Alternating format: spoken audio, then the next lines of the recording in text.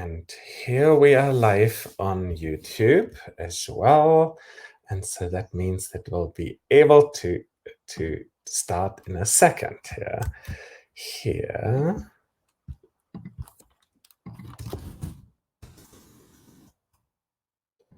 Okay, great. Here we are back. Oh no, and Chris says I should tell a joke. So, tell a joke. So, what is a Bayesian? Well, a Bayesian is someone who, when walking, when expecting a donkey. Oh well, God, I can't tell jokes. I'm just like Chris. That was a horrible idea. But here we have the YouTube stream. So if you have a really slow connection, it's often better to use YouTube. So now what I need to do is add my co-organizers here. Goodman, yes, we have Dan Goodman. Dan, join me on screen. And we should also get Chris on screen.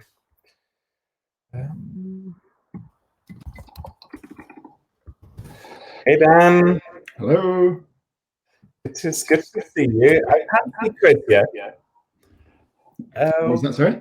I can't see Chris yet, and we have a little bit of an echo from your side. So maybe you have things running into No, it might have just been temporary, or is it still there?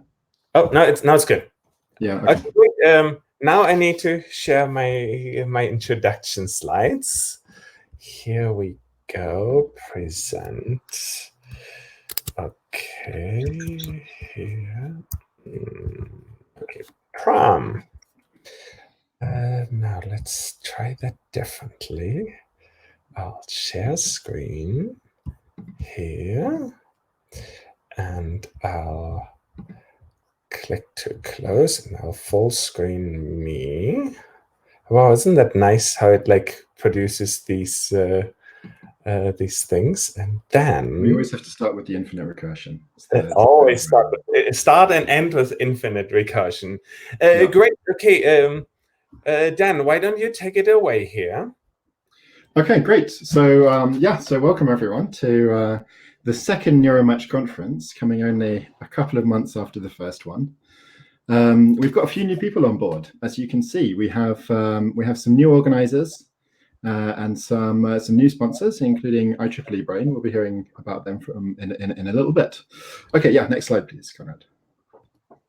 So before we talk about Neuromatch 2, a little bit of history is in Neuromatch 1, what we were originally thinking was that we would try to replicate what we're calling a legacy conference. We try and do as best we can, but we wouldn't expect to do it perfectly. So we were hoping that the matching thing that we came up with would replace some of the social aspects that are missing from a virtual conference, and thereby try and save carbon emissions and some money. But actually, we ended up sort of surprising ourselves. It was much better than we had expected. And there were two, I think, main things that were better in some ways than a legacy conference. And the first is that it was much more democratic. So in our talks, we had a lot more questions from trainees who maybe normally feel a bit intimidated to ask a question because they can ask it in text form rather than having to come up and ask in front of everyone. It was much more inclusive for the same reason, and also because there are people who can't afford to come to physical conferences. There are people who have childcare responsibilities or other caring responsibilities. And it was also livelier. So I think that the questions were better. And part of that was because you vote on the questions so that the best one rises to the top, but also because you're not just getting the same old questions from the same old people. And as well as that, we had fantastic discussions in the chat, and we can see everyone already is in the chat, is introducing themselves, and that's something that you couldn't have in a legacy conference. And last time we had fantastic discussions in the chat. We had people giving references to support the talk, or adding new points to what was going on in the debate, and all sorts of things like that. And please do keep that up this time. In fact, do even more of it. Make the chat amazing, because it was one of the brilliant things about Neuromatch last time. So we're trying to push these democratic elements a bit more. For example, this time we polled who would want what debate in this session, and people could suggest their own ideas and then vote on them. And we actually couldn't get we couldn't get people for the top voted debate, but we managed to get, I think, one of the top 2 or 3 debates, the top voted suggestions as our debates. So that's really cool. We're working on it for next time. We'll try and work on it for next time. Yeah, that's right. So anyway, I mean, basically, all of these sorts of things, having it be more democratic, having it be more lively, that's good for science. And basically, what we want to do now is we want to keep this going even after the crisis ends. Even when we start doing some physical conferences again, let's keep doing these online ones because they have a place. It's not just a replacement for physical conferences. Okay. So, all right, so what's on the agenda? Well, we've got 14 fantastic invited speakers, 4 different panels. That's, and wait, 4 panels, 2 debates? Yes. We've got some industry presentations. That's new from last time. We have 10 selected contributed talks, 85 short talks, 41 posters. And also some... The contributor talks have been selected from a very large list of poster or of abstract submissions. So I'm very much looking forward to them as well. Yeah, they look fantastic, our contributed talks. And we're also trying some new social things. We'll talk about that a bit later. Yeah, okay, I think we can move on to the next slide. We have, again, attendees from all around the world. We have many different career stages. We've got students, postdocs, professors, people in industry. Before the conference, when we were preparing these slides, we had 1,600 registrations. That's probably up by now. I can see that already we have, 600 people in the viewing right now. And another 500 people doing the mind matching or the group matching experiments that we'll talk about in a bit. You can also see here a really cool visualization. This was done by Tom Burns based on the last Neuromatch, so that's not up to date, but it's the sort of networks of experimentalists versus modelers, all the different attendees who are at Neuromatch 1. All right, I think our next slide is Chris was going to present this one. Let me try and get Chris on screen. I hadn't realized that if I show the slides, I can't simultaneously add people. So let's see here. Now everyone gets to see how that works on my side here. Chris, where is he? Oh my God, there's a lot of Chris's. Let's see if I can find his last name. Look, there he is. And now we'll invite him on screen. Okay. Everyone's getting a tutorial on Crowdcast. Now that we've done that, I can go back to the presentation. Hope that Chris will be on screen any moment. And there he is. Back to presenting. Hey, Chris, welcome to the stage. Hey, Conrad. Good morning, Dan. Good morning, Chris. So my name is Chris Roselle. I'm here from the Georgia Institute of Technology in Atlanta, Georgia. And yeah, just thrilled to see the conference get going here. Wanted to share with you all an exciting partnership that we've started for Neuromatch 2.0 with the IEEE Brain initiative. So as many of you know, IEEE, the Institute for Electrical and Electronics Engineers, is the largest technical professional organization in the world. And the IEEE Brain initiative is part of IEEE. It's a group of people that are trying to facilitate collaboration and coordination, advancing research, standard setting, and development of technologies in neuroscience and neuroengineering. And so you'll see from them a lot of focus on brain-computer interfaces, bioelectronic medicine, and data science. What we have here during Neuromatch, the third day, Wednesday, is going to be a partnership with the IEEE Brain Initiative to have a whole day focused on data science and neuro. So we're very excited about this. We have a great set of invited speakers that day. You can see here Oda Leva from MIT, from Carnegie Mellon, Demba Ba from Harvard, and Dan Yammons from Stanford. We have a very exciting panel with Mary Saskia, Stephen Eglin on the future kind of challenges and opportunities in data and code sharing around neuroscience. So we're very excited about that. Please tune in on Wednesday and go check out IEEE Brain on social media. They run all types of hackathons and professional education types of events and conferences, and of course are very involved in standard setting with the international brain initiatives and organizations around the world. So go check them out, and very proud to be partnering with them for Wednesday here for the Data Science Day at Neuromatch 2.0. Awesome. Well, thanks so much, Chris, and for organizing this day and for brokering this collaboration with IEEE. And I think I see a lot of the future of Neuromatch in collaborating with various members of the community to move online conferences forward. So let's talk about concretely what's going on. Crowdcast. So throughout most of the conference, we will be using Crowdcast. Crowdcast has multiple components, and let's talk about the important things. Maybe the easiest to miss is that little schedule button that you all see on the upper left. It says schedule session 1 out of however many. Now, this schedule button allows you to choose which talk you see.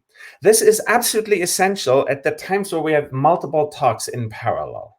So you will need to be able to use that interface. It's also, after Neuromatch is over, every single talk is recorded, and you can find it at the very link that you were before. And that means there you go again, click the schedule button, choose which talk you want to see, you see it, and then you get to follow it again. So all the contributed talks, all the short talks, it's all going to happen on Crowdcast, which allows us to have the recordings easily accessible afterwards. So that is the part at the top. So there are regular sessions where you only have one, where the conference is single track, and then there's places where the conference is parallel sessions, mostly during short talk session. Now, how to use Crowdcast effectively. On the right-hand side, there is the chat. The chat is there to make the talks more useful. So what is great to add to the talks? Like, hey, I read a paper that relates to that. Or like what we just discussed also relates to this paper. Here's the link to the paper. Or this is also, there's people who disagree with that view in this community. Here's a link to that. So, but also, I don't quite understand this word. What does it mean? Like, I found that during Neuromatch 1, this chat was incredibly responsive to helping people understand things and make them be useful. So ask simple question, or do put the discussion there. The other place that is important is the ask the question button at the bottom. You can click on it and ask a question. Importantly, everyone can vote on it. So if it is a question that people find interesting, and if there's something that you don't understand, lots of other people won't understand. So there aren't stupid questions. And in any case, it doesn't matter, because people add a lot of questions and they will vote on the questions. So therefore, us as moderators get to ask the questions that are most important to the community. And that's what we want to have here. Now, like, it completely prevents the, my name is something, this is not really a question, but more a comment. And I did like papers that related to it 30 years ago, and on and on and on it goes. No, like, here's the questions will be asked during Neuromatch that are important for the community here. What else? Oh yeah, in the live chat, you can choose what your name is here on Crowdcast. We highly recommend you, if you're on Twitter, to use your Twitter handle as part of the name, because it's very easy for people to link with you and like build networks. And a lot of what Neuromatch is about is helping the community network in new and interesting ways. So by all means, add that information and try and interact with the others here. And there's far more opportunities to interact with others. So most of the conference happens in Crowdcast. There is parts that happen in posters, and you find the posters at neuromatch.io/posters. We have a whole bunch of sessions, and for each of them, there are multiple ways of dealing with it. There's discussion, which are live meetings on Zoom or Google Meet. There's slides, the poster slides, and active slots are the times when the poster presenter will be available to interactively talk with you about the poster. So we think that this is a different mode of interacting, a mode that has advantages and disadvantages relative to short talks. So we're trying it this year. We hope that this will be a great interactive way of getting small groups together, discussing individual presentations, and we will see. So we will, of course, like poll you afterwards how this was as an experience for you. We will also have social events, and we will have a whole host of social events, because the real challenge of moving conferences online is that real-world conferences, or legacy conferences, how we call them, have all these different ways of socializing. And we want to see how we can move them into an online space.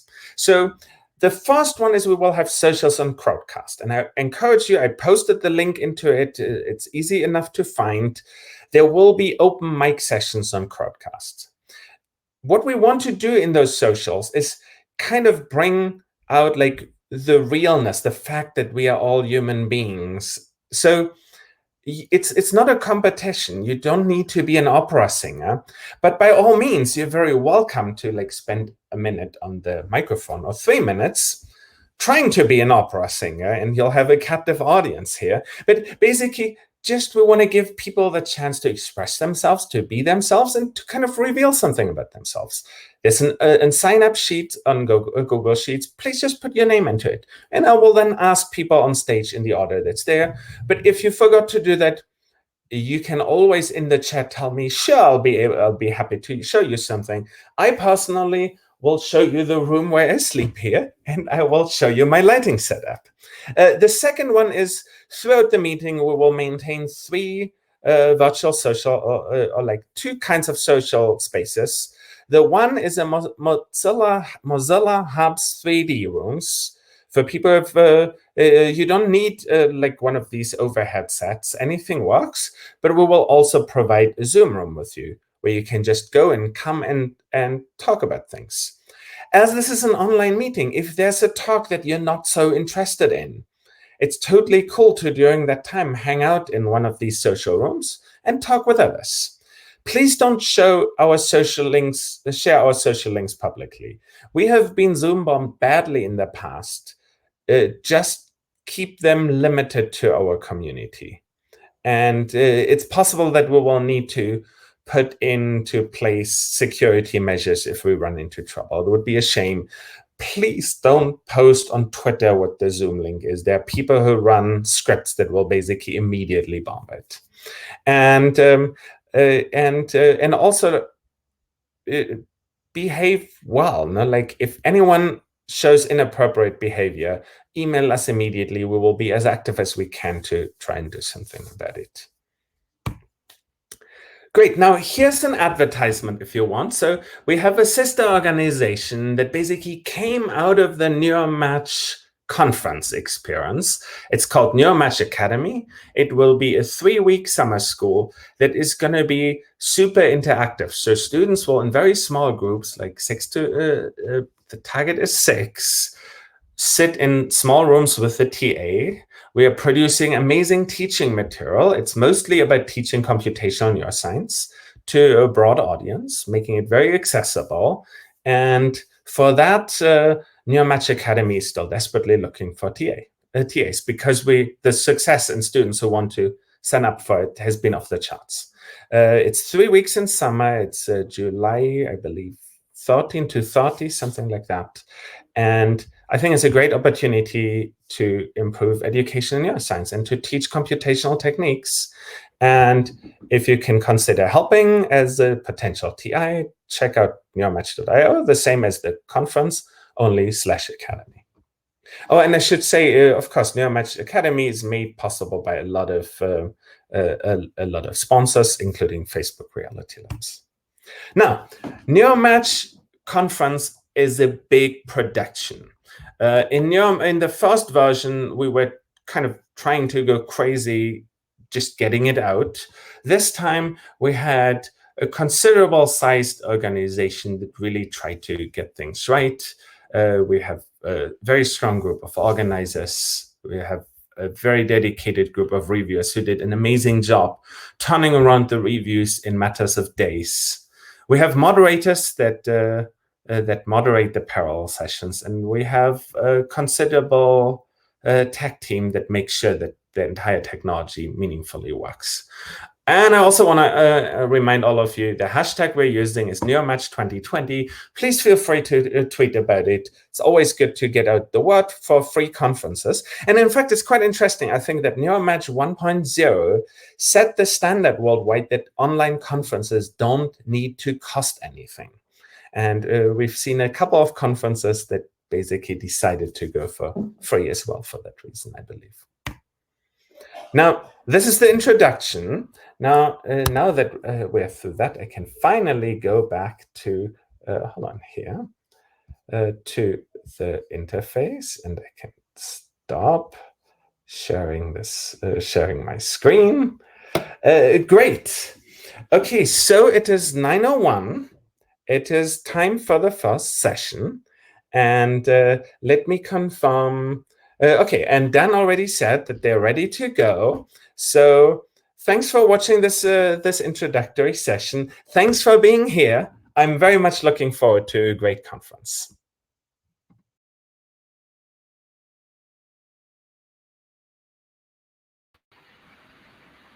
Okay, we are live. Okay, so welcome everyone to our first talk of Neuromatch 2. We have Professor Jennifer Bisley from UCL, who's an auditory neuroscientist. She did her PhD, I think, at Oxford with Andy King and Jan Schnupp. Did some postdocs there, and then straight to UCL, was it, I think? Yep. Cool, and UCL ever since.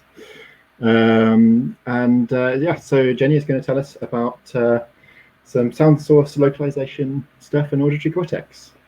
Looking forward to the talk. Go for it, Jenny. Cool, thank you. Well, thank you first of all for inviting me to share our work today, but also thank you for putting on such an incredible meeting, not once in what's probably the craziest period of most people's lives, but twice. It's really awesome of you guys. Okay, so I'm going to be talking about how it is that auditory cortex is able to construct a sense of space. So as humans, your ability to tell where in space a sound comes from is not just essential for survival, but also for communication. So at least in a pre-COVID world, you may have found yourself frequently in kind of noisy, busy, loud situations, and being able to separate sources according to where they come from in space is what allows you to actually focus on your friend's voice above all the other kind of competing sounds.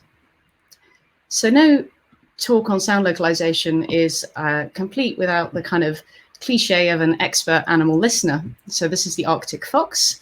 He is hunting lemmings underneath the snow simply by localizing using sound alone. And if you're bored and want entertainment, there's a great video on YouTube of baby foxes learning to do this. So I encourage you to waste some time on that.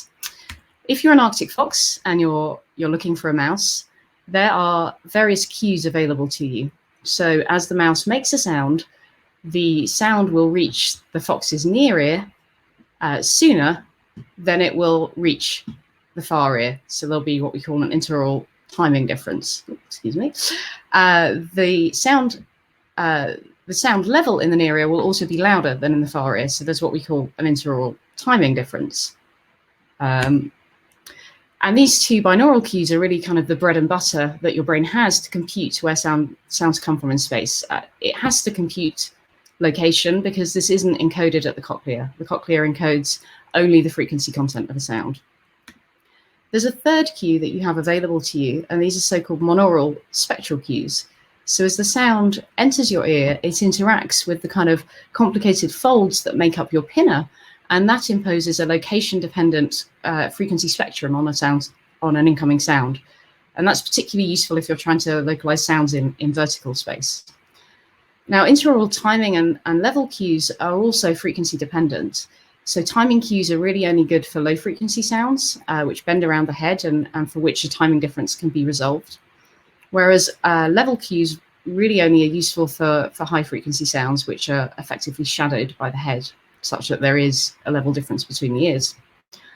And we know that each of these cues are extracted at dedicated nuclei in the brainstem. So these are nuclei that are really only one or two synapses up from the cochlea, so extremely early in the auditory pathway, which then takes several synapses to get up to auditory cortex. Now, we know that auditory cortex is necessary for sound localization. It's one of the few things that probably we as a field can agree on. So animals trained in tasks such as this, where they approach a central starts platform and then have to approach the speaker that emitted a sound, are used, and if you combine them with techniques such as cortical cooling, then you can demonstrate that each hemisphere of the brain is required for localizing in the contralateral side of space. So if we, for example, cool the left-hand side of the brain, we see a sound localization deficit on the right-hand side of space. Likewise, if we cool the right-hand side of the brain, we see a localization deficit on the left-hand side of space. If we cool both hemispheres, then we'll see a deficit that spans all of space. So the question is, what does auditory cortex do? What role is it playing in this process? Well, we tend to think of auditory cortex as being something that really represents sound objects. What do I mean by that? Well, I really mean perceptual sources in the world, so things that have identities and positions in space.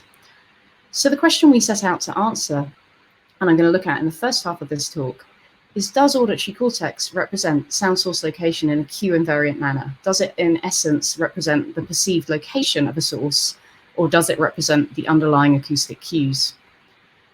So this is work that was performed by Kath Wood, who at this point was a PhD student in my lab. She's now a postdoc with Maria Geffen at UPenn.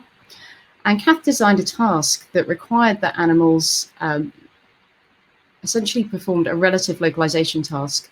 So they approached the central start spout. They then heard two sequentially presented sound bursts from two adjacent speakers.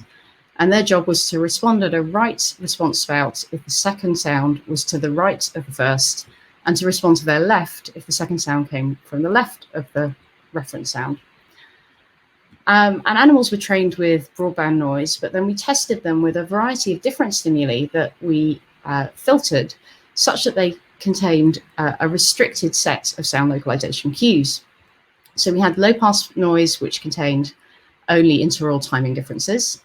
We had high pass noise that contained both level and spectral cues. And we had band pass noise, which contained only interaural level cues. And animals were able to learn this task with the broadband noise and perform the task pretty well with all of these cue restricted stimuli, although you can see there's some sort of modulation of performance that occurs across these different types of acoustic stimuli.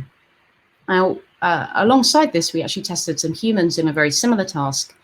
And if we plot the performance of ferrets throughout space, we can see that the pattern of ferret listeners and human listeners is very similar. Ferrets are a great model for human sound localization because, like us, they rely heavily on interaural timing cues. So once the animals were trained, we implanted them with recording electrodes over the auditory cortex and recorded during task performance. And all the data we're going to talk about today are really looking only at the response to this first sound, so the reference sound. And we're going to use that reference sound to construct spatial receptive fields in the context of an animal that's actively paying attention to the azimuthal location of a sound source. So these are the sort of raw responses that we saw. This is a raster from one unit in primary auditory cortex. It looks like almost any other spatially tuned unit in any other species you can imagine. So it responds strongly to contralateral sounds, more weakly to ipsilateral sounds. We can use a decoding approach to say on a single trial basis, how well can we take this spiking response and work out where in space the sound was that the animal heard. And we can ask if this is a significant amount of spatial information by running a permutation test. And we can repeat this analysis for units tested over different combinations of stimuli. So we weren't able to test every unit with every possible acoustic stimulus, but we could test many units with combinations or subsets of these stimuli. And what's plotted here is really just a histogram showing you what proportion of the units we tested with a particular cue combination were spatially modulated in both cases. And the comparisons that are really interesting are the ones highlighted here. So these are the cases where the localization cues available were either timing or level. So it's sort of suggesting to us that they can integrate information across acoustic cues. And you can see, depending on the subset of neurons that you look at, the subset of acoustic cues that you look at, between 20 and about 35% of neurons show this potential cue invariance. So look like they're maybe representing space rather than spatial cue values. So to get a little bit more intuition into that, we turn back to more sort of basic measures of receptive field properties. So this is that same neuron, and this is its spatial receptive field. We can derive particular features from this. So one of them is a centroid. That's effectively the center of gravity of the spatial receptive field. And it gives us an index of where the unit is tuned to. We can also measure the tuning width or the modulation depth as parameters that we can then compare across units. And again, this is a response to broadband noise. And really the question that we have is, how do these responses change across stimuli that have changing acoustic cues?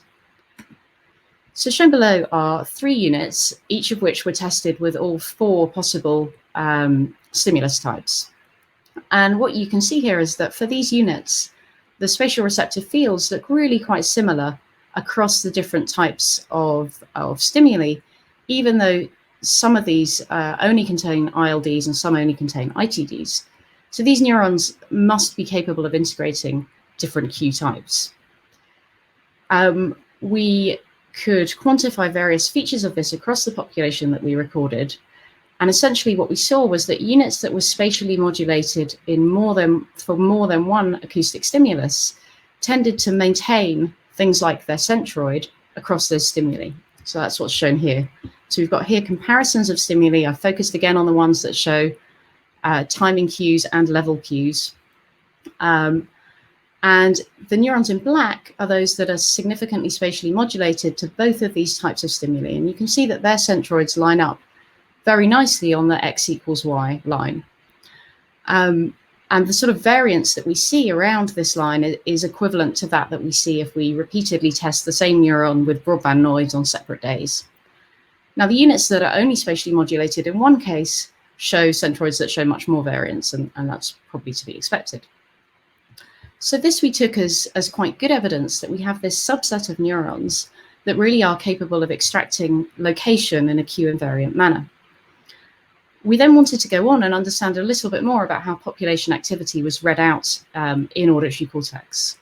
So there's a sort of long-standing controversy in the auditory cortical field about how exactly that might be. So many human imaging studies suggest that there's what's known as a 2-channel code.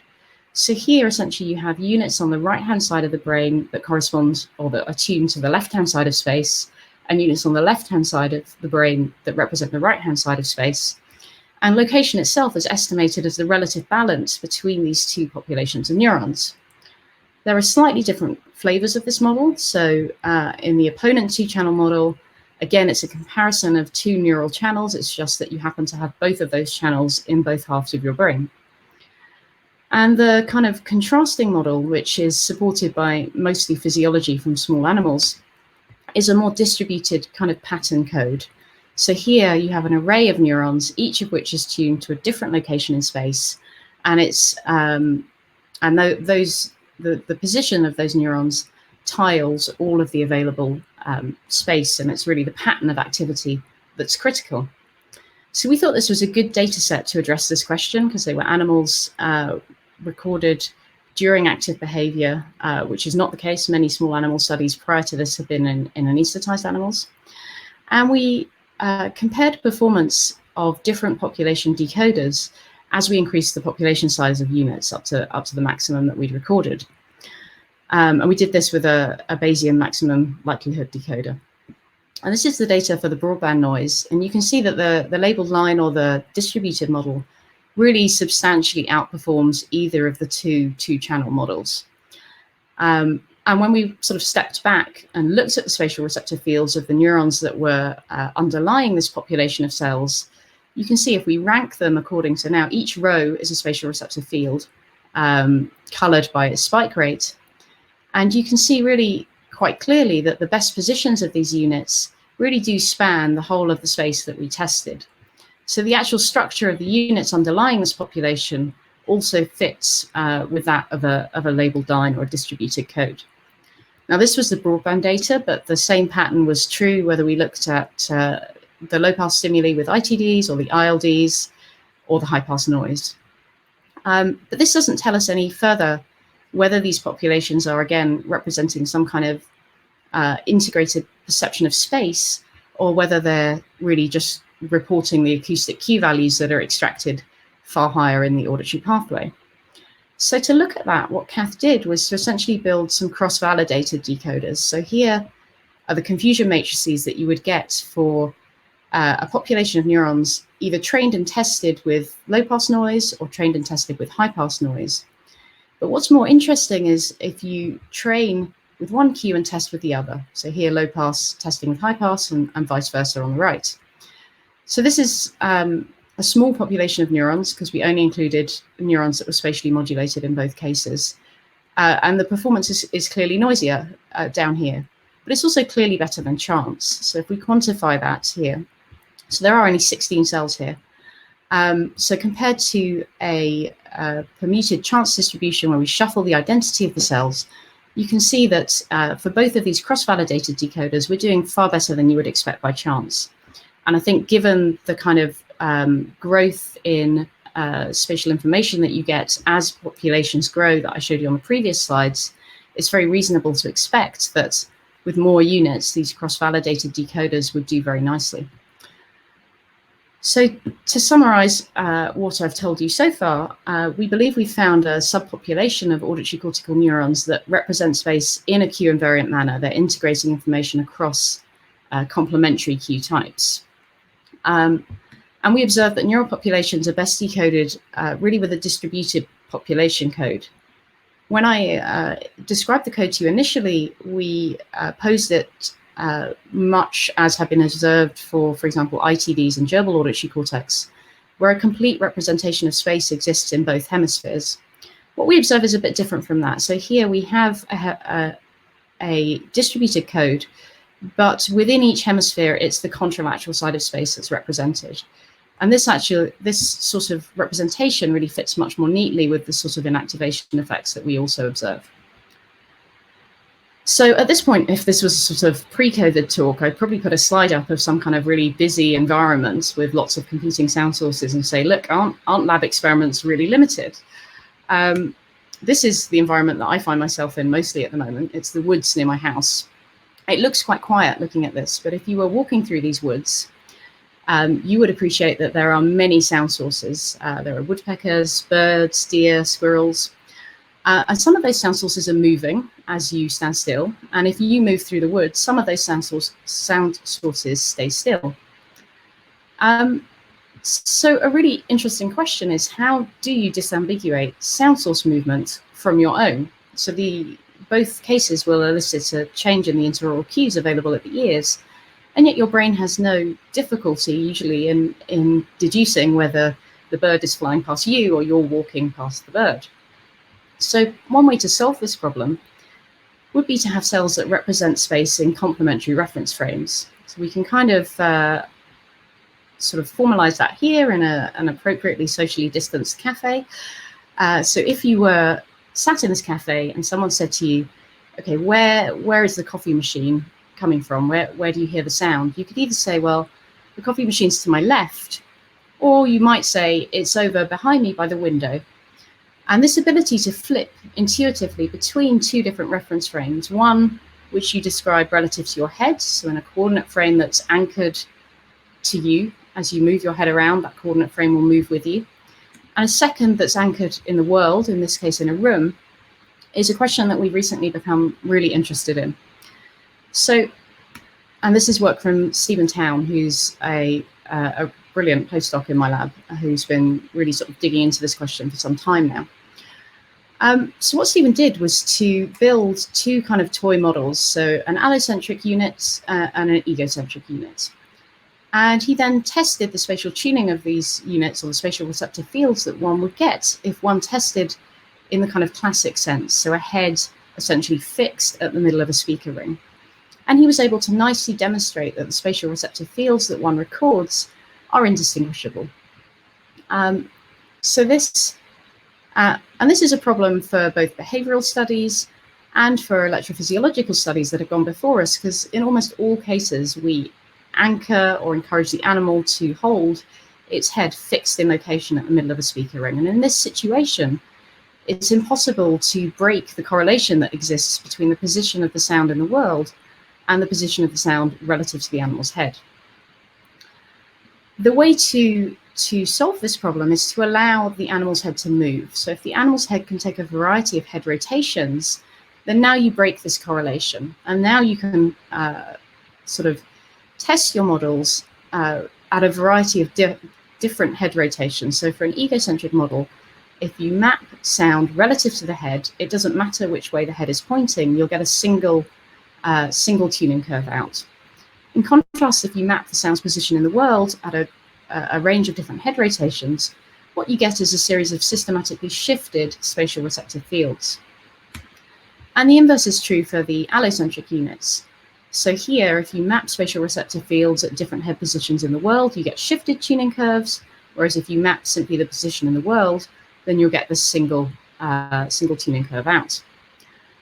So we designed an experiment to test that. So we tracked the animal's head position using LEDs, and the animal freely foraged through a testing chamber, which was surrounded by a speaker ring. And the animal was simply just gathering water rewards that were randomly distributed through the environment. And while it was doing this, we presented a series of pseudo-randomly timed clicks from each of the speaker locations. So then, by knowing when each click was presented, precisely what the head angle of the animal was, we could reconstruct spatial receptive fields in both head and world-centered coordinates. So here on the left, again, is the model predictions that I showed you on the previous slide. And on the right is one example unit. So this is a unit for which, if we map spatial receptive fields relative to the head, you can see they all nicely sit on top of each other. And if we map them in the world at a variety of head positions, we see these systematic shifts. Now, in some sense, this is what we expect to see in auditory cortex. It's what's been long assumed, and it's sort of intuitively obvious that this may be the case because the cues themselves are encoded relative to the head. But this is a second unit that we recorded simultaneously to the first, so on the same electrode array, but a different electrode. And here we can see that when we map the spatial receptive fields relative to the world, they all nicely sit on each other. Whereas when we map them relative to the head, we see again these systematic shifts occurring. So this really looks like a unit that's compatible with the predictions of the allocentric model. So Stephen quantified these effects by using a GLM-based approach. So essentially, he developed a full model that contained both the position of the sound in the world and the position of the sound relative to the animal's head, and compared to that full model two single parameter models. So one that mapped sound location in the world and one that mapped sound location relative to the head. And with both of these single parameter models, he asked what percentage of the explainable deviance in the full model does each of these single parameter models provide. And in this case, for this egocentric unit that we've seen before, you can see that the head-centered model provides or explains all of the explainable variance in the spike rate of the neuron. And we can project neurons, so all 92 that we recorded, into this kind of two-dimensional space of model fits for the head and the world. And you can see the egocentric units, so this is the one we were looking at here, sit in this corner, and the much smaller population of allocentric units sit over here in this corner. On the right, this is just these model fit values projected into a model preference that essentially takes a slice through this dimension of this plot. Again, you see the egocentric units on the left, on the right, allocentric units on the left. We did a variety of controls that effectively collapsed all of these units around to the zero model preference condition, which, if you're interested in, I can show you later. So we also were able to ask, because these were freely moving animals, a variety of other questions of interest, and also then try and learn a little bit more about this really interesting looking population of cells here. So there's been a lot of interest recently in the effects that movement has on sensory responses in visual and auditory cortices. So we decided to look at that. So essentially, for each unit, performed a linear regression of the speed that the animal was moving against the spike rate, either for baseline firing or stimulus-induced firing. And we used the beta coefficient of the linear model, which would be positive if spiking increases with speed and negative if the spike rate decreases with speed. to look at our population of neurons. And essentially what we saw was that many units either increased or decreased their spike rate with speed. So we saw significant changes in both directions. However, the majority increased their spike rate with increasing speed. And that was true for the sound evoked firing as well. It was also true whether you were spatially tuned or not, or allocentric or egocentric. What we did see a difference in was the effect that speed had on spatial tuning. So for egocentric units, the faster the animal was moving, the deeper the modulation depth of the egocentric spatial receptive fields. This effect was much less marked in the allocentric units. We saw a similar effect for sound source distance. Again, this is a feature that's often overlooked in kind of classic experiments where an animal's fixed at the middle of a speaker ring. So here we saw that modulation depth increased in egocentric units the further the animal was from the sound source. And again, this effect wasn't seen in the allocentric units. So lastly, we decided to kind of step back and look again at population measures. So we simply summed the population activity for all of the units recorded on in the left hemisphere and all of the units recorded in the right hemisphere, and mapped spatial receptive fields as a function again of head angle. And what you can see is that essentially at the population level, things look pretty egocentric, which is probably unsurprising given the ratio of kind of 80% to 20% of recorded units for egocentric to allocentric. But I think what's also interesting and potentially a cautionary note is that all of these underlying spatial receptive fields are very compatible with the ones that we reported in the first study. So they tile all of the available space. And yet, if we average the responses together to get something that might look more closely similar to a human functional imaging experiment, we see something that looks really very two-channel-like. So that might explain some of the differences we've seen between human and animal studies. So in the last couple of minutes, I'm going to sort of show you where this work is going now. So we've shown that neurons can represent space in both egocentric and allocentric reference frames. But what about our animal model? How does it perceive sound location? So to do this, Stephen designed two tasks. So the first task was designed to probe allocentric spatial perception. So here the animal triggered a trial at a central platform. When it heard a sound from the north, it was conditioned to respond at the east. And when it heard a sound from behind it, so in the south of the chamber, it was conditioned to respond to the west. Where this experiment gets interesting is when we now start to rotate the central platform. So this is the initially trained condition, so north and south sounds. This is if we rotate the platform through 180 degrees, and we can do this to any of the intermediary values. So now, irrespective of where the sound is relative to the animal, it has to remember that if the sound comes from the north of the box, it responds to its right. And the animals, so the three animals that we've trained in this task, were all well able to do this across the whole range of platform angles that we considered. So Stephen went one step further and then introduced on a small proportion of trials, so only 10%, probe trials. So for each platform angle, we then have probe trials from 10 other speaker locations. That gives you a kind of heat map that shows you the probability of making a west response for each of these possible values. And we can compare that to what would be predicted by both a world center model or a head center model. And you can see that the allocentric trained animals show performance that looks like it would be predicted by the world centered model. Okay, so yes, they do allocentric space. What about egocentric space? So this is a task that initially looks quite similar. So when the sound comes from in front, the animal responds to its right, this time on a little infrared port that's actually physically located on the central platform. When the sound comes from behind the animal has to make a response to its left.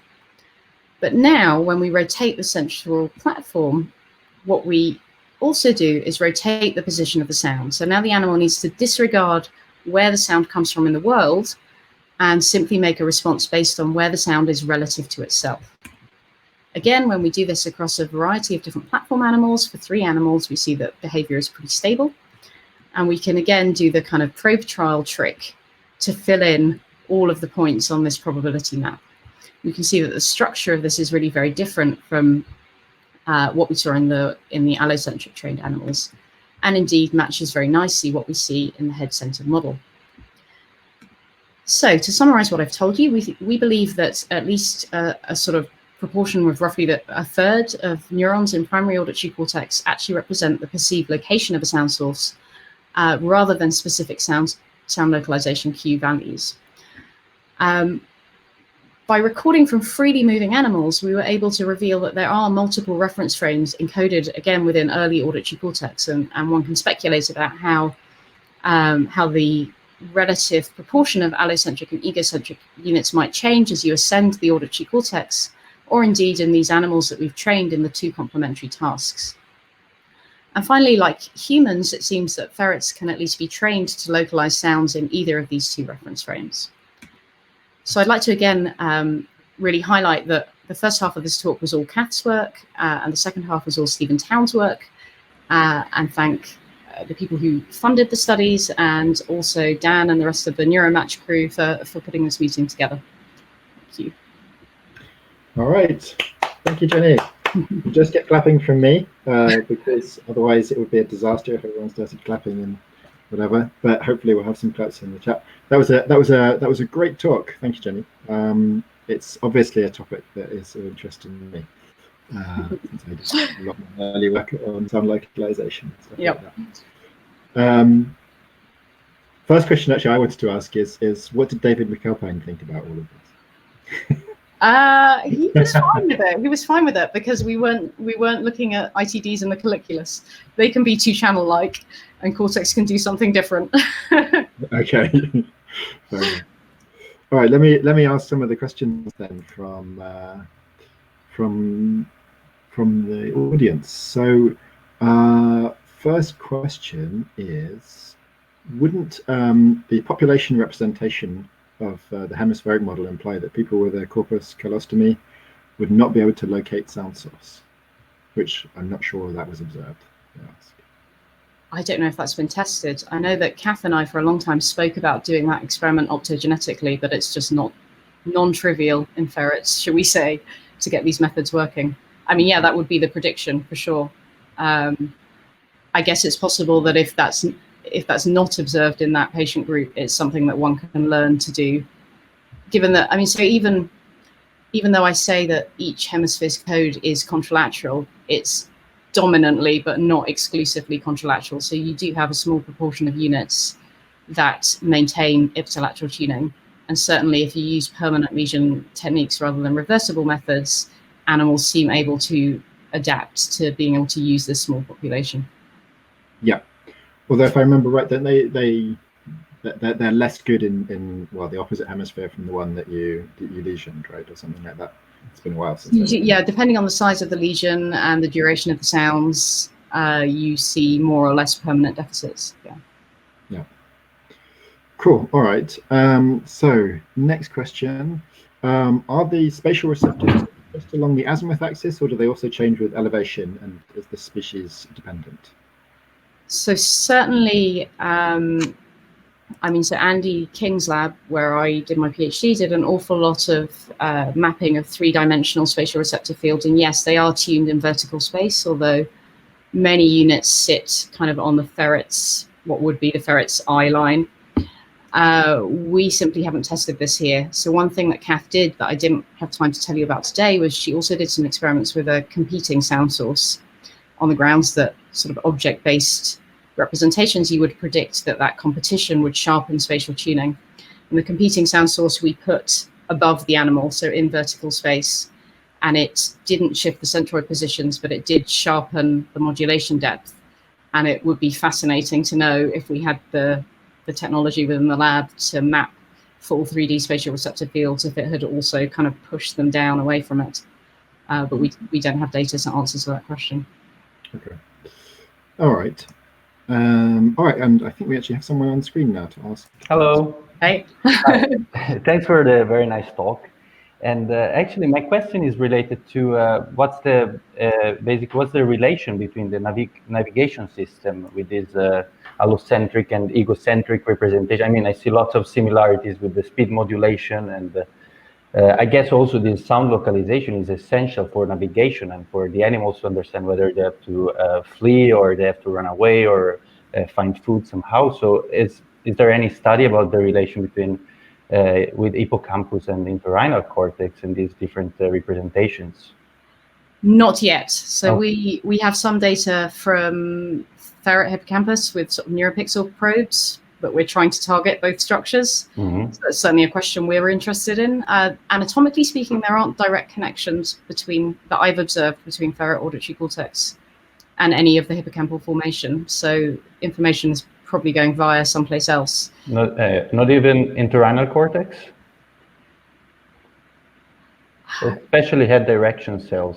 So the head direction cells are what we would predict would be really critical. But again, I haven't looked in every single animal we've injected, but it's certainly never a projection that's leapt out at me. But I mean, yeah, our intuition is that you need vision and you need a head direction signal. But so vestibular signals are integrated into auditory processing already at the level of the cochlear nucleus. So it's also possible that actually the information about head direction could be coming in really sort of earlier on in the auditory pathway. But in order to get this allocentric localization, you would expect that you need a cognitive map or something like that, right? So you would expect also some grid cell input, or at least, no? I mean, I think you can build an argument that you need almost any bit of the brain. Yeah, of course. To kind of make these representations. But yeah, I mean, all of these structures in the hippocampus, plus your visual system, I think must be necessary to form these cells in the first place. I mean, so there's a lot of kind of really basic sort of hippocampal experiments that we haven't done with these receptor fields. So do they remap in a different environment? What determines where a cell is tuned to? And I feel like doing those sorts of experiments would probably give us some good intuition as to which parts of the hippocampus we might want to start poking our electrodes in to start off with. Okay. There's lots to do. Thank you. Cool. Thank you. All right, so I think the next question is actually one of mine again. So I was wondering if there are other possible references apart from sort of head and world centered. Could you imagine having a reference to another auditory object in the scene, for example, or something like that? I don't know. Oh yeah, I haven't thought about that one. I mean, so I know that work from, say, Jenny Groh's lab in primates shows that eye position has a strong effect on spatial receptive fields. So I would imagine that at least in animals that make large eye movements, you may have eye-centered representations. And yeah, I mean, I believe that auditory cortex is representing auditory scenes. So the relative position of two sound sources is something else that could be represented. And because I know Kath's out there somewhere listening, she has the data to look at some of those questions. Oh, cool. So one day we'll get around to publishing them. Cool. Yeah, I could imagine that could start building up into a sort of theory of how we can deal with scenes where there's lots of different objects moving around and stuff like that. Which should be fun. All right. So next question, I invited someone on screen, but they haven't replied, so I'll ask. So do ferrets use one of the two coordinates more often or more naturally than the other? Is it the same in other species like rats and humans?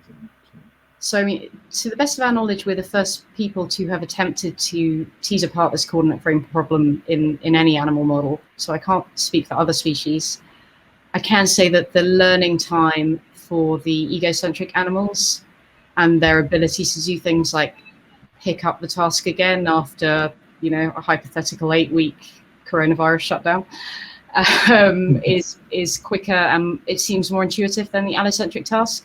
I think there's sort of a level of cognition that seems to be imposed on the allocentric task. So they can do it, but I think it's not their first choice. Interesting. Okay, so I think we have someone to ask the next question. We have, I think, yes, Tom. By the way, hi. This is Tom, who made the visualization that I showed in the intro of the Neuromatch 1 community. So thank you for that, Tom. Cool. No worries. I actually have my computer going now, collecting all your tweets that have the hashtag Neuromatch 2020 again. So, yeah, I want to ask about whether maybe some sort of movement of the head could amplify the ITD, the interoral time difference, or the interoral level difference. Like, for example, I can imagine, well, I'm imagining like a picture of a barn owl or, some classic bird, which would perhaps move its head to amplify some signal. Do you think that that is possible? Or Yeah, absolutely. So so animals, if you give an animal a long enough sound, it will scan to cheat, if you want to look at yeah, it, to I solve the see. task more easily, shall we say? Yeah, So in the reference frame project, that's why one of the reasons why we made the sounds clicks, so that there wasn't any possibility of extra head movement cues. And again, right. in things like the lesion studies, the sounds where you see effects are those that are short enough that the animals can't scan, because those kind of dynamic cues are really rich. And yeah, they definitely use them. Okay. And also, I wanted to ask, is all your recordings were from A1, right? And do you have depth information about them, or like anything We like that? do have depth information. It's not completely pleasing depth information, in the sense that it's not like having a laminar probe where you have a confound of time. So we record for several years, slowly tracking down through auditory cortex. We weren't able to pull out any depth dependent effects in these studies, and we have in other studies. So it sort of suggests that perhaps they're not there. Okay. All right. Thank you.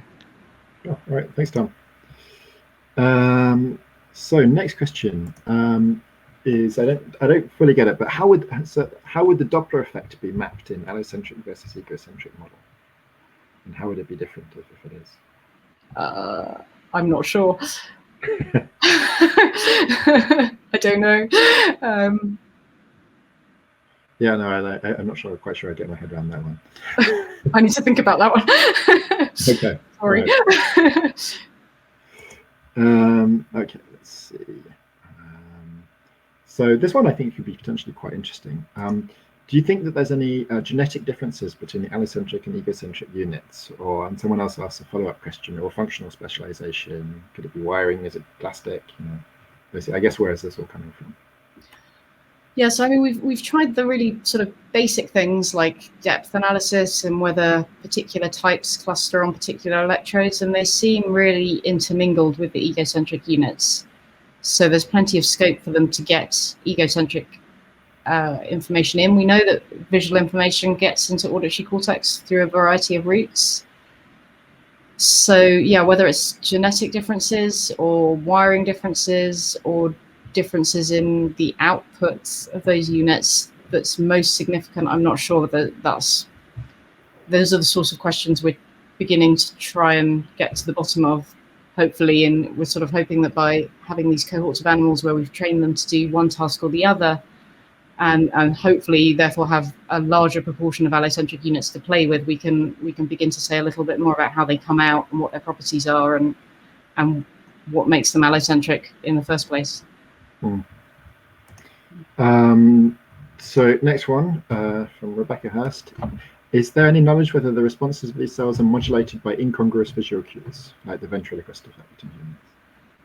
There is not, though. Stephen is hoping to take this work forward in a number of ways, and one of them is to change the visual information, again, sort of akin to sort of classic cue card experiments in the hippocampus, to see to what extent the animals use vision to anchor. Because we can do a kind of lights on, lights off, and we did do a number of recordings with the lights off, but the animals have still seen the environment they're in the first place. They know really well where the door is, and that's how they anchor everything. So yeah, again, lots to be done. Cool. Okay, well, I think we've used our time up, so we have a couple of questions left, but I think I'll leave it there, and say thank you again, Jenny. I think you kicked off Neuromatch in style.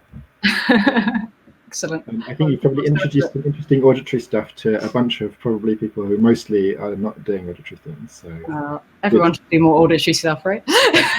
Spread the word. Great. All right. So to everyone else, I think that the next session, if I remember right, is the debate that will start in about 10 minutes. I think you should all just get dragged into that session as soon as it starts. So there's nothing particularly for you to do, other than to thank Jenny again, as you seem to be all doing. Thank you very much for that. Yeah, and feel free to chat away here, or go and check out our Mozilla Hub's 3D social space while you wait for the debate to be starting. Thank you very much, and see you everyone for the moment. Thanks again, Jenny. Thanks.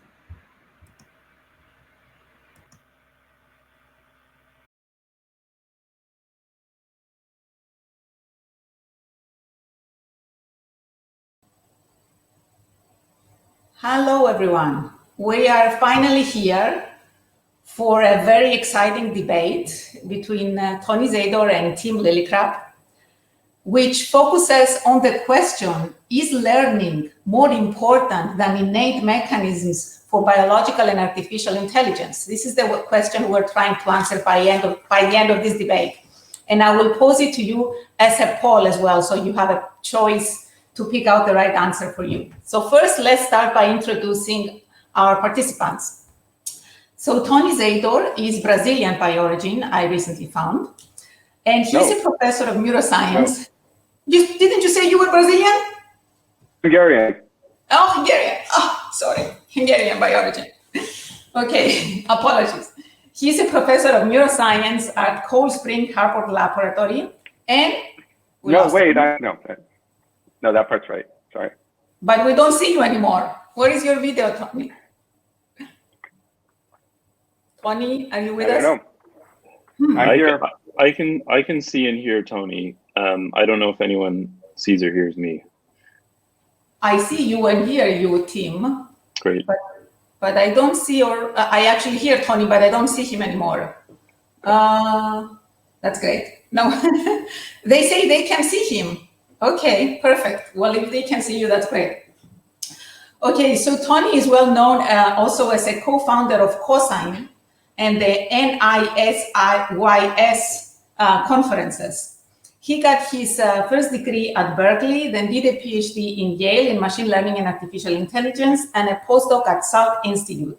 His research focuses on understanding auditory cortex circuits in rodents, and he has recently pioneered a new single-cell approach for mapping the connectome.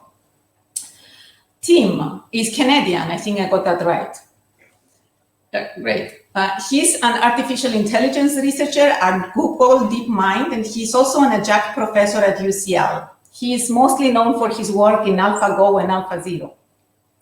He did his first degree in cognitive neurosciences at the University of Toronto in Canada, his PhD at Queen's University, where he studied systems neuroscience, and a postdoc at Oxford. So he must be very familiar with the Oxford-style debate that we will be having today. As part of the Oxford-style debate, we have a short introduction in the beginning of the theme, which I already did by a single sentence. And then we have the two of the participants presenting their views for 15 minutes. Then there are 20 minutes of questions and discussion among the participants and the moderator, and then the microphone is offered to the attendees to ask questions for another 30 minutes. I remind you that if you want to ask questions, it's preferable that you click the Ask a Question button, because then people can vote on it, and therefore we can prioritize the questions. And there will be a poll coming up soon. I think that's all from my side. I would like to give a warm welcome to our debaters and let them take us through this exciting question. We're ready to hear you. Tony goes first. Okay. Can you see my screen? We can see your What do you guys see here? We see. Somebody tell me what.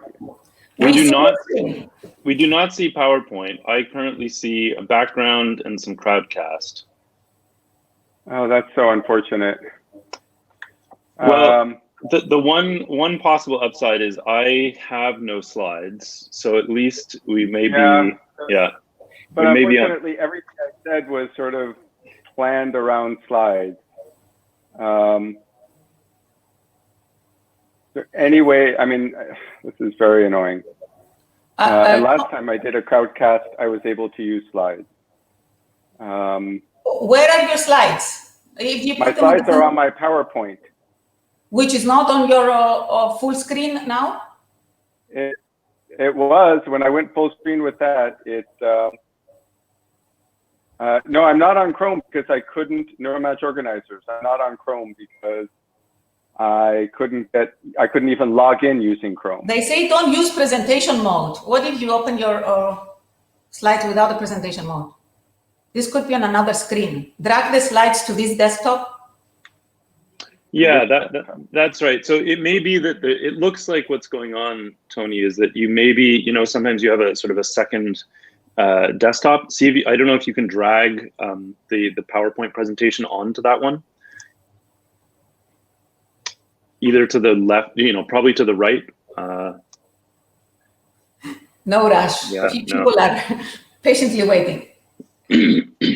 All right, this is and then annoying. Try to share again. So stop sharing, drag your slides, and then share again.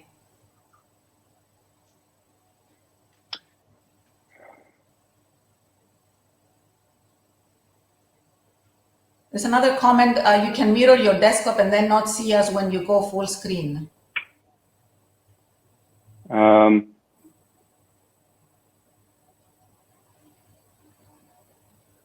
Is this any better? I think you have to stop sharing and share again for anything to change for us. So far, it looks like learning isn't innate. Sorry, couldn't resist. Yeah. I don't even click to close message. Your screen sharing, click to close message. Okay, close video. Okay, let's try one more time.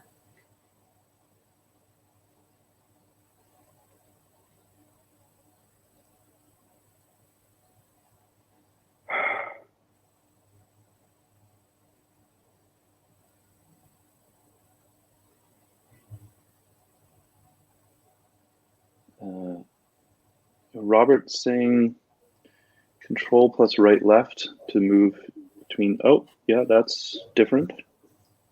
Really? Yeah, it is different than before. So what do you see? Now we're seeing the whole window Chromecast, and we're actually seeing us move on it now, which is better. So I think if you open a tab right now with your, or if you, yeah. Do you see?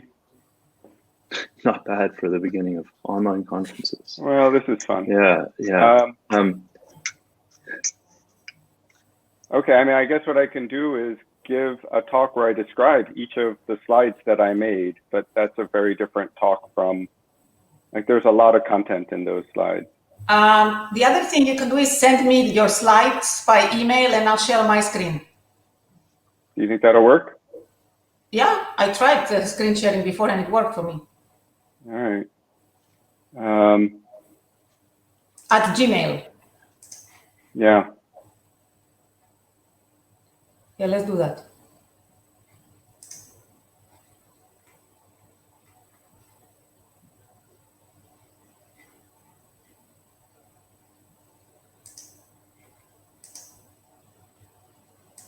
I sent you a Dropbox link. Okay. It's not like the slides are magic. It's just I have no idea what I would say without them. They're a crutch. And I learned to walk with a crutch. Yeah. All right. Maybe I'll get started. Okay. So my name is Tony Zador, and I'm going to be talking about, actually, I guess what motivated this in part was a paper that I wrote about a year ago or so, contrasting the way that that I think most neurobiologists, particularly neurobiologists who work with animals, see the relationship between innate and learning mechanisms in behavior versus, I think, the default view in machine learning. And because we're making this a sort of Oxford-style debate, we're going to take extreme positions. And I think, I was talking to Tim yesterday, I don't think our positions are quite as far apart as they will need to be to make this debate fun. But we're gonna sort of cartoonify our position. So the actual formal resolution that we are here to discuss is that, quote, learning is more important than innate mechanisms for biological and artificial intelligence. So that's kind of ill-defined. What are the metrics by which we say more or less important? So in fact, what we really, I think, what I really believe is that the importance of innate structure is underappreciated and underexploited in AI research. So, before proceeding, I would say that, we're talking here about nature versus nurture, and that is an incredibly old discussion. It goes back, if you like, to Plato versus Aristotle. It continues on. This is sort of a good fraction of the history of Western philosophy. It goes through Kant and Locke, and more recently to Chomsky and Piaget. But one thing that I really want to stress is that historically, the debate has been about human nature, about the role of nature. There we go. Can you guys see that? Let's go to slide 4 or something. Yeah, historically the debate's been about human nature. So we're not talking about human nature today. We're talking. We have no comments. I have no comments about the differences among human groups or among between individual humans. What we are asking about is the differences among animals and the differences between animals and current AI. And that is a topic, although it's received some attention. I think we're 2 slides forward here. It's received some attention. It's the slide that has a picture of Gary Marcus and Jan LeCun. It's received some attention, in particular in the debate between Gary Marcus and Jan LeCun. It's really not been overly discussed. So in this slide, which you would see if you went a couple slides forward, you would see examples of what I would call innate behaviors in animals. A squirrel jumping from one tree to another, a colt, a spider, and then some comparison with humans. Jota, can you advance a few slides? Can you advance to slide 8 now?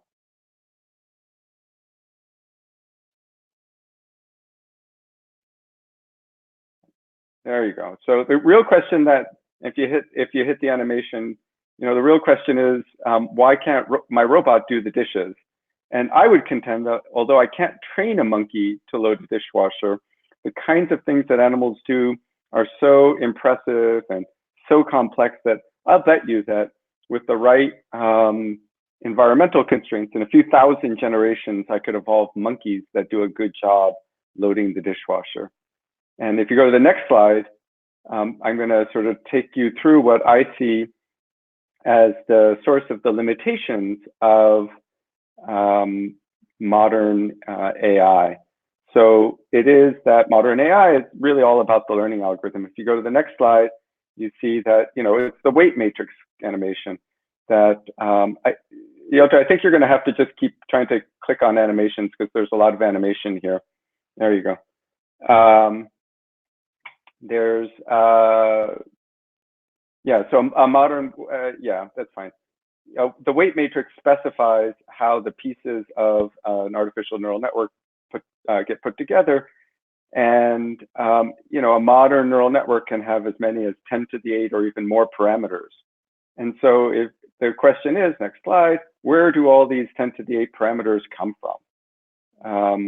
In the next slide, we see that AI relies on learning to specify the weight. So in the canonical example, you have many labeled examples and you use some algorithm like backpropagation and you find those synaptic weights.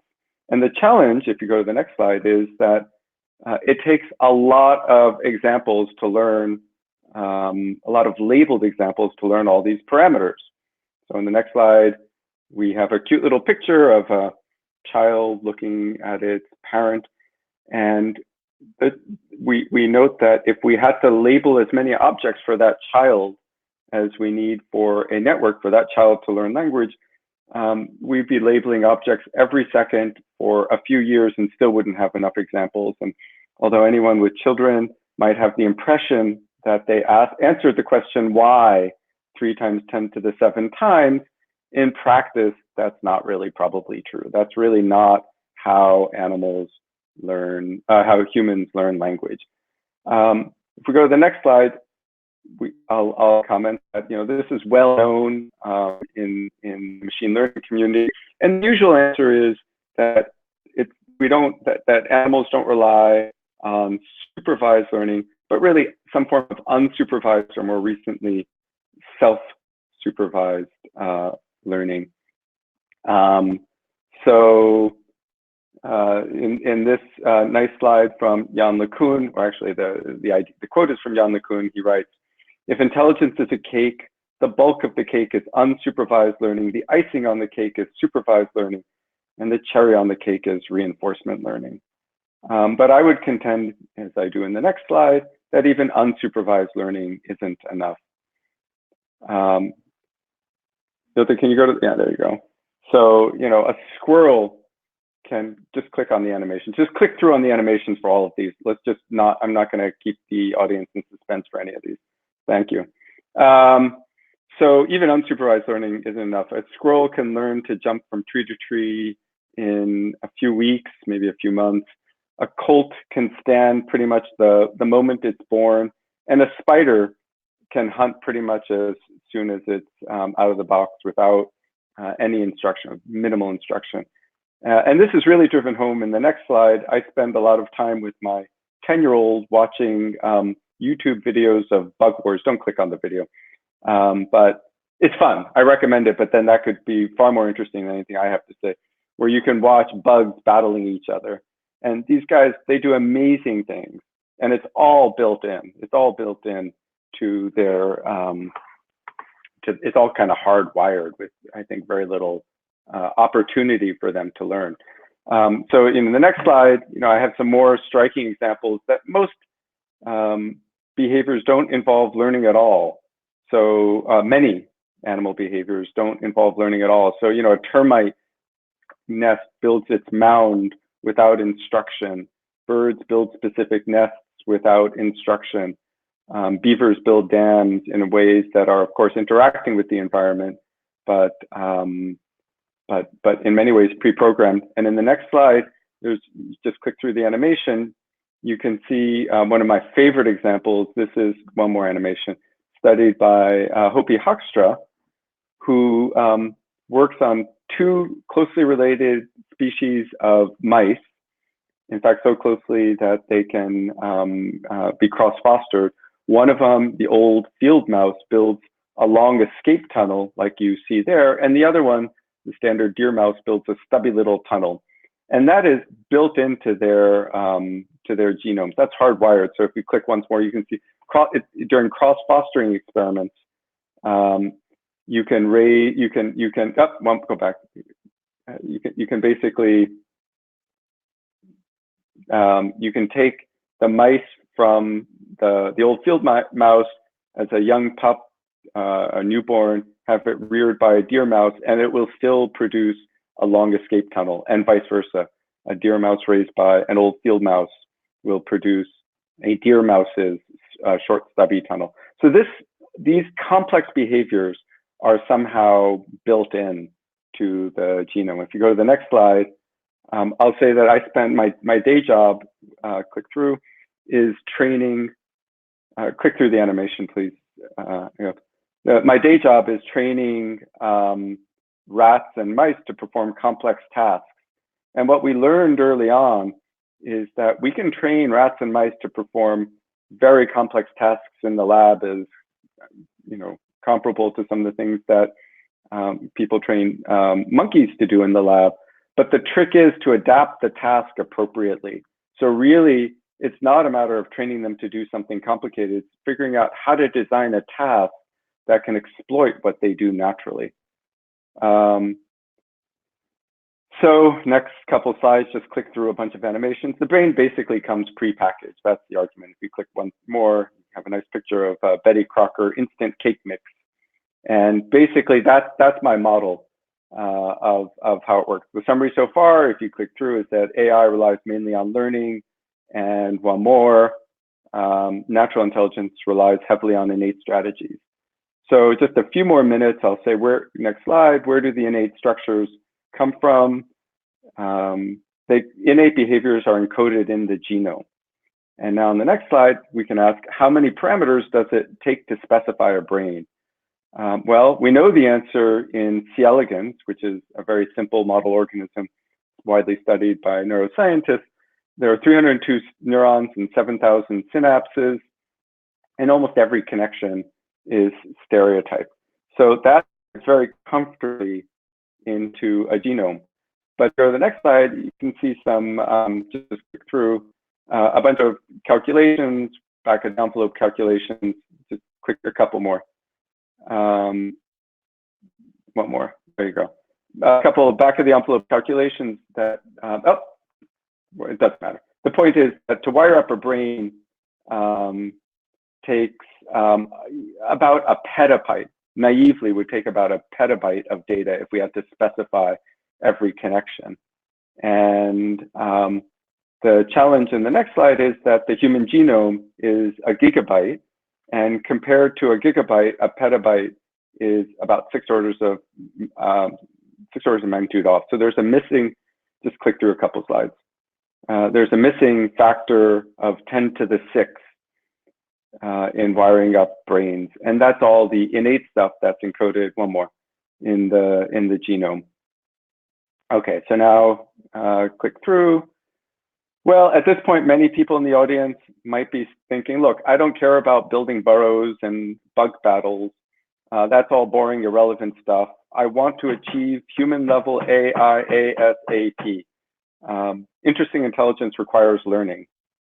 So sure, much of what we do does require learning, but genomes encode strong priors for learning. And this is a really nice example for how that works. So this is work from the Mosers about 10 years ago, studying the emergence, the developmental origin, or at what point during development do place cells appear. And it turns out that even a rudimentary map of space is already present when a 2.5-week-old pup explores an open environment outside the nest for the first time. So here we have, a perfect example of how that works. The hippocampus, which is perhaps the quintessential learning structure, at least to neuroscientists, comes with these sort of slots all ready to accept place cells. Now, of course, the details of a place cell depend on a specific environment that an animal is born into. And so that has to be learned from the environment. But the fact that there are place cells, that apparently is all set and ready to go in the hippocampus from the get-go. So 2 more slides.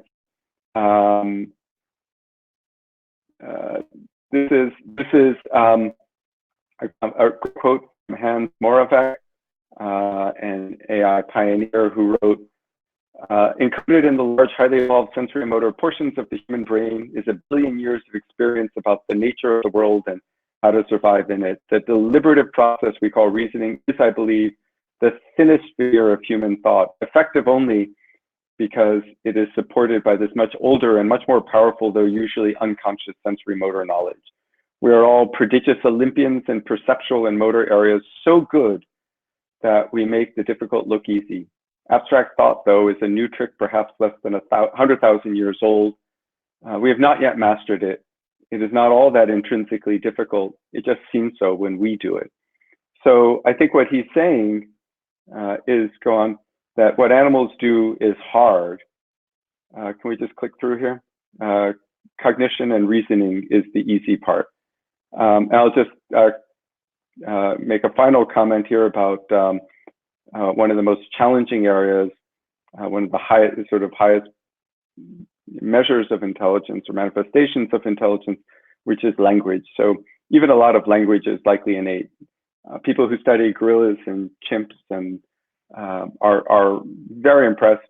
The level of intelligence of gorillas and chimps is extremely high, and yet attempts to teach language to gorillas and chimps have all failed.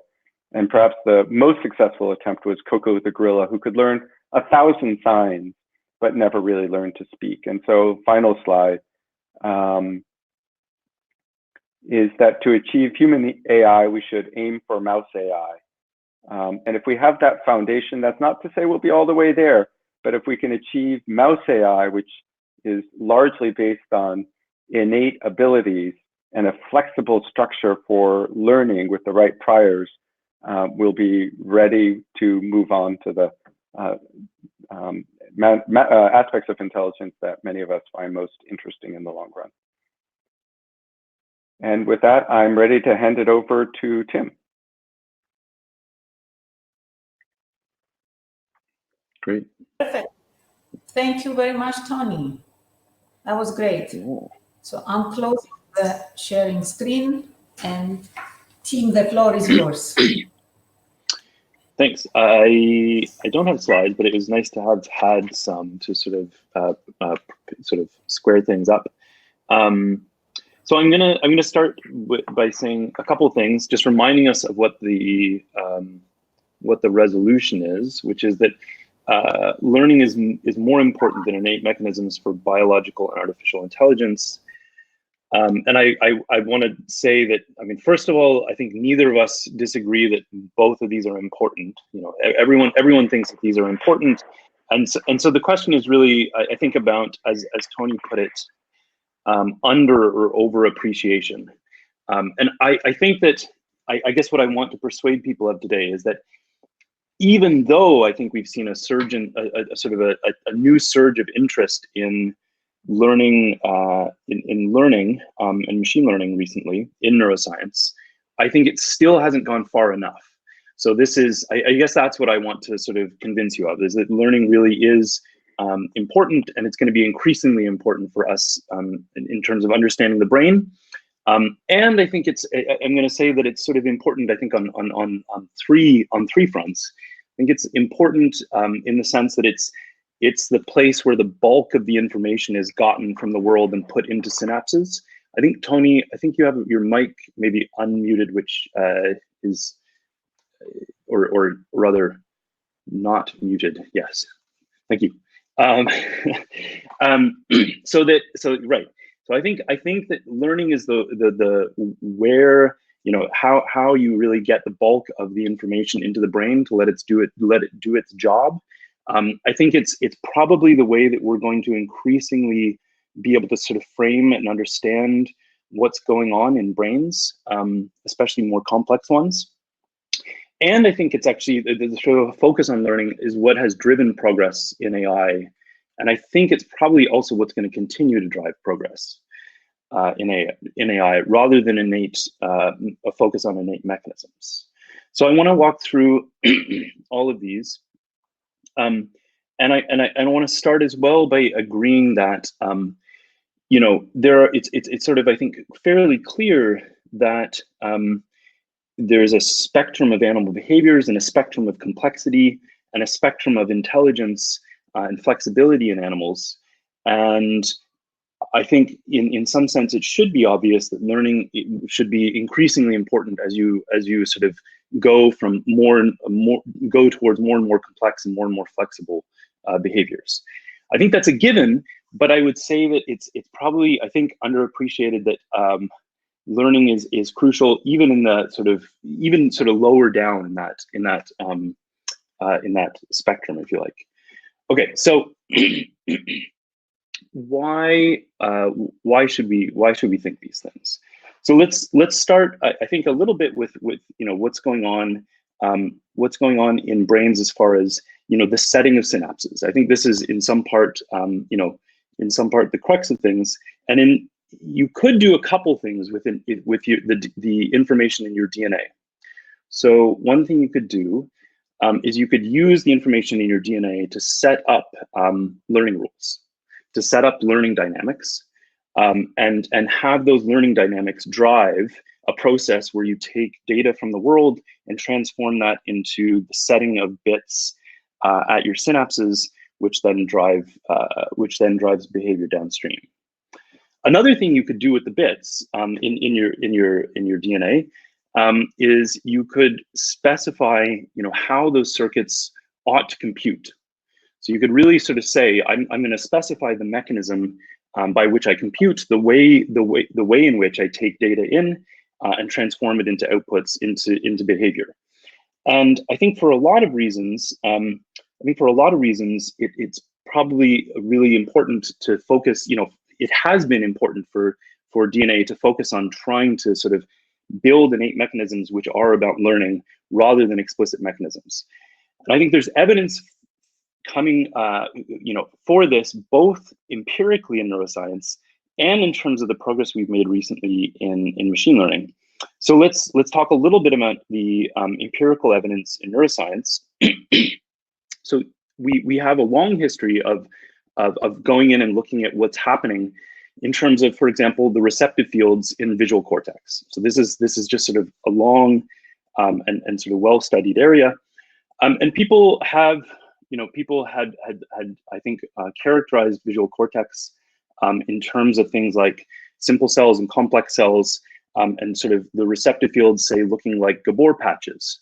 And there's a sense in which I think people have had for a long time thought, okay, well, here's an example of DNA sort of specifying what these receptive fields ought to look like. But there's been a huge amount of developmental literature where people do things where they mess with the data that is coming in to sort of cats in early life and so on. And actually, you can see massive transformations of the receptive fields in these neurons, even in the earliest stages of visual cortex. And when you think about the sort of number of bits that's involved in that, that's the sort of radical transformations of the receptive fields of many, many millions of neurons, right?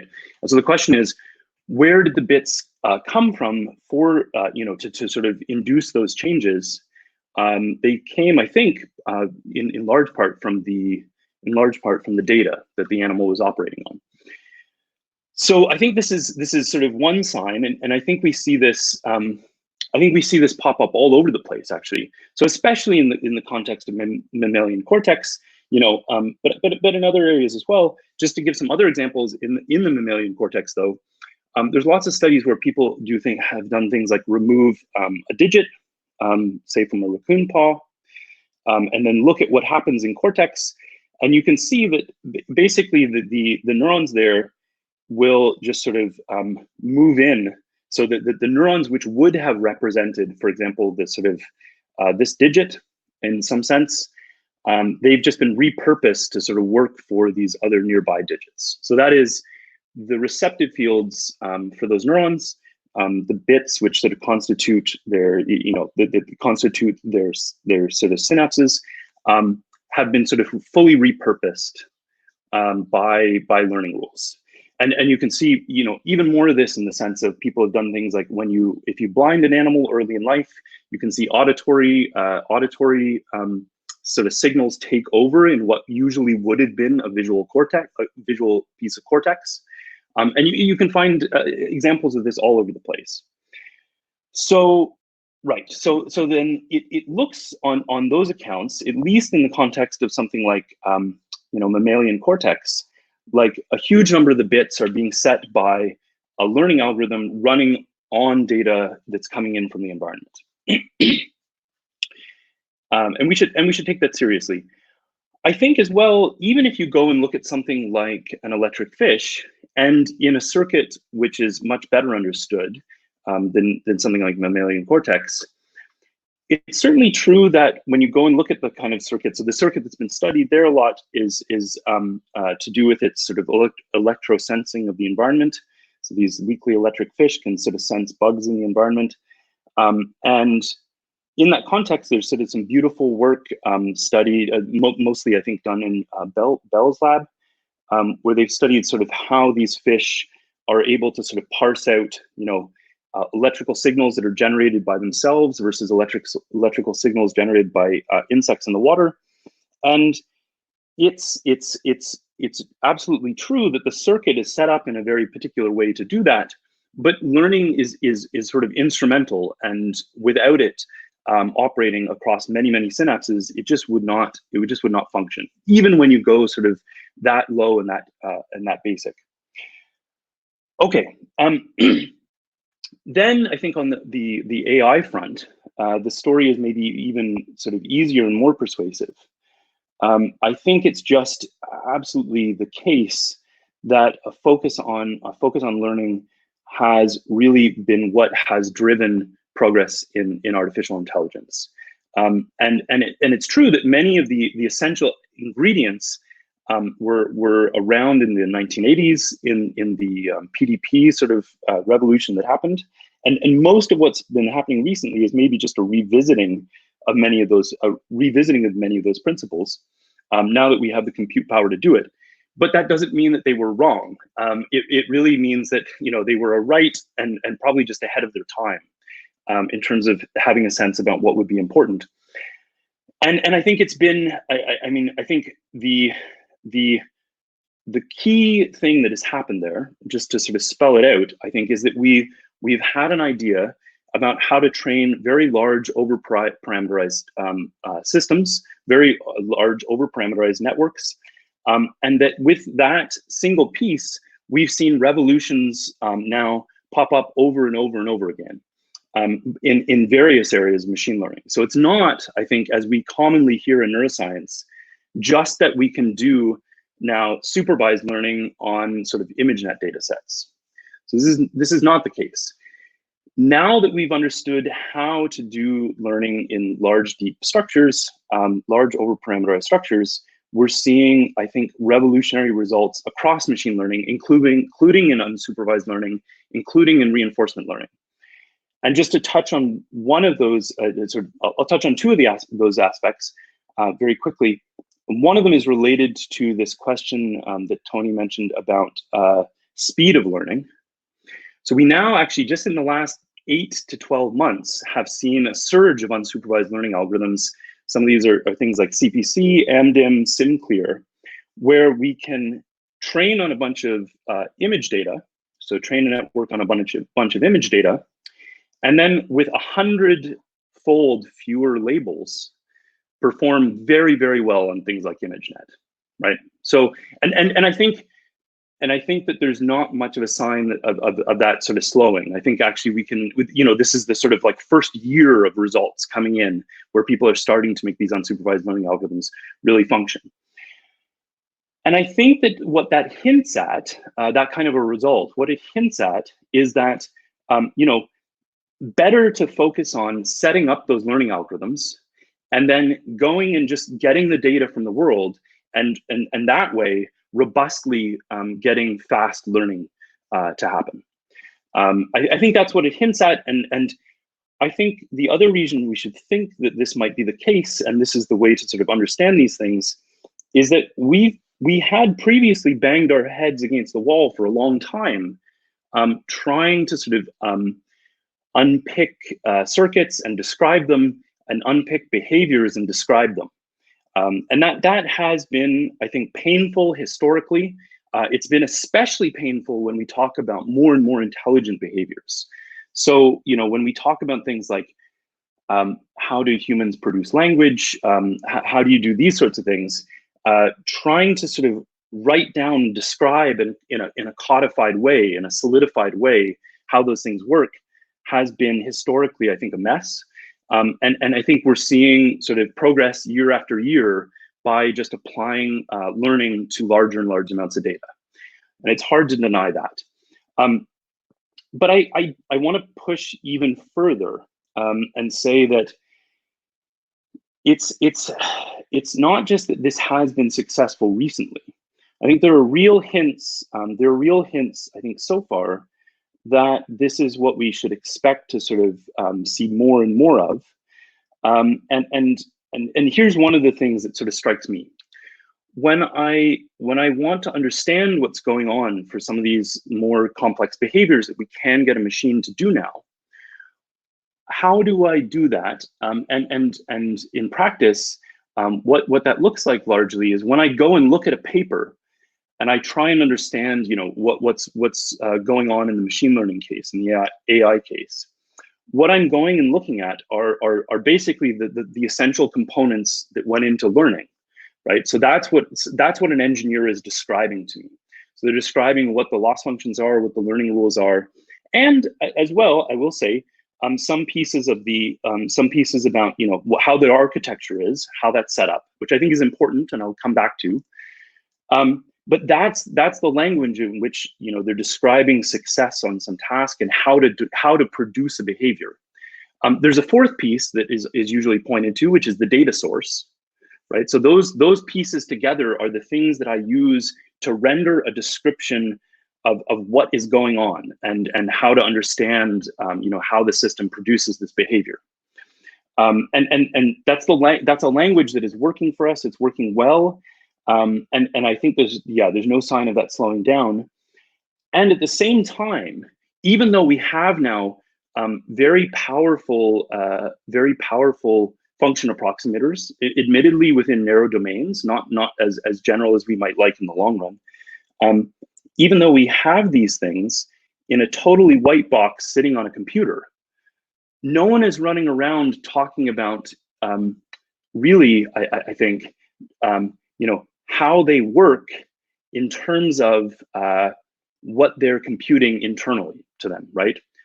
How we write papers and communicate to each other is still largely around the components that make up the learning process. That's what's been effective, especially because then when we want to understand how to tweak things, right? So if I might want a slightly different behavior, then it's much easier to get there that way than by sort of trying to sort of get an understanding about what's going on in the internals of a big deep network. Right. So I just a time check because I don't want to run too long. Yeah, I was gonna interrupt you. Okay, good. So I will round out. I think, I will round out just by saying that I think that even though learning has received a bunch of focus in the last few years, I think that there's still a fair bit of skepticism in the neuroscience community about how much this sort of recent advances in deep learning, in particular, have to tell us about neuroscience. But I would say I think that skepticism is not really founded, and sometimes has to do with just a disconnect between what comes out of the machine learning community into neuroscience and what is sort of left out in terms of just the most common things that are thrown over the fence. And that as you sort of dig a little deeper and see what's going on across the board in terms of the unsupervised learning algorithms that are happening, that what's going on in RL, actually the essential ideas around how to do learning for very large over-parameterized systems, I think will be an important part of our neuroscience going forward, period. And a continued focusing on that will deliver, I think, more and more intelligent artificial systems. And I'll leave it at that, and we'll, go from there. Great. Thank you, team. Thank you both for a lovely presentation of your arguments. So I guess the question is now coming back to the poll. I mean, you both presented arguments for innate mechanisms being an important component, both of you, I would say, and also learning being an important component. The question here is which one is heavier than the other, and how do we make the distinction? And whether, for example, innate mechanisms are a result of learning through longer time scales, let's say through evolution or development, can you not call that learning as well? So that's some of the questions I wanted to just start off with, and then take it from there between each other. Yeah, if I could just say a couple words. Yeah, of course. To start with. So it's absolutely the case that much, if not most, of the progress in modern machine learning over the last 30 plus years, 40 years, has been based on the learning as the sort of driving force, right? And there's no question that almost all the successes depend on learning. There's one important, I would say, exception to that, and I think it maybe should give us some cause to think about where things are, what directions we should go. And that's CNNs, convolutional neural networks, where explicitly, right, to the extent that they've been important, what they were was an attempt to build in something about the structure of the world, something to make innate in the network, something about the structure of the world, basically translation invariance, into the network architecture, right? It's one of the simplest, most straightforward ways that you can incorporate something innately, something about the structure of the world as a prior. And of course, to adapt the learning rules to go along with that sort of new architecture. And to my mind, that particular example is truly inspirational, because to me, it suggests that if we think harder about how to build the structure of the world into the architecture, which is really, that's what neuroanatomy is about. That's how brains are organized, is by specific wiring diagrams. If we could think harder about how to do that, that might be a really fruitful and largely, I would say, underappreciated direction. It's not to say that no one works on it. No idea. Plato, I think, suggested that in one of his early works, that there's precursors to CNNs in Plato's work. But that was a joke, but it's hard to do that without an audience. Anyway, so that's my comment. Yeah. Okay. So I think, look, it's great to just dig in. I think there was also a comment I just wanted to say. I apologize for not having visuals. I think I admit I was not as easy to follow as I might have been with some. So it's probably a good thing to adopt in future. I wanted to say a couple things, and I think spending a bit of time on the CNN example is fantastic. I think it'll help sort of tease. It'll help sort of situate things. I think in the end, it'll become sort of a kind of a clear case for learning. But yeah, I think it's a good one to dig in on. I also wanted to say another, there's someone in the comments, I think it was Adam Santoro, wrote something which will, which wrote a comment which I think will sort of percolate, is good to have in mind. And which was just that he said, we should make a distinction between individual learning and learning in a populational revolution. Sure, a single beaver doesn't learn to build a dam, but beavers in general have learned to build a dam over their evolutionary history. Yeah, and I think that like making that distinction is really important. About, are we talking about the learning process in evolution, or are we talking about learning within a single? Yeah, absolutely. So I think that, just to build on that, right? I mean, evolution, at some point, actually it was Blake Richards who suggested this formulation, which ended up in my paper, which is that we can really think of what's going on as in biological organisms as an inner loop of learning, what we call learning in the lifetime of an organism, and an outer loop that is optimization by evolution. And because individual neural networks don't have a lifetime, those are kind of jumbled together. Yeah. And what I refer to as learning as a neuroscientist is what happens in the lifetime of an organism. The stuff that happens outside the lifetime of an organism, we do not call learning in neuroscience. And that's sort of a tension. We can call it optimization, but we can't call it learning without sort of having to rewrite a couple hundred years of psychology and neuroscience textbooks. So yeah. So yeah, and all that said, I think maybe then to sort of to make a point coming in on that, I think it is the learning within a lifetime, the learning within a lifetime mode, which has had such a profound effect recently in machine learning. And I think there is a good reason for that. So in part, I think that it comes down to that in via genes, I think it's actually probably pretty hard to specify, to sort of maintain and specify well-formed sort of wiring diagrams that give rise to you know, especially flexible mechanisms, right? So I think, you know, what can you do if you want to set synapses? You know, you can do things like try and encourage these neurons to go over here, and then try and you can build motifs. But in terms of setting the precision, like precisely setting, you know, the hundreds of millions of synapses, that's a tough job. And so it may be better. I think it's super surprising. I totally agree that it's really hard to imagine how organisms manage, how DNA manages to encode complex behaviors in small genomes, and yet apparently it doesn't. I mean, you look around at bugs. That's why I really encourage you to watch a praying mantis rip the head off of a beetle. Like my 10-year-old and I, we spend just hours watching this stuff. It's just so satisfying to see the complexity of the behaviors that you can that you can get. But the closer to home is the example of the burrowing mice.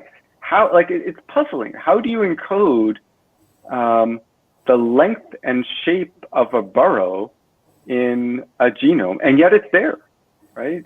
So what that tells us is that there's something we don't understand. There's a lot that we don't understand about the complexity with which the complexity of the structures that can be efficiently encoded. Obviously, not everything, right? Yeah. Like in language. Sorry, I was just going to say, in language, clearly the words that we use in a given language are not encoded in the genome, right? You speak Greek or English or Canadian or whatever language you speak, and that comes from your environment. Yeah. But the units of language, the structure of language, I think is pretty clearly. I don't want to get. I realize this remains controversial, but there's a lot of evidence that it's there. And in the case of hippocampus, it's clear, right? So those are simpler structures, but there are, if you like, placeholders for place fields already present in the neonatal hippocampus. Sorry, go on. Sure. Yes. Okay. So I mean, there may be there may indeed be precursors, but I think, you know, to sort of on a couple of fronts, I agree with you that it is interesting, and there remains some mystery about you know, how genes are able to specify some of these behaviors, and it's pretty cool. I have a crazy echo right now. Nope. Okay, maybe it's resolved itself. But I think that when we dig into those, I think in a lot of cases we're gonna find that they're relatively that those are the cases in which there's relatively little flexibility in those behaviors. And I would say that even things like, for example, you know, the beaver example, which I think is lovely, right? When we ask, you know, where did the preponderance of bits come from that enable a beaver to do that? I think it's actually, there's probably a good case to be made that, you know, most of those bits came from the environment and were put into synapses by learning. So there's this specific behavior of the beaver is motivated to do, but in terms of, you know, for example, even just the early visual cortices for that beaver, we know, in some sense, we know from you know, developmental studies that a lot of the bits are put there. Yeah, so I guess we have to go down to the flexibility of receptive fields. So I'll just there are a couple of comments that I want. At some point, I guess we're going to start taking audience questions, but somebody says, I think the question of nature versus nurture is outdated. Yeah, we both agree on that.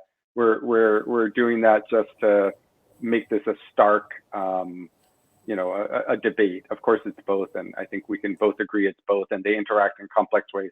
We're trying to have a discussion to sharpen the differences, but as I said at the beginning, I think Tim and I largely agree. Yeah. But on receptive fields, I'll say that you know, there's tremendous receptive field plasticity, right? And it's really easy to break the formation of receptive fields. So in fact, that's a perfect example where nature and nurture have to go together. If you don't have eye opening at the right time, et cetera, you don't get receptive fields.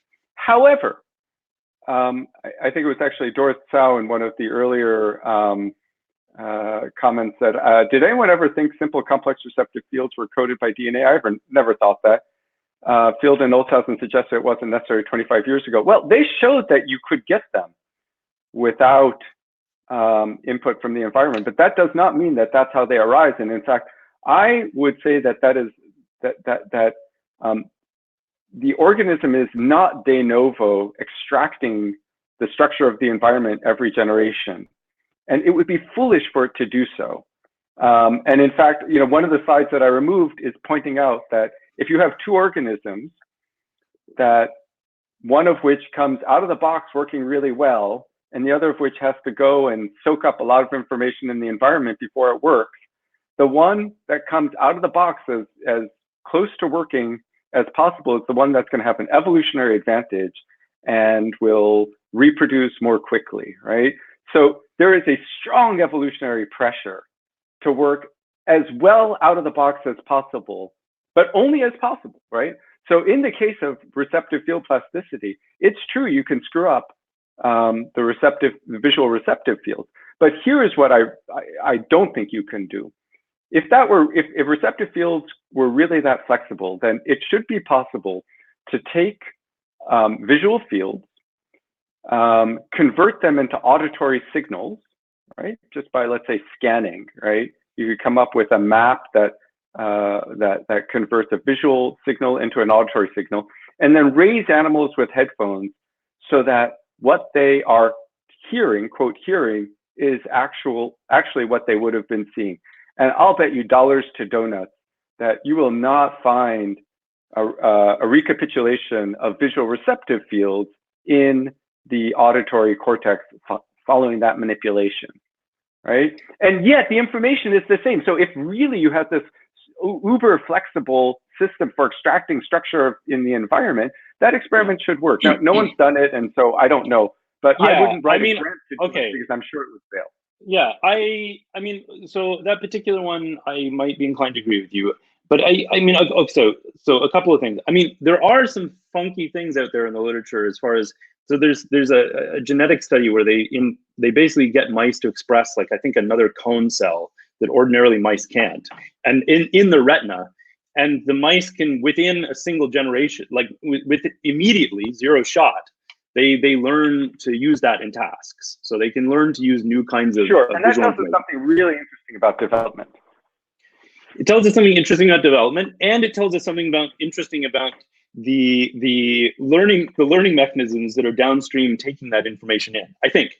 And so no one's going to disagree here, I think, about the importance of sort of tuning things up so that animals can be, hit the ground running, as it were.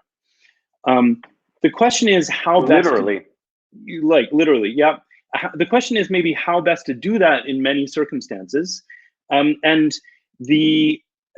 think that's where I think probably again you're often better to say, if I've got a bunch of bits to specify some innate mechanism, I can specify things about the learning mechanism, and I think that's probably where you ought to spend most of your effort. I think, I mean, so maybe it's good. I think I would be interested to hear your take on when we look at a very sophisticated sensory motor control piece of a very sophisticated sort of piece of sensory motor control that we've managed to make work in machine learning. It's something like StarCraft, right? So this is maybe one of the StarCraft and Dota are these two video games that we can play at sort of top, pretty top level now. And these are esports where people play, 8 hours of their day. People take this super seriously. We've now managed to develop algorithms to play against people and take wins off top level teams. These are very sophisticated sensory motor loops. Like, you need to be digesting information on the fly, adapting to what your opponent is doing, making moves in real time on servers with delays, with real time delays, right? So this is the whole shebang. This is the whole thing. And that the ability to do that, I mean, has just absolutely demonstrably rested on learning in big over-parameterized systems. There was just no hope of doing it otherwise. We have no sense that there was a way to sort of do that by focusing on, focusing on innate mechanisms. I will grant you that both of those cases are ones where we've used a lot of data to do that. But and in some sense, I guess you could think that that data is something like back to this earlier comment about learning within the lifetime versus learning sort of across generations. We've certainly used a lot of data to do it, but again, sort of the instrumental, the piece that really let us instrument this and do this now was figuring out learning for big, deep structures. And it seems like if we look at sophisticated, large numbers of sophisticated behaviors in animals, that's, things will rest on that as well. And then I would say, that then becomes sort of a good starting point for trying to understand, okay, well, what pieces, what other priors were there? And that, so there's I think it is almost the sort of primal piece for many of these behaviors. And then you're sort of saying, well, how can I make sure that it goes quickly? Which I think is very worth doing and we should do, but it's which way around you view these things. So Jota, maybe we should take some audience questions. I mean, I'm tempted to answer that, but in the interest of keeping to the debate format, maybe if there are good questions. There are a lot of questions. I think we should start answering a few of them. People want to know. So let's see. I don't see anyone actually wanting to come online, though. I think you could probably just, given technical difficulties. I know someone wants to come online, maybe, but just go ahead and read them. It'd be nice if someone wants to come on. Yeah, that's true. It'd be great if it worked.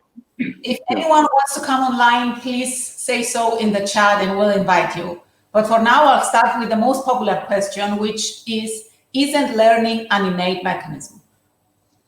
Yes, and we should have said from the get-go, I think that there's and actually I meant to clarify this and did a bad job of it. I think there's a couple of things you could specify with your innate mechanisms. One of them is learning. And so the question in some sense is, where, as Tony said earlier, neither of us, nature nurture has been going on for ages, and it's clear that you need both these things.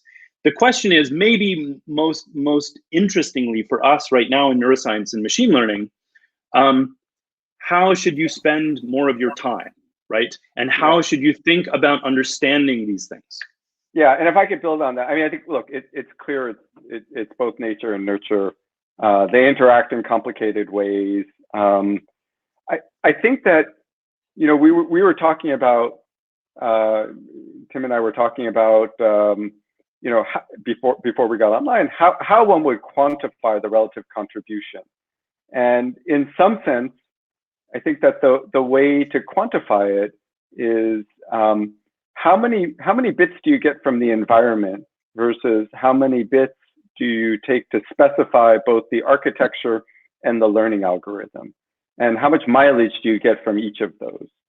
And I think what the main point that I was trying to make in going over all those examples of bugs and non-human animals is that you get a lot of mileage from relatively few bits in the genome. And that basically gives you animals that work pretty well when they're born. And the problem that a lot of people have is that our intuitions come from humans, which are probably, I think without a doubt, the animal that works least effectively at birth. Human infants are notoriously helpless. And, I have a 14-year-old, he remains helpless. Apparently, that you don't come online fully as a functioning human being sometime until your 30s in our society. So A lot of You know, PhD students here. I know. That was just a throwaway for all the right. Okay, so can I quickly respond? But anyway, so yeah, the point is that our intuitions, which are based on humans, I think are misleading, and it's just incredible how far you can get without learning. Yeah. So can I quickly respond? I see there's someone who's joined. Do I have a second to respond? Sure. One second. So I think you're right. I think you're right that human intuitions can easily lead us astray. I do worry in the other direction, that when we see sort of animal behaviors of various sorts, actually it's hard for a human to sort of judge the flexibility of those behaviors. And I think that sometimes we're over easily impressed is part of what I might argue back. And on the question of where do most of the bits come from, when we look at what it takes in terms of bits to train a good network, a network that does well at ImageNet now, it's incredibly few bits in a sense to describe the learning rules and to describe the architecture. I mean, I can write those down absolutely, but just the problem is that doesn't get you very far, right?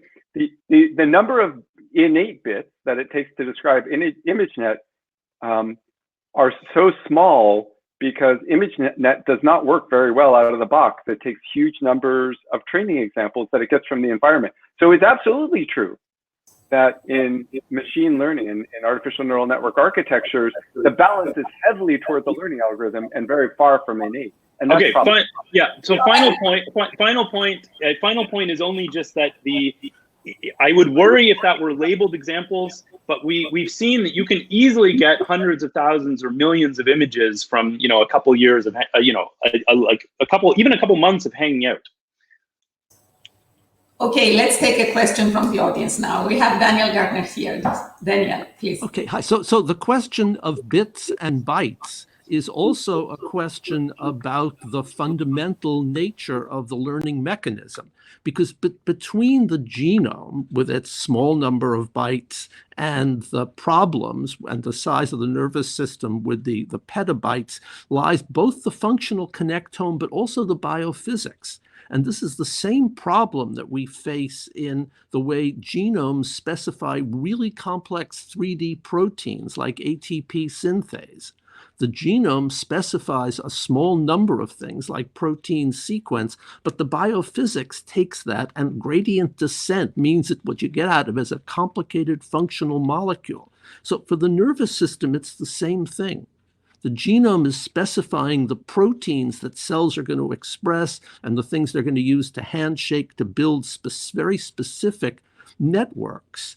And what we need to find are the canonical modules that result from that and the functional computational properties that arise from that. So what the genome is specifying is very, very simple. And the complexity arises from that. That in fact, I think I completely agree. And again, another set of slides that I removed in the interest of time, but I usually have a whole sort of extra part where I say, look, what's actually going on is that the genome is specifying modular circuits. And in particular, my favorite modular circuit is the cortical circuit. And so that's, what I'm particularly excited about finding, but modularity in circuitry is ubiquitous in evolution.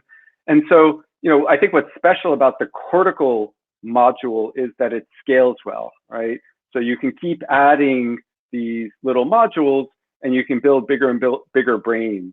And that's a fantastic thing that evolution came across. So I completely agree that the genome specifies proteins, which specify developmental rules, which specify the formation of circuit modules, which together comprise a nervous system.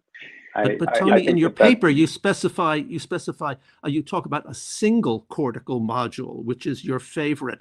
And as you know, I think there might be a small, canonical, subtly different set with really different capabilities that make auditory different from visual cortex. Absolutely. In fact, I have a paper pointing out the differences in auditory cortical wiring versus visual cortical wiring at some, in mouse, right? My day job is as a circuit physiologist and mouse behavior neuroscientist, and indeed, right, that's true.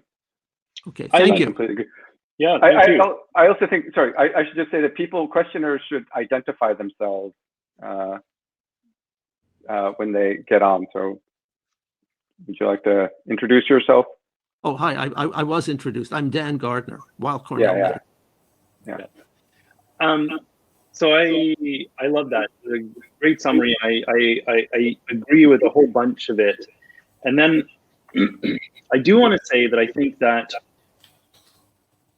that modularity may well be, especially by the time we get to mammalian brains, overstated. Not that it's not what's sort of not that there isn't modularity, but that let's take a couple of facts. You can go around and do recordings, and I think we actually we know a lot more about this now empirically. You can record and find signals from all kinds of places, especially in cortex, right? So if you go and look even in visual cortex, you can see all sorts of signals we're seeing more and more that have to do with the motor system, that have to do with the reinforcement learning task.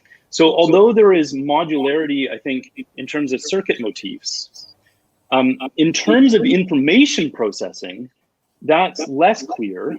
And I think then, what is important when you have information that's converging from everywhere into some region, you need some way of managing that. And I think that the way that we do that, the way that brains are doing that, is via sort of powerful learning algorithms, which sort through that information and get synapses into the right place to be effective. So I sort of completely agree with what you said, Daniel. But I think that we've been overly focused as a neuroscience community on modularity and thinking that you can basically say, well, here's a module. So now I'm going to understand its information processing, what it does. Yeah. And I think that's pretty wrong-headed. Yeah, I think as an from an anatomical point of view, it's clear that there are modules defined, or at least there are. A given neuron is particularly connected to neurons nearby and characteristically connected to subsets of neurons far away. So there's clearly an anatomical substrate for modularity.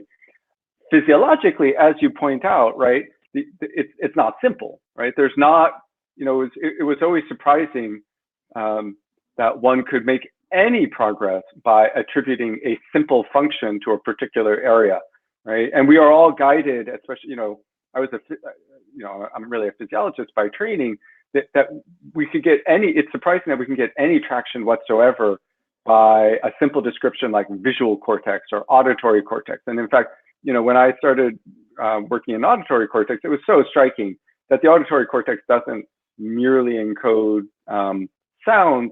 It plays some role in encoding sounds in the context of an animal's behavior at any given moment. And what is encoded or what is reflected in the activity of neurons in auditory cortex, is indeed everything about the animal's hopes and dreams, or much of the animal's hopes and dreams and actions and desires. So anyway, I think that was a great. But the modules aren't simple or atomistic. They're dynamic, plastic, and adaptive, and that gives them additional capability. But let's not underestimate the ability of a module to function in more than one way, depending on the input in which it's being fed and what it remembers about it. Well, right, which I think to me another where I would take that is to say that then the way that we're going to really understand what's going on in brains and how to make progress in AI is understanding sort of the understanding that plasticity, which I think amounts to understanding the learning rules and getting better and better at understanding that, rather than saying, oh, maybe here's a module, let's try and piece apart, what it does in terms of behaviors. Yeah. There are a lot of questions, so I think I hope you're happy, Daniel, with this one. We should move on. Great, thank you for joining us. Thank you. Okay, until I invite the next person, I'll give you the next question with 69 votes, which is how can we encode innate structure similar to that of biological species in artificial intelligence systems? Yeah. So I'll feel. So I have an ongoing research project with a close colleague here at Cold Spring Harbor, Alex Kulikov, where we're trying to do exactly that. We're basically inspired by by how we think development works, which is that you have to compress a wiring diagram through a bottleneck that's orders of magnitude smaller, which is a genome. And so we have come up with a specific scheme for doing that, and are applying it to some little problems like the basic supervised learning problems, and seeing sort of promising results where we can actually not only achieve sort of zero-shot performance that's pretty close to what the final train performance is, but also some evidence of generalization to problems that are outside the original problem domain, outside the original training set. And that really is our goal. Like that's something we haven't really talked about, but I think that by compressing the wiring diagram and discovering these motifs, one has the potential to find general principles that go way outside of the original problem set on which it's trained. And of course, the proof is in the pudding, and we're just getting started on this, but hopefully we'll have something to submit to a conference in the next couple of weeks. So that's my specific program proposal for how to proceed. So first of all, I think that actually is it really is an interesting and promising direction to move in. I would say for a moment, I think I would say that is in some sense founded on having good deep learning worked out, and that you could begin there. You basically begin with that, make it work, and then compress it. So it's like that's the fundamental piece. Of course, it would be foolish to throw away the last 30, 40 years of progress in machine learning and try to reinvent the wheel from scratch. Yeah. 1 second. Just give me 1 second. And so I guess maybe as far as the debate goes, I would argue that was sort of fundamental. I think the step of compressing really is an interesting one, and I think that it will be interesting to see how that pans out. As far as getting sort of zero or low shot generalization, I mean, people do this on a daily basis for all kinds of problems at the moment, where you first just train you train an ImageNet network, and then you fine tune it on something else. I mean, this basically works for all kinds of visual tasks. We have tons of evidence that you get those kinds of transfers.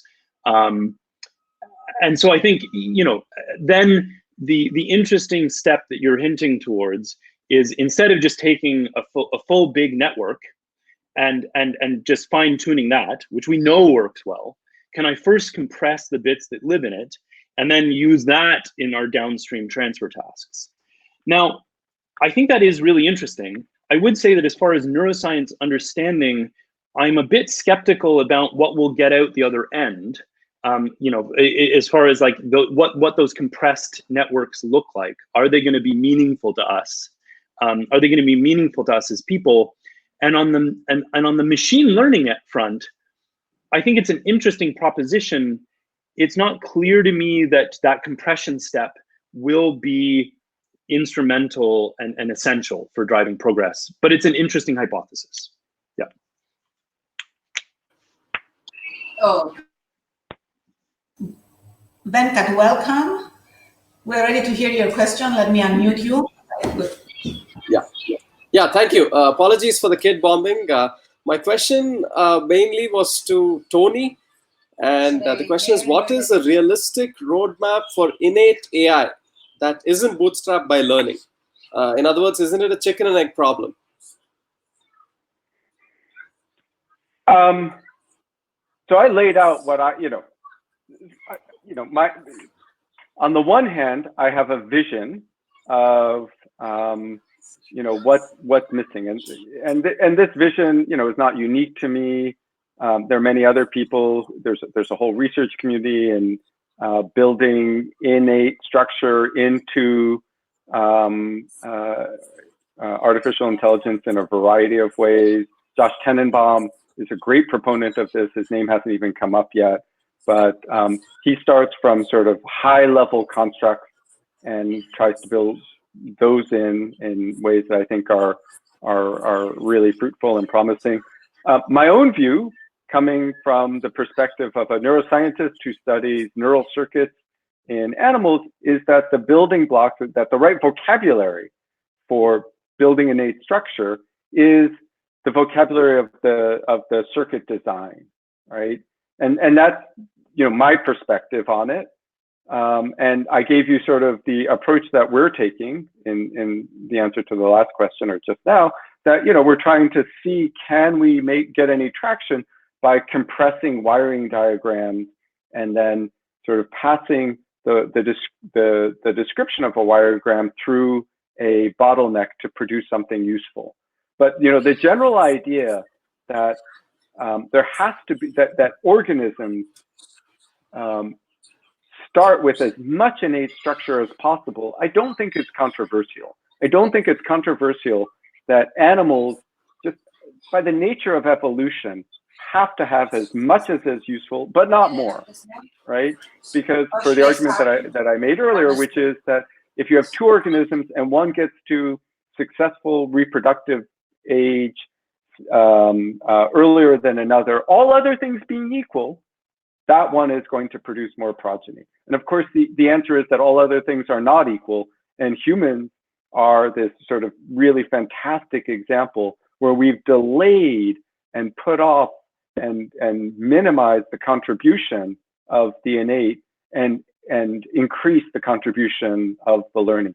That doesn't mean, though, like that ratio is much higher in humans than I think in any other organism, but it doesn't mean that ratio is high, right? And I guess that's what I would say. And I would say that the fact that humans are only, depending on, just are very close evolutionarily to organisms that relied a lot less on learning, suggests that once you have that foundation of innate structure, you're actually pretty close to sort of what you need here. That sort of echoes back to the Hans Morava quote, which is the hard part is getting that innate stuff right, getting the foundations right, getting those priors right. And once you have that, the learning algorithms I propose are going to be a lot easier. We won't know, right? It's an easy prediction for me to make, because since I would claim that we don't have those right, we won't know until we do. Thank you. I hope that provided some answer. I'm not sure if I have too much to add, except that I think to add to this, except I think that there are, of course, already in some of the things that sort of people do day to day in machine learning, there are sort of echoes of this. So there's sort of things like neural architecture search, where people are searching for better architectures, better initializers as kind of a low bit set of prior conditions on learning before they kick off learning jobs. And there's a sort of a more evolutionary search for those kinds of things. I think maybe the real question will be how much of the behaviors is it profitable to try and sort of compress and keep. So far in machine learning, it's been very useful to sort of work with relatively few bits in terms of specify an architecture, specify some initializers, relatively really few bits in terms of what you might work with as a starting point. And I think it will be interesting to see then what happens going forward. Yeah. I think that's a great answer by both of you. Thank you, Venkat. So one question that someone insists here that I asked, Ida, in fact, I directed to Tony. Tony, why is the neural network architecture not similar to having different innate learning limits and mechanisms in different species? For example, why is the evolution of Agent 57 by DeepMind not like species evolution? Each paper focuses on the lifespan of one AI algorithm, but different architectures are like evolutionary species, evolution by us who write the algorithms. This is okay, that's all, sorry. So if I understand the question is, can't we treat each AI architecture published by DeepMind and Google and each particular group as an individual species? Is that I think that's the question, right? Ida has nothing in mind.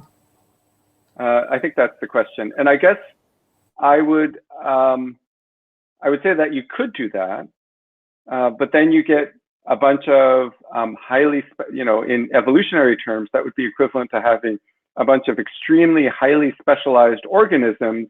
And if that's what you want, right? If your environment, right? We do sometimes see that in evolution, right? When you have a highly specialized environment, you get highly specialized organisms that are extremely well adapted to that niche. But as soon as you change the environment, those organisms die out and are replaced by generalists. So I guess the other thing that I would say is that by sort of starting over again each time, you lose some of the power that you would get if you could share the insights, and which are done informally, I guess, through the literature. So I guess the main argument would be that if you have an extremely specialized environment, like a particular task, then sure enough, you could have a particular network. But what I think many of us would like is something that's more general purpose than that. I don't want to say general artificial intelligence, but going back to my slide, I want a robot to wash my dishes, right? Like that would be a serious advance, right? That would in terms of reducing domestic strife, right? Like that would be just a serious advantage. And I think that is, I made the point earlier that we could, I was just gonna say, I bet you we could evolve monkeys to do that, but we could, so far there's no network. So I guess I'd make you a wager on that, in that I think that the likelihood that we're going to get to a pretty good dishwashing robot in the next 10 years is very likely.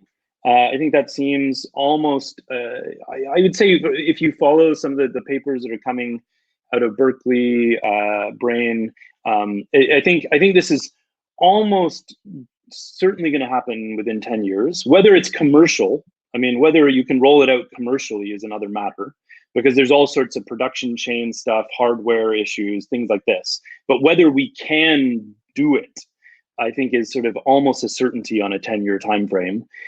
And I don't think it's likely that we need to do much different than we're doing right now. So the one thing that I think we do need to do differently is we need to go and collect data like that. No one is going to make this happen sort of magically, and that's what I think is probably going to change really substantially in the next couple of years, is that people are going to actually go and collect that kind of data in the real world and work with it, and that's what's going to be the game changer. I think rather than I think focus on developing new innate mechanisms. I don't think that that's going to be the solution, or the main part of it. So you're on the front lines there. If you tell me there's going to be a dishwashing robot and by the way, somebody pointed out that we have a thing called a dishwashing robot called a dishwasher.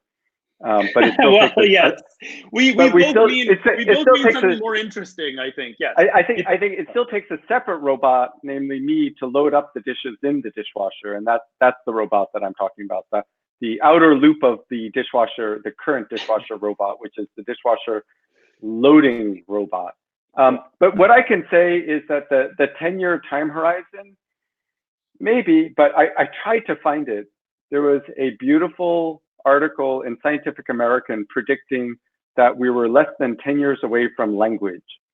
And that was written in 1959. I was going through back issues and we have been 10 years away from language for at least the beginning of, we've been the same distance away from language as we have from fusion.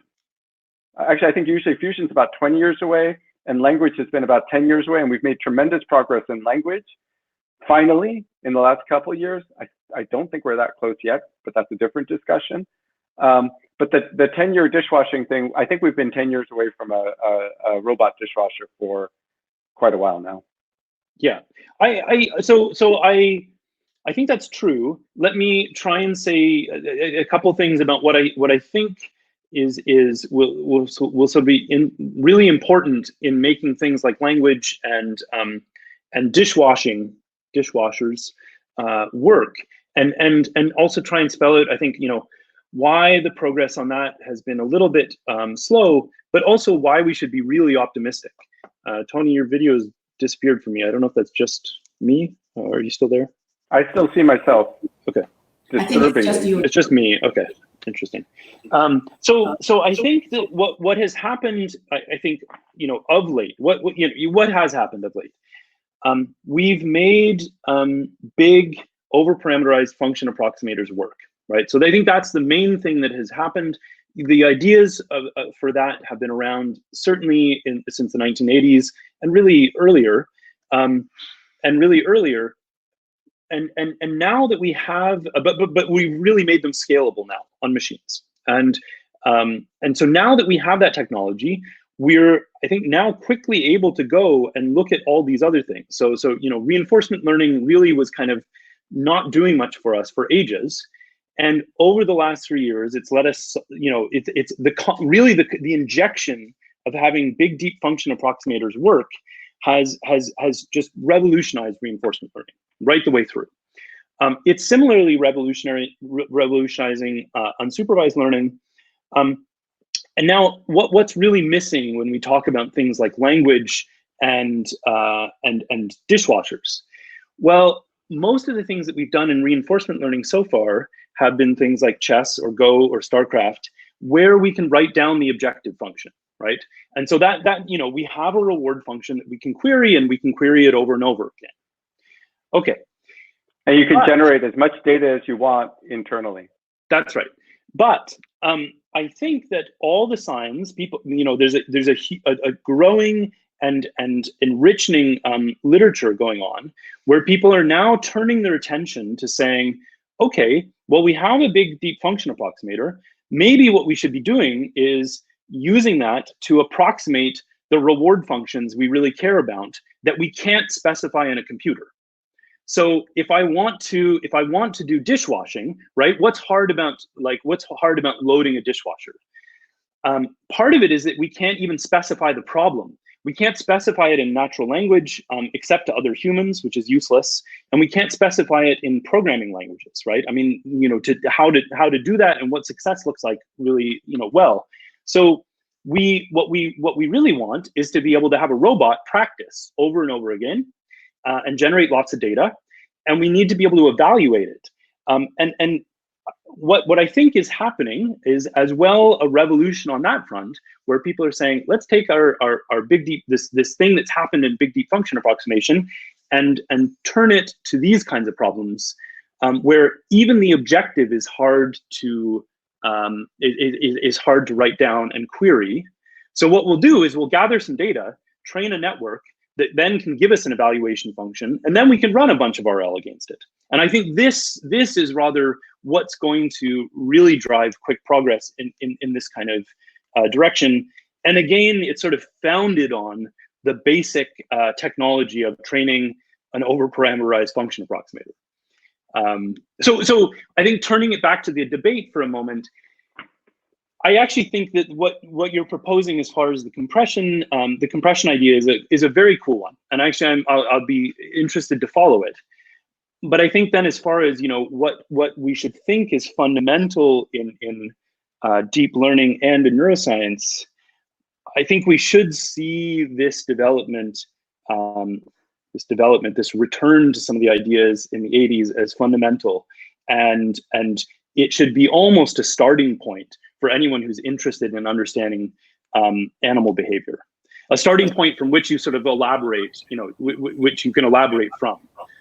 Tim, can I interrupt there, because there is a nice relevant question to what we were discussing before about the new learning rules and their success. So the question comes from Michele Green, and the question is, does modern AI focus more on the learning algorithm, or is it enabled by the data? Training algorithms for ANNs have changed less than the data in the last 40 years.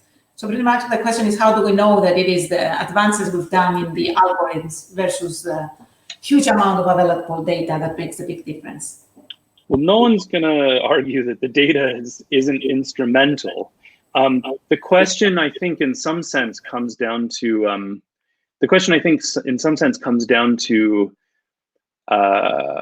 our understanding as neuroscientists and our sort of and our understanding as AI practitioners. Data is instrumental in both cases, but I don't grok the data. I need to go and get it, and I need to make sure it's there. But really, in terms of what I work with, it's in terms of what we're sort of innovating on, the space we're innovating on. A lot of it is learning. I don't want to undersell. I will not. No one's going to undersell data. I think. Look, getting systems for getting data and pulling it in is it's instrumental. Sure. Yeah, and having however many orders of magnitude more processing speed now compared to 30 years ago is obviously also really crucial. Right? I mean, even now, like at any given moment, AI appears to saturate the amount of compute power available. Right. So, I mean, I think there's a really good point there that the learning out. Another way to think about it, which is that if you think about the outer loop of optimization, that evolution that we sort of have agreed is the way to think about evolution, right? That has benefited from a huge amount of data, right? It has benefited. I once tried to do a calculation, and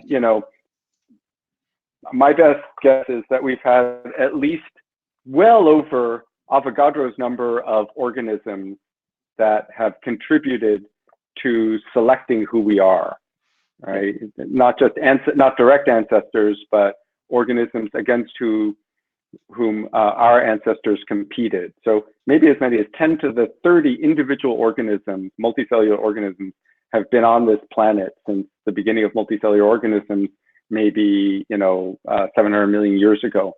That is a huge data set that basically has been boiled down to a genome or to an ensemble of genomes.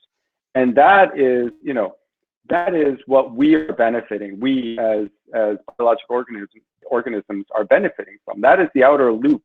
So, sometimes we're impressed by the amount of data that is needed to train up a tabula rasa neural network. If anything, I would say it's more impressive that even with 10 to the 7 or 10 to the 8 exemplars it works, because for evolution, it took 50 orders of magnitude more data to generate something that works. And I think that's partly a reflection of the fact that number one, organisms do a lot more than the best neural networks, and number two, evolution, it doesn't have a gradient. It doesn't follow a gradient. It wanders through the space, and it's a pretty inefficient algorithm. And the only reason it works is that there's so much data that it has to operate on. Yeah, I completely agree. I mean, I completely agree. I think though, I mean, yes, I completely agree and with respect to the debate, I think it just points, even more in the direction of learning being important. These outer I think what it loops. points to, I would say that what it points to is finding a more efficient algorithm to implant innate structure in architectures, because the route that nature went, which is just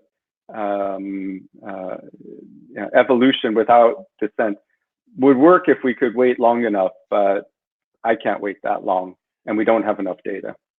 Absolutely. So that's right. I would say that in some sense we're already there, both in the sense that we can actually do dissent on something we care about in particular, rather than just like a game theoretic, like everyone moving around simultaneously and there isn't really a set objective. So we're already there, and the kinds of search mechanisms we can use already can be much more intelligent than sort of evolution through a genetic bottleneck. So we don't have to wait.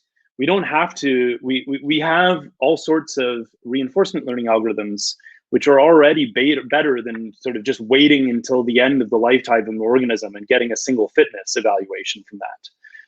So we can already do much better on that front. And I think that meta learning indeed is probably one of the best ways to go about finding out what are the architectural and other learning mechanism components that are better for speeding up learning in future. And so there's a real question going forward, which is how much of that will be done by human innovation versus just making sure we get the right kinds of data into these systems, and then doing meta learning on that to discover what are good learning rules. Yeah. We have only 5 minutes to go because then we have another session. You have like 1 minute each to summarize your positions, and then I will reveal the poll results. So sure. 1 minute each.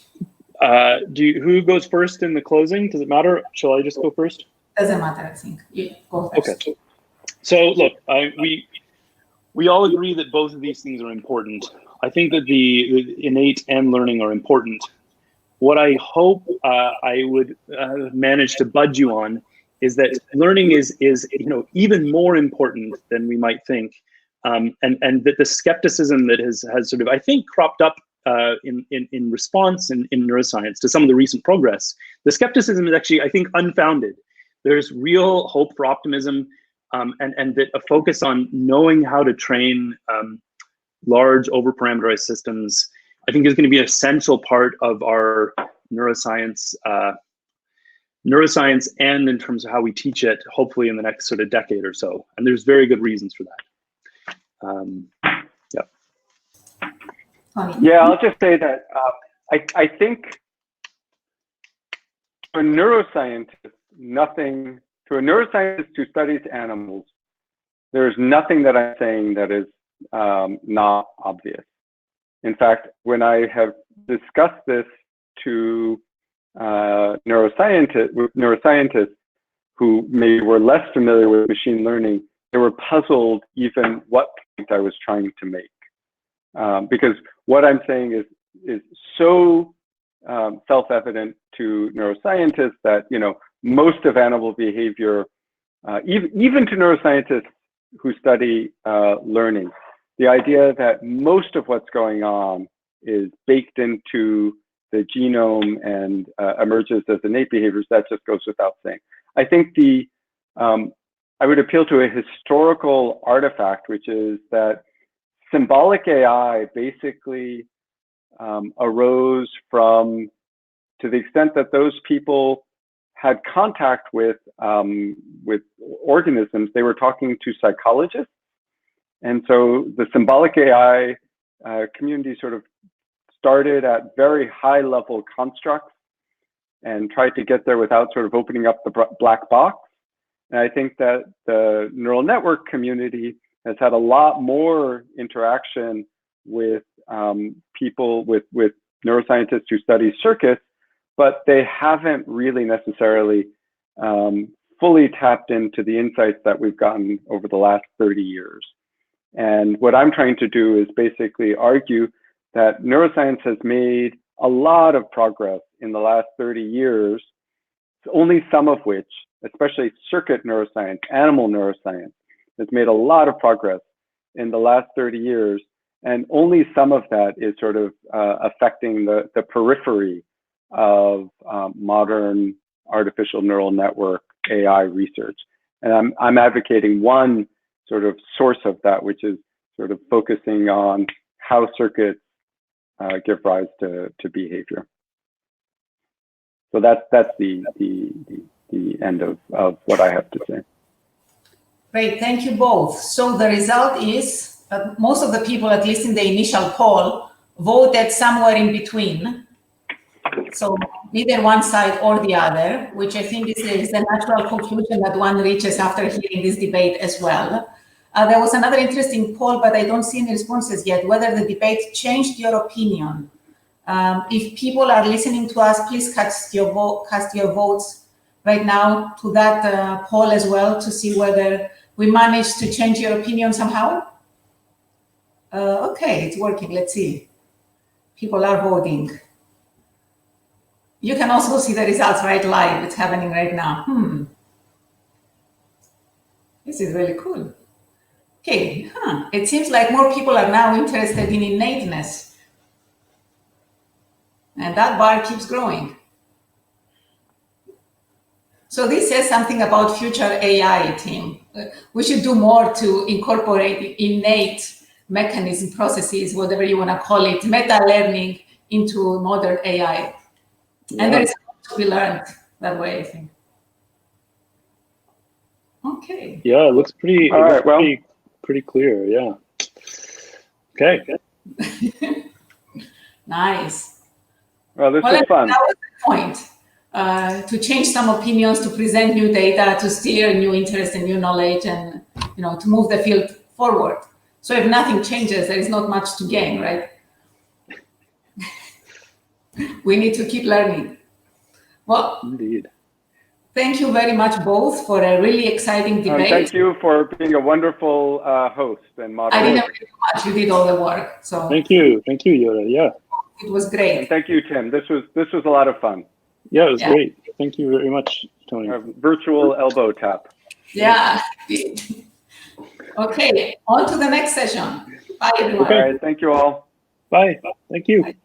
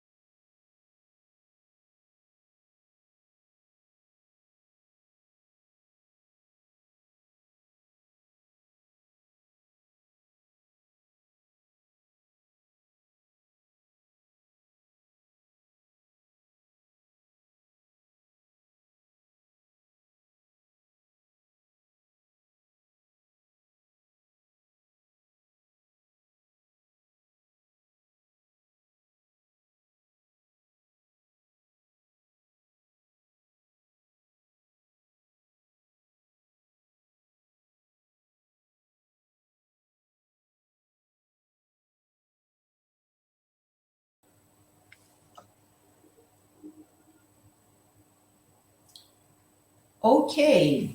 Hi, everyone. After a heated debate with Tony and Tim, we're now back for a completely different subject that I hope you will find equally interesting, if not more.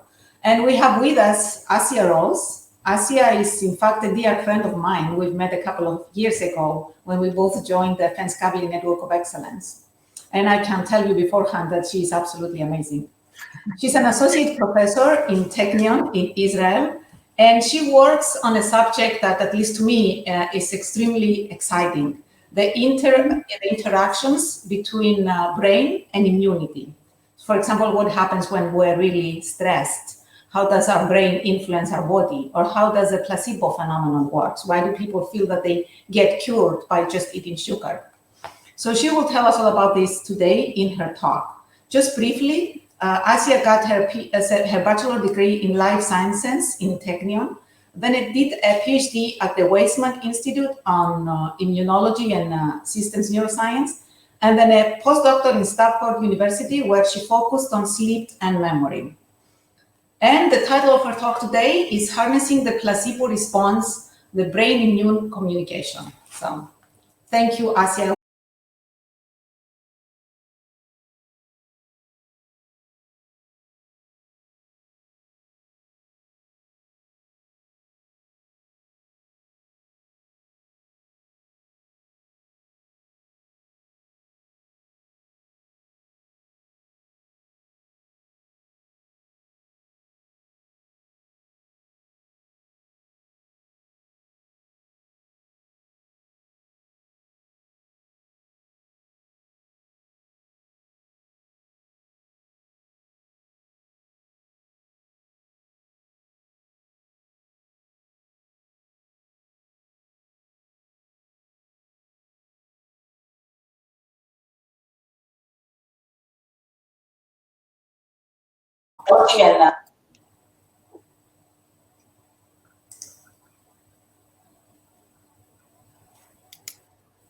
Sorry. Communication. So thank you, Asia. We look forward to your talk. Hi, everyone. Thank you very much for this wonderful invitation. I'm really happy to be here. Sorry. I think I messed up a little bit already with the presentation, did I? Communication. So thank you, Asia. Is it better now? Can we? I can hear a little bit of echo in the background. Is it better now?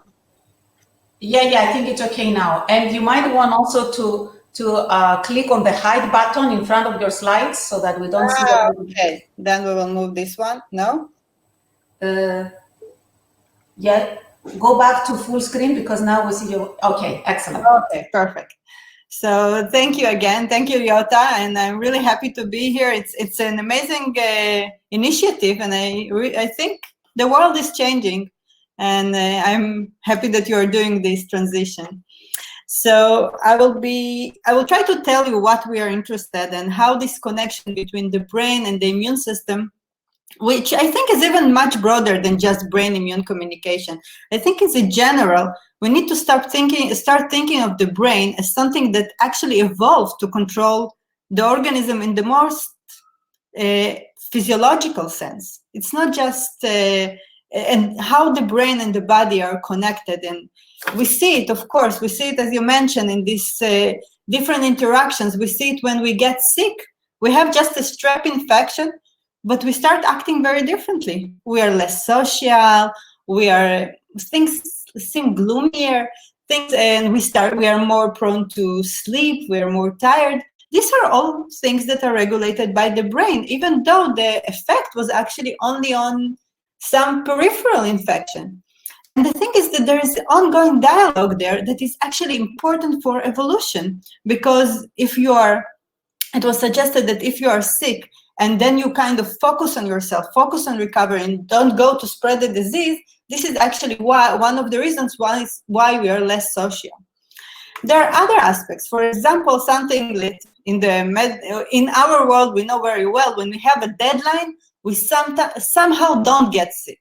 We know how to control the disease until the next day. And but we really don't know how and why we get sick the next day. And of course, there's an extensive literature on depression and stress and how that affects our ability to cope with disease. We know that, on the other hand, social support, emotional support somehow help recovery. And we see it in practice. And of course, there is this thing that Toyota also mentioned, all this placebo effect that for the last 50 years have been a major problem in the pharmaceutical industry.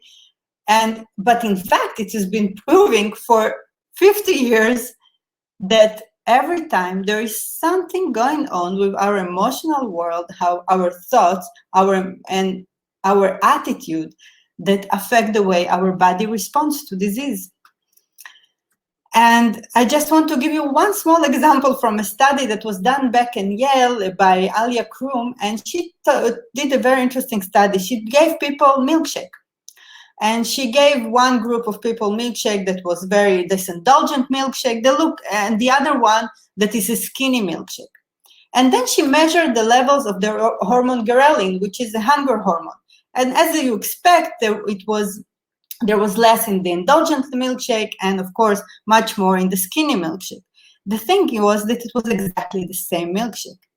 So even the physiological response of the hunger hormone was dependent on our mental state, on the attitude for that.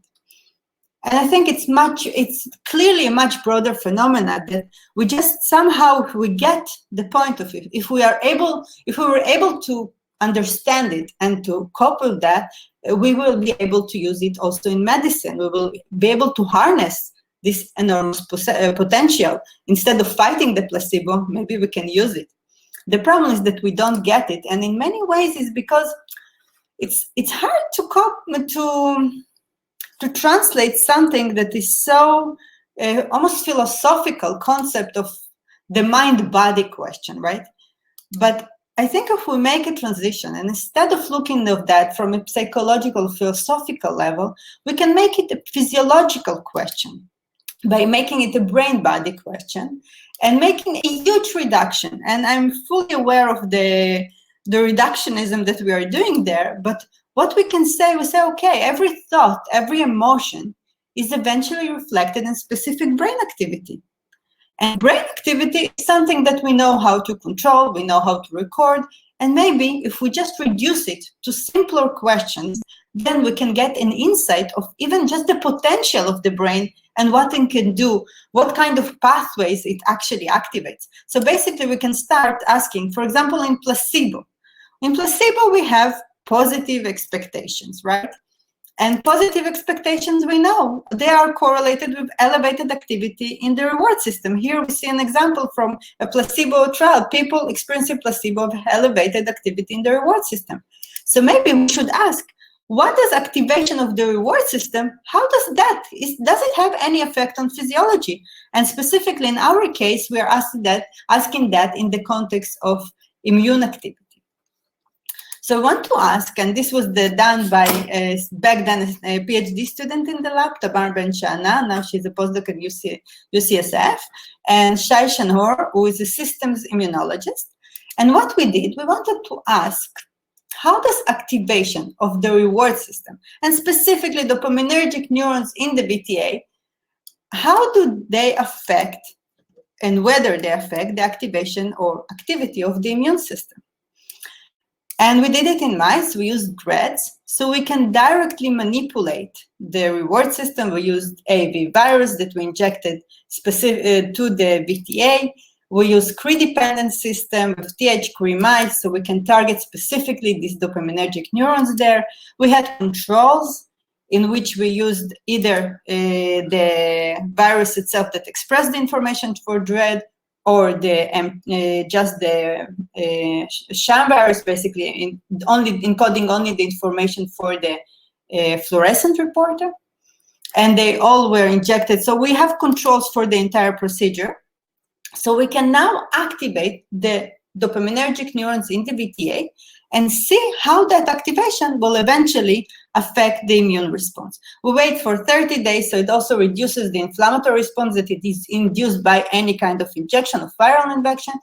And just to remind you, I'm going to activate the dopaminergic neurons in the BTA, but I'm going to look on the immune response in the periphery.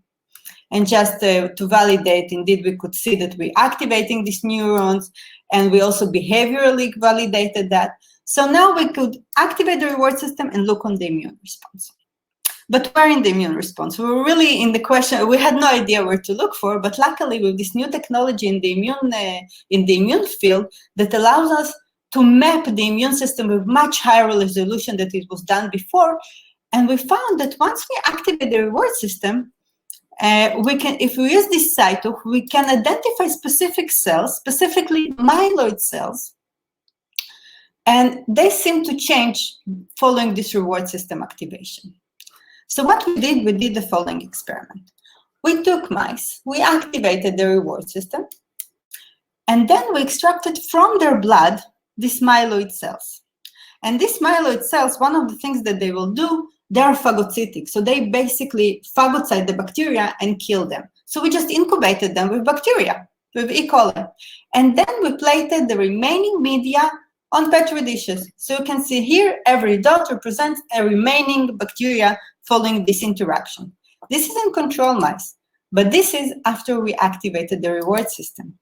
So basically what it indicates is that by activating the reward system in the brain, we somehow altered the activity of these phagocytic cells in the periphery, in the blood. We also did something else. We injected in vivo to the mice fluorescent bacteria. So only macrophages that phagocyte the bacteria are going to be fluorescent now. And you can see it here, that we see it also in vivo. Many more of this, you can see it here versus here in the VTA-activated mice, that they were just more potent in phagocyting the bacteria. And of course, we proved it in many ways. You can imagine the reviewers, but then we were really stuck with the question of why. Why should there be any connection between activation of the reward system and boosting of the immune response? And we started thinking about that, but well, actually, if you think about that, in what are natural rewards? Feeding and mating. And they actually expose you to pathogens, right?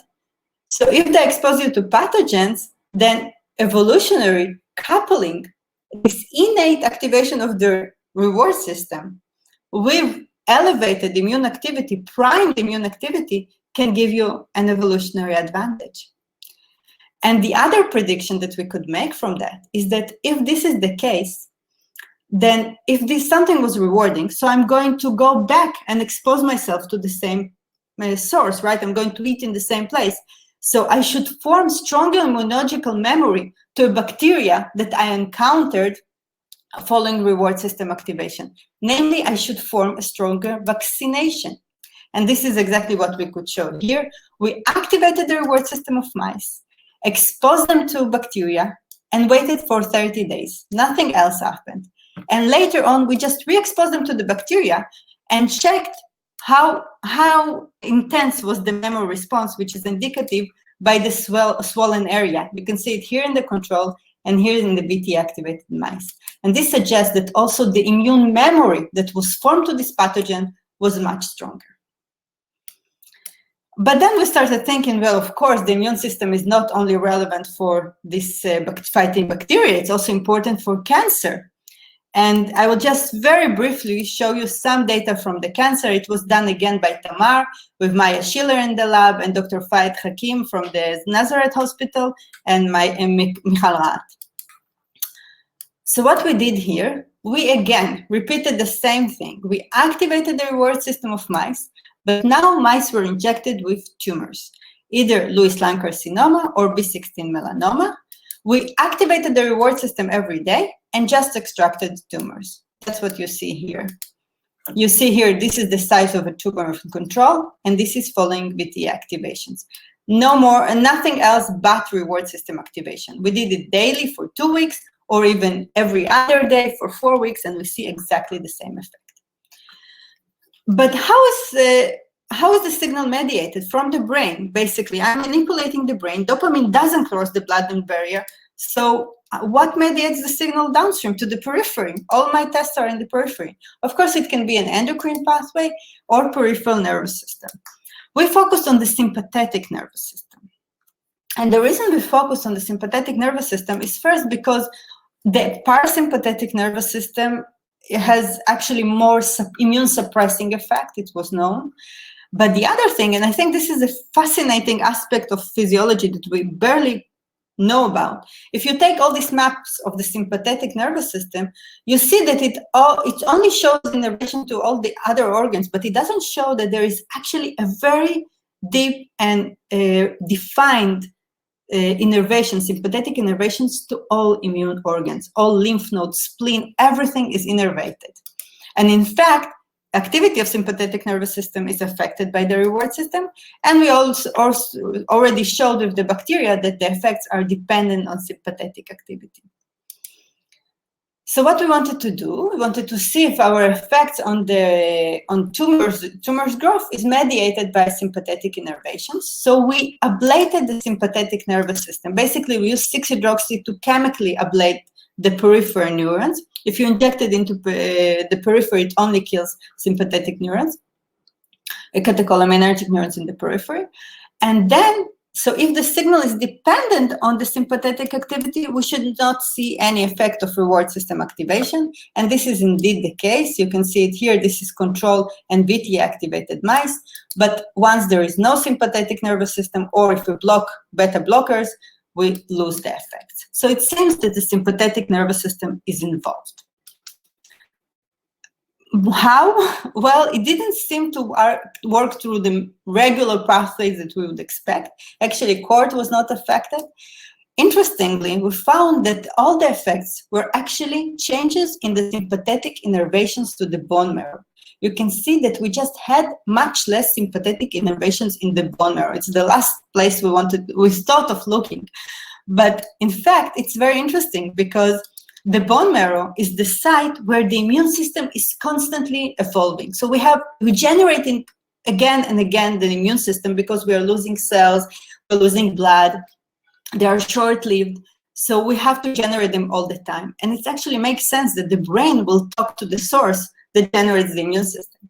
And in cancer, there are specific cells that are being formed. The cancer actually induces the formation of these cells, which are myeloid cells. Again, the same cells that we already knew that we are affecting.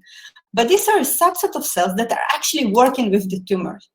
They are suppressing the anti-tumor immune response. They support tumor growth. And we thought that they might be mediating these effects.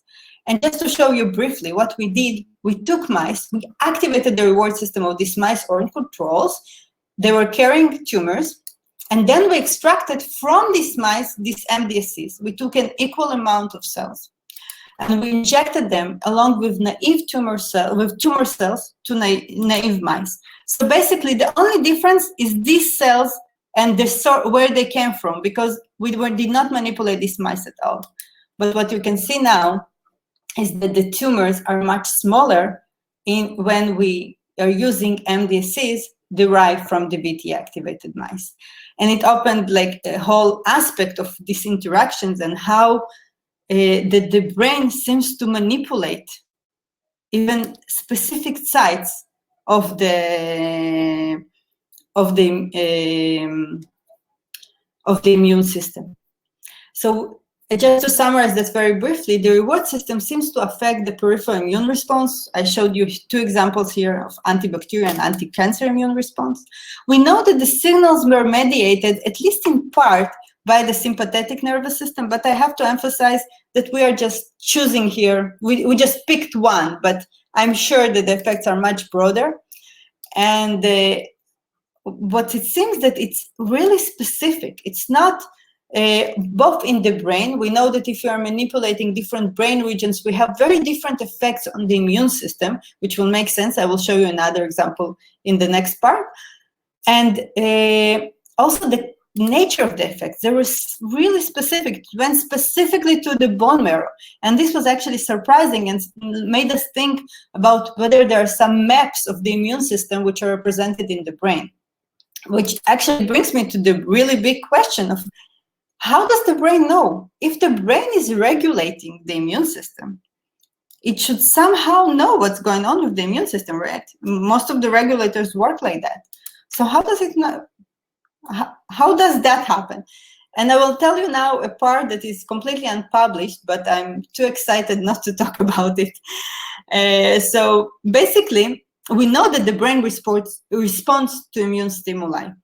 We know that during inflammation, we see changes in immune activity. There is a big meta-analysis of this study. The brain responds. We also know that the brain records information. Actually, from the 20s of the last century, we know that there is a phenomenon called immune conditioning, classical Pavlovian conditioning of the immune system. You can give mice, rats, humans, for example, an immunosuppressive drug, couple it with saccharin, and after a while, it's sufficient to give the saccharin, and the body will respond with immune suppression. So what does it mean? Basically, there are many implications for that, and it was even shown by Manfred Chandovsky recently that different areas of the brain are important for this kind of immune conditioning. And it means that basically the brain somehow detects the immunological effects and the unconditioned stimuli. It associates between them two, right? It's learning, and it somehow can present, so it actually can modify and regulate the immune response.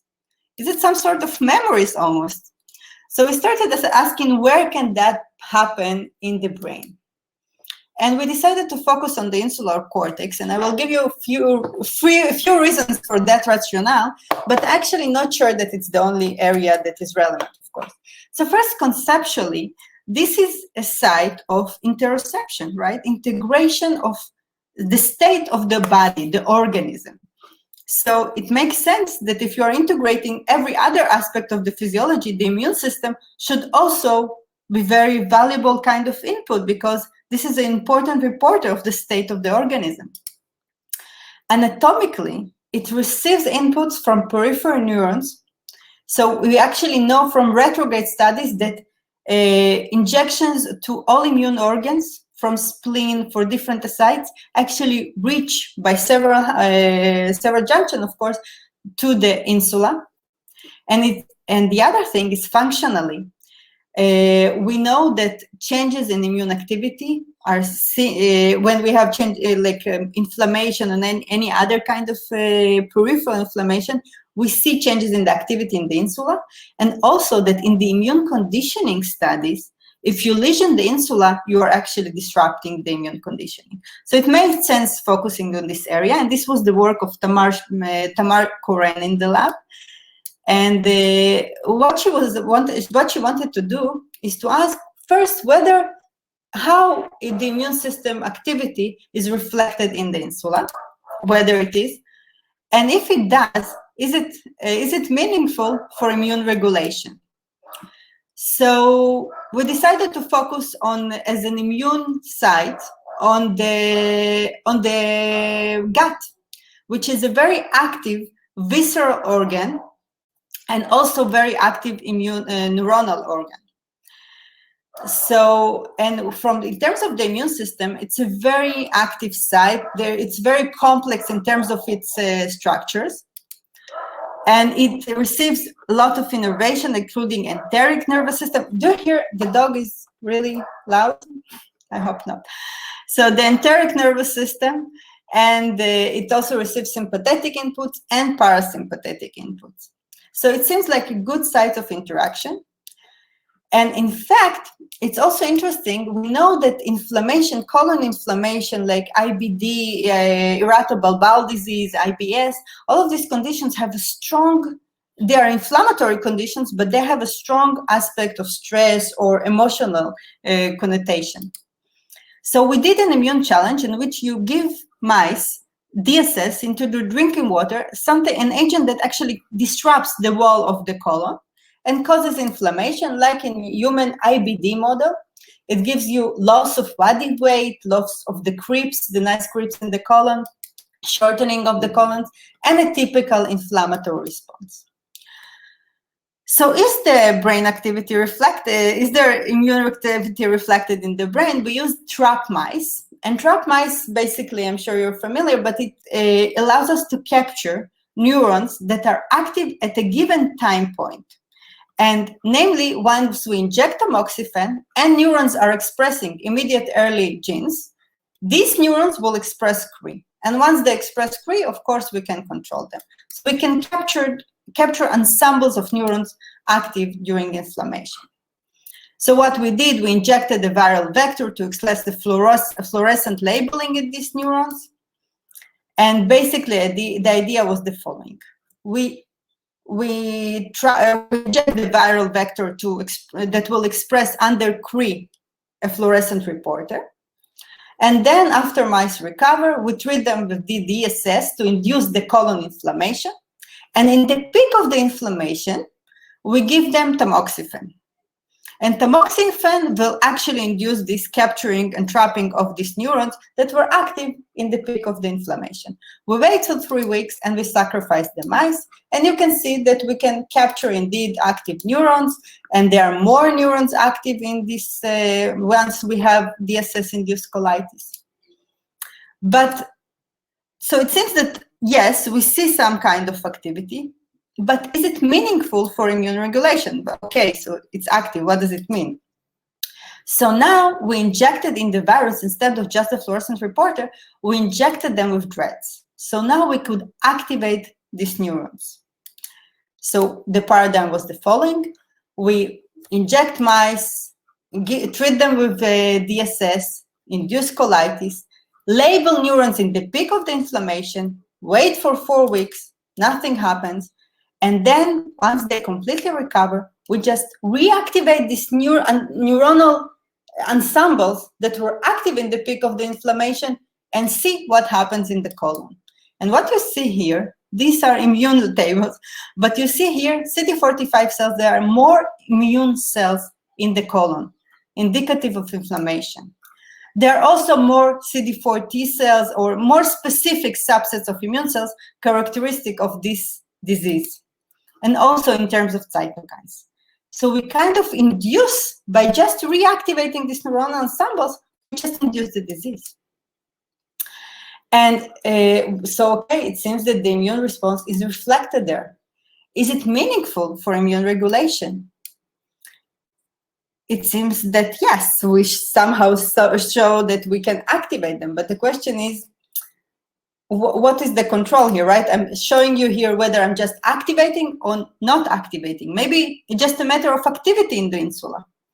So what we did now, we used 3 different groups of mice, in which each one we captured neurons that were active in the inflammation at different stages. One group, we captured the neurons that were active in the insula before inflammation, so it will kind of steady state. The other one was active in the peak of the inflammation. And the third one was active, we captured the neurons that were active after the inflammation was over. Again, we waited for 4 weeks, and then we reactivated these neurons. And that's what we see here. This is just in terms of immune cells. We can see that only the neurons, only the group where we activated the neurons that were active in the peak of the inflammation actually induced the disease. So it seems that it's meaningful and actually and it's relevant. It's not just general activation. The next question was, how specific is this effect? And now we use a completely different model. Maybe it's something that is not related to the colon and has a completely different immune dynamics, peritonitis. And now we capture neurons that were active during this peritonitis, which is inflammation, and that we inject IP, the agent, and it induces this inflammation. And we will have 2 groups, one that we labeled before the inflammation and one that we labeled in the peak of the inflammation. And you can see that once we activate these neurons, we can induce this disease again. So it seems that it's very specific. And in the colon, if we check in the same mice, we don't see any effect. So kind of to summarize what I was trying to tell you so far, and probably very fast, but I don't see your confused faces, so it's good. Immune-related information is stored in the brain in something like almost mnemonic representations. But it means, when I'm saying this immune information, it means it can mean many things. it might not be that we are capturing the immune response. Maybe we're just capturing information of how the state of the tissue. Maybe it's not information that comes from the immune cells themselves, but rather information that comes from epithelial cells, endothelial cells. Maybe it's something we have no idea yet. We just discovered that observation, but it might mean many other things. But I think the fact that the brain on itself can initiate an immune response, a specific immune response, speaks to the whole field of psychosomatics. We know that people, and there are many conditions in which a disease is initiated by a specific event, by a specific emotional state. And it's actually, so here we are talking about a disease that can be almost a scheme of events that can be activated by the brain. And I think the really big question is why? Why should there be this connection? It's really almost shocking.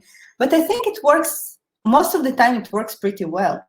I think we are recording the entire world, right? I'm recording the room and I'm recording all the information about my entire environment. It doesn't make sense that I will not record my own reaction.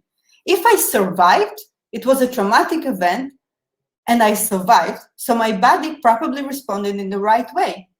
And I think in most cases, this is what happens, right? In most cases, I'm recording situation like a bell and that I'm going to get a food. So I'm going to it improves the efficiency of my response. So it's prediction. This is very effective if you can make these connections.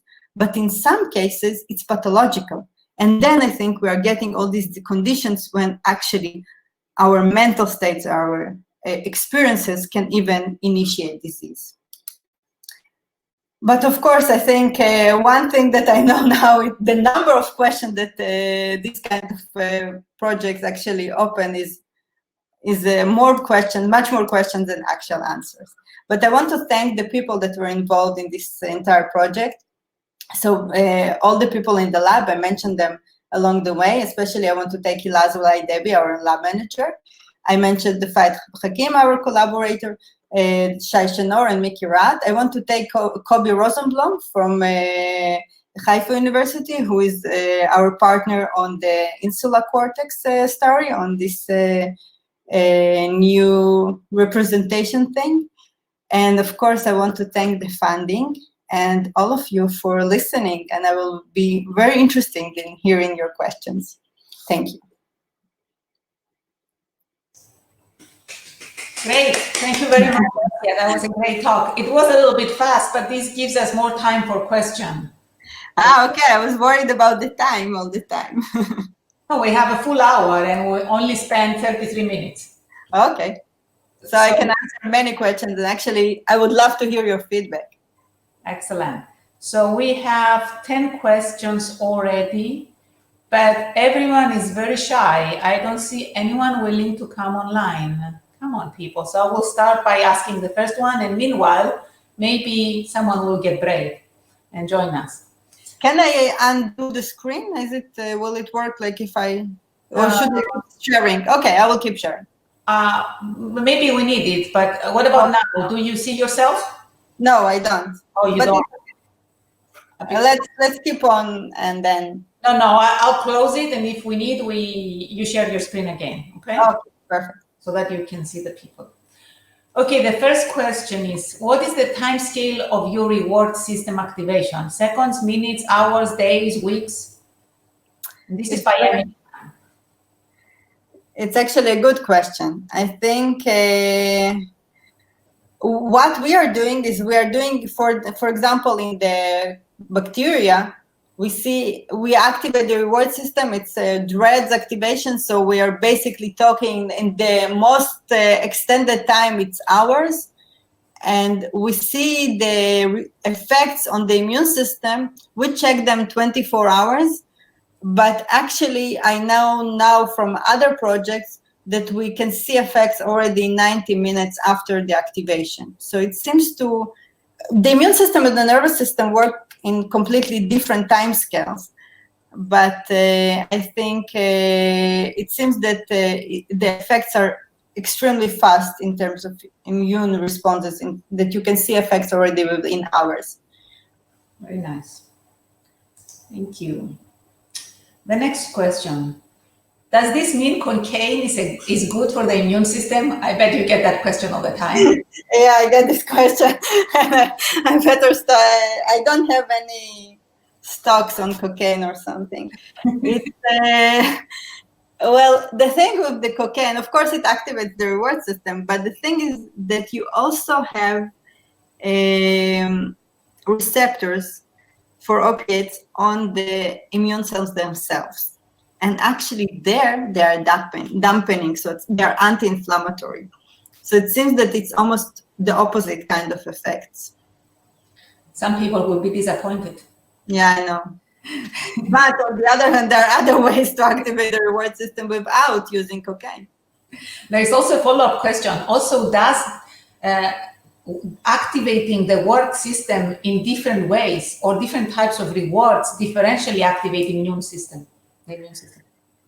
I think so. I think so. And actually, one of the things that we see is that different conditions and even the level of stress of the mice or different types of rewards have quite different effects. And actually, Tamar, when she was doing this project, she kept telling me, you know what we are doing? We are taking a hammer, hitting on the reward system and waiting for the system to respond in some way. But basically, the system doesn't have any idea where it's supposed to go, right? And it's so not natural. And then we started looking for more defined, because basically when you have reward system activation in the context of mating, for example, then you know what are the kind of challenges you're going to be exposed. If you have it in context of anticipating food, then you're probably going to activate more immune cells in the context of the colon or in the gut. And now we are getting more into that, and we see that indeed, once it's almost the second stimuli, and I don't know if it comes from the immune system or it comes from the brain. I even think that it's more likely to come from the brain, and actually the brain can activate specific targets, like, for example, the gut. And now we have all these studies making the dual connections between the gut and the reward system. Actually, there was a beautiful study recently showing these connections from the gut also going to the reward system and backwards. So I think the signals might be integrated to some level in the brain, so it can actually regulate the immune system in specific sites. Cool. Really nice. Next one. Does altering too much the reward system lead to negative consequences as well? Meaning autoimmune conditions? Yes, I suppose. We don't know. We don't know. It might be. It's not. I don't have any reason to exclude that, but we never tested. They actually also listed addiction. The question. Addiction. Yeah. Yeah. I think. Well, then it's a different thing, right? Addiction will be something that's going on in the level of the brain, but here we are talking maybe the physiological. Actually, I think even on addiction, we need to think of something that has a feedback from the body, right? Absolutely, it has to. I mean, a physiological response has to be there. So I think maybe in this sense, this feedback going backward, maybe the body can actually reinforces some of the changes that we see in the context of addiction in the brain. Right. But if I'm taking that to the autoimmune conditions, the thing that we did see is that if we activate the reward system, and not repeatedly, but if we just activate it once, it's not like we are going to get an effect that doesn't stop. The immune system does not lose its brakes. But I think under more, if we are doing these repeated activations, then we might even move the immune system. And we have some evidence for that now, that we can actually move the immune system from its brakes. And of course, it's very relevant in the context of cancer and all this field of immunotherapy. And probably also the relationship between stress, repeated flares of stress, and the induction of autoimmune diseases, right? Because that's a kind of a repeated stimulus that could then lead to overactivation of the immune system, I suppose. Absolutely. And I think this evidence, the field of stress is something that is very interesting, but because we're using this common word stress to such a wide array of phenomena. But I think just the fact that it controls the it regulates or somehow affects the sympathetic nervous system, and we see that the sympathetic nervous system reaches all immune organs. So it's definitely, I think, the connection there is expected, and I think, and there are many studies making these connections between sympathetic activity and immune changes. But the studies it's interesting. The field is really controversial because I think the complexity, and we still don't get the extent of complexity.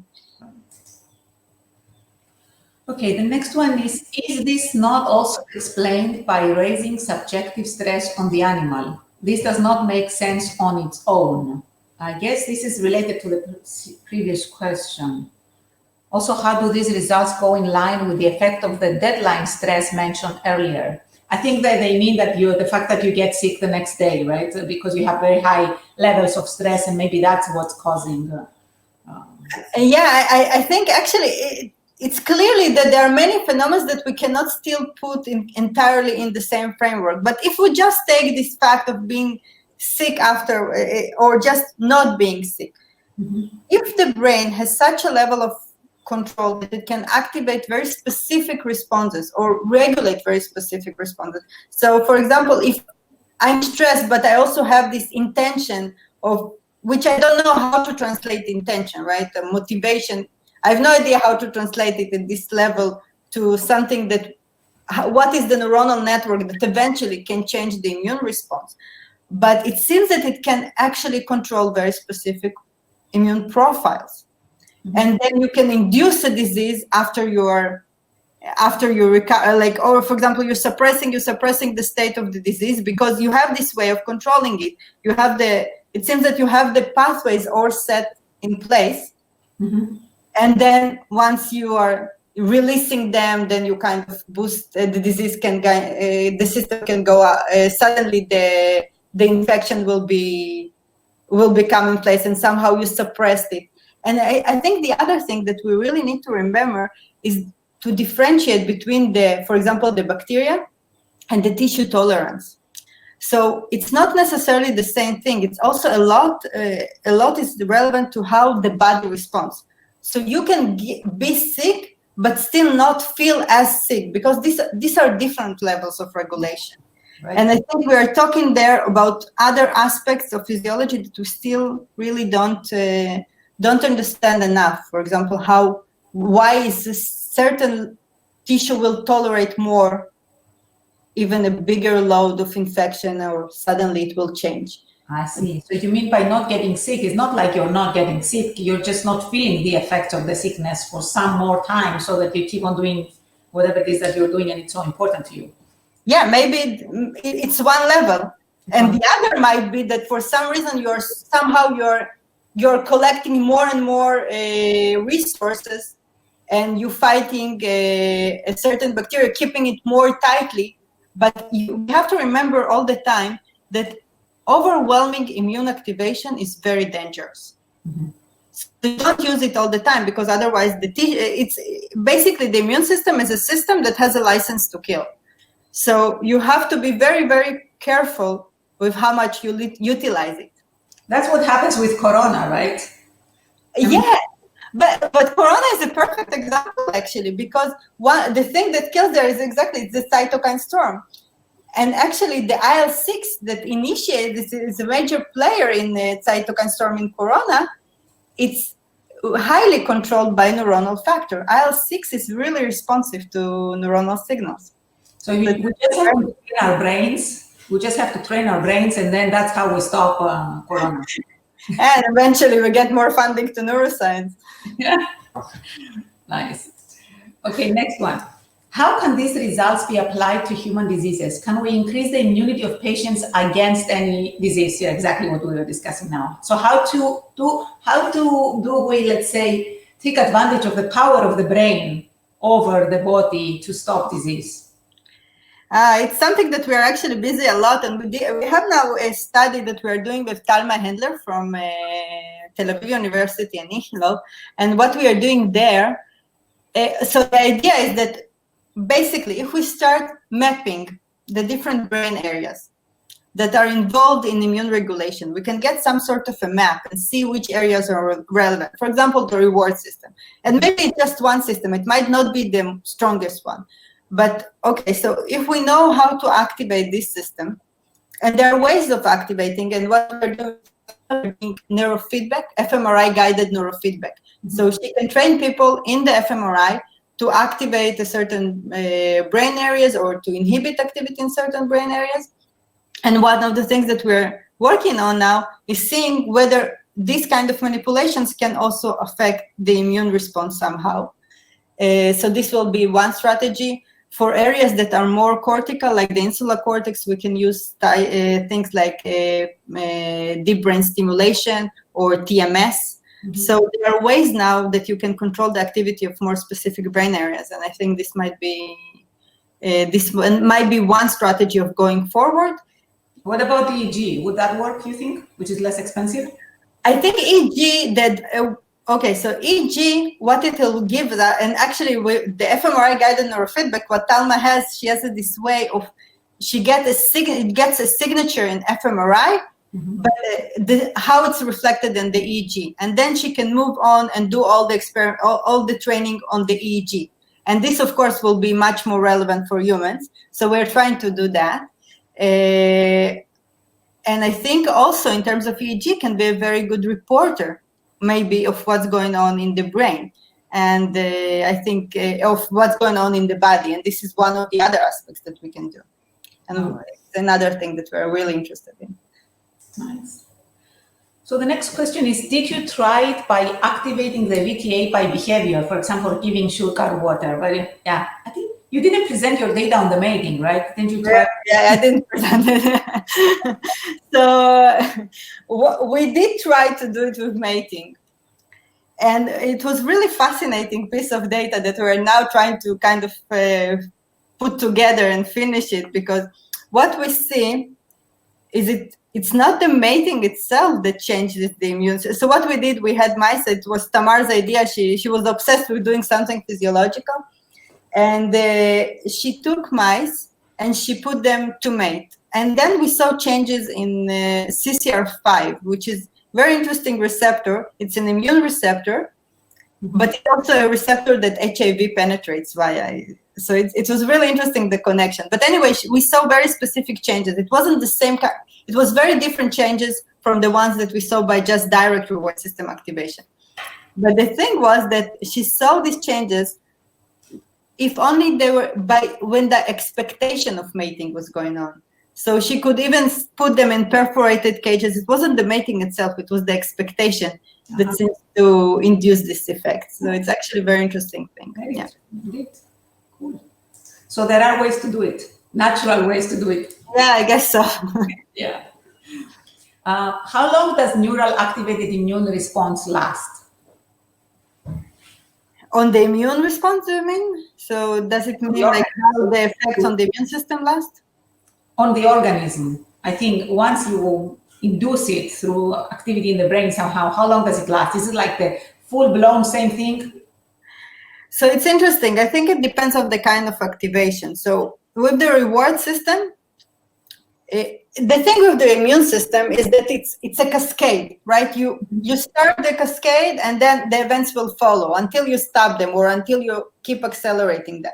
So with the reward system activation, a single activation could induce, we saw changes also after 3 days of the bacteria exposure, but at 7 days we could not find any effects, any residual effects. So it seems to be terminated in the same kind of way that it will naturally terminate.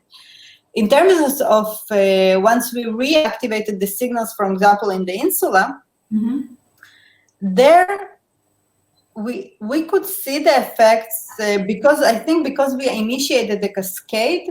So I think it was actually stronger. So you can see the disease starting to go on, and I think, and it's probably then it depends on the other signals. If the body is already kind of might be more sensitive, then you kind of keep accelerating the response. And so I guess it depends, and maybe if we do it several times, so for example, we reactivate and they recover, and again we reactivate and they recover, maybe then we can get even much stronger memory that will last and even transition into something that is chronic. So it seems that it because it initiates a cascade, so it's not limited to the event itself. It has a long-lasting effect. Right. And there's one comment in this question. How specific is the trap activation to the insula? Because we inject, the insula is tricky, right? Because you don't have a specific genetic marker to use. So we inject to the insula, so we try to target the area anatomically, but you get some leakage a little bit, but it really differs. It's individuals, mice, and I think most of the time we get we have variability between individual mice, but because of the injection site and as accurate as you can be with injections that are only anatomically confined, so I guess it's relatively specific, but of course it's not, we don't have the same kind of control that we have with the VTA dopaminergic neurons. Right. Okay, thanks. Can you suppress those immune-related cells while reintroducing the disease in the same individual to reduce the immune response? Oh, it's a very good question. It seemed to work in the beginning, but for some reason it's very complex, and I don't think we have some signs that we can do it. I don't think we find exactly the right conditions to do it yet. I think basically the way we are thinking that maybe in humans, if what we see, for example, in the insula, if you see these signals that are coming, so you have an inflammation, the signals are somehow, they are reported to the brain, to the insula, and then they are kind of reinforced. And maybe what is going on in these chronic conditions that you no longer find the source of the disease, right? The bacteria is gone and everything is gone, but you still have the inflammatory response. I think in these cases, if we will be able to inhibit the activity there, then I think we can actually suppress the immune response, yes. Great, excellent. I think we have one last question probably. We kind of spoke about that. Do you think we can train patients to consciously enhance their immunity, which is, I think, is what we discussed already with neurofeedback? Yeah. So would be yes. Well, I don't know. I hope so, but we're working on that. So I hope I can answer that in a year or so. There's a really interesting question in the chat here. Does it mean that immunologists who have a better imagined representation of the immune system in the brain may imagine the illness when they want to get a sick leave? Also inducing, of course, it is the nocebo effect, right? When you want to get sick. I didn't get the question, but of course there is this nocebo effect that people are anticipating some side effects actually get these side effects, yes.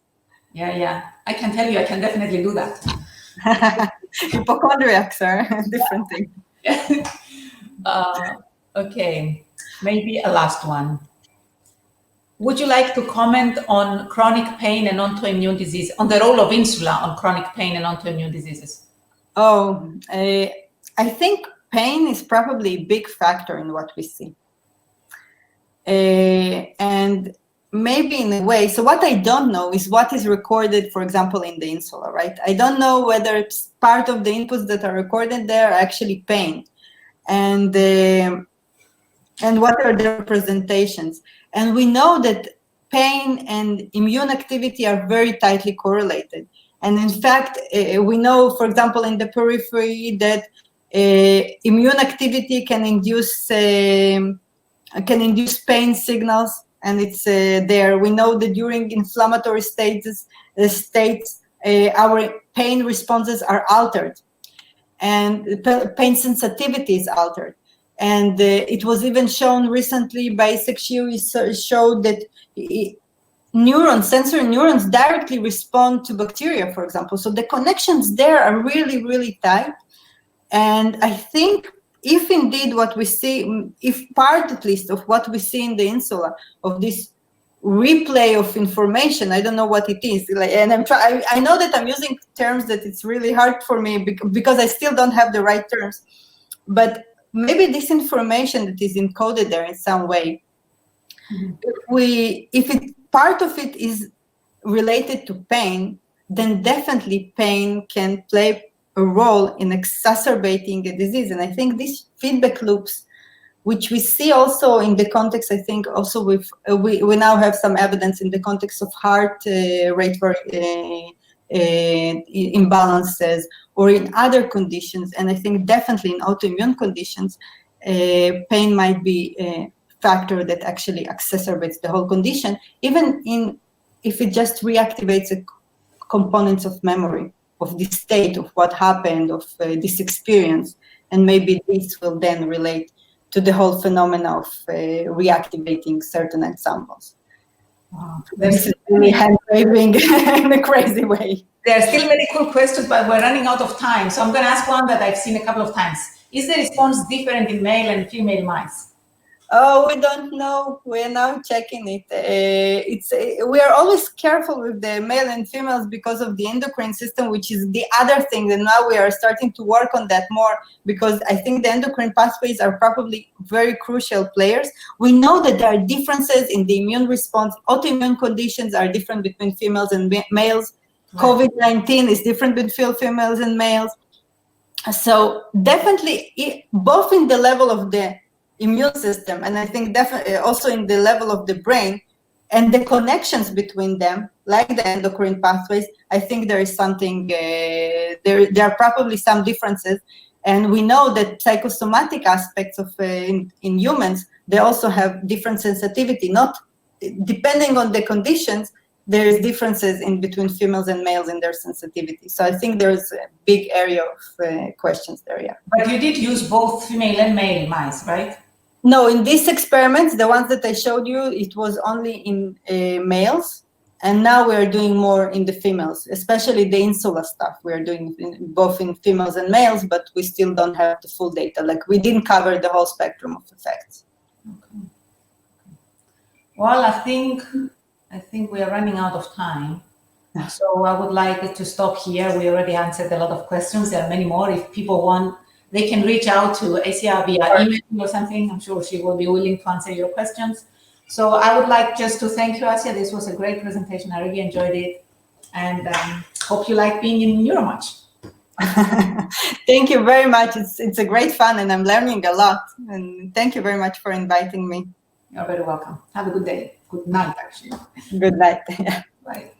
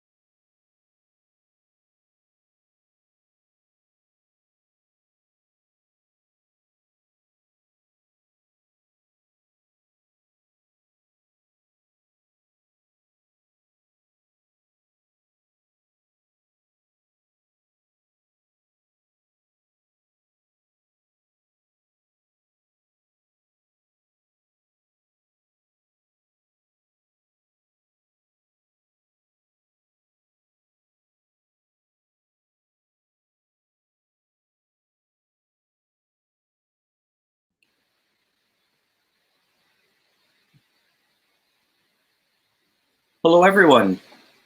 It is my great pleasure to have the privilege of hosting Eve Martyr for this invited talk at Neuromatch 2020. Eve is probably known to all of you. She's had a tremendous impact on the field. Her work over the past number of decades has tremendously shaped our understanding of how small numbers of neurons can interact in very interesting ways to produce a wide range of homeostatic situations, even given large variability in the underlying parameters. And so that's some of what we're going to hear about today. She's also done a lot of work in helping us understand the technologies of patch clamping, and has done so many things that have shaped the field. Eve is also helping to influence the way that we view science in a lot of ways. And so recently she's been publishing a series of editorials in the eLife journal. And the one that she's that's coming out most closely in the future is called Reading What's in the Paper, Not What's in Your Head. And so this is an essay to encourage us to not get too bound up in our interpretations of the papers without actually losing track of what the papers are actually saying. And she's got a large number of these editorials, which she says are very quick reads, and you can find them if you just search for her name on eLife. So without much further ado, I'm going to turn the platform over to Eve, who's going to tell us all about some of the work that she's been doing throughout the course of her career. All right, Eve, go ahead and take it away, please. Well, thank you very much. And thank you to the organizers for this opportunity. Thank you all invisible people in the audience. And it's a bit disconcerting to be talking to an invisible audience, but I suppose we're all going to get used to it. But those of you who are younger are probably more used to it than those of us of a certain age. Now, I'm not going to be talking about my life's work, because you wouldn't be willing to sit there for the amount of time it would take for me to go through all the things from the beginning of time. But I'm going to focus today on some work that I call differential resilience to perturbations of circuits with similar performance. And this is a mixture of experimental and theoretical work. And it gives, it really has depended on a large body of work from a number of people. And before getting going, I would just like to acknowledge the fact that everything I've done in my scientific life has depended on the brilliance and energy and dedication and commitment of others, except my PhD, which was probably me. But my present lab is up there on the top left, including some of the people whose work I'll talk to you about today. Then I have people I call lab alumni. Those are people who've left the lab and are postdocs elsewhere or doing other things. A fair number of people have moved on into industry and government. And then a large number of people have moved on to run their own labs, mostly in academic institutions. And then I have credit to a large number of collaborators. But I would like to add one more comment about this, and that is to those of you who are just beginning in the field, I want you to know that no PI is as smart as the aggregated intelligence of the people in the lab. And so one of the most astonishing things to learn as you start running your own lab is that the really talented people who work with you take you to places you never would have thought to have gone by yourself. And so I really think that everything wonderful we've done has been precisely because of the talents of my people. Now, I would like to, I'm going to restrict myself. So I'm a very undisciplined speaker, so I can't do too much in any given talk. So I decided to restrict myself to telling you a little bit about the pyloric rhythm of the crustacean stomatogastric nervous system. Now, lobsters and crabs have a stomach that's entirely different from your stomachs. Your stomachs are driven by autonomic nervous systems. The lobster and crab stomach is much more like your respiratory center or like a limb. And that is, there are 40 pairs of striated muscles that move ossicles and teeth inside the stomach. And each of those striated muscles is moved is driven by activity of a motor neuron. And so in that way, it's much more like a motor system. It is a motor system, much more like your motor systems. Now, the pyloric rhythm is one of two rhythms generated by the stomatogastric ganglion. The stomatogastric ganglion has 26 to 30 neurons in it. And the reason why 50 years after I started doing work on small nervous systems in lobsters and crabs, why I still work on it, and my lab still works on it, is because it has certain really important attributes for understanding how cells and their interactions give rise to circuit performance. And there are certain sort of very important features that this system has that I think are absolutely critical. Feature number one is that neurons are unambiguously identifiable. In this case, what we do is we get a lobster or crab, we buy it from the fish distributors on the waterfront. They come to the lab, they go into seawater holding tanks, and then they end up in the lab where I used to, my lab now does. We remove the stomach from the animal, and then the nervous system is dissected under a microscope and pinned into a petri dish lined with Silgard. That's a clear plastic, pinned down and prepared for recording.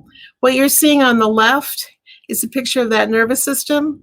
As I said, the stomatogastric ganglion has about 26 neurons in the crab, and the somata, or the cell bodies, are about 100 microns in diameter, which makes it very easy for them to be penetrated with microelectrodes. And you can see the red, green, and blue electrodes in those somata.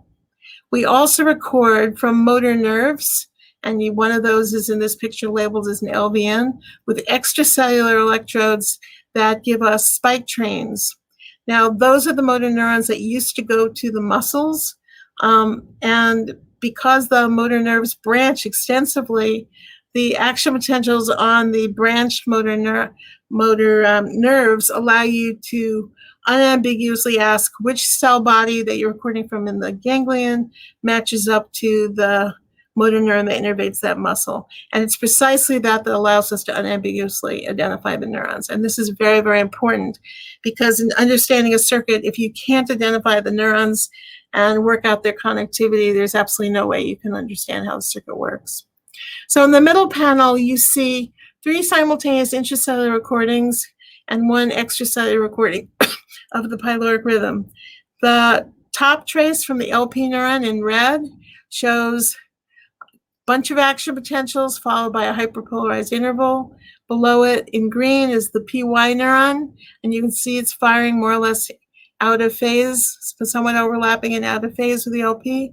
And beneath them, there's in blue is the PD neuron, which you can see is depolarizing, firing a burst of action potentials, again in alternation. So this is a triphasic motor pattern. And if you had it on the audio monitor, you would hear it as or a little bit slower. I'm not doing very well with my rhythms right now. And the extracellular recording at the very bottom shows you that sequence: LP, PY, PD, LP, PY, PD, LP, PY, PD. Like your respiratory rhythm, this rhythm exists in the animal at all times. It increases in frequency or decreases in frequency under a variety of circumstances, but basically it's always on. And that's one of the reasons why it's so useful to study motor systems, especially ones that are very rhythmic, because as you start perturbing them, it's very easy to see whether it's behaving normally and operating well or whether it's been disrupted or perturbed. And this is going to become very important later on. So on the right, you see what we used to call connectivity diagrams or wiring diagrams. They're now called connectomes. And I'm just going to use this wiring diagram to talk you through a little bit about the way this triphasic rhythm is generated. In all of my diagrams, anytime you see a resistor symbol, that means an electrical junction that's mediated by gap junctions. Anytime you see filled circles like these, those are chemical inhibitory synapses. So the first thing you'll see when you look at this connectome or connectivity diagram is that there are no excitatory synapses. You have the excitation due to the the gap junction, the electrical coupling, but the LP and the PY neurons fire and rebound. And this is very, very important in thinking about nervous systems in general, which here inhibition and recovery from inhibition is a very, very important timing cue. So how does this circuit work? The AB neuron is an interneuron. I haven't talked to you about it yet. It's an oscillator.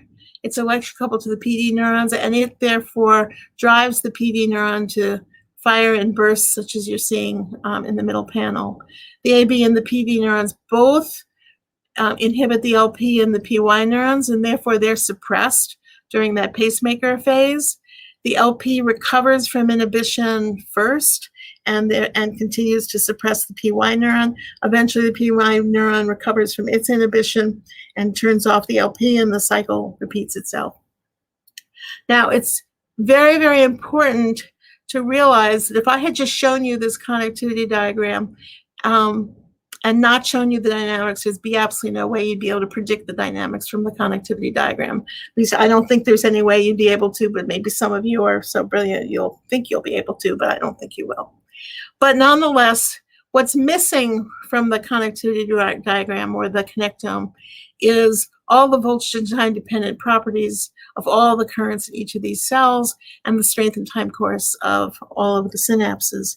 And it's precisely when we had the connectivity diagram in 1980, but we still didn't really understand how it worked. We thought we had that word model I just gave you, but to really go from that word model to really understand dynamics, you really needed a lot of information, including all that biophysical information. So when we set out to try and capture those data, we realized, or I realized very quickly, that you could do all the reductionist work in the world, but to really ask what role did any one or many of the starting properties have in generating the circuit dynamics, you needed to be able to put together all of the detailed information you were collecting on the components, and the only way of doing that would be to build a computational model. So that's why starting about 1989, 1990, that I started trafficking with computational biologists and theorists. So I'm going to leave aside a whole lot of work and then skip to the study that gives rise to what I'm going to talk to you about today. And this is a paper that many of you, I'm sure, have read. It was published by Astrid Prince in 2004 in Nature Neuroscience.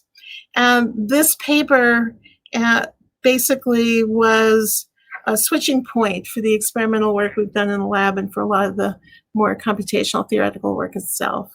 So what Astrid wanted to do was build a model of the pyloric rhythm. Now, lots of people have wanted to build models of the pyloric rhythm, and they always had trouble. You could use very, very simple model neurons and get triphasic rhythms, but Astrid wanted to use conductance-based models that had been developed to capture the voltage clamp data that people in the lab had collected over the years. And there were some single cell models that included, and all of the models I'm going to be talking to you about were based on these models. Each of these conductance-based models, each cell has obviously capacitance, a leak current, an inward sodium current, 3 potassium currents, that includes a delayed rectifier, an A current or transient outward current, a calcium activated potassium current, 2 calcium currents, a sustained and a transitory calcium current, and an H current or IH, which is a hyperpolarization activated inward current. Now, when Astrid started playing with some previous models in the lab, she started to try and fine tune those models and to try and get models that she thought would be good models for the ABPD cell or a good model for the LP or the PY cell.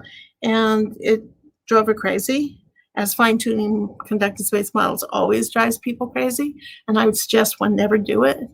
But we can come back and talk about that. But in any case, what Astrid decided to do was to pick 6 values for each of the 8 conductances in a cell and simulate on a grid all against all. And so she created a library of 1.7 million model neurons And then she searched through that model, that model database for 5 models for the pacemaker kernel, the ABPD cell, 5 for the LP cell, and 6 for the PY cell.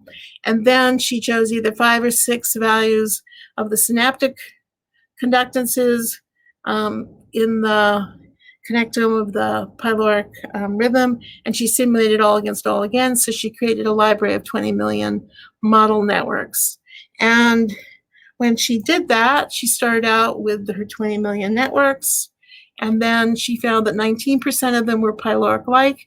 That is to say, they were triphasic in the right order.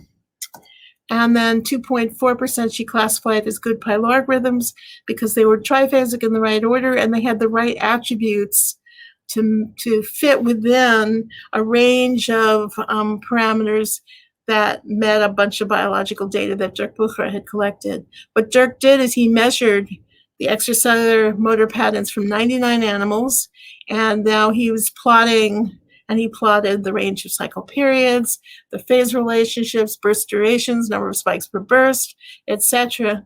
And so you had basically the range of the physiological preparations, and Astrid looked for all models that would fit into that range. And this was really important because it was a paradigm shift at the time in how one thought about building a model. Instead of trying to find one model to capture the mean of a large amount of biological data, she said she wanted a bunch of models that would capture the range and the diversity of the underlying biology.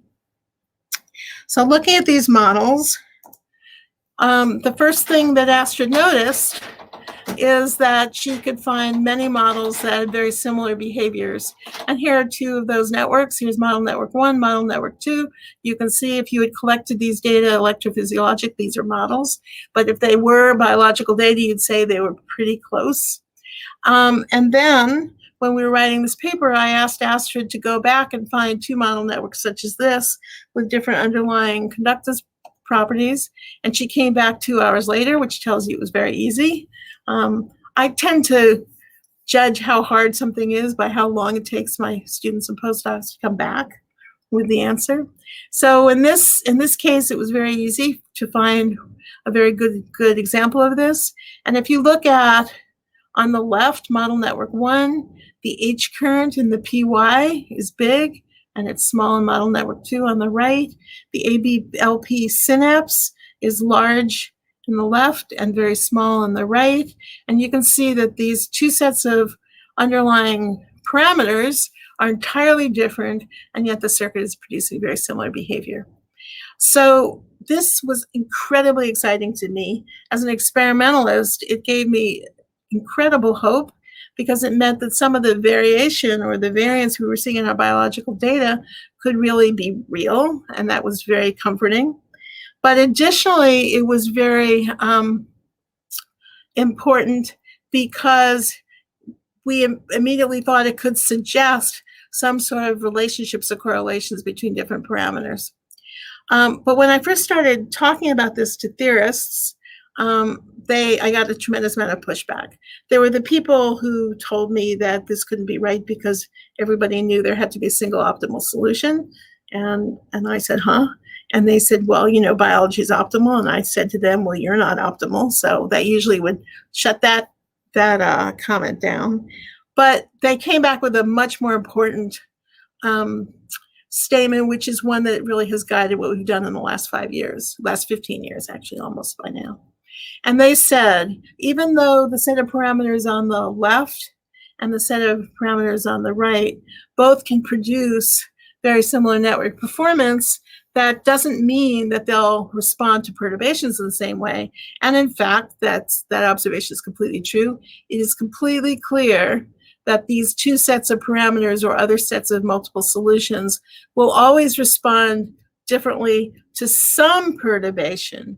So the question then is, there certainly is, in the universe of all possible perturbations, a perturbation that will separate these 2 and many others. But now that immediately made me realize that I had to ask whether the crabs living out in the ocean with their different set solutions potentially, whether they can respond robustly and reliably to the perturbations they're going to see in their life. That is to say, in human terms, I know that all of you listening to me or not listening to me, since I don't know what you're doing, since I can't see you, certainly you all have good enough respiratory rhythms to be able to either listen or not listen to me. I'm sure those respiratory circuits are different. I'm sure that there is a perturbation that will separate you, and I hope it's not the virus.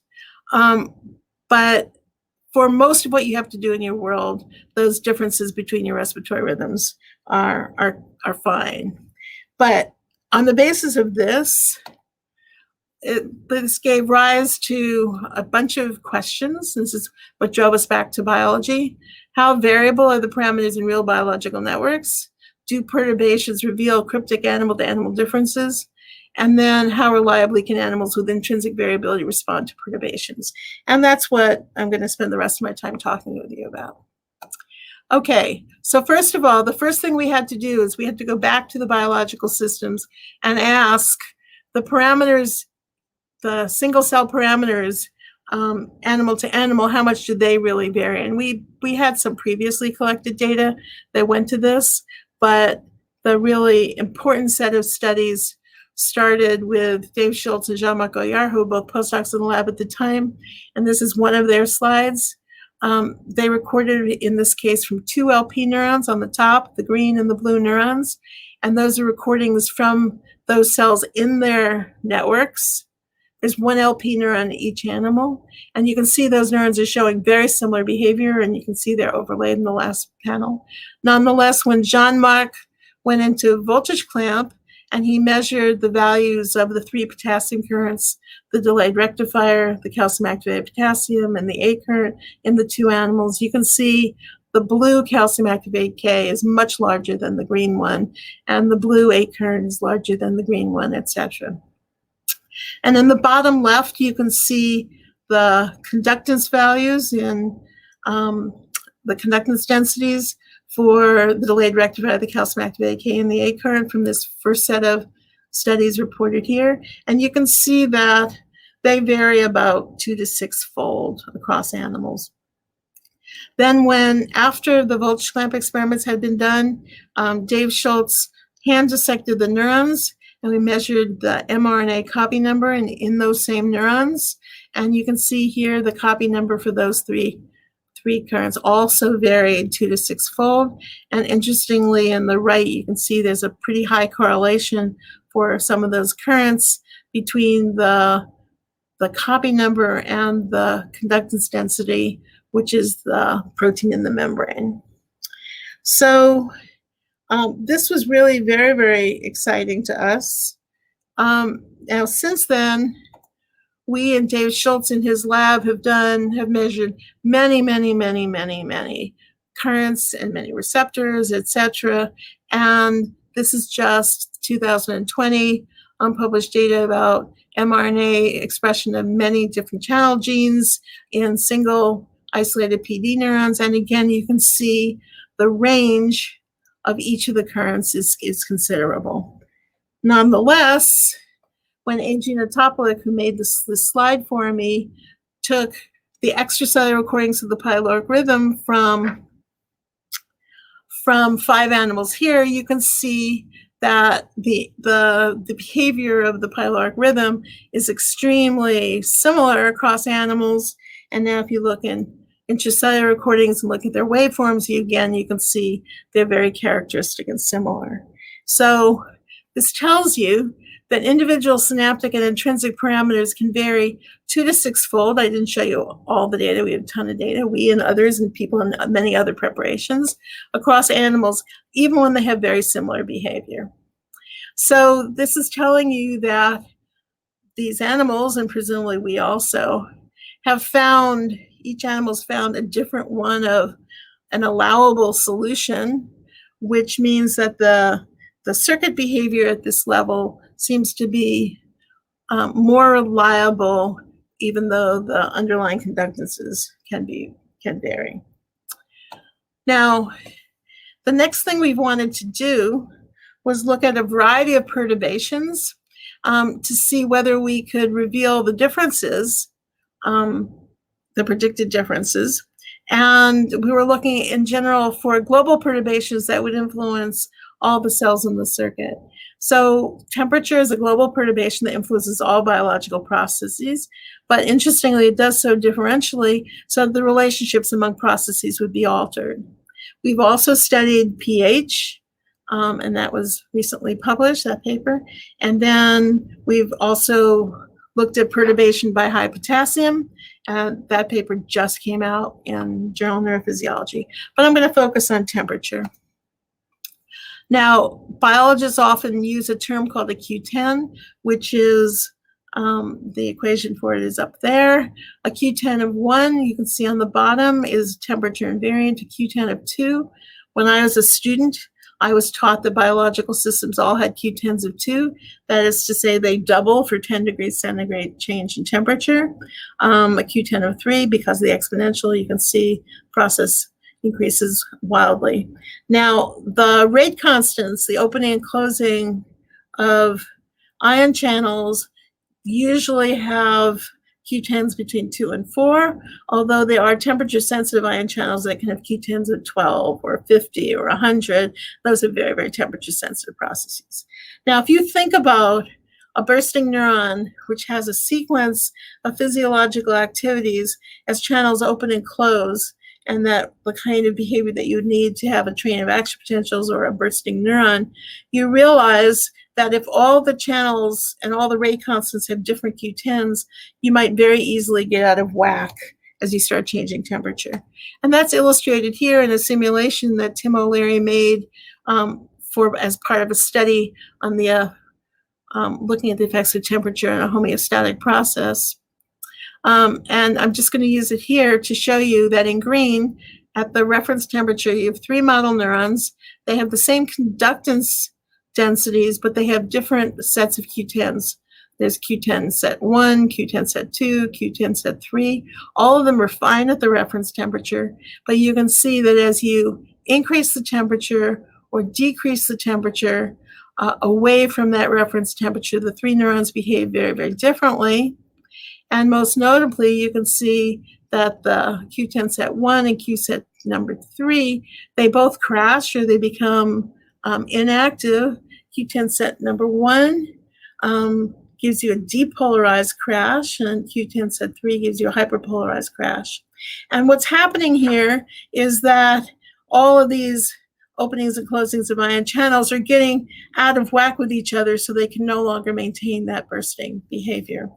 Now, it turns out it's quite difficult to use random processes to find successful or neurons that can produce very similar behaviors. And these neurons are very rare in random parameter space, so we can come back to that. Okay, so, but what about the animal? What about my crabs living in the North Atlantic? The Atlantic Ocean's pretty cold right now. It's about 50 degrees. And I live on the harbor, so I watch the Boston Harbor and its waves, and I think about the crabs and lobsters below the surface. Lamont Tang, who was a graduate student at the time, did some very lovely experiments, the first ones that we did in the lab, looking at the effects of cold and warm on the pyloric rhythm. Now, the crabs that we work on live between temperatures about 3 degrees and about 25 degrees normally. So they obviously have to be able to deal with these enormous temperature ranges. Moreover, not only do they see changes in temperature seasonally, but they see changes in temperature as much as 10 degrees within a day. So how do they deal? So at 7 degrees, you can see on top the extracellular recordings from PDL-PPY. You have a perfectly beautiful pyloric rhythm. At 19 degrees below it, you have a perfectly good pyloric rhythm, which is now faster. But the phase relationships, that is, say, the relative time at which each cell starts and stops firing, are maintained. And that's seen in D in the bottom right. You can see that the time at which the normalized time or the mean phase at which PD stops, LP starts, LP stops, PY starts and stop, is completely temperature invariant. And when Lamont brought me this picture, I was really astounded because it says that even though all of the currents in the system are being influenced by temperature differently, somehow or other, the system manages to maintain constant function. And that's just shown again in this other lovely picture that Lamont made. Now these were the intracellular recordings at 7, 11, 15, 19, 23 degrees. Again, you can see the temperatures increase. As temperatures increase, the frequency increases. But when temperature used the computer to scale out time, then he was able to overlay the 7, 11, and 19 degree traces, and that's seen in panel C, and you can see they overlap really beautifully. So that tells you that even though all these currents are changing and many properties are changing, somehow or other the waveforms are preserved. Okay, so, and these experiments go back a number of years. Lamont also found that if he went to still higher temperatures, these are temperatures that the animals would not usually normally hopefully see, although now they see it more and more. Each animal seemed to show what he called crashes, and that these crashes came in many, many different forms. So each one of these panels shows a different disrupted pattern of activity, and Lamont immediately said, well, they're showing these different disrupted forms of activity precisely, that would be precisely what we predict because of their underlying conductances. Okay, and then he also found scenarios where he would go from here 23 degrees to 31 degrees and get a complete silencing or complete crash and then a recovery. So temperature crashes are widely variable in the population, likely because of animal variability in underlying circuit structures. And the conclusions from these crashes are that at low temperatures, all networks are well behaved, showing consistent changes in frequency and outstanding temperature compensation. Each animal crashes with individual dynamics as predicted by their underlying parameter differences. And now I didn't show you, Sarah Haddad did some very beautiful experiments looking at the effects of neuromodulators. It was published in 2018, and she found that some neuromodulators seem to expand the stable range of temperatures, while others make the preparations more temperature sensitive and make them crash more readily. So this work, I just want to show you a few slides from Leandro Lunso on building models of these processes. It turns out that randomly sampling parameter space shows that neurons that are temperature compensated are not common. How do you find the computational? I'm going to show you what Leandro's been doing. And then Tim O'Leary built a lovely model that suggested that a homeostatic tuning rule might allow biological systems to find well temperature compensated neurons. So what I'm going to show you and what Leandro did, he was using genetic algorithms to find pyloric rhythms or cells with certain properties. And the first of these papers was recently published. Any of you who want the details can look there. And here, this was just 15,000 models. And Leandro is showing here that he was able to find families of models that had that same phase compensation that you saw in Lamont's data. But I'm now going to show you one of my favorite slides, and this is the way we're going to look at some of the data I'm going to show you. On the top in black, you can see a model just showing a bursting model. And then following the conventions that we use in biophysics, I'm going to show you, or we're going to show you the outward currents going up above that central black line and the inward currents plotted down. So on the very top of these, you're seeing on a log scale, the total outward current, on the bottom, the total inward current, and then in each color, you're seeing the currents flowing through the proportion of the currents flowing through each one of the currents. And you can see this shows you how the current is evolving during the burst. So the next slide just shows you for 6 models, So here are 6 models displayed using these currentscapes. And I'd just like to show you, first of all, model A, B, C, D, E, and F have very similar physiological waveforms. But if you look now at the A current, which is the purple one, in A, it's almost missing. The A current's not contributing much to the dynamics. Where in F, the last one on the bottom right, you can see the A current is enormous and it's contributing a lot to the dynamics. Likewise, if you look at the difference in the timing of the calcium activated potassium, which is shown in orange, you can see it's completely changing as you go from A to F, even though the waveforms are very similar. Okay, so the next thing Leandro did is he built some temperature compensated rhythms. And here's a network that's working at 10, 15, 20, 25 degrees, and then it's crashing at 30 degrees. And this is today my most favorite slide because I think it's really lovely. What we're looking here is at the last spike in a burst, in a single cell burst, as Leandro goes from 10, 11, 12, all the way up to 25 degrees.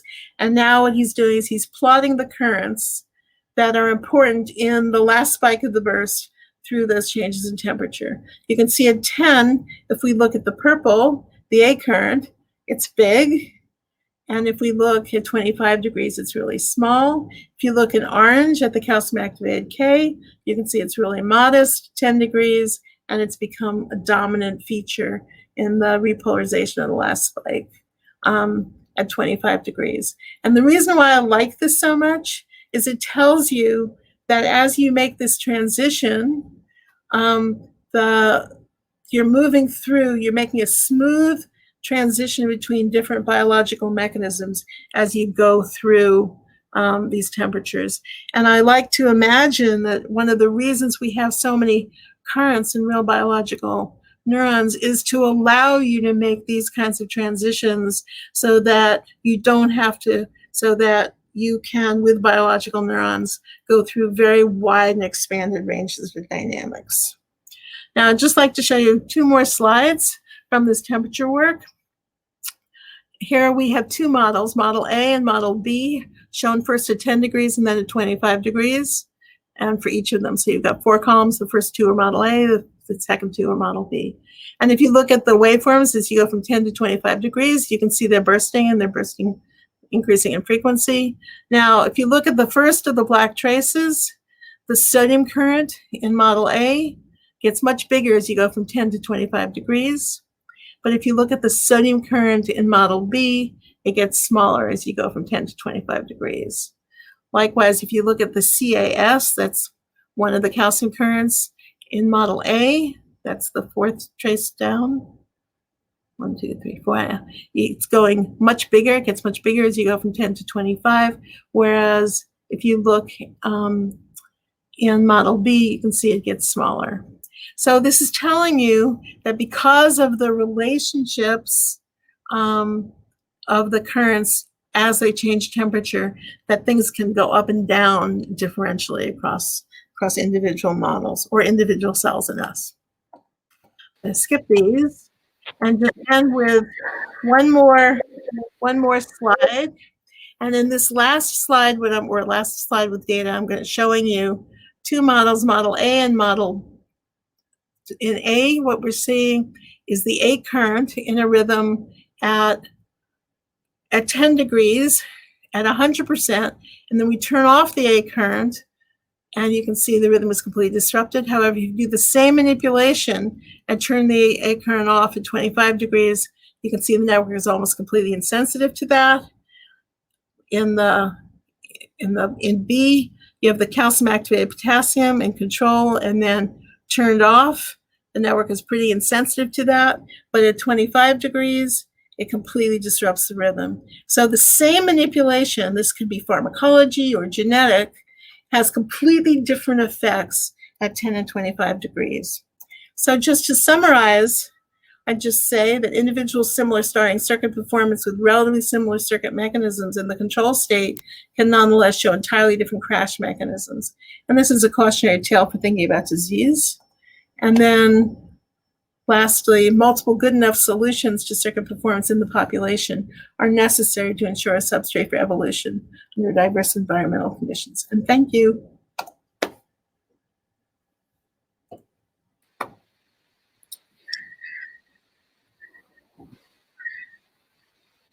Thank you, Eve. That was marvelous. I'm always astounded by these results and the ability of these systems to compensate for incredibly large temperature fluctuations. I'm going to see if there are any individuals who would like to come up and ask a question. Scott, I'm going to ask you to come up, and while you're in the process of coming up, I'm going to go ahead and ask another question.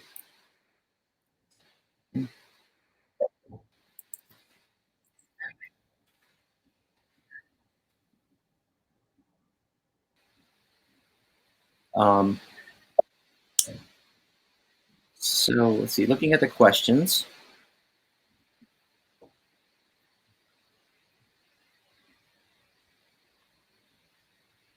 I don't see questions. Yeah, I'll go ahead and ask them. So one of the questions that people thought was interesting is the number of possible models dependent upon the number of criteria that they need to fulfill?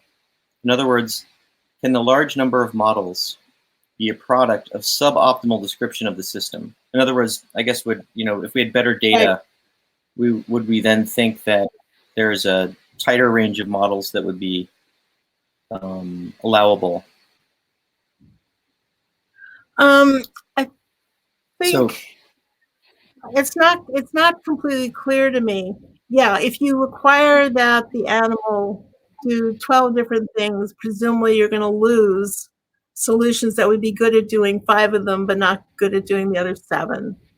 On the other hand, if I look at my animal, which is why we started looking at pH and high potassium as well as temperature, because we wanted a number of different perturbations, so we could ask whether some animals were good at responding to multiple perturbations, or there was a trade-off.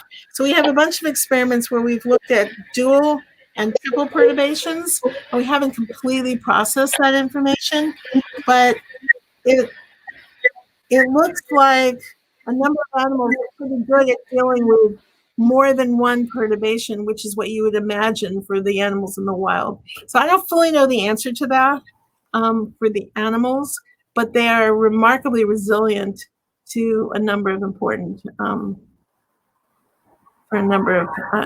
perturbations.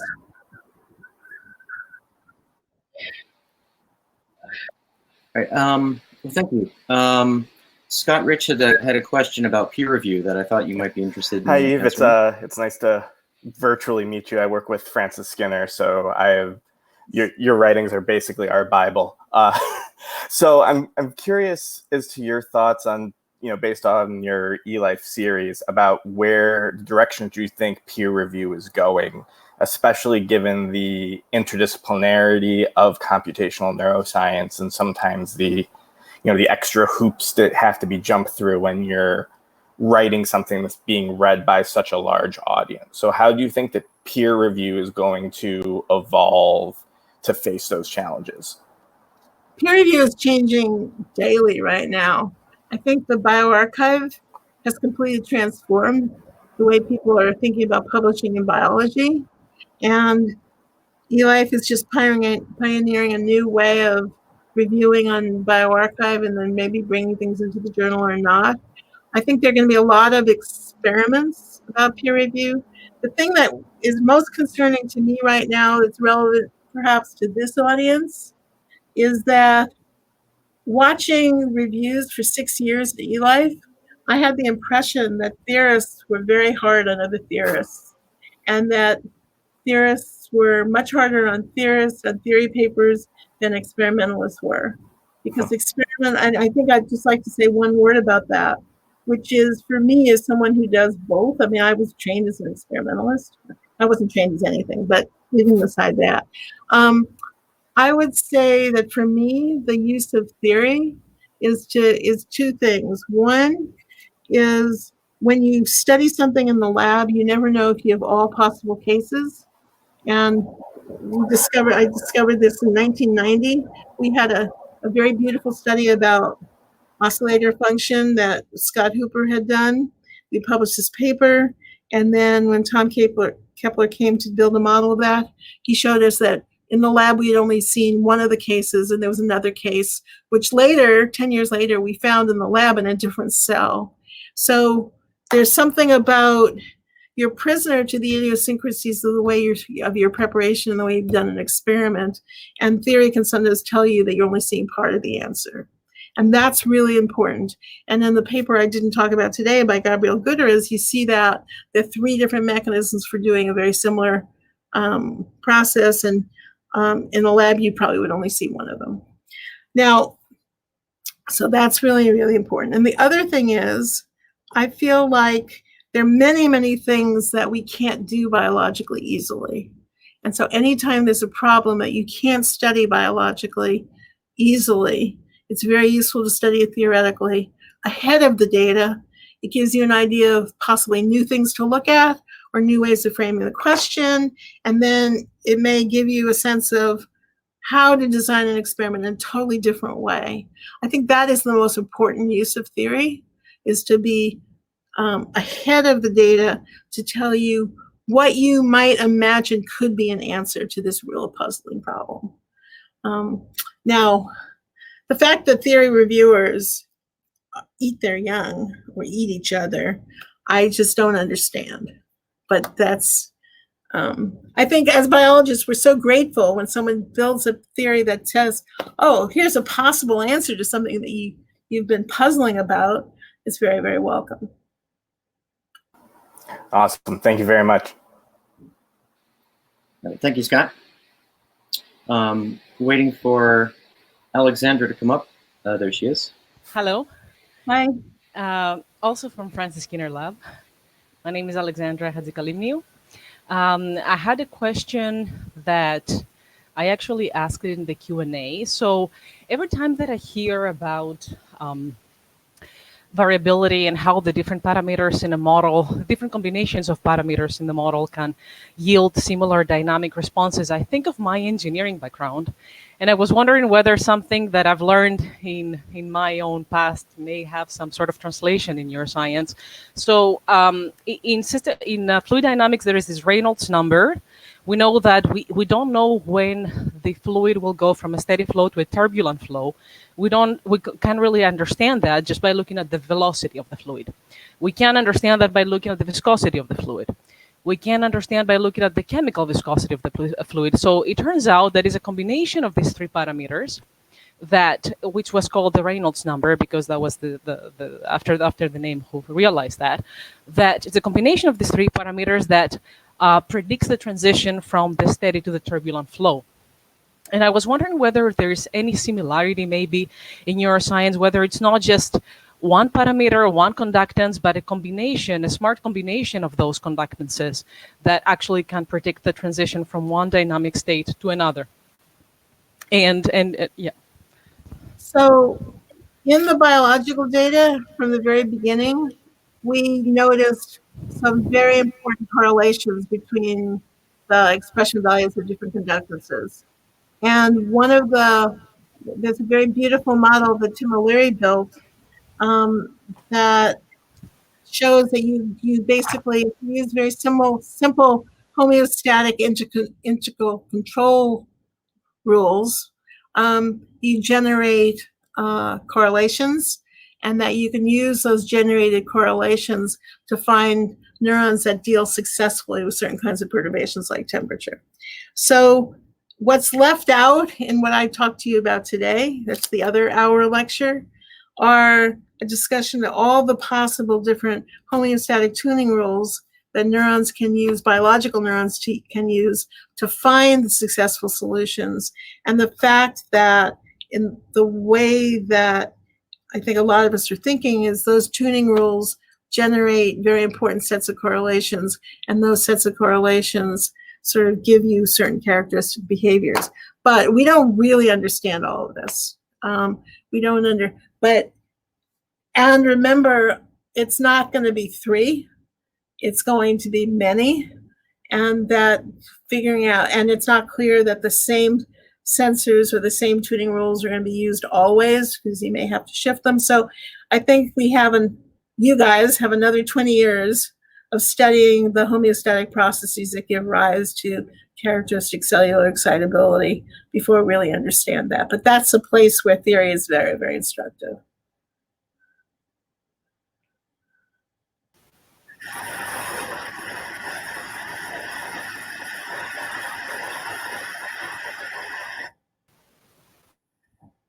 Anything else? I can't hear you. I can't hear you. Yes, a lot of questions, but we're going to run out of time. Let's do, so actually Conrad asked one of the most interesting questions that people thought was interesting. He was curious who would actually say such a thing about the brain being optimal, because he says he's never heard theoreticians say such a thing. Well, he was in the room in 2004 and 2005 when people used to say this to me all the time. Right. I've heard similar things too as well. Someone else asked a really good question, which is, has anyone seen such channel variability within a neuron type in another data set, like the cortical neuron data that the Allen Institute has gathered? So people have showed the most beautiful data set that I know of, aside from the SDG stuff, is from Ron Calabrese in the Leech, where he looked at multiple synapses into the same cells and identified neurons, etc. If you look in any paper published by the biophysicists, invertebrate slice and whatever, and you unpack it. So biological data used to be published as means and standard errors. And if you then talk to those people saying, oh, you've got means and standard errors, if you unpack the data, that 2 to 6-fold, I think, is in every single data set.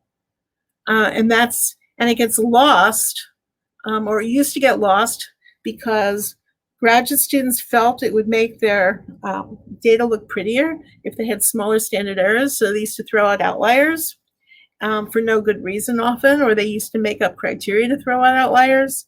So to really see what's going on, what you have to do, and this is really important, what you have to do is collect as much data as you can from the same cells and the same preparations. Because what we really want are the correlations between, for example, different synapses, different properties in the same preparation. Because the whole purpose of this kind of analysis is to say animal number 1 and animal number 2 are different in this, and this, and this, and are there correlations across the preparations that allow you to see that.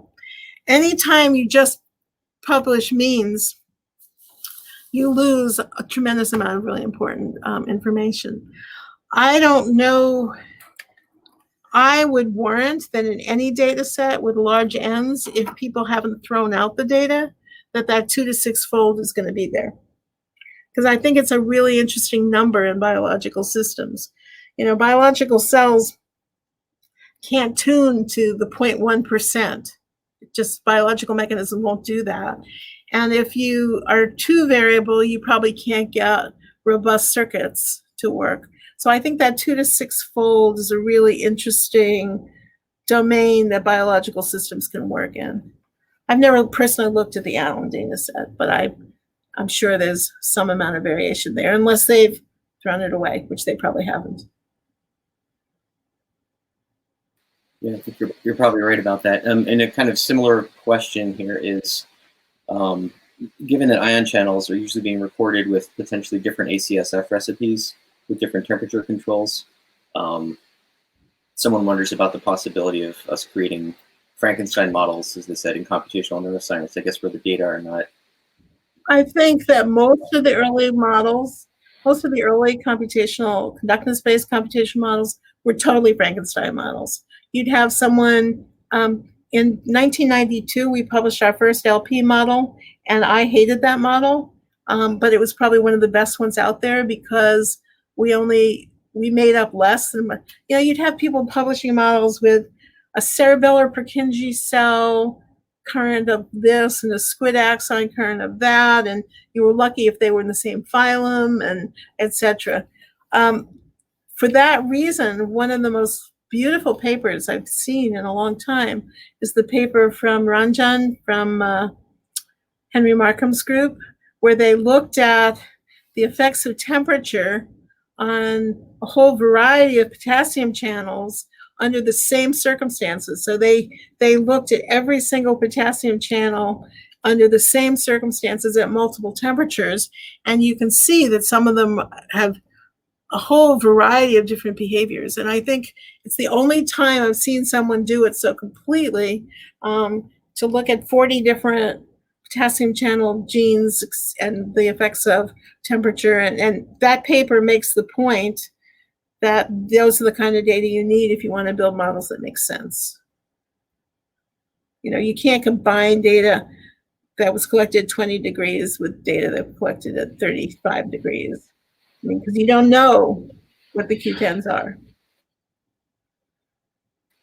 Okay, well, that was a very great answer. Thank you. It gives us a lot to think about, I think, as we move forward in understanding how we can build models to compensate for and take advantage of, I guess, all of the different kinds of variability that exist within neural mechanisms. But if you think about not building single models, but building families, then you can capture that. In other words, I think that's the wisdom, I would say, is that you build whole families. I mean, now the computers are fast and, you know, you can do that. You don't build a single model, you build families and you explore the effects of all these things. Well, thank you very much, Eve. This was tremendously interesting. And there were so many great questions, and a lot of people had great thoughts shared in the chat window as well. So people have been talking about this talk all throughout. Thank you again, everyone. Give her a round of applause. You can't hear, so I'll clap for everyone. Thank you, guys. Good time. People here. Thank you again, Eve. Bye-bye.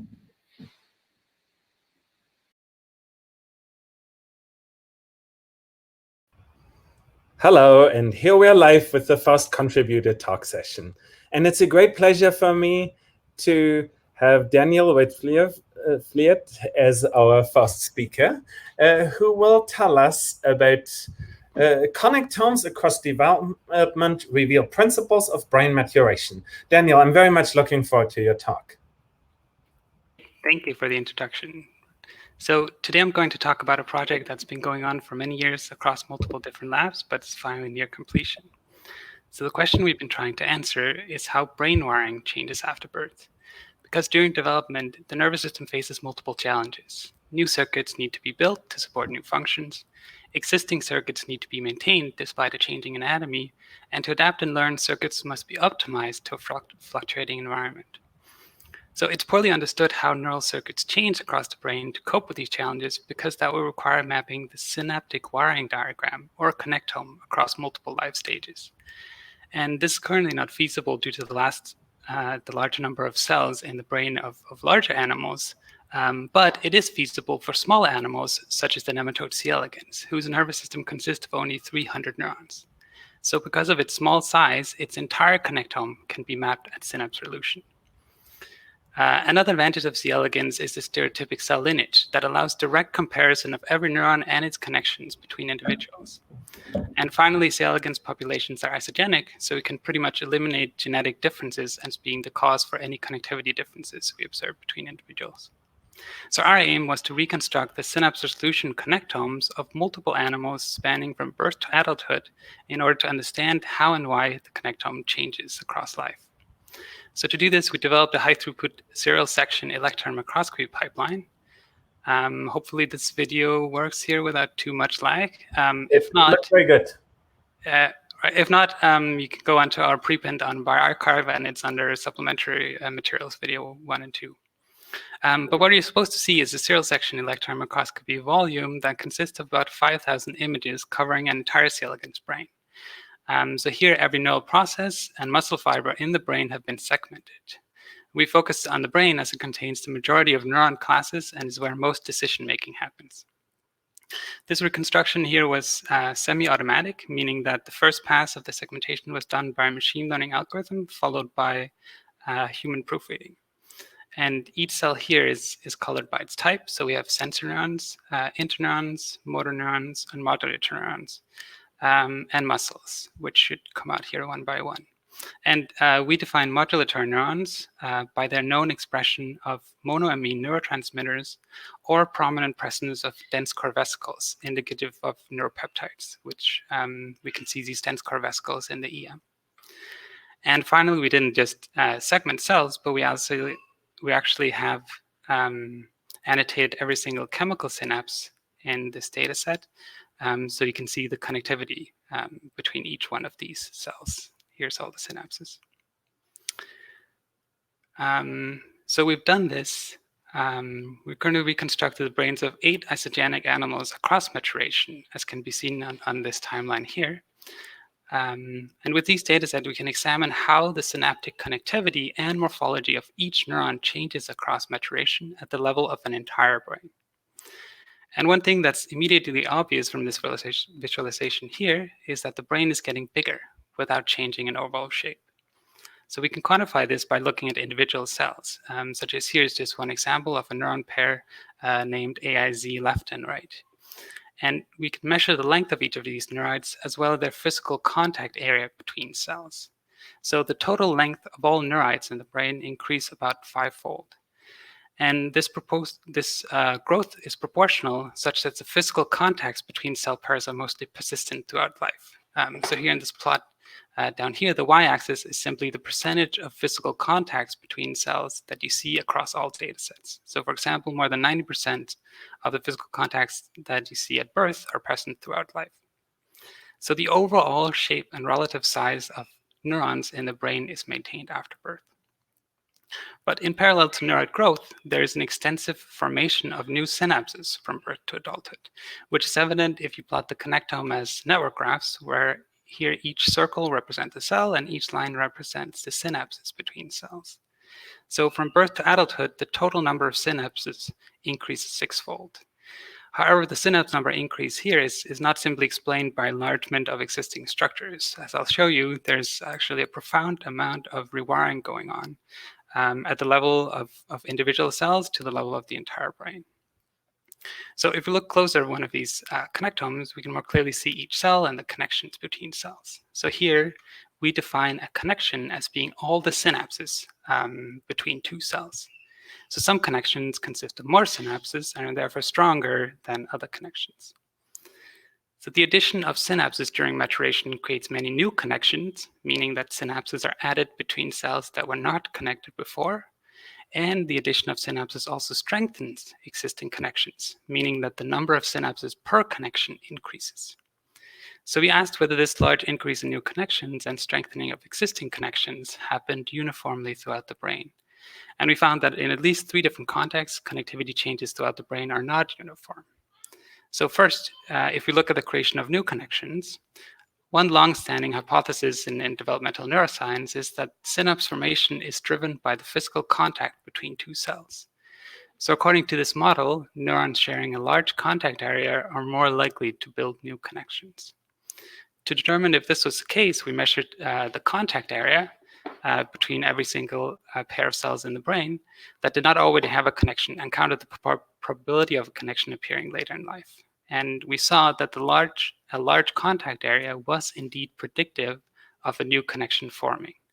So the physical contacts formed at birth appear to create a constant or stable scaffold within which network formation unfolds. And a second form of non-uniform synapse addition was evident between neurons. So from birth, it was already evident that some neurons have far more connections than others. We considered the possibility that some neurons were simply more likely to build new synapses, in which case we would see neurons with already many connections at birth disproportionately make new synapses compared to other neurons. This idea is also known as the rich get richer. And consistent with this idea, we found that the number of connections a neuron has at birth is correlated with the number of new input connections they receive later in life. So here every data point is a neuron. But surprisingly, neurons with more connections at birth were not more likely to add new output connections. So new connections only converge onto these highly connected neurons. Similarly, neurons with more connection to birth are more likely to disproportionately strengthen their existing input connections, but not their output connections. Thus, maturation focuses the flow of information onto the most highly connected neurons at birth, or said in another way, highly connected neurons become better integrators of information, but not broader communicators of that information. And a third form of non-uniform synapse addition is evident when comparing the relative strengthening of neurons' inputs and outputs. So we correlated the number of synapses for inputs to the same cell, outputs from the same cell, and connections between different cells. And I'm going to show the result in this plot here, where the y-axis, the coefficient of variation in synapse number, simply means how different the synapse number is between two connections. So over time, connections to and from different cells diverge in synapse number, which is not surprising. The same is the case for inputs to a cell, but interestingly, the relative strengthening of outputs from a cell are maintained. This contrast between inputs and outputs, it's most clear if you just take the difference between the two, which is shown here at the bottom. So the relative strengths of outputs, but not inputs, are maintained across maturation. Or said another way, each cell regulates the strengthening of its own synaptic outputs, but does not dictate the relative strengthening of its inputs. So in summary, so far, the maturation of the connectome is not simply uniform, but it follows certain principles that are evident at the level of individual neurons. So here are the three principles that I just went over. But all of these principles here are derived from overall statistical analysis of anonymous neurons. And one of the advantages of using C. elegans is that we can actually identify the same cells across different individuals. So we can examine which specific connections change. For example, here's a sensory circuit, which includes the major neurons involved in olfaction and thermosensation. And it's not really important what the individual neurons are, just that we know what they are so we can compare them across different individuals. For example, here shown is a data set shortly after birth, one that's midway through maturation and one adult. And some connections, such as the one here from the neuron AFD to the neuron AIY, is stable across development. Some connections, such as the one from AWA to AFD, are developmentally dynamic, meaning that they show a significant increase or decrease in synapse number in a stereotyped manner, sometimes even forming new connections, which is the case here, or eliminating existing connections at a specific life stage. And other connections, such as the one here from AW or AVH to AVP, are variable. So there exists no consistent trend in their changing synapse number, and they're not present in every single animal. So these variable connections here are surprisingly common, making up almost half of all connections in the adult connectome. Variable connections are, though, typically weak, consisting of fewer synapses than other connections. So if we look at the total number of synapses making up variable connection, the proportion is significantly smaller. But variable connections still make up 15% of all synapses in the brain, so they cannot simply be ignored. This degree of variability contrasts with the widely held view that C. elegans, its connectome, is hardwired. And we consider the possibility that variability is simply more prominent during development than in the mature connectome, in which case our estimate of variability is an overestimate. But if we just consider the connections that are different between the adult animals, we get a similar number. So one thing indicating that these variable connections have some importance is their prevalence. Another is that they're not simply randomly distributed throughout the brain. We can see this if we look at the connectome as a network graph, classify each cell into different types. Type here being either sensor neurons, modulatory neurons, interneurons, or motor neurons. So then if we simply compare the number of variable versus non-variable connections for each cell type, we find that variable connections are more common among modulatory neurons and least common among motor neurons. This non-uniform distribution suggests that variability is in some way regulated and may be functionally important, for example, as a source of behavioral variability. The high stereotypy of synapses for motor neurons may reflect requirement of high fidelity in circuits for motor execution. On the other hand, modulatory neurons, which secrete monoamines and neuropeptides by volume release, may have the weakest requirement for the precise positioning of their synapses because they can exert long-range effects. Next, we asked whether the developmentally dynamic connections, which are the ones that change across maturation, are evenly distributed throughout the connectome. So again, we group cells by their type. This time visualized a little bit differently as a network graph, where each arrow indicates all the non-variable connections going from the cells of one type to another. And we found that developmentally dynamic connections, here visualized by the shade of red, are distributed throughout all layers of the network. But most changes are seen at the periphery of the connectome between sensor neurons, modulatory neurons, and motor neurons. And in contrast, the communication within the interneuron layer that may constitute the core decision-making architecture of the brain is remarkably stable.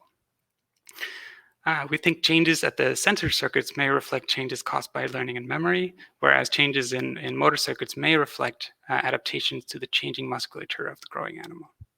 But the stability of the core parts of the nervous system across maturation implies that the central processing unit is robust enough to be used in different contexts. Maturation changes the flow of sensor information into the central processor and changes its readout without changing the central processor itself. So we have observed patterns of synaptic chains which are evident at the level of individual neurons, as well as patterns evident at the level of neuron types. And finally, we wanted to ask if this collective set of synaptic changes lead to changes in information processing at the level of the entire brain. So we looked at that in two different ways. First, we examined the directionality of information flow. We classified connections from the sensory layer to the motor layer as feed-forward, connections from the motor layer to the sensory layer as feedback, and connections between neurons of the same type as recurrent. And a network with more feed-forward connections is thought to be more reflexive, with a certain input consistently resulting in the same output. So interestingly, we found that across maturation, stable feed-forward connections were preferentially strengthened more than feedback and recurrent connections. Additionally, new connections added during maturations were more likely to be feed-forward compared to stable connections. And connections that were weakened or removed during maturations were more likely to be feedback. So together, this results in a connectome becoming increasingly more feed-forward biased. So one global pattern of brain maturation increases the signal flow from sensation to action, making the brain more reflexive and less reflective with age. Another global pattern of brain maturation was evident when examining the community structure of the brain. So we used weighted stochastic block modeling to group neurons of similar connectivity into distinct modules. And we found that the connectome becomes more modular across maturation, increasing from 2 to 6 modules. So synapse formation progressively increased the community structure of the brain as subnetworks for sensory and motor processing gradually emerge with maturation. And interestingly, these subnetworks are actually spatially organized in the brain, reminiscent of brain lobes in large animals. So to sum up, we've uncovered multiple principles of somatic remodeling that are evident at multiple different levels. At one level that applies to individual neurons in the brain, we observe patterns of synaptic remodeling that alter the number and strength of individual connections. At a second level, we observe synaptic remodeling that differed between cell types. And at a third level, we observed network changes that altered the directionality of information flow and the segregation of information processing throughout the brain. And so before I end, I need to quickly stress that a lot of people put work into this project. I want to thank everyone involved, and including a limit to my old lab, the Samuel Lichtman and Shavit's lab, and many others. Great. Well, thanks for the amazing talk. And I will just clap in the name of everyone else. You may not have seen that, but people were absolutely dazzled by your slides. In fact, so much so that we had like a slight appreciation poll in between where your slides get unbelievable marks. So let's jump straight to the question. So I will read a question by Petr Bogdan. In addition to synaptic formation and synaptogenesis, do C. elegans also see synapse removal? Further, do C. elegans go through a similar phase to humans and other primates of large pruning phase at adolescence?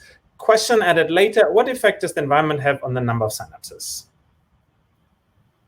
Right. Big question. So two very different questions. Yeah. So to answer the first, whether there's synapse pruning. So it's a good question, and so one thing that's different between C. elegans and larger animals is that every cell is sort of unique. So every cell has an identity, and it's more stereotyped. So it's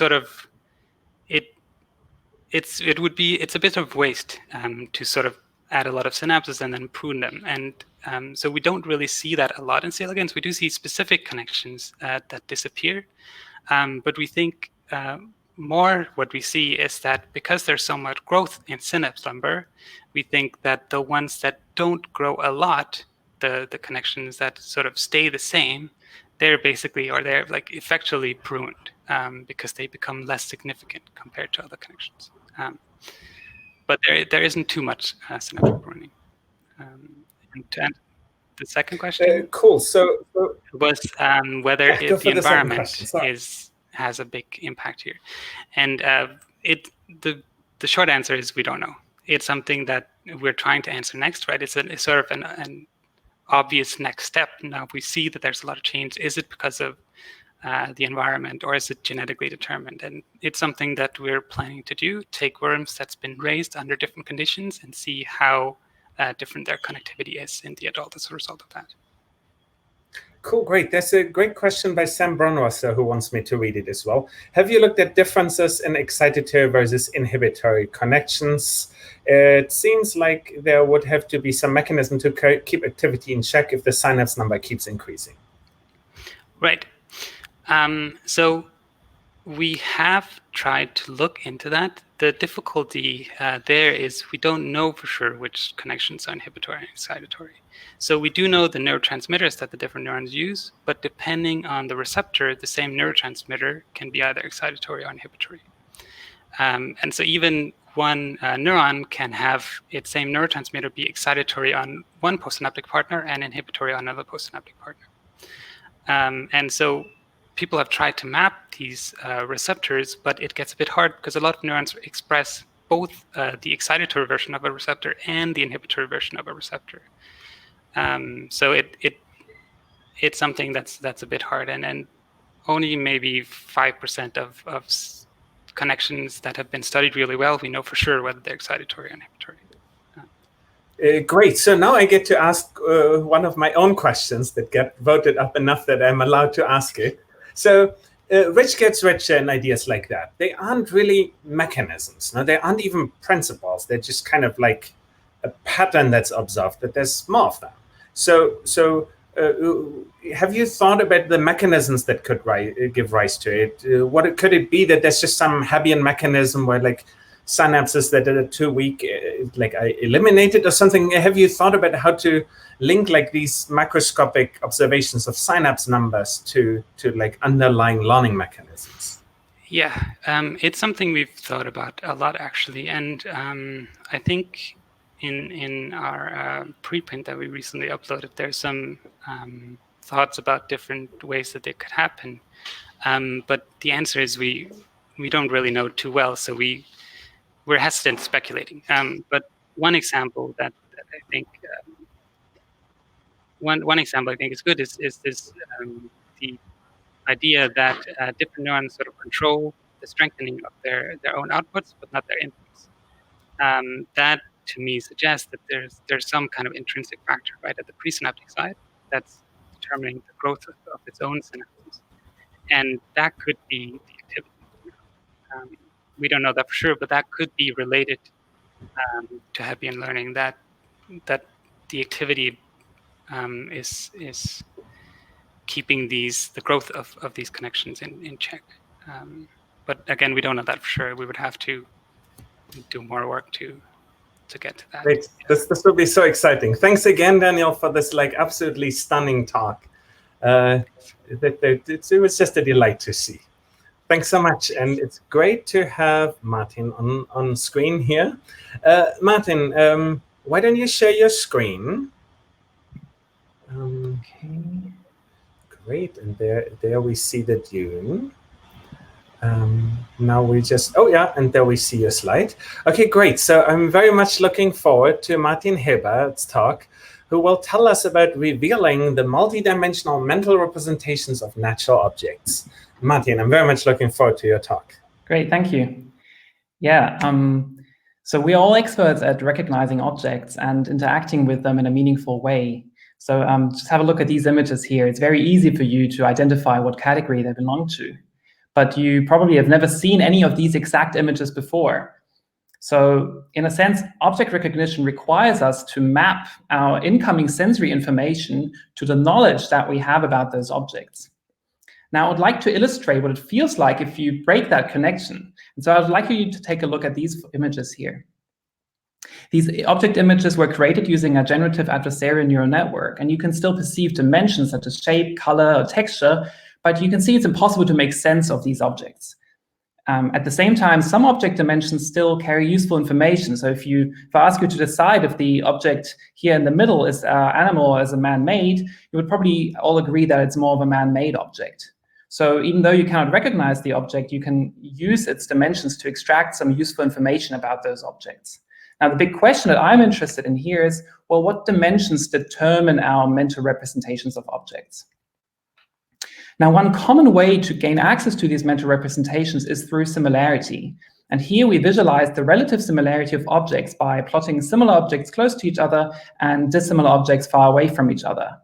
Now, similarity is a very useful concept for understanding mental representations for several reasons. First, similarity can allow us to identify objects and distinguish different objects from each other. So when we see a new object that is very similar to our representation of a car, well, then it's very likely going to be a car. Second, we can form categories by grouping similar objects together, for example, animals, fruit, or technology. Third, similarity is useful for understanding how we generalize to new types of objects. So even if you have never seen a 3D printer before, you can still categorize it as belonging to the class of technology. Fourth, it has been suggested that the structure of our knowledge is organized as cognitive maps based on representations in entorhinal grid cells. But most work has been focused more on like artificial stimuli and artificial cognitive maps. Now, similarity, on the other hand, can help us understand these maps even for natural stimuli. And then finally, similarity is interesting from a purely methodological point of view because it allows us to link representations in different domains, for example, between behavior and brain activity through the use of representational similarity analysis. Now, but something very important seems to be missing here. Well, what is it that makes one object more similar to another? So this kind of brings us back to the original question, right? If we have access, if we can access these mental representations through similarity, well, what dimensions determine the similarity of objects in our behavior? Now, in the schematic 2D space, I think there's several possible dimensions that could explain our similarity. So it could be the animacy of different objects. It could be the naturalness of different objects. It could be whether they move, or it could be the color. So you can see even in this two-dimensional space, I can come up with 4 different dimensions that could be explaining this pattern of similarity. Now, in reality, the situation is much more complex. I was only showing you a handful of different objects, but we're likely dealing with thousands of different objects. And to complicate the situation even further, we're probably not dealing with a two-dimensional space, but likely with a high-dimensional representational space that I'm illustrating with these different colors here. So what we're really interested in understanding is what are the core dimensions underlying our mental representations of objects. Now, to address this, we have to overcome several challenges. The first challenge is, well, how do we actually sample object space empirically? Now, traditionally, this question has been investigated with only a small number of objects. But to really capture the complexity of this large-scale representational space, we carried out a representative sampling of 1,854 nameable objects. So this is representative of the American English language. And if you're interested in how we were sampling this, and if you want to actually gain access to these images and to these concepts, then you can have a look at the Things database, which we make freely available here. Now, with these objects, we are now interested in trying to identify these core dimensions. Okay, great. So now we have a stimulus set and a category set that we can use, but how we actually go about and measure object similarity? Well, the task that we chose is the triplet odd one out task. So essentially, we're asking people which of these objects is the odd one out. Now, you may say the dog is the odd one out because the dog is alive and the other two objects are not. You might say the apple is the odd one out because the dog and the car both move. Or you might say that car is the odd one out because these two are natural, whereas this one is a man-made object. So you can see already that there's several different dimensions according to which you can carry out this task. But now if I was going to change one of the stimuli here, I guess many of you would agree that probably the sheep and the dog would go together, or at least would be more likely to go together. So what's really nice about this task is that it emphasizes the core dimensions. It measures similarity independent of the context. So as the probability of choosing two objects together, so this one, the odd one out, let's say, then it would be the probability of choosing these two objects together, given all possible contexts that you can think of. And then finally, the task is intuitive while minimizing response bias. Okay, so we've chosen a task, but how do we actually get sufficient data? This task has one big problem. If we have 1,854 stimuli, this gives us 1.06 billion possible trials that we have to sample to get a full similarity matrix. Now, this is not possible for us. So what we did is we just sampled a fraction of this. We carried out large-scale data collection using online crowdsourcing on Amazon Mechanical Turk, and we collected only 1.46 million responses. So this amounts to about 0.14% of the fully sampled triplet matrix, and we're hoping that that's actually going to be sufficient for our goal of even reproducing the entire similarity matrix. Okay, so now we have collected data, we have the stimuli, and we have a task, but how do we actually build our computational models, right? I mean, that's what we're all interested in. Now, what our goal is here is we want to reproduce the assumed cognitive process underlying the similarity judgments. And we have to add some constraints on the model parameters. So one constraint is going to be that each object only has some dimensions, meaning the dimensions will turn out to be sparse. And this means that we introduce a sparsity constraint, an L1 norm. And this assumption makes sense because if you take the example of a cup in the animacy dimension will likely have a value of 0. So that means that this dimension just doesn't matter for that object. Now, the second constraint is that we assume that objects are combinations of continuous properties that cannot cancel each other out, right? So they add up. And the only way to implement this would be by incorporating a non-negativity constraint. And it turns out that this constraint has in previous work shown to lead to interpretable solutions. So now the modeling procedure is as follows. We initialize with 90 random dimensions, and 90 is just an arbitrary number. We then extract the vector representations for a given triplet. We then compute the dot product for each pair as a measure of similarity or internal similarity for each of these objects. And then we predict the choice that the model would make in the odd one out task. We predict the choice that the human has actually made. And we compare to the response measured in behavior and then update the dimensions using backpropagation. Then we use the updated dimension and go through this whole process again for a different set of stimuli, again carry out the prediction, and again update the dimensions. And after 1.4 million trials, you see a result that looks a bit like this. Now, a lot of those dimensions turn out to be very, very close to 0 due to the L1 norm, and that's why we can actually eliminate those, which then ends up giving us 49 dimensions. So the dimensionality is also determined by this approach. Okay, now we have a model, but how well does the model actually do in practice? So now what we did is we tried to predict individual choices, individual trials in the test set across all of these people. Now the noise ceiling, which is given by the consistency of people between each other, is roughly like 66 to 67%, and chance is 33%. So how well do we do with our model?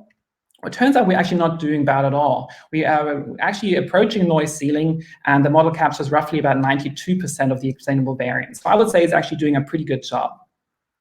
But what we're also interested in, of course, is actually predicting similarity, right? So what we did is we carried a full sample of the similarity matrix for 48 diverse objects. Now here's the predicted similarity of the model, and here's the fully sampled matrix. And you can see they actually turn out to be extremely similar. So it looks like our model is actually doing a pretty good job at predicting similarity. Great. So now the question is, do these results make sense, right? So for visualization purposes, what I do is I just plot the similarity in a two-dimensional embedding using TSNE. And what you can see is that different clusters seem to form. And each of these clusters actually seems to represent a high-level category, which I'm illustrating here with these examples. Now, to actually quantify this, what we did is we tested how well this embedding predicts object categories. So we picked 18 object categories, or high-level object categories in the things database, ran a nearest neighbor classifier on them, and it turns out that the accuracy of the classifier was about 86%. So this was matching the performance of state-of-the-art sense embedding. So indeed, categories seem to be an emergent property of this model. But now the question is, are these dimensions interpretable? So to illustrate this, what I will do is the following. For a few example dimensions, I will plot the images with the highest weights for those dimensions here. And to get a label for that dimension, what I actually did is I asked 20 participants to name them, and I will plot the naming frequency here as word clouds. And then finally, I'll show you the distribution of those dimensions in the embedding itself. Okay, you ready? So here's just one example dimension, and what you can see is that this seems to be reflecting animals or things that are alive. Here's another dimension, and this seems to be reflecting tools or manipulable objects. So these are likely expected dimensions, and they seem to be rather categorical.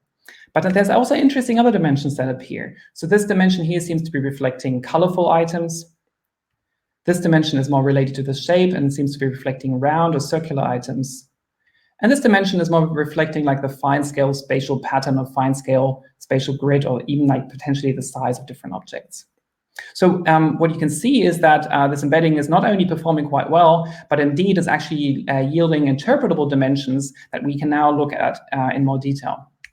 Now, just for illustrative purposes, I'm just going to turn the whole process around, and just for individual objects, I'm going to show you the decomposition of these different dimensions. So these are now illustrated in a rows plot here. So we can see is, for example, the microscope can be characterized by dimensions of being like artificial and hard, technology-related, shiny, transparent, and medicine-related. Or the peacock could be explained by being animal-related, green, colorful, more or less valuable, special, and having a repetitive pattern. A rocket would be characterized by being transportation-related, sky or flying-related, shiny, transparent because of the fire, fire-related, and artificial and hard. And then a squid, in this example, would be food-related and animal-related, water-related, and disgusting, at least for some people. So this is interesting, but is the graded nature of this dimension actually meaningful? So the prediction is if the graded nature of the dimensions, rather than just being binary, if the graded nature is actually meaningful, then we should take the category-related dimensions, and they should be reflecting the typicality of objects for that category. So if you took the animal category, how well does this animal-related dimension actually reflect the typicality of animals? And what you can see is actually this is actually not performing bad at all. So indeed, the graded nature of the dimensions across these different categories seems to be really reflecting these dimensions quite nicely. But now we're wondering if we can go one step further. Can humans actually use those dimensions directly to judge new objects? The reason why this might be interesting is if so, then our model can be treated as a generative model of similarity.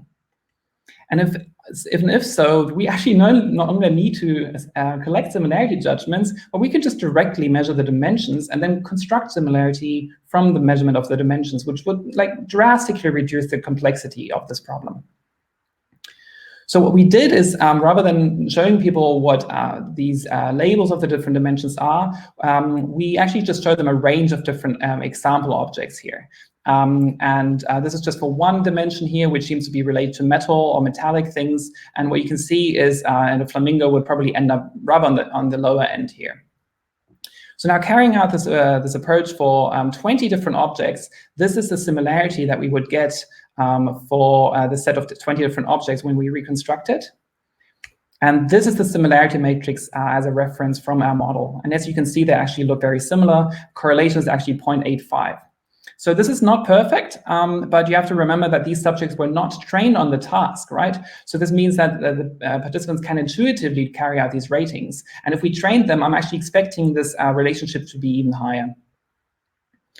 Okay, so where are we going now with this? So what we've recently collected is what we call like the things brain data sets, right? So we want to move from behavior to the brain. And our goal is a large-scale analysis of object representations in the human brain in a similar way. So what we did on the one hand is we collected a large-scale object image.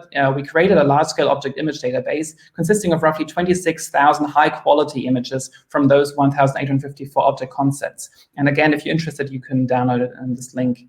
And then what we did is we carried out dense measurements of brain activity in individuals, in 3 to 4 participants in 12 sessions each, with between 10,000 and 26,000 different images that were shown to these different participants. And yeah, we're very much looking forward to analyzing this data set very soon. So if you're interested in the work that we've done, you can download the preprint here. And with that, I would just like to thank the Baker Lab, where the majority of this work was carried out, the machine learning core, specifically Charles Cheng and Francisco Pereira, who've been really instrumental in implementing this model, and the Vision and Computational Cognition group. And with that, I'm happy to take questions.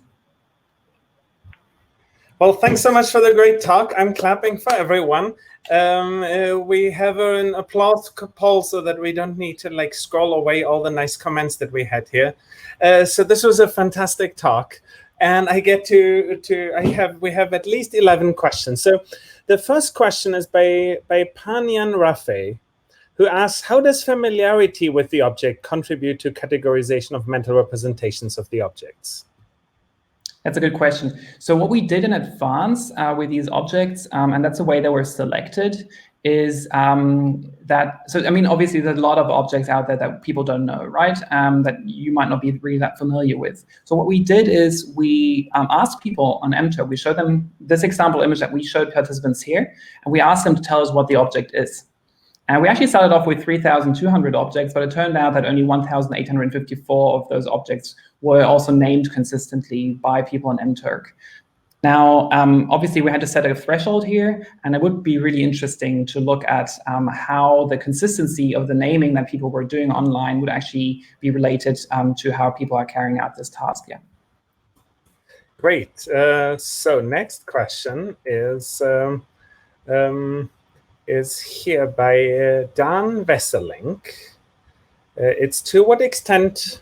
Oh, what happened? It just vanished. What? Oh, no, here. It automatically reorders it if something gets a lot of votes, and all of a sudden it jumped all the way to the top. To what extent do people's judgment tell us something about people's folk psychology, i.e. culturally influenced mental models of the world versus the perhaps lower level cortical representations of objects in the visual cortex? Or do you think they are the same? Sorry, I missed the second part. What was the second part of the question with the cortical? The second part was, or do you think they're the same? So there's like folk psychology, which is something that kind of we get used to calling two things to. Oh, I see. And then there's also the like, it's just like, there's just something very low level V1. I don't even need to like live in society to be able to have that's a super exciting question. So that's, I mean, that's kind of related to the type of task that we're doing, I would say. So, I mean, the task definitely allows people to carry out more like high level judgments, right? So at the same time, I would say like about a third of the dimensions were pretty perceptual. So I don't think that people are only using this high level judgments. And if we take a deep neural network and predict these representations, it actually adds something on top of only like predicting it from a semantic embedding. So there definitely seems to be some more like, let's say more like low-level information in there, but I totally agree. It would be super, super interesting to actually try out this approach with a maybe slightly different task to see maybe a more like intrinsic task and to see how that actually relates to the brain activities. This is actually something we're working on right now, and we want to then compare these different approaches to brain data.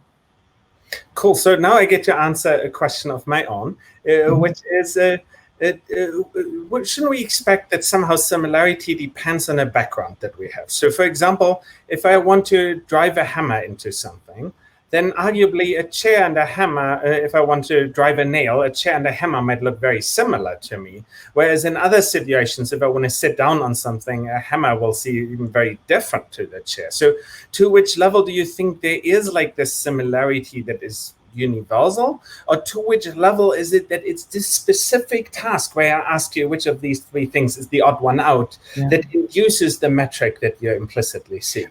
But I think that's actually the reason why we were doing the triplet odd one out task, right? That we were able to measure the context sensitivity of similarity, which is one of the biggest issues that people have had in the past, really. And this is something I didn't have the time to touch, but this is what's one of the big benefits here, is that we can actually measure the context sensitivity. So now one other interesting thing what we can actually do is, rather than generating similarity and a global similarity, what we did here, we can even generate context-specific similarity, right? So I can actually only take the animals and calculate what's the similarity of a cat to a dog in the context of another animal, right? So, so this is something we haven't done yet, but this is another super exciting avenue to see if we can actually overcome this issue with the context specificity this way. Yeah.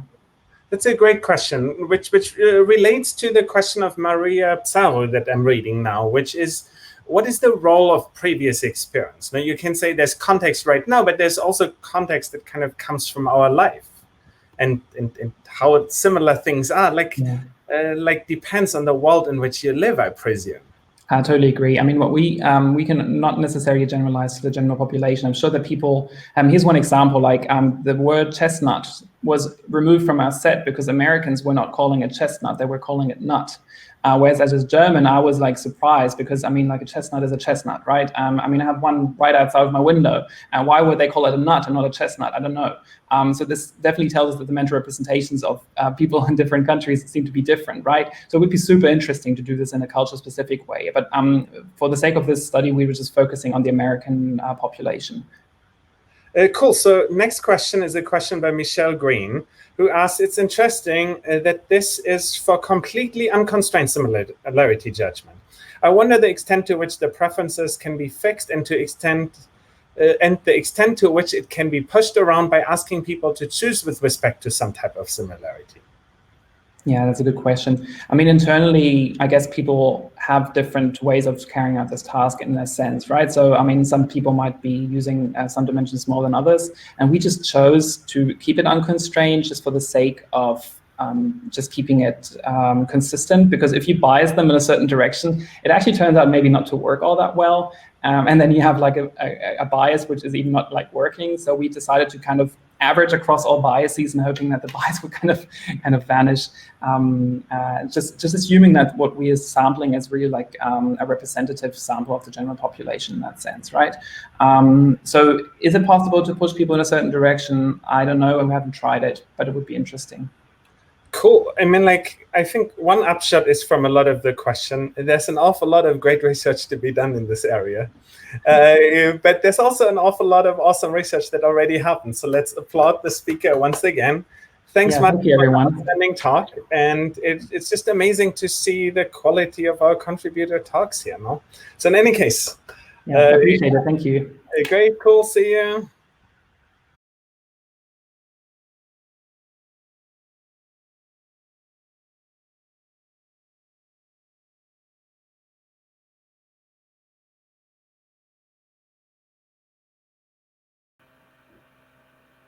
Okay, and now we are live. Right, so we're about to have Jakob Max talk, and I'll introduce Jakob in a second. But just before that, we're doing a quick advert for the Bernstein conference from Anya Dorn. So yeah, Anya, please go ahead and take us through this. Yeah. Thanks, Dan, for giving me a few minutes to talk and share some news before we're going to hear Jakob's talk. And so, yeah, my name is Anya Dorn. I'm scientific coordinator at the Bernstein Network Computational Neuroscience. It's a network that connects scientists working in the field of computational neuroscience, as the name already tells.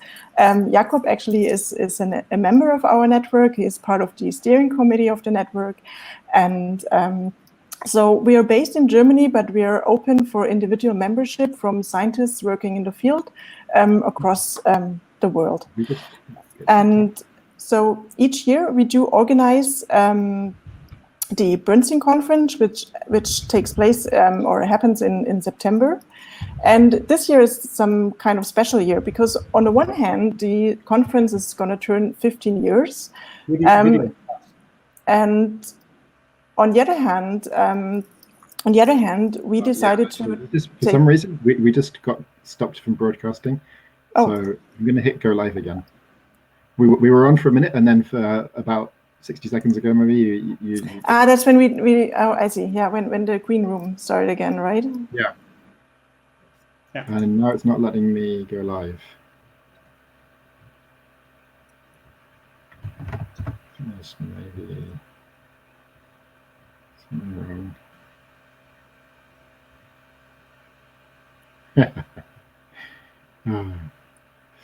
Sometimes things work, sometimes they don't work.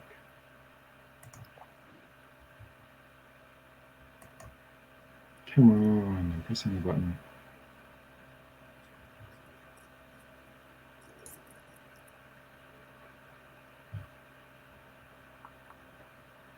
Sorry about this. Yeah, it's fine.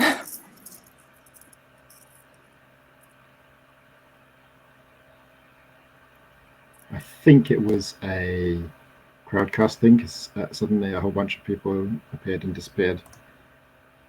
Okay, let's see. Okay, each time I press go live, it's crashing back to the green room.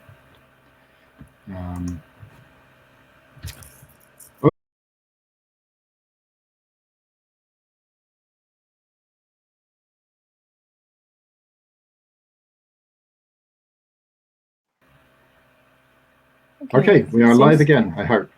All right, Okay. sorry. So Anya, you were. Okay, I don't know where we are. I was interrupted, but so this year, the Bernstein Conference, it's a special year because we're going to turn 15 years, and we decided for the first time to be entirely online. For some obvious reasons, as you can guess, but also I think, or we are quite excited about the advantages of online conferences, as was already pointed out earlier by the Neuromatch organizers. And so what can you expect from the Bernstein Conference? It's going to take place in September. It starts this year rather late, on 29th of September on a Tuesday. We try to bring all the elements that we have in the usual on-site conference to bring them online and adapt them to the online format. So we're going to have workshops on the first day, on a Tuesday, for the entire day, and then followed by 2 days of intense talks and poster sessions for Wednesday, Thursday until 1st of October. And already from the list of speakers, I think you can already see that we cover a quite exciting range of different topics. And so now, if you're excited about neuroscience online conferences, you're invited to participate end of September, and of course if you have a story to share, to submit your abstract, because the abstract submission is going to open next week on Friday on 5th of June. And if you need any further information about the conference, visit our website or follow our hashtag on Twitter, or drop me an email. You can find my contacts on our website. And now, I hope to see you in September and have fun with Neuromatch, and especially with Jakob's talk. Thanks. Great, thank you, Anya. All right. So now, while Jakob gets his screen set up, I'll just do a quick intro there. So for those of you who don't know, Jakob, I think, if I remember right, studied maths at Oxford. So he's a fellow ex-mathematician. So I'm obviously very in favour of that as an ex-mathematician myself.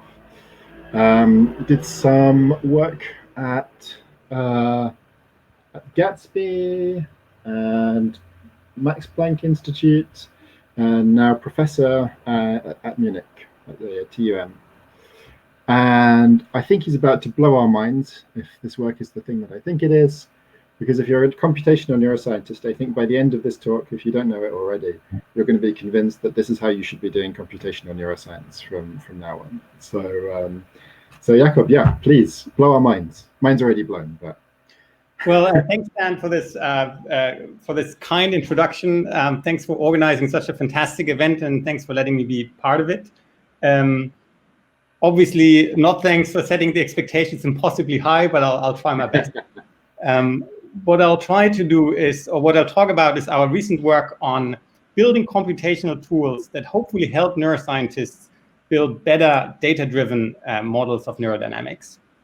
So something we often do as computational neuroscientists, that we're given some data, for example, a voltage recording from a single neuron, and we want to find some model that's quantitatively consistent with that data. For example... Sorry, let me just interrupt for 1 second.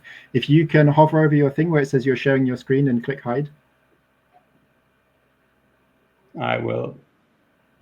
Oh, I regret saying that now. It's now come dumped back to your screen. Okay, so we're good again. We're good again. Okay, thank you. Sorry, go on. There's a delay. Okay. All right. So one thing we often do as computational neuroscientists is that we're given some data and we want to try to build a model that can explain that data. So for example, we might be given a voltage recording from a single neuron and we want to find a Hodgkin-Huxley type model that can explain it. Maybe not all the data, but at least some features such as the spike timing and the number of spikes.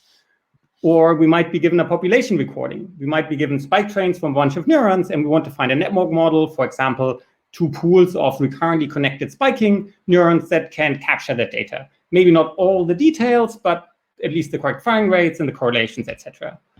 Or we might be given some behavioral data. We might have measured the performance of an animal as a function of stimulus strength, so a psychometric function, and we want to fit a drift diffusion model to it or some other model of evidence integration. What all these scenarios have in common, of course, is that we have some data and we want to fit a mechanistic model to it. And by a mechanistic model, I mean any model that's kind of not built with statistical convenience in mind, but that's built with ingredients that we think are important and allow us to gain some insight into the underlying mechanism. Components that we can interpret biologically, that we have intuition for, that we can reason about in theories. And any such model will have parameters. And often our job or our goal is to identify which parameters or which parameter regimes lead to a quantitative match between the model and the data. And as I pointed out a second ago, we might not even care about fitting all the data, but there might be some features of the data that we particularly care about. For example, in the case of the population recording, we might care about the firing rates and the correlations, not about every individual spike train of every individual neuron. So how can we do this? So given some data or data features, how can we find the parameters of a mechanistic model that can reproduce them? And to be clear, we'll be primarily interested in stochastic models. So models that have some notion of variability, either in the underlying system or in the observation process. And hopefully, many of you will say, well, the answer to the question is easy. We just do Bayesian inference. Because as many of you will argue, Bayesian inference is the right tool for this job, because what Bayesian inference does is Bayesian inference finds all those model parameters that are consistent with the data and their prior. So the ingredients we need for Bayesian inference are forward model, in our case, for example, a mechanistic population model, a prior over parameters, and some data. And then what Bayesian inference does, it finds the posterior distribution. And the posterior distribution characterizes all those parameter settings that are consistent both with the model and the prior. And importantly, that posterior distribution might have a complicated shape or might have multiple modes, in the sense that there might be multiple parameter settings that are equally plausible or that are all plausible under the data. So how can we, so in some sense, Bayesian inference is the right thing to do, but there's a problem. Namely, one of the core ingredients that we need for Bayesian inference is the likelihood. So for Bayesian inference to work, we need the likelihood P of X given theta, so the likelihood of the parameter of the data X given the parameters theta.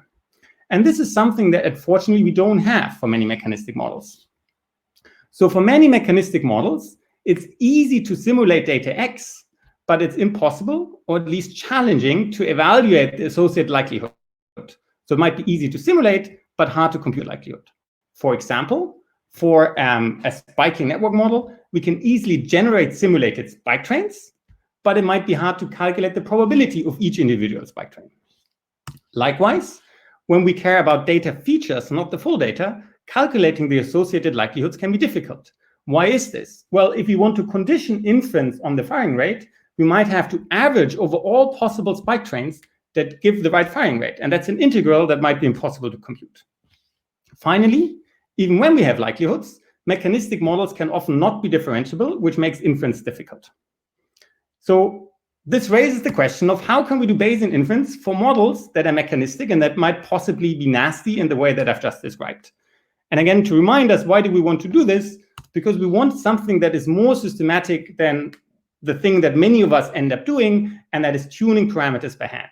So we want to make Bayesian inference possible for these kind of models so that we don't have to tune parameters by hand, so that we can automate the process of model building, or at least the process of parameter identification.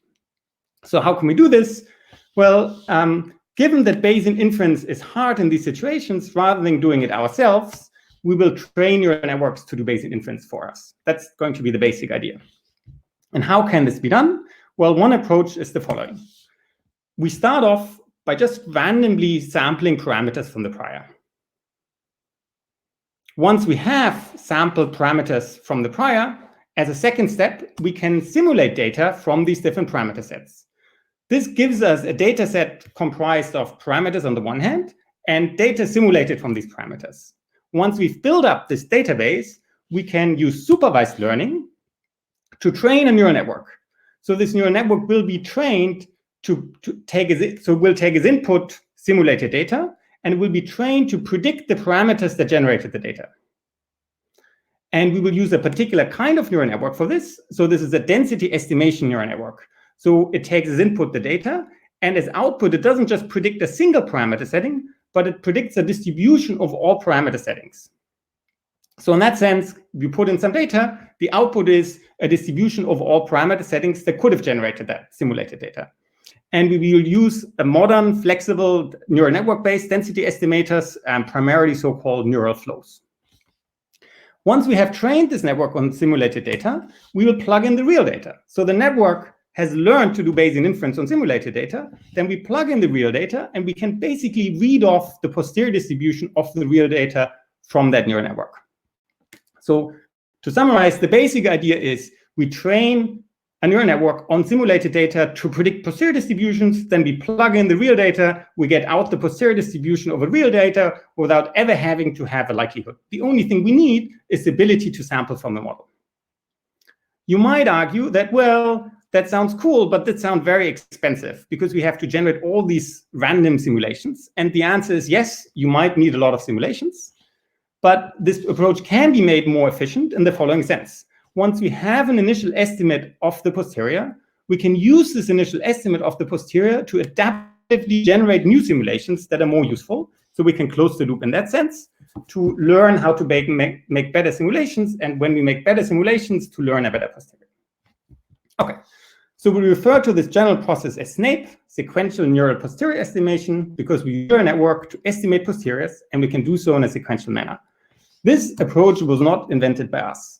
The basic idea dates back to work in the statistics literature, in particular a subfield of statistics called approximate Bayesian computation that has been studied these likelihood for inference problems for a long time. In particular, there's variants of ABC called regression adjustment ABC by Beaumont and Bloom and François, and these papers really describe the conceptual foundations of this approach.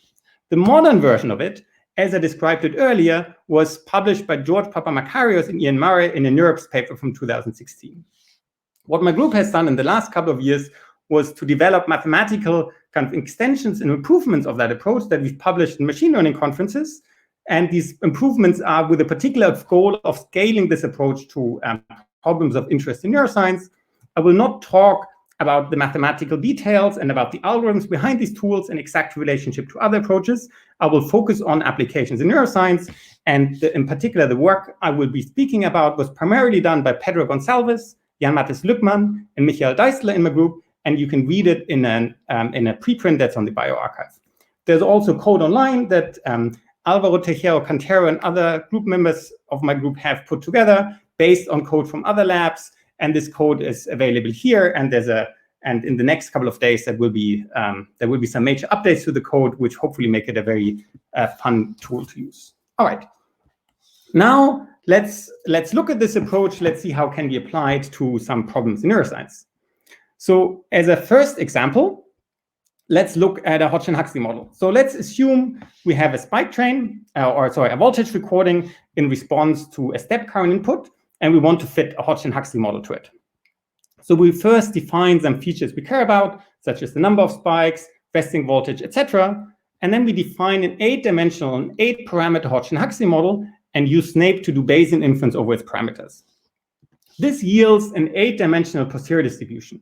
It is very difficult, if not impossible, to visualize 8-dimensional distributions, and therefore the thing we can do is to visualize the 1-dimensional marginal distribution over every parameter. This is the range of values that's compatible with the data for each parameter, as well the pairwise marginals. So for each pair of parameters, we can plot the posterior over those 2 parameters. But let's remember that this is just effectively a 2-dimensional snapshot or multiple 2-dimensional snapshot of a distribution that's really 8-dimensional. And we will see examples later where these higher order interactions in the posterior actually do make a difference. So for now, let's check whether this makes sense. Well, the data trace that I'm showing here is actually not a data trace. In fact, it's also simulated data. So we can look up what the true parameters were that we used to generate the data. This is the green dot you should be seeing in the posterior now.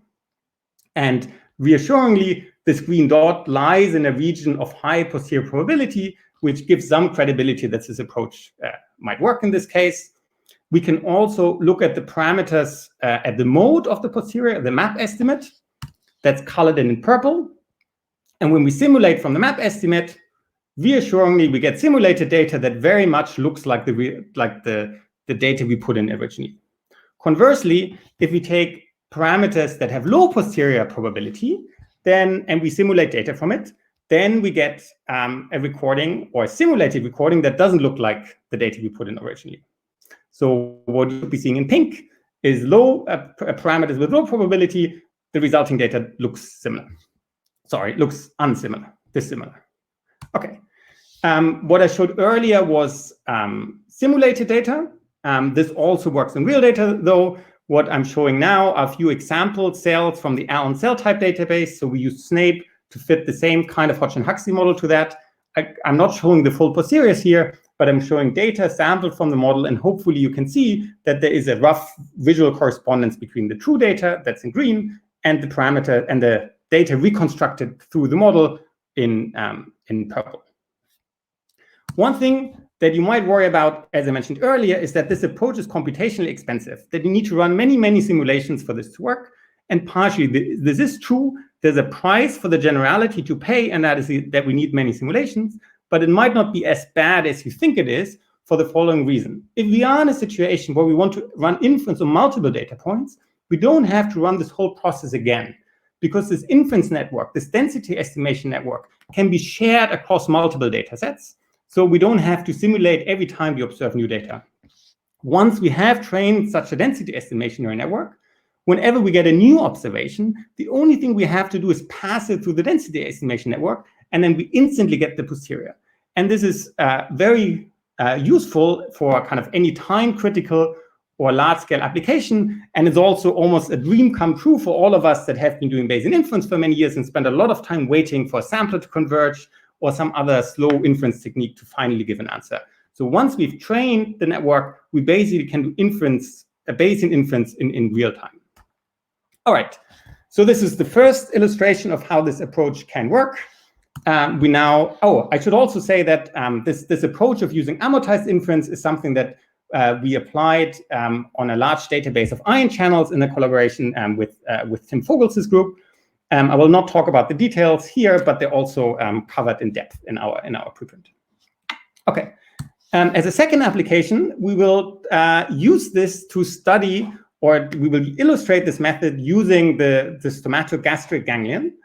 And you hopefully all know the fantastic work by Eve Marder and her group on the circuit, and hopefully you've all listened to her talk and enjoyed the talk, so that I don't have to explain what the STG circuit is again. And I'm certainly also not claiming that you will learn anything new from the STG circuit from me today relative to what Eve has already told you. That would be a foolish thing to do. I will use this as a way to illustrate and demonstrate these inference techniques. And this is primarily work that has been done by Michael Deisler in my group. And we have also benefited enormously from discussions with Eve Marder and her former student, Sarah Haddad. So one of the things that is cool about the SDG is that it's the finding from Astrid Prinz that similar activity patterns in the circuit can be implemented through very, very different parameter settings. So this is an example that's very similar to the one that Eve showed. These are two traces simulated from a model of the SDG. And if you look at the parameters that were used for the two traces, they are very different.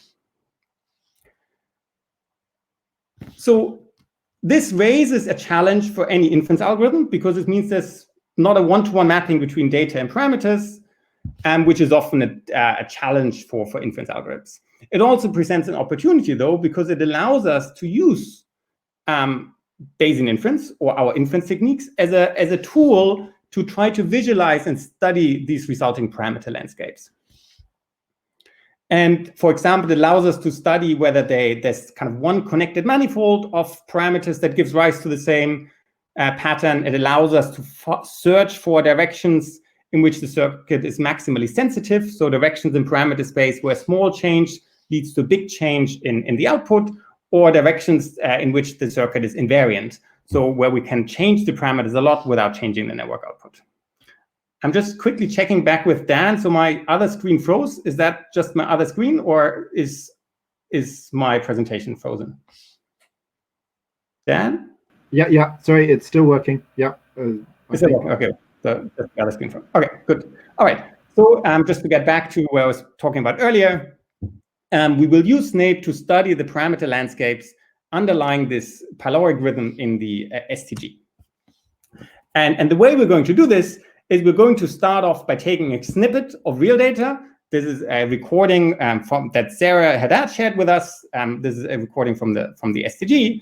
And as usual in the approach in what I showed earlier, and also usual in this field, is we will not try to capture every possible detail of this, but we will focus on a set of summary statistics that we essentially inherited from the Prinz paper, although we added a few more summary statistics that are things based on things like the distance, the temporal distance between two bursts, etc. So we will run Snape to try to find which parameter settings could recreate these burst statistics or these summary statistics for this particular piece of data. When we do this, we get these 31-dimensional posteriors in this case because we're using a SDG model that has 31 parameters.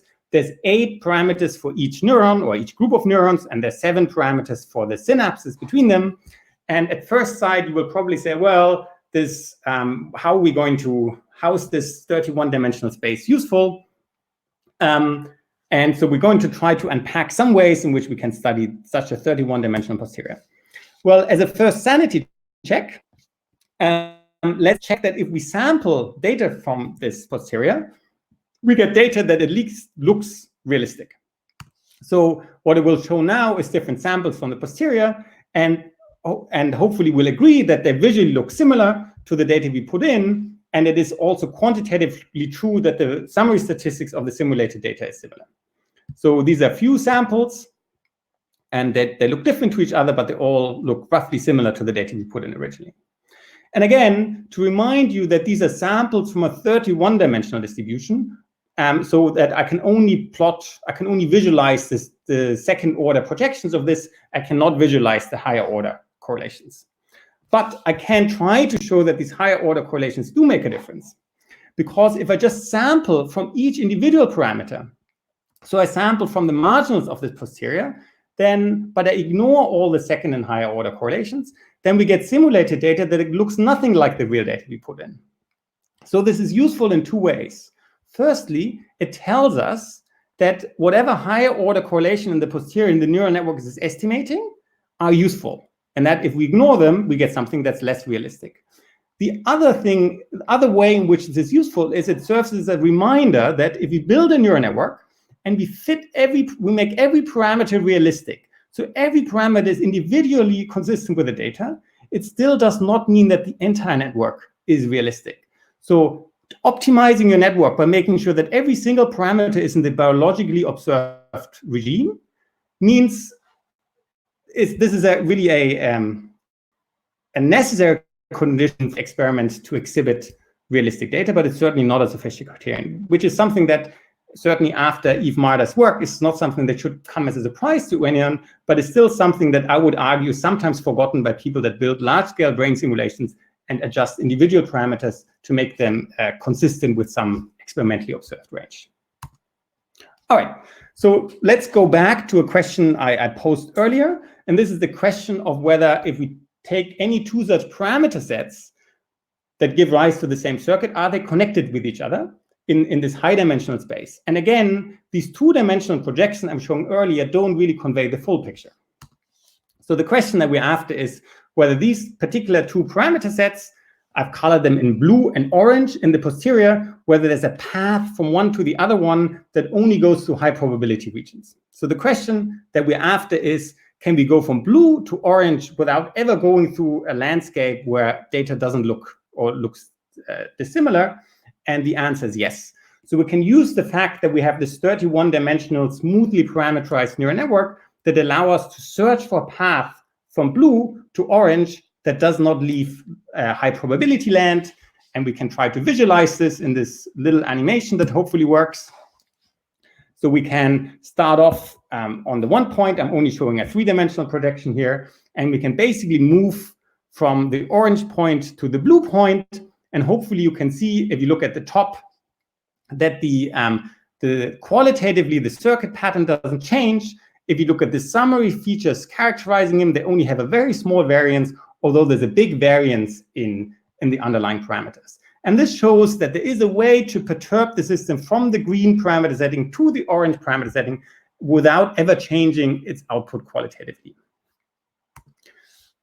So another question that you might ask, though, is, well, is this just maybe true for any path? So if I go off this high probability path, how quickly does the circuit break down? So are there directions in parameter space to which the circuit is very sensitive? So if you go a little bit in that direction, the circuit already breaks down.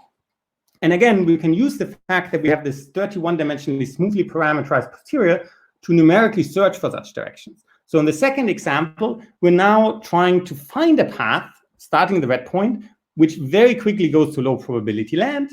And when we do that, we basically find that only a small few steps away from this high probability path bring us to a regime where the circuit breaks down or the rhythm breaks down. In this case, it's the LP neuron, the lateral polaric neuron that stops following a regular bursting pattern. And we see that there's been a very small change in parameters, but there's a very big change in the resulting network output. So these are just two examples of how we can kind of interrogate a posterior by using its smoothness properties to search for directions in which it's maximally invariant or maximally perturbative. Okay. So let's go back to the full posterior. This now is showing an example of a few parameters that hopefully demonstrate to you that for some parameters, it looks like this posterior is very, very broad. So that there's a broad range of parameters that's consistent with the data.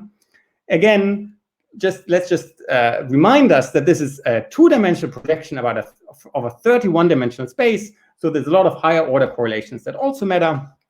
But at least if you look at pairs of neurons, it looks like the posteriors are broad, and there isn't all that much correlation between pairs of neurons. And this is also consistent, for example, with work by Eve Marder using kind of these database approaches, where looking at single neurons, they also find very weak correlations in the set of possible parameters that work. So kind of how, in some sense, it seems surprising, right? Because it would one would expect that there might be some compensation mechanism. So if we change one parameter, then another parameter needs to compensate for that. But that would also intuitively imply that there is some correlations in that posterior or some dependencies between two parameters. And kind of we're not seeing them in this marginal posterior. But there's another way in which we can kind of lift these dependencies or look at these dependencies, and that's the following. And the idea is that we fix all but two parameters, and then we look at the conditional posterior over the last two parameters. So of the 31 parameters, we fix 29, and then we just look at the posterior over the last two parameters and see if one parameter changes, whether the other one has to compensate for it. And if we do that, we get the following plots. Well, firstly, the posteriors get much smaller, which is to be expected, because if we fix 29 parameters, the range of data compatible parameters for the other two is obviously much smaller. And we also find that for at least some of these parameter pairs, we get very strong correlations, meaning that if one of those parameters was perturbed, other one would need to compensate for it for the model output to be preserved. And we can do this for many samples from the posterior. So we randomly sample 31 parameters, we fix all but 2, we look at the posterior over the last 2. What I want to point out on a side note is that for all these analyses to be done, we don't need to simulate new data in the sense that all these conditional distributions are implicitly stored in this neural network that we used. So because we have a 31-dimensional joint posterior, all the information about these marginals and conditionals is all sort of embedded in that network. So we get these correlated conditional posteriors, and we can do this for different pairs of parameters. And what we find is that when we look at different samples, the locations of these posteriors would be different, but the correlations are quite preserved. So typically, when they're positively correlated for one parameter setting, they would also be positively correlated for another sample. So we can do that to calculate the full matrix of conditional posterior correlations. And one thing that we'll hopefully see immediately is that this matrix of conditional posterior correlations is much more structured and has much stronger correlations than the full posterior. If we looked at the full posterior, it looks like there aren't all that many correlations. There's a lot more conditional correlations in this conditional posterior. And what I've colored in here is just the parameters corresponding to the 3 groups of neurons as well as to the synapses. So what's intriguing about these conditional posterior correlations is they might indicate candidates for compensation mechanisms. So if one neuron is changed or one parameter is changed in a particular way, then how maybe another parameter can compensate for that. And this is cool in the sense that this predicts kind of potential parameter dependencies that one could look at experimentally. So we try to find out whether some of these potential compensation mechanisms had already been described experimentally, and we found some indirect evidence that some of them might have been looked at. So one example is if you look at the fast transient potassium, or the conductance of the fast transient potassium current, then this is associated with changes in the hyperpolarization current. So if one is overexpressed, then the other one will also be overexpressed as well. This is from a paper from 2005, which is kind of qualitatively consistent with the fact that in our conditional plot, this corresponds to positive correlations. So likewise, using dynamic clamp, another paper from Ivmada's group has studied dependencies between the synaptic strength of the LP neuron and changes in the maximal conductance of the the synapse onto the PY neuron and this maximal conductance in the LP neuron, I believe, although I might have to look up the ordering again. And they also find that there's kind of, if one changes one up, then the other one also has to be changed up for the network output to be preserved, which would be consistent with the positive correlations. When we look at the corresponding plots here, we find that most of them correspond to positive correlations, but there's also counterexamples. The general point is not that we're trying to argue that we make predictions that are all true, but the general point is that this provides us a tool to visualize the posteriors and try to hunt for possible predictions. And that then can be kind of confirmed experimentally, either by doing new experiments or by carefully reading the literature. All right. This is already kind of mostly the end of my presentation. What I tried to tell you about is our tools for simulation-based inference. What we want to do is make Bayesian inference possible for all models so that you don't have to tune your model by hand anymore, and also that you don't have to use a model you don't want to use, but it's really the only model you can do inference for it, which is something that I and many others are routinely doing, and that we use models not because we think they're the right model, but because they're the only model we can do inference for. I've also shown to you, hopefully, that one can the kind of tools we are trying to develop for exploring the underlying dynamics and visualizing these posteriors. But I also want to be clear that there's still lots of work to be done. In some ways, we're in the early stages of this work, and there's kind of no hidden magic. So these tools are expensive.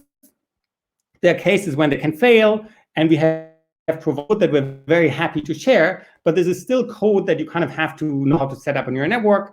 And it's still code that it's not at the stage that we want it to be, where you just press a button, everything works. So we're not yet in the kind of regime we're shooting for, where you can just download the code and does inference for you. But hopefully we're kind of going in the right direction. Hopefully this is already useful. I also want to point out that this general approach is one that's not limited to neuroscience. And in fact, we are exploring these tools on kind of applications beyond neuroscience, including some biomedical imaging, astrophysics, and some clinical applications. And all of this, of course, is only possible because of the fantastic people in my group that have been working on this. Many of the applications I spoke about have been developed by Pedro Gonçalves, postdoc in my group, and Jan Mathis Lückmann and Michael Deisler, two graduate students. Much of the conceptual tool that makes this possible, in particular an algorithm called SNAPE-C, was developed by Marcel Nonnenmacher, who was a PhD student in the group at the time, and David Greenberg, who was a postdoc in the group.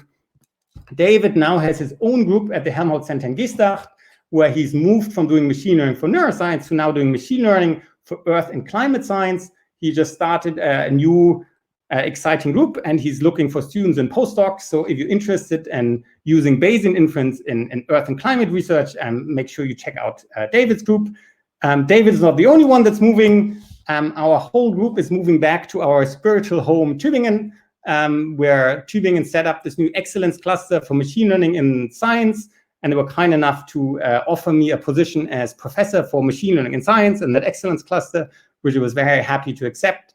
We're very excited about moving back to Tübingen, which we think is one of the coolest places to do machine learning and neuroscience in the same place, with many strong groups at both at the university and at the two Max Planck Institutes there, and graduate schools both on the neuroscience side and the machine learning side.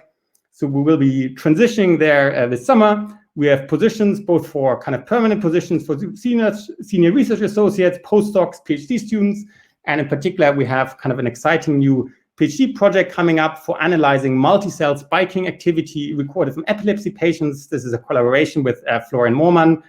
So we're looking for a student that wants to analyze single neuron data from multiple neurons simultaneously in epilepsy patients that were recorded while they were watching movies.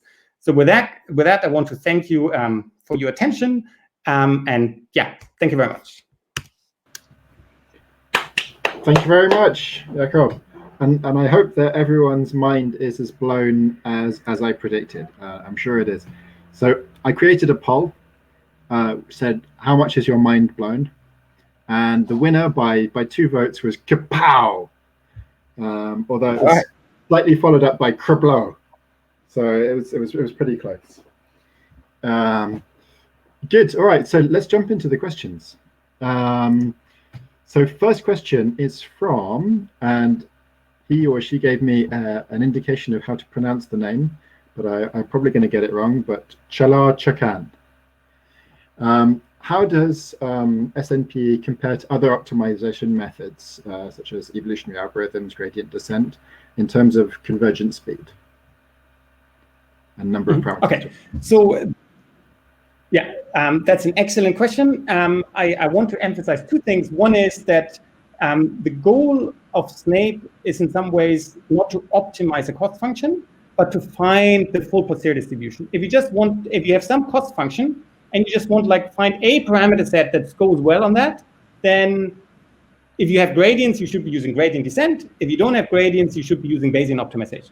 But there you kind of know you're only looking for a single parameter set, and you know what your cost function is. So let's say you want to just minimize the mean square error between some prediction and something else. SNAPE is different in 2 ways.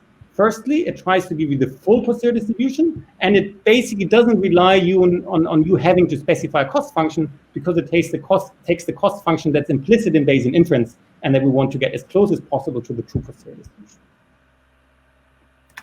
Cool. All right. So next question.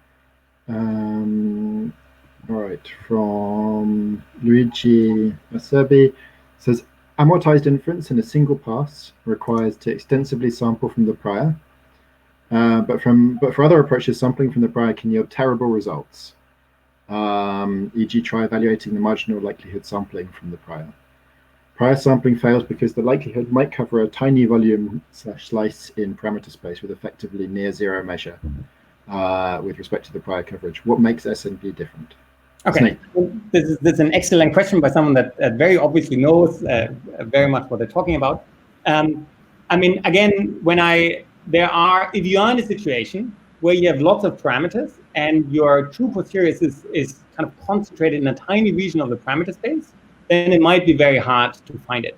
And basically what Snape relies on is that if you sample from the prior initially, then you will get some samples that happen to be near the correct answer, at least if you apply it in the single round version. So if you're in a regime where you're looking for tinily concentrated posterior in a very big space, then Snape will fail.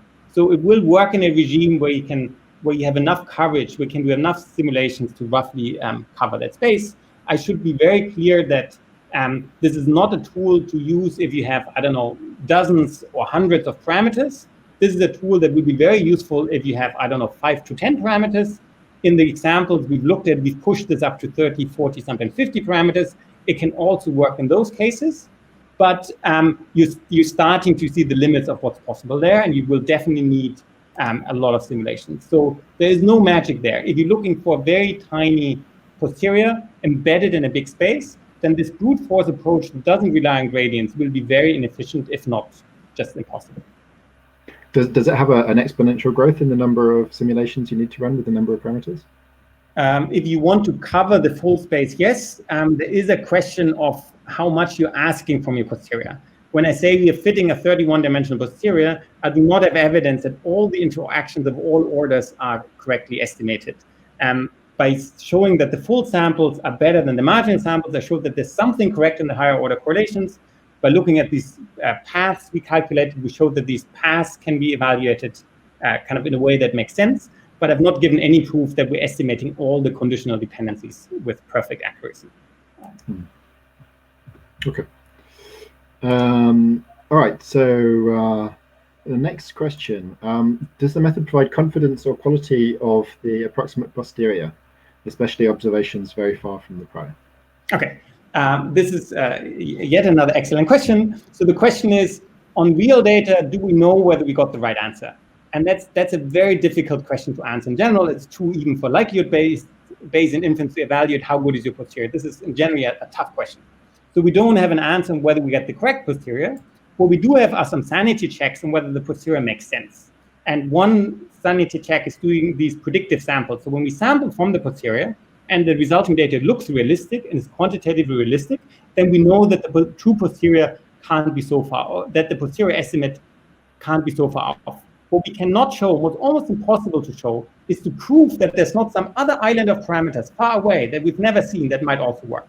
So this is generally something that will be very difficult to find out. Okay. Yeah. All right. Let's look. All right. So next question. Is every simulable model also learnable by an artificial neural network? And even if it is in principle, how do we decide how to feed the simulated recording to the neural network? Okay. So a neural network will have some implicit assumptions about smoothness. And in our case, there will be the smoothness between the data or the data features and the parameters. So we're assuming that this mapping is something that's in the capacity class of the neural network. So it's not so weird that it cannot be approximated by the neural network.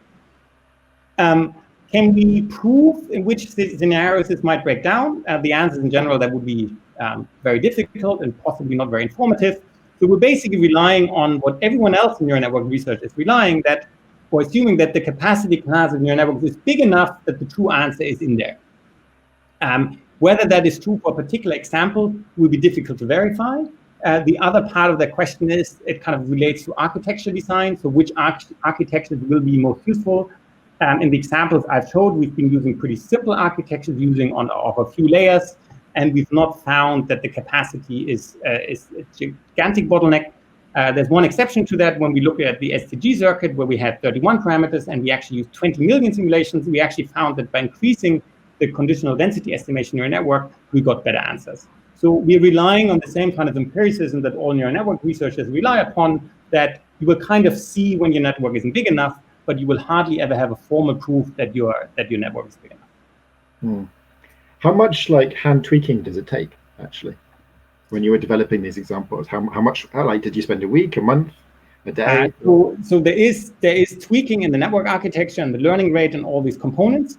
There's basically less tweaking going on as we move on to different examples. So one thing we've very consciously done is to try to run this on very many applications, so we get a lot of practical experience on realizing what works, so that basically as we improve the toolbox, we'll cover a larger class of use cases. And we hope that this is kind of a better answer than, there will not be a magic answer that says this network works for everything. So we're hoping to provide heuristics and examples for how this can be made work. Okay. Do you see that being a possible avenue for like future work, making that easier and easier basically on people? Yes, we have one grant which is effectively just trying to make this automated. Yeah, this is definitely something we're working on. We're interested in. As I said, we're working on it. So this isn't there yet, but this is definitely something. We want this to be a tool one final day that you just download and click on it and just does inference for you. We're not there yet. Hopefully we'll be there one day. That's the tool that I want. You'll have to wait, but it's already useful. Yeah. Okay, so looks like my question is the next one. So I was wondering, what's the next step once you've trained your model and got your posterior? What do you do to sort of like answer neuroscientific questions with that? Because the sort of the examples you gave are sort of like proof of principle sort of things, right? Like the finding the path is really cool, but I don't see that it doesn't necessarily answer a neuroscience question, right? I mean, it's a very cool demonstration that there's non-trivial swathes of the parameter space that are interesting. But yeah, I guess that is the question is, yeah, what do you do next? Yeah. Well, I mean, it will depend on the question that you're interested in. There's a few examples of the kind of things we want to do with it. One is, I do think that in many neuroscience questions, it will be useful to find out what directions your circuit is sensitive. So what perturbations it can tolerate and which one it can't. And this is something you can basically read off the posterior. The posterior can give you the answer on what additional data might be more useful. So if you have directions in which you don't have, in which you've not constrained your parameters, you can use that for experimental design. So they can adaptively design experiments that constrain that. And we're also looking into this for model selection, so that if you have two competing hypotheses that could explain your data, by doing Bayesian inference-based model selection, we can try to rank one model over another. And we're looking at examples, cognitive science models of decision making, other examples where we try to kind of explore that in a more actively.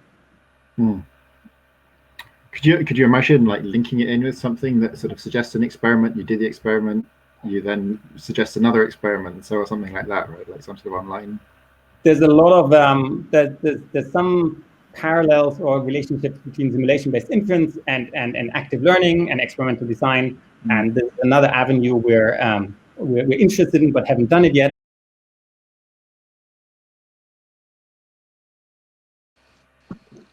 Okay, I think we are live.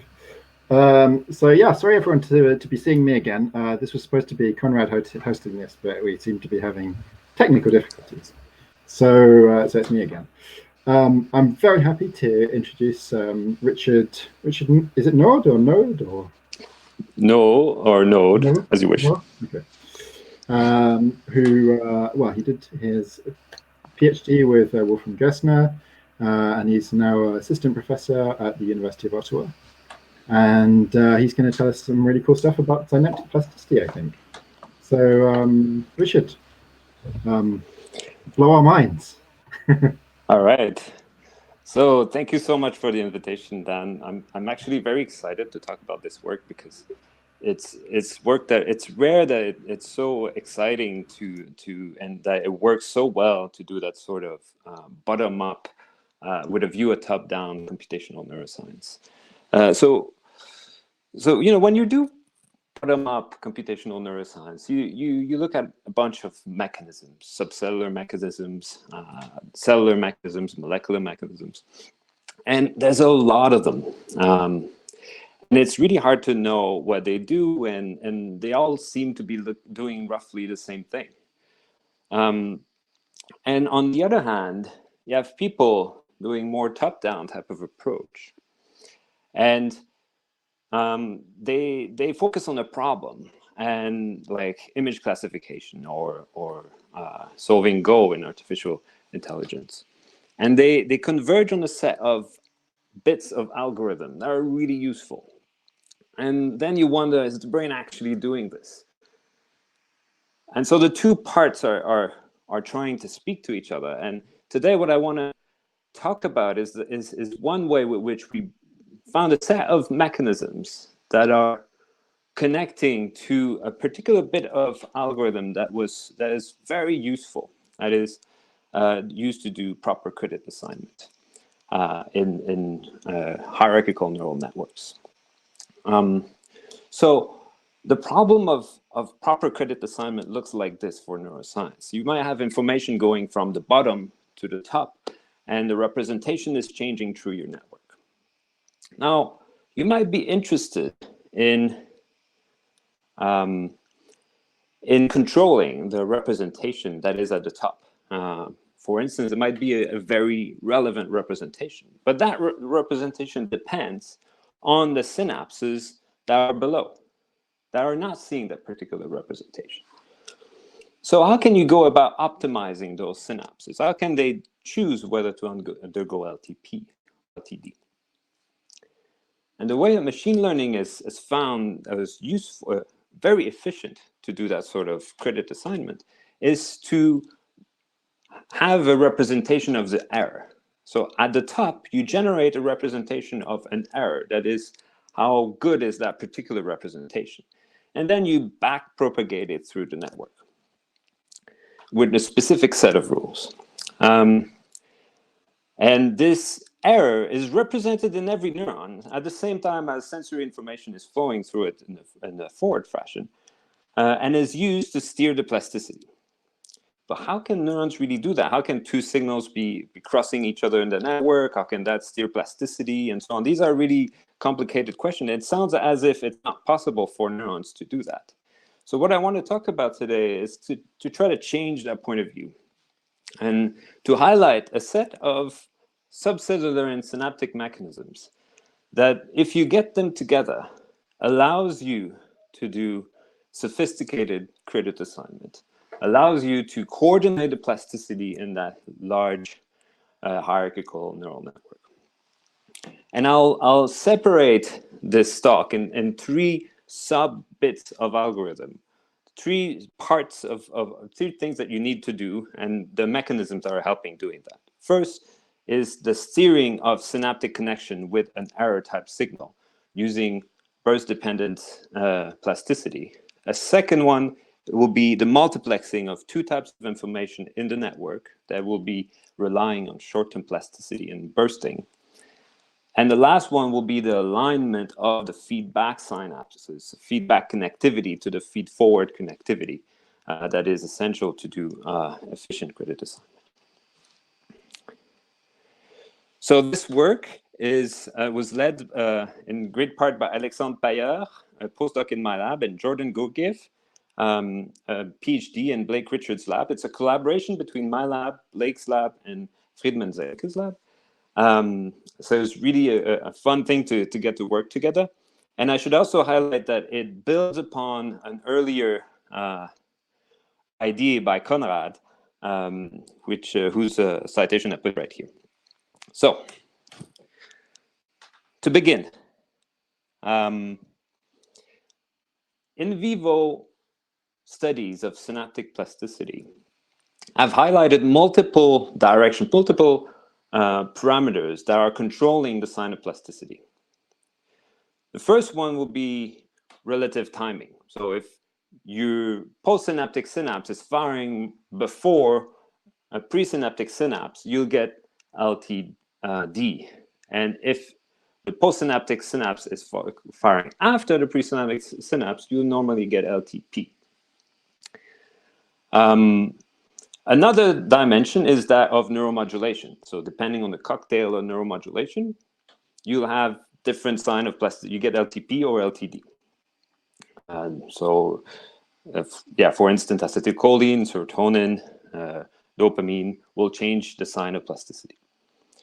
And the third one, the one I want to talk about today, is the role of firing patterns. So if you pair a presynaptic single spike with a presynaptic single spike, you would get LTD. And if you pair a presynaptic single spike with a postsynaptic burst, you will get LTP. So this change of the type of you completely change the type of plasticity you get depending on the postsynaptic firing pattern. So I'm a computational neuroscientist, and I take that mechanism, that synaptic mechanism, and I put it in a network, and I want to study its property and see its properties and see what it does. And I'll be trying to figure out how I can, whether there's a signal that I can use to steer the sign of plasticity. So first I build my learning rule. So how the synaptic weight is changing as a function of pre and postsynaptic activity. And to do that, I need a vocabulary for firing patterns. Now, I don't mean to say that this vocabulary is necessarily the way the neural code works, but it's just a way I need to go about to talk about these things. So I'll call this thing a singlet, so a single spike, and this thing, which is a high frequency of spikes, a burst. So this can be a threshold of say 15 milliseconds. So any spike interval smaller than 15 milliseconds will be called a burst. And this is one burst, even though there are 3 spikes in there. This is one burst. And these are 2 different types of firing patterns, but they're both events in my mind. Okay, so this is my nomenclature. Now my learning rule will look like this. If I pair an event with a single spike, a singlet event, I should get LTD. So this is backed up by experiments by Johannes Leskus and Greg Stewart, where you see here, after pairing, you get a reduction of the EPSP amplitude in cortical recordings in vitro. And if you pair an event with a burst event, you get the opposite, an LTP. So I want to put this learning rule in a network and try to manipulate plasticity.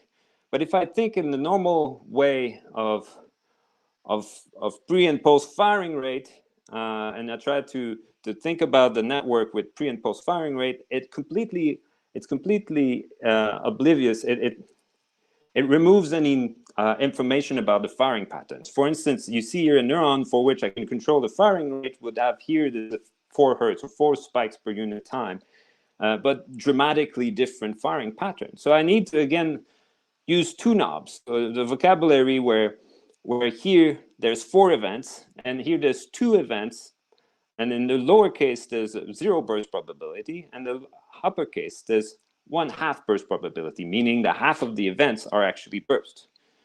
So with this event rate, I can control the relative number of things that are happening. So it's kind of an intensity knob, whereas burst probability is really my knob to control the firing patterns. I will go from bursty to not bursty at all by twisting this knob of the burst probability. So if I do this with my model, and I look at the change of synaptic weights as a function of burst probability for, say, a Poisson event firing neuron pre and post synaptic, you see that the burst probability is really controlling the sign of plasticity. This is really intuitive if you think about the rule. When you have more bursts, you'll be dominated by the LTP part of the equation. And when you have less bursts and more singlet, you'll be dominated by the LTD part of the equation. So you can control the sign of plasticity and the event rate. So switching from, say, 5 hertz event rate in black to 10 hertz event rate in gray does not change where the sign of the plasticity is switching, but changes the relative intensity of that change. So this makes a very nice 3-factor learning rule for which I can control the sign of plasticity and its amplitude by controlling the burst probability. So that's nice. In my view, that means I can use burst probability to control whether you have LTP and LTD in that synapse. But if I want to control that synapse from farther away, I need to be able to put my control somewhere else. So what can control burst probability? Now, if you think of feedback signals, they generally or predominantly arrive into the apical dendrites at the top layers of the cortex in a very stereotypical circuit embedded with inhibitory networks.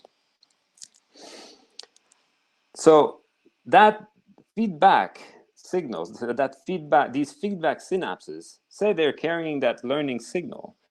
Can they be controlling the burst probability? Well, at least in some neurons, it seemed that this is the case. So this is this famous experiment by Matthew Larcombe in 1999, where they showed that, say you have a stimulation in the cell body that's causing a spike in black. That's paired with a stimulation in the dendrite. The stimulation in the dendrite will change this, what was a singlet spike, into a burst, depending on the timing of that spike. So when it is matched to the timing of the somatic spike. And then, so if I move it a little bit further in time, you lose that burst. So really, when you have a strong time, precise in time input into the dendrite, you can control the firing pattern of the cell. And in fact, given the fact that this dendritic compartment is so far away, it typically is not enough to the currents that you have in the dendrites are not enough to elicit spikes on their own. So it seems to be only controlling the burst probability. So you have this picture. You have a signal can come in the dendrites to control the burst probability, which will be a useful steering signal for the plasticity. And you're free to have a sensory information coming in the cell body that will change the relative intensity of the event rate, so how much firings you get in total. So to illustrate this with a simulation, I've put my little burst-dependent learning rule in a synapse here, where presynaptically I just have a Poisson neuron firing a constant event rate and burst probability. And I want to be able to control that synapse by changing inputs to the distal dendrites. Now, both of these cells are more like in an in vivo type of situation. They receive a background of inputs. And this cell, the pink cell, is a two-compartment neural model with calcium spikes in the dendrites that are able to generate bursts in the cell body, given a coincidence with a somatic firing. So what I'll do is, you see here, this is constant firing rate in this presynaptic population. This is the weight of that synapse, and this is the burst probability of this pink neuron. And I'll change the distal dendrites to strong and weak. I will increase the burst probability, and it should be able to control the weight of the synapse. And this is exactly what it does. As I increase the distal input to a step, it increased the burst probability, which gradually increase, now the time scale here is super long, the weight of that synapse. And when I release it, it comes down, such that really this distal input is able to control the weight of this synapse. So cool, I could actually put my controller outside of the cell. It's any cell that's projecting to that distal dendrite. Cool, so maybe I could use that to actually control synapses, maybe multiple synapses away. But there's a big problem that comes with this, is that it's the same axon that's typically going down, the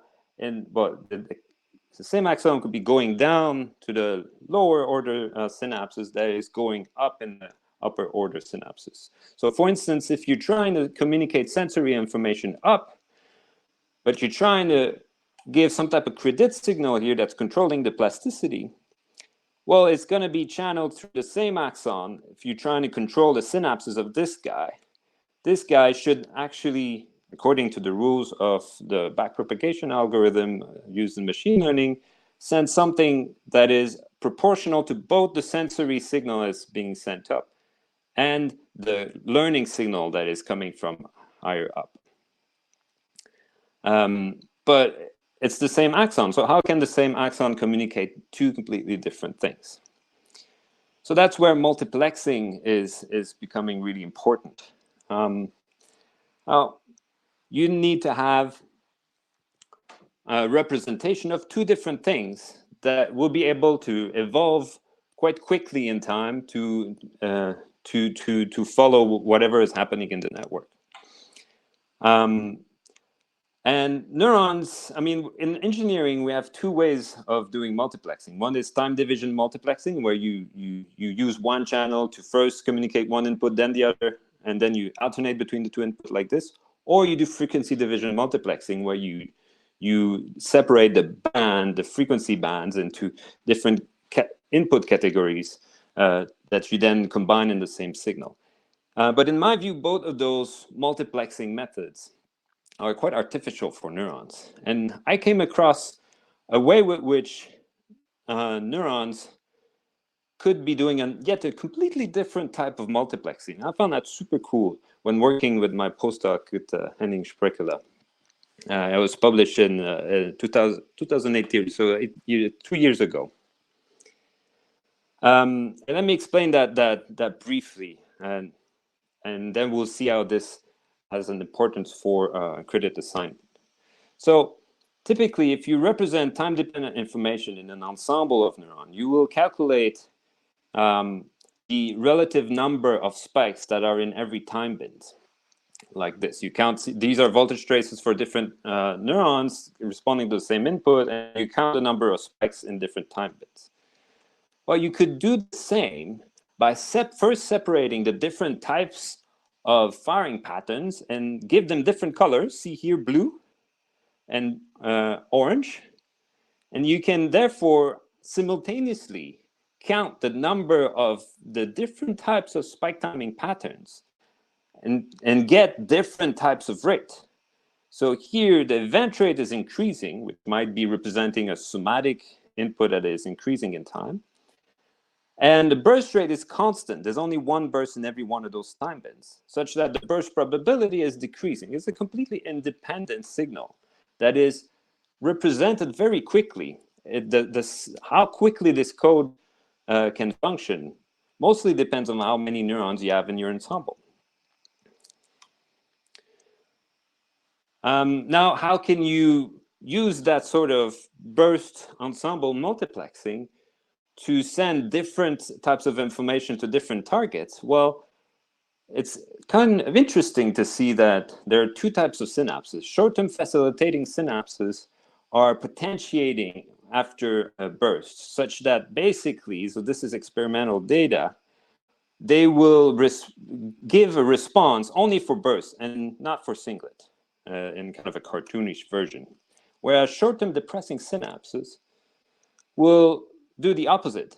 The EPSP size is going down with time, as a function of time during your burst, such that the second and third spike in the burst are basically not communicated. So they're only communicating the event, whether it's a single spike or a burst, it doesn't matter, it's just communicating the event.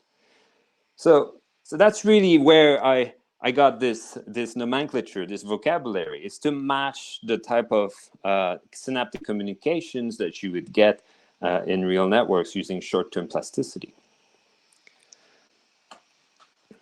So let me illustrate how this can work with a simulation again. So I inject an input here in that lower order neuron that looks like this. It's this dashed line. And I'll send the output firing of that neuron, these green neurons, up to these pink neurons with short-term depression, with the goal of only communicate the event rate.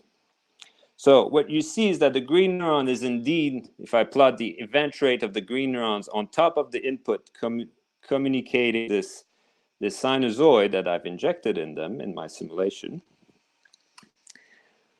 And the event rate of that top neuron is also communicating that sort of sinusoid that's oscillating at a fairly, relatively fast frequency. Now, what I haven't told you is that at the same time, I was injecting an input, a time-dependent input, completely different in the dendritic compartment of these two compartment neuron models. And that these inputs, these neurons, were also projecting back with short-term facilitation. Now, you don't see the effect of this dendritic input in the event rate, because the dendritic input is being multiplexed in another channel. It is being represented in the burst probability, which is orthogonal to the event rate. If I were to look at the firing rate of this neuron, it would be kind of a mixture of those two channels. Now, the short-term facilitation, as I argued earlier, is going to communicate burst rate. So burst rate will be a combination, a multiplication of those two. The event rate times the burst probability is the burst rate. So if I put the burst rate I would expect from the two inputs that I've injected here will be something like this, where you clearly see a combination of the two sinusoids of different frequencies, sorry. And here I overlay the burst probability of those green cells, such that really in these cells, you've been multiplexing this fast information up. And what is in the burst probability of this cell is a combination of what came from a higher order neuron and what arrived to from that lower order neuron here that is being combined at this point. This is exactly what you need for proper credit assignment. So all this could work if I put short-term facilitation in the descending synapses and short-term depression in the synapse going up the hierarchy. Now, again, I'll test this and I'll illustrate this with a very simple problem that requires some type of hidden layer to solve. So I want to learn the XOR problem. So I have a spiking neural network with two input ensembles and two hidden ensembles and an output ensemble. And I want to have that the firing rate here is the event rate of that output ensemble as a function of time. I want to have output ensemble to respond strongly when either of the two input ensembles are high, but not when they're high together, which is at those middle times here. So here, I want this neuron to fire strongly there, such that if this is firing strongly here and weakly here and here, I would basically have a network that is doing XOR.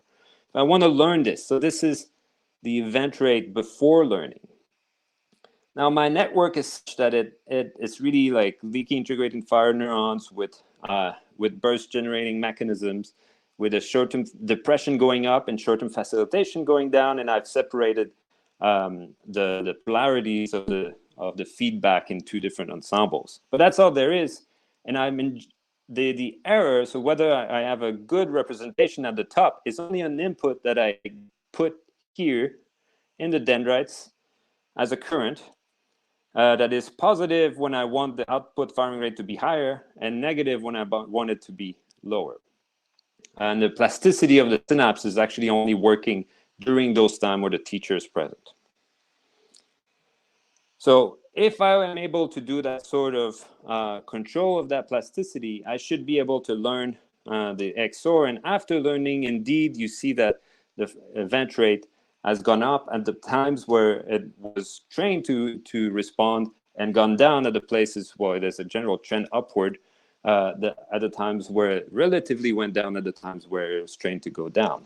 And in the paper, I don't have time to go and illustrate this in details, but we show that this learning is really due to the plasticity of the hidden neurons here. So cool, we can do credit assignment in spiking neural network if we add this short-term plasticity, this bursting mechanism, and this burst-dependent plasticity. Now, the last thing I'll talk about is the role of the choice of the feedback synapses. For the XOR problem, it really doesn't matter, but for a more complicated problem, it becomes really important. Now, I can't simulate spiking neural network of the size that I would need to do problems that are really more complicated. So what we decided to do with Blake and Jordan is to coarse grain or spiking neural network and create an equivalent rate-based neural network. So this is what we illustrate here, where we have rate-based ensembles that are described by two state variables, the event rate and the burst rate. and they communicate the event rate up and the burst rate down. Then what we'll want to do is learn the feed forward weights, and we'll try to see what happens with the feedback weights, what we should do with these connections. And our learning rule is the rate-based equivalent to the spike timing dependent plasticity that I've showed you earlier. And it looks like this. You have the event rate of pre, the event rate of post, times the difference between the burst rate and the stationary burst rate of this. This depends on how much of a LTP or LTD you get, depending on whether you have a singlet or a burst. So in neuroscience, this is recognized as a 3-factor learning rule. 3-factor because it has 2 factors, pre and post event rate, that are a Hebbian factor, the intuition of what fires together, wires together. And there's a 3rd factor, which is signed, can be positive or negative, and can control the sign of the plasticity. And this here is the burst probability of the ensemble here, and it's controlled by the feedback synapse and the burst rate of the upper ensemble here. I forgot to say that. Now, in neuroscience, in machine learning, it maps really well to the backpropagation of error learning rule if you consider an exponential activation function. This will be the activity of the presynaptic, or the firing of the activity of the unit of the layer below. This is the derivative of the activation function, and this is the credit you inherited from the layer above, the sign gradient. So if I write down the equation for the backprop, it looks like this. There are 2 main differences.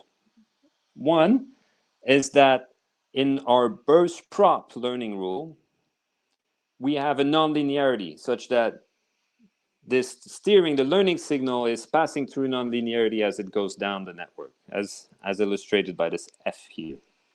I won't talk much about this one because it turns out it's easy to make networks linear if we add feedback inhibition.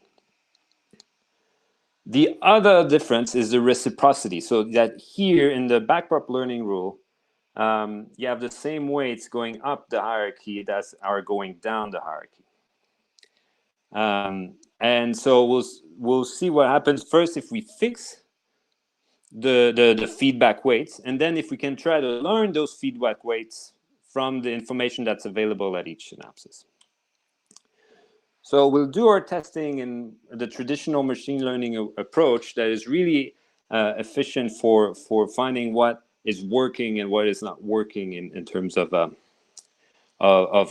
algorithm at a top-down approach. And we have our 6 convolutional, 6 layers, 7 layers. 6 of them were convolutional, and 1 was fully connected. And we'll train this network at CFAR and ImageNet. First, as a comparison, we wanted to train using this machine learning approach, using the backpropagation of errors. You see the grain line here. And then we'll use burst prop. But before we go there, I want to first compare with node perturbation. So that's the idea that it's as if every synapse is changing its sign, its weight, as a function of a global error. So it's as if every synapse is basically controlled by a neuromodulator, global neuromodulator. And you see that in the CFAR10, it's just not learning fast enough for it to be comparable to the backprop in that case. So we didn't do it for ImageNet either. Now, we trained the same, or burst prop network first by fixing the feedback connections. We did that because of that paper by Tim Lillicrap that showed that the feed-forward synapse can learn to match that feedback connectivity. But if we do that and it was more challenging task, we see that, well, although it does a nice performance, an okay performance in CFAR10, it doesn't really recognize any images of the ImageNet database. So clearly, But this is saying something we knew already, that the feedback alignment, so the alignment of the feed-forward synapses to the feedback matrices doesn't really work well for challenging tasks that require deep networks. So we needed to have a learning rule that will change the synapses that are feeding back onto this ensemble. And as shown by previous other efforts, there are multiple ways of doing this. And we followed one way based on this Acroute et al. Paper that was using this Collin-Pollack algorithm. And we mapped it onto the burst-prop paradigm, such that we created a different learning rule that is local and is able to control the plasticity of the feedback synapse, so the descending synapses. Now, we're not tied to that particular learning rule, but that's the one that we decided to try because the type of approach that was used in Acroute et al. Suggested this was an efficient approach. Now, if we put that in our burst prop network, we see that the red line here is when we're learning both the feed forward and the feedback weights using our burst dependent learning rules. We see that we get an excellent performance in CFAR and a good improvement in the performance on ImageNet compared with fixed feedback weights. I'm actually really excited by this. I think this is excellent performance in my view. I mean, some innate mechanisms that were discussed today by Tony Zader could play a role in here. Still, it is quite an impressive performance in my view for what is a biologically plausible neural network. So to conclude, of the 3 dimensions with which we know synaptic plasticity depends on, there's a relative timing which has been argued to be Hebbian and doing unsupervised type of learning. There's this neural modulation that is doing the reward modulation that's closer to reinforcement learning. And there's the firing patterns, which if you want to take something from my talk today, should be that these firing patterns with firing pattern dependent plasticity can allow you to do a supervised learning, particularly if you combine that with properties for multiplexing, short-term plasticity, and bursting, and a proper alignment plasticity. Now we have a bunch of predictions for neuroscientists, but I'll keep that for the question period if people are interested for the sake of time. And I'll thank my collaborators again, and obviously Dan and Conrad and all the organizer for the great event. I'm really happy that this is happening. Great. Thank you, Richard. And sorry for the shaky start there. Okay, I think things are mostly under control now. Yeah, well, mostly. All right, so let's take a look at some of the questions then. So we have here someone asking, Johan Rika asking, is there biological evidence for multiplexing? That's an excellent question. We're working on this right now. I couldn't find in the literature anything that really proved multiplexing happening in vivo, but there's no one that really went ahead and tried to figure it out explicitly. So hardly anyone is looking at time-dependent changes in burst probability. Indeed, the times I have seen people compute burst probability is typically time average. And I would argue that when you do this, you're washing out the signal. Now, the other challenge is to try to control that feedback, to have the feedback being clamped in order to do trial averaging. And since I'm not even sure whether it's only a learning signal that will be in that channel, it could be any other thing, attention. So right now, I don't know of any evidence precisely, although from my lab, we are seeing preliminary evidence that's pretty encouraging. I think, I mean, it's not specific to bursting, but I think I've seen some evidence for multiplexing outside of bursting, right? So, I mean, it's not... Right. Oh, yeah, of course. Yeah, actually, there's some circumstantial evidence that you can glean from, for instance, Stefano Panzeri has with Christoph Kaiser. Kaiser was the first author in 2009 paper where they looked at the information in different types of channels like LFP, spike timing, relative spike timing, and they showed an increase in information when they added the relative spike timing information channel. So that will be supportive of multiplexing indeed, as if there's another type of information being encoded there. That's what I don't know what you'd have in mind, Dan. Well, I from the auditory literature, there's some from Terry Walker. Oh, right, yeah. Showing. Actually, the auditory literature is some of the nicest examples of multiplexing of another type, right? Yeah. Right. Yeah. Yeah. Cool. All right, Jan. So next question is, so what experiment would be ideal to test the spikes versus burst code idea, and could there be causal tests?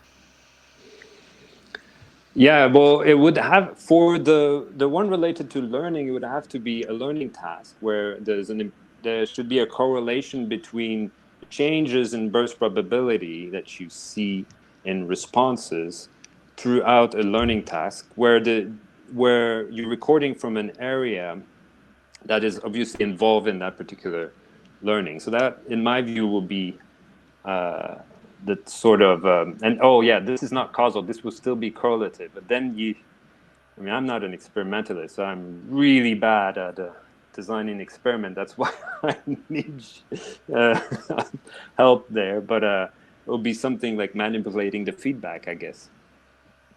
There's related, I mean, I've been talking with Matthew Larcombe, who has related work where they manipulated the feedback of a learning paradigm in S1, and they've shown that the feedback was involved in the learning, and they've shown that bursts were also correlated with the learning. So that's really supportive of that sort of point of view. It's a bioarchive paper by Guy Doran that I cite right here. And that is kind of a causal relationship, but it's not we're not able to prove in there the burst probability aspect or the specific communication channels of the learning signals. Cool. While we were talking, someone gave another answer to the what we were talking about with the multiplexing. Another auditory system one from Jennifer Groh's lab showing multiplexing for simultaneous sounds. So right. Oh, and there's actually, I forgot, there's in a cerebellum, this beautiful multiplexing example in the cerebellum, paper by Reza Shadmehr in 2014. Herzfeld is the first author, Nature paper, where they show that the error is represented in burst probability, the error of a saccade, and the I forget what was the firing rate representation, but clearly multiplexing there. Yeah, it's a really generally interesting area, I think. Yeah, it's really cool and great fun for modeling. All right, cool. Next question is from Neurocath. What about a presynaptic burst, or another way? What would the burst be telling the downstream areas? Right. Actually, this is an excellent question. And the change in learning rule that we had to make to learn through the extended neural networks was actually switching the role of the pre or postsynaptic bursting. So the feed-forward synapses are controlled by postsynaptic burst probability, and the feedback synapses are kind of controlled by the presynaptic burst probability. That's just I guess a prediction. I mean, as I said, there are multiple learning rules here that would still work, but yeah, that would be required for this to work in that sense. Okay. All right. So we've got one from Jeremy Forrest. How do you reconcile the three types of plasticity: relative timing, neuromodulation, firing pattern? Specificity to certain brain regions, mutually exclusive, cohabiting? That's an excellent question, and I would love to know. And that's what I hope I'll still be alive further to see the answer to those questions, but I don't have the answer to that question now. Okay, fair enough. All right. Alberto Antonietti says, I've seen an XOR function done with a single neuron by means of dendritic computation. Do you see any link between burst-dependent plasticity and dendritic computation? Well, so the XOR function in the dendritic computation by Albert Guidon and Mathieu Larcoub is not learned. So here what I've illustrated is the fact that we can learn it. Now, that being said, I'm sure that there's a way to learn that function within a single neuron as well. And if you have the proper mechanisms. But here was really a way to illustrate this, how spiking neural networks can do this, and then to scale it up. But yeah, of course, XOR function is too easy of a task to prove proper credit assignment. Yeah. Cool. So has the spike versus burst code been implemented in neuromorphic computing? And if so, the capacity to perform computations? I think there's great promise of this in neuromorphic computing. I've been talking to a few neuromorphic labs with this idea. They're all super excited. As far as I know, no one's really gone in that direction. But it's a very exciting direction because it would allow you to learn on the neuromorphic chip and so to save a lot of energy from going back and forth between the CPU and the memory. And so we're really excited by an engineering application of this. But as far as I know, no one has done anything close to that. Okay, we actually have a few more questions now, but we've been having some technical difficulties. So, and normally we should be finishing at this time anyway. So I would love to go over, but I think that it would be a good idea for us to have 10 minutes to try and sort out our technical difficulties. So I think I'm going to say thank you again to Richard. Thank you from everyone. Thank you, everyone. Really interesting talk and really interesting questions from the audience. Thank you, everyone, as well. Okay, all right, so the next session is a contributed talk and 2 contributed talks, and that should be coming up in about 10-15 minutes. All right, thank you, Richard, and thank you, everyone. Bye, Dan. Thank you. See you.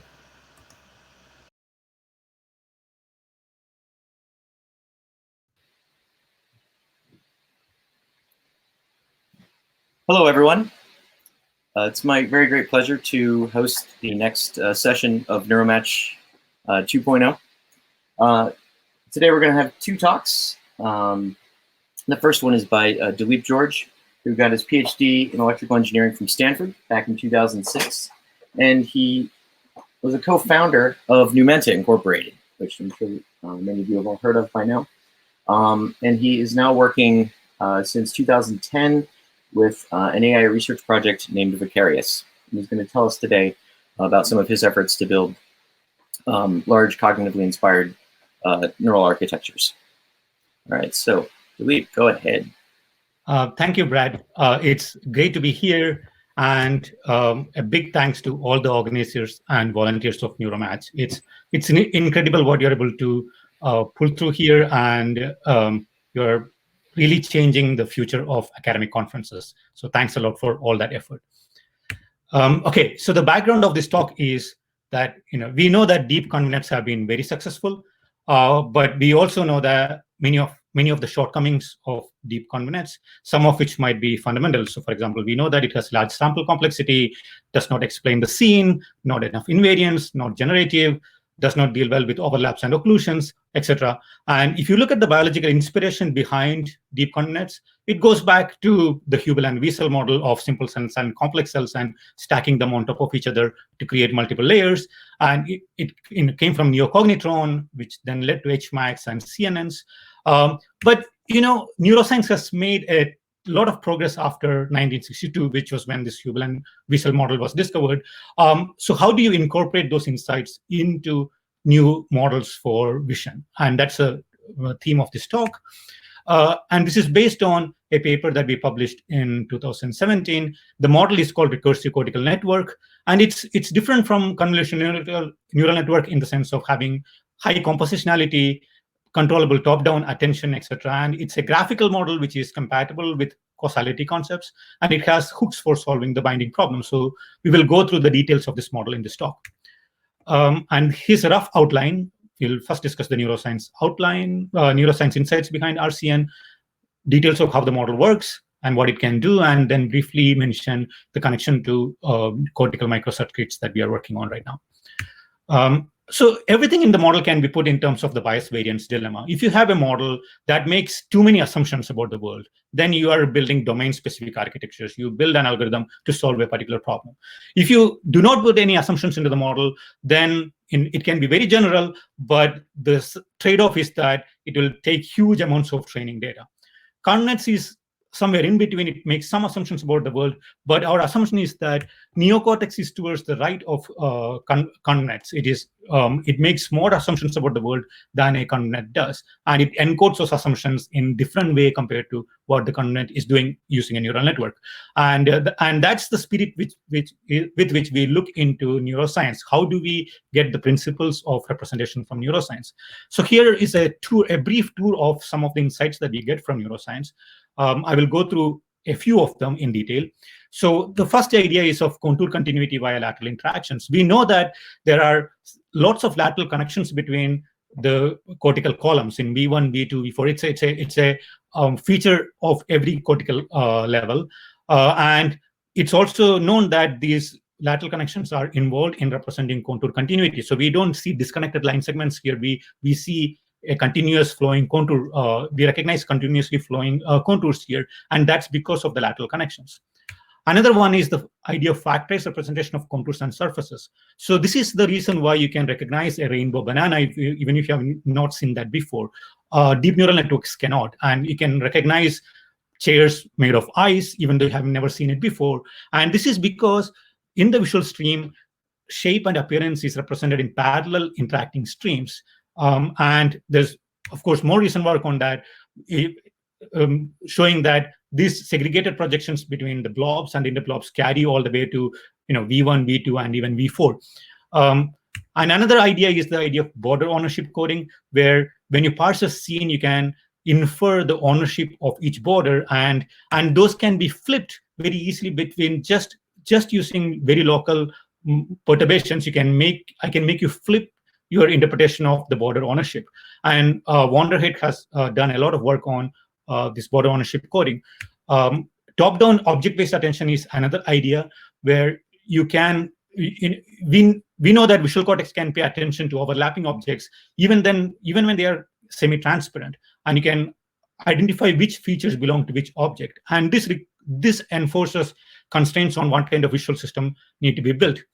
And we know a lot about the dynamics of inference in the visual cortex. Here is a slide from Tyson Lee showing when is feedback information available and what it does.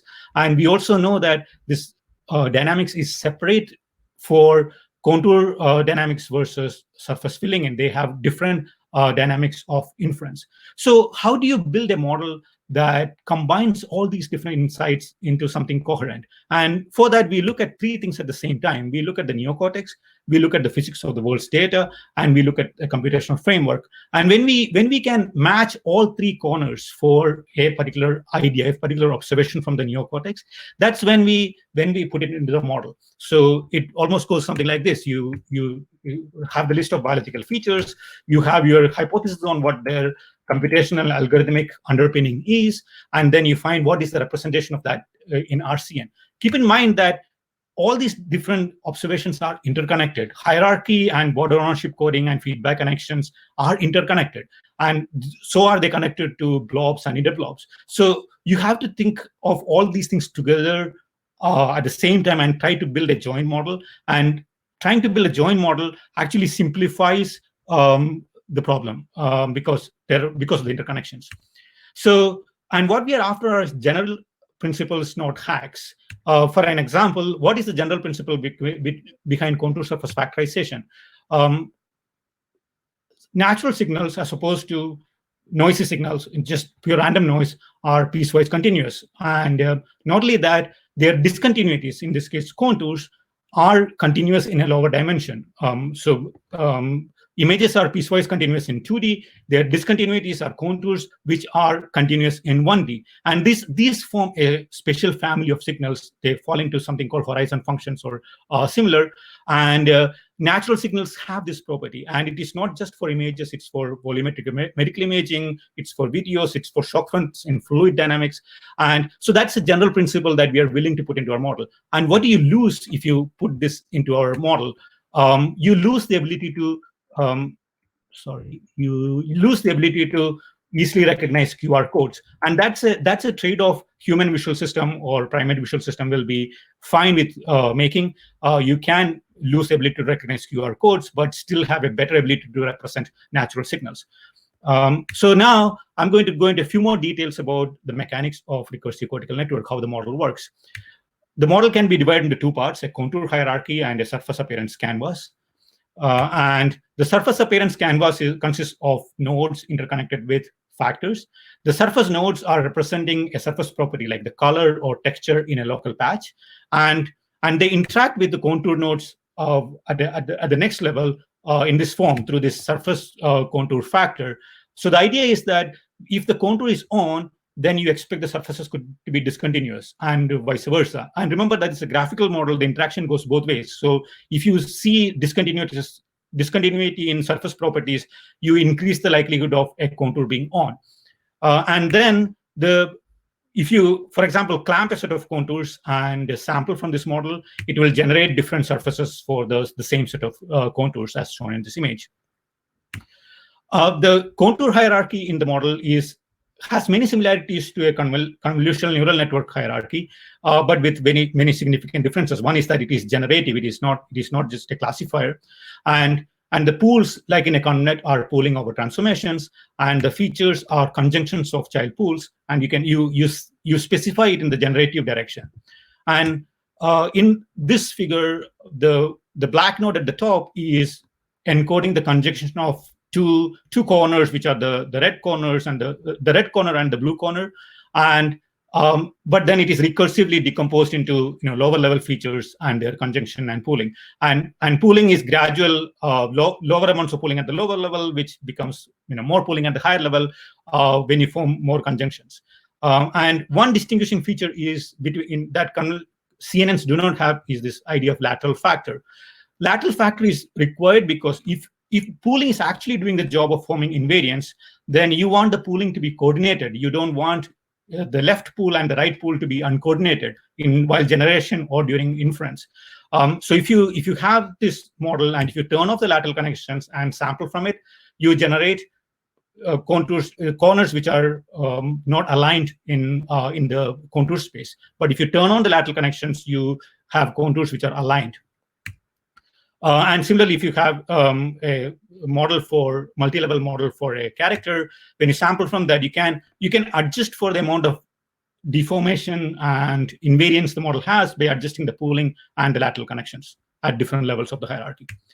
And parsing this model is achieved through so when you are recognizing a scene, it is not just classification, it is doing a parsing of the whole scene, and you're finding the map solution. So just to remind you what the map solution is, if you are given a graphical model with nodes and factors, when the evidence comes in, what you're interested in is finding which set of nodes should be on, what is the configuration of the nodes that should be on and what should be off. And you can find that using this algorithm called belief propagation, which is just a local message passing algorithm, passes messages up and down, left and right, and it comes to a coherent state of the network, which is the parse of the scene. Keep in mind that this model also does explaining away during parsing. So if a same pixel can be explained by two causes, when message passing happens, there is inhibitory interaction that happens between these nodes to bring up the right feature and kill the wrong feature. And why is this required? In natural scenes, things are often confusing locally. So this might be an M, and you might think that it's an M as you increase the context, but it's actually not an M. It's U and N together, and you deduce that only by looking at the whole image. And explaining away interactions are required for coming up with the global best hypothesis. This is another way of portraying that you can, while doing this message passing, it will hallucinate things which are not there, which gets explained away. And learning is done using approximate maximum likelihood. I'll skip through these slides because it's more details are available in the manuscript. So let me switch to what all can RCN do. It can crack CAPTCHAs. We got a lot of attention for this, but that's not why we picked CAPTCHAs as the problem to solve. CAPTCHAs are important because they exemplify the strong generalization we seek. You can solve all these CAPTCHAs, humans can solve all these CAPTCHAs, but we are not trained on them. We don't get examples from the specific CAPTCHAs, or even a single letter. There are so many different variations in which a single letter can be rendered, and that's why Hofstadter said the central problem in AI is modeling the letter A. And that's the spirit with which we tackle the CAPTCHA problem. We are not training from the specific characters, the specific styles. We are training on plain examples and parsing these CAPTCHAs, and we can parse a wide variety of them.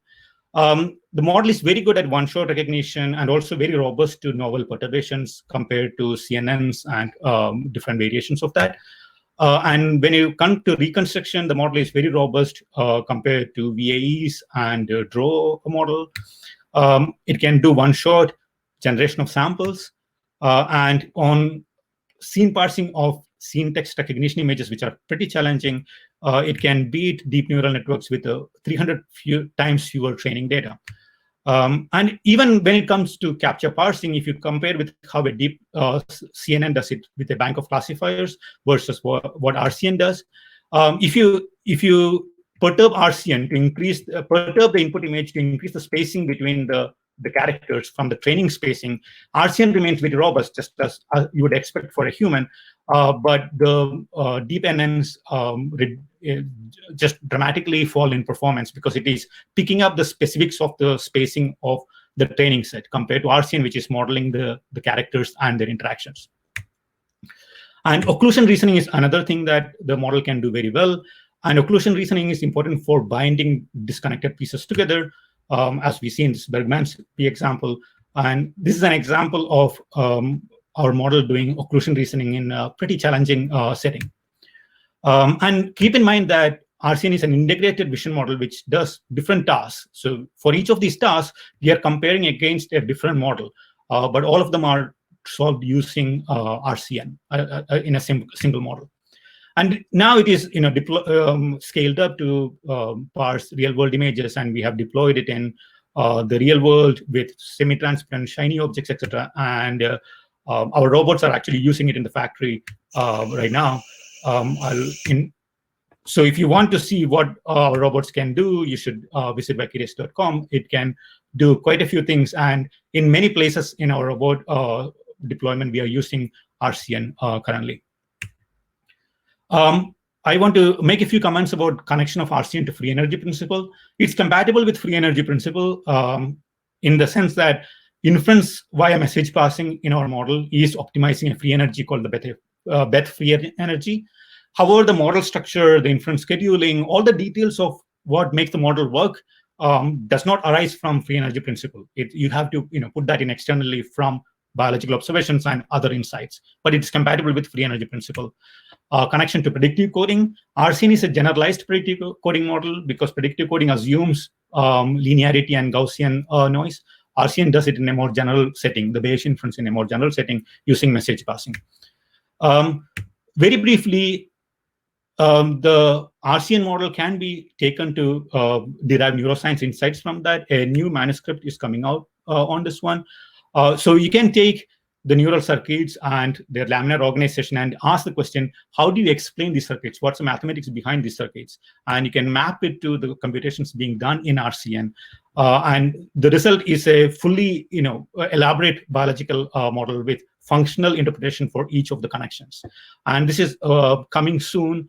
One thing you can do with that model is that you can explain visual phenomena that we see, for example, the neon color spreading, and reproduce the dynamics that we see at lamina-specific and column-specific level in our circuit by creating the biological version of that circuit. Just 2 more slides before I conclude. If you're RCN has also connections to concept learning. In fact, many of the requirements for RCN came from this paper called Perceptual Symbol Systems by Barcelow, that the visual system should become a general representation for concept encoding. And we have a paper on that. If you're interested, you should definitely check it out. And we have a short talk coming up on Wednesday related to RCN, which is a structured model. And we are introducing a new structured model that can explain many cognitive maps phenomena. And we have a bioarchive paper, which we'll be updating soon. And a short talk on this will be on Wednesday. And with that, I will conclude. If you want more information, you can visit wikidesk.com, follow us on Twitter, and you should definitely follow me on Twitter because I have the coolest handle. It's Dilip Learning. Thanks a lot for listening.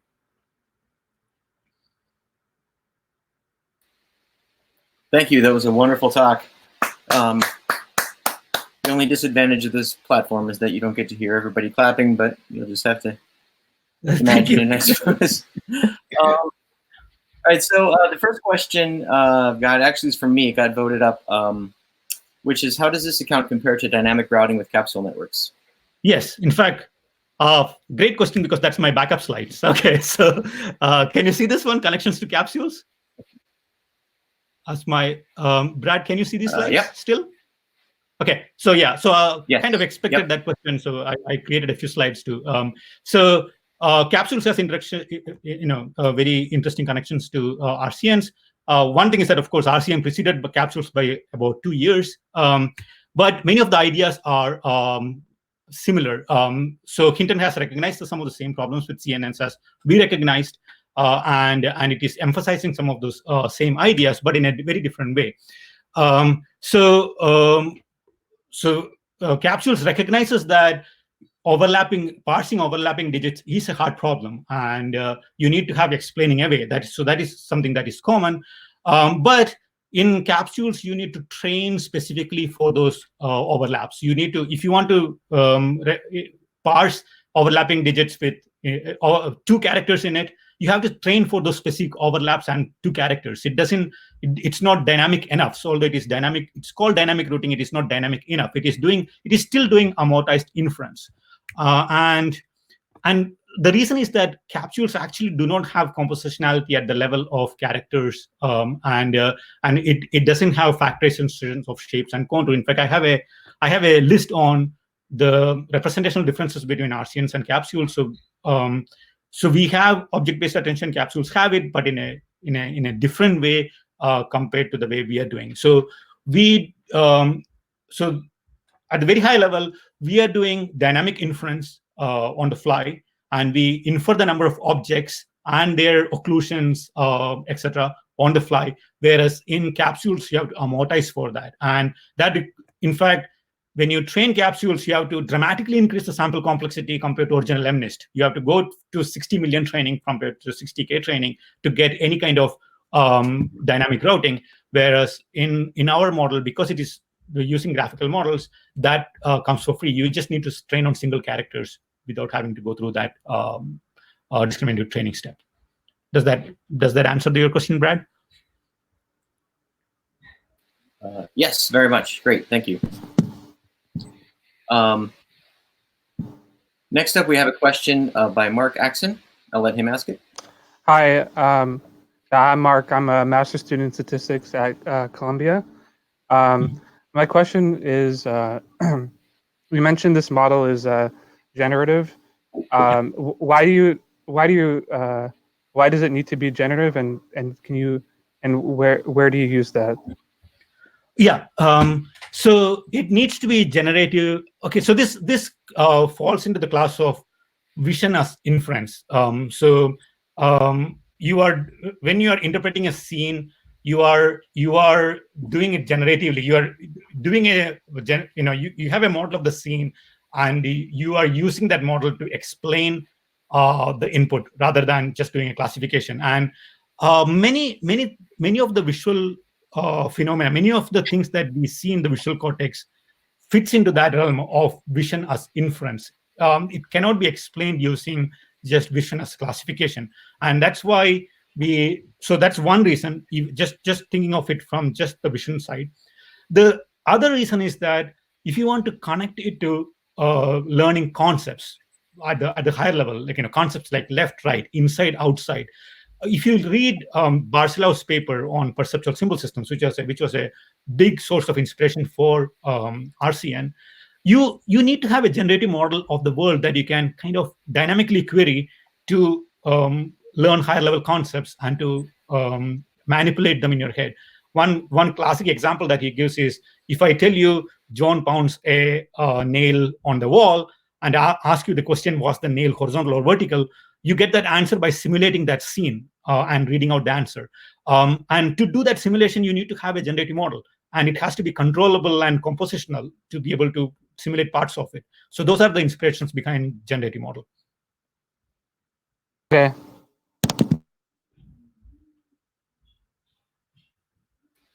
Great, thank you, Mark. Okay, next question.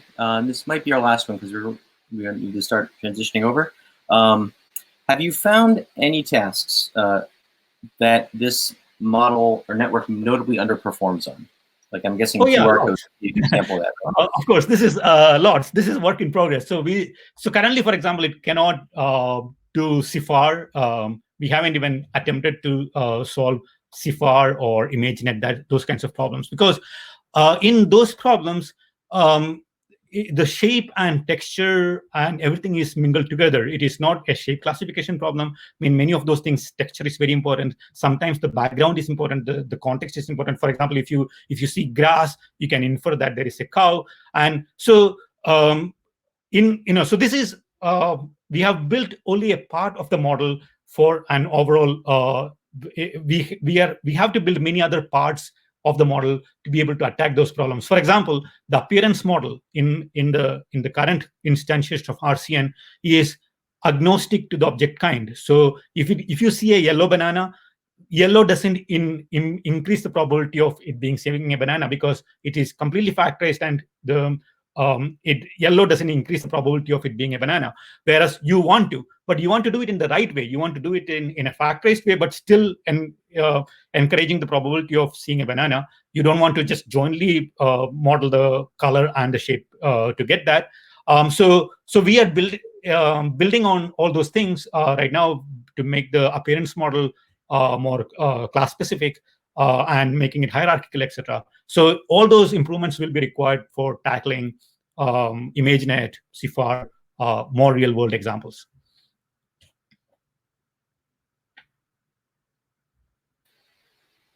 Right. So it'd be interesting, like, for example, to think about how this would, if you could design a version of this that you could show that it is particularly bad at, like, QR codes, for example. Yes. Compared to other models. It's definitely very bad at QR codes. It cannot memorize noise. So that is definitely it cannot do. Yeah. So it's definitely very bad at QR codes. You cannot expect to train this model on QR codes. Right. And so I guess it doesn't yet work also, well, in the same way that it doesn't work on CIFAR yet, like it would not be able to handle those overlapping images of faces and houses on top of each other. That I think it will be able to handle. If you train on faces and houses, it will be able to handle overlapping images of faces and houses. Can it that setting is in a much more controlled setting than the complexity of ImageNet. Yeah, okay, that's right. It's just a simple binary classification, right? Yeah. If it is doing that, can it simultaneously represent both the face and the house, or does it switch back and forth between one interpretation? It will switch back because it's doing the map inference. It will be one map solution will be the face, and that will snap to all the interpretations of face, and the other map solution will be the house, which will snap to all the interpretations of the house, and you have to oscillate between them. Great. Okay. Yeah. All right. Well, thank you once again. That was excellent. I really enjoyed that. Thanks a lot. Thanks a lot for having me. Yeah. Okay, we're going to now move on to Cindy's talk. Okay, George, I'm going to politely de-invite you from the stage. I'm going to close my window. Yep. Take your time. We've got a minute. Okay. So, Cindy was trained at UCSD in the lab of Jeff Isaacson, and she's currently a postdoc in the Sham-Pomelo Research Center. Is that right? Did I do it? Okay, good job. All right. And she does a lot of work on the olfactory system, which is one of the most interesting and underappreciated systems of the mammalian brain, and also many non-mammalians as well. My training was in Mike Hasselmo's lab, so I overlapped with Christian Linster, and obviously learned a lot about the olfactory system from that exposure. And it's been a system that has always fascinated me. It's a very rich system in which to explore the way in which the brain builds different kinds of representations. Okay, so I am now going to pass the ball over to Cindy. I will make your Okay. and I will mute myself this time and take it away. All right. So thank you very much to the organizers. And as Brad mentioned, today I'll be telling you about a topic that I think is relatively underexplored in neuroscience, and that is the higher order functions associated with olfaction. And this work was done in Zach Maynon's lab, and it's a collaboration with Gautam and Nico, who were my lab mates. Okay, so let me see. Okay, so olfaction or chemosensation is an evolutionarily ancient sense and is used by a wide range of organisms to guide spatial behaviors, from chemotaxis in bacteria to foraging honeybees. And of course, this also extends to our model organism rodents, where search behavior using odor plume dynamics, as well as odor memory guided navigation, are ethologically fundamental. And for spatial behaviors such as these, an animal needs to know both what odors they have encountered, as well as where they are in space in order to guide their future behavior. And okay, so in thinking about such higher level associative functions in the olfactory system, first we'd like to introduce some basics about the olfactory system. In rodents, the primary cortical representation of odors is in piriform cortex, or olfactory cortex. And neurons here receive direct excitatory inputs from the olfactory bulb. However, as opposed to the bulb, where odor identity is encoded by stereotyped maps, projections from the bulb are transformed in piriform cortex such that odors now activate distributed and random sets of neurons, and that these neurons are no longer topographic. And it is here where neurons are thought to underlie odor recognition and memory. One interesting property of piriform cortex is that it is highly recurrent and associative. And not only are the recurrent and top-down inputs here stronger than the feed-forward drive from the olfactory bulb in shaping firing properties of neurons, but they're also disproportionately plastic. And because of this, piriform cortex have been modeled as a recurrent network for learning. However, despite these efforts in modeling, there's been very little experimental data examining the associative features of piriform cortex, as well as other higher order functions. So when we started thinking about this question, we were very intrigued to realize that one of the main structures that directly project to piriform cortex is actually the hippocampal formation, including both the medial and lateral entorhinal cortices, as well as the hippocampus itself, where neurons famously have these famous spatial receptive fields. Of course, they also encode for episodic memory as well as contextual information. And this suggested to us that perhaps spatial and contextual information could actually be present within the olfactory system itself. And to investigate this possibility, we recorded from the posterior region of piriform cortex, which is a region of piriform cortex that has prominent recurrent as well as top-down inputs. And we recorded from this region in a odor-guided spatial choice task in freely moving rats. Okay, so this is our task. Rats are behaving on an elevated plus maze with a footprint of 1 meter by 1 meter. And there is a port at the end of each one of these arms, which can deliver either a light cue, one of 4 possible odors or a water reward. Okay, so at the beginning of the trial, an initiation light goes on, telling the animals to approach, put his nose in. Once the animal sticks his nose in, one of 4 possible odors is delivered, and at random. And then the identity of this odor then determines the correct reward location where the rats must navigate to, and if he's correct, he gets a water droplet. And then after a brief intertrial interval period, another trial begins.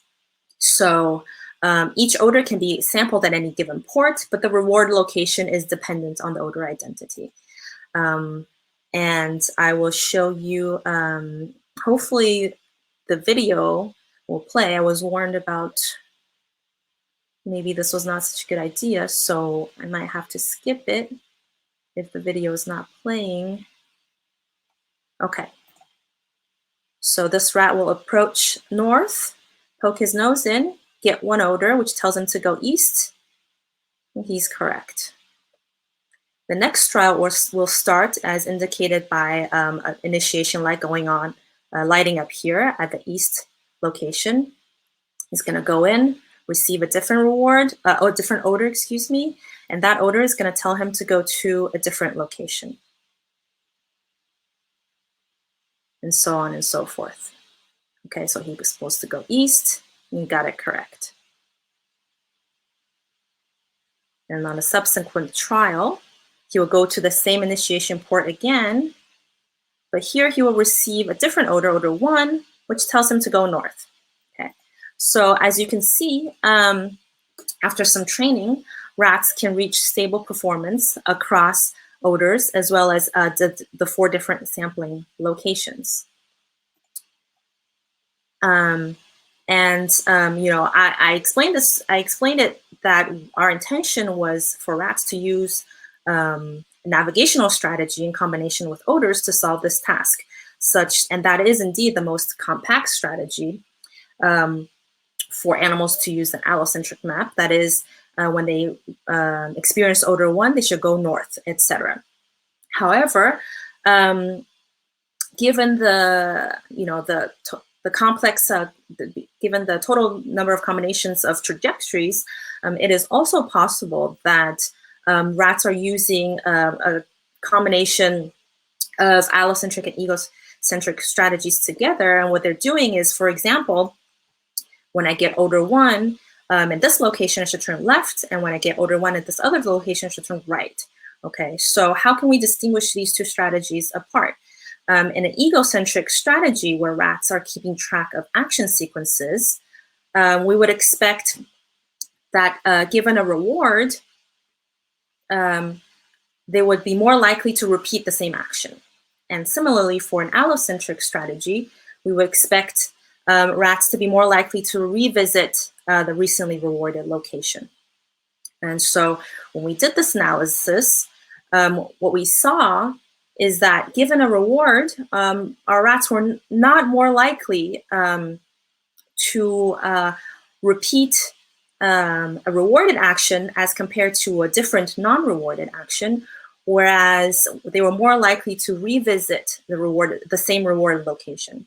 So we think, so in other words, if we look at a trial in which the current choice of a trial that was previously rewarded in the north location, the animals now are positively biased for choosing north again on the current trial. And this is true for all the other trial types. Okay, so because of this behavior, we think that animals are indeed really using a map of space and engaging the hippocampal entorhinal network and the cognitive map of the environment in conjunction with olfaction to solve this task. Right, so now that we have a task, we're going to target our recordings. These are chronically implanted tetra recordings to both the posterior region of piriform cortex, as I mentioned, as well as dorso-CA1. So what do neurons in posterior piriform cortex look like? Okay, so here you can see a PSTH and a raster plot of an example cell that has an increase in firing rate in response to odor 4. If we look at the firing rate to this odor, now as a heat map where XY axis is the location on the maze, we can see that this cell is actually equally activated by this odor across the 4 port locations, which is why we see these 4 hotspots showing up on this heat map. And if we look at the other odors, we see that this is typically odor selective neuron. So it's only selective to odor 4 and indiscriminate to sampling location. Now, if we look at another neuron, now this is another neuron that's recorded in the same tetrode bundle on the same session. So here you have this other example cell where it also has increase in firing rate to odor 4. However, when we looked at the heat map, we see that this cell is clearly, which has a clearly very restricted firing rate to odor 4 at only one of the 4 port locations. If we look across the other 4 odors, we see that this cell surprisingly seems to be not very selective for odors, but highly spatially selective for sampling location. Of course, we also see cells that are selective to both odors and locations. Here in this cell is also recorded in the same session. We see that it prefers odor 1, which is the blue odor here, but only when the odor is sampled at the north port. Overall, we surprisingly found that more neurons were location selective than odor selective in piriform cortex, in the posterior region of piriform cortex. And the fraction of jointly selective neurons was slightly higher than predicted by chance. When we performed a pseudo-population analysis for all recorded neurons using a SVM linear classifier, we find that while both odors in red and locations in blue can be decoded from the population, fewer neurons were required to reach 90% accuracy for locations than for odors.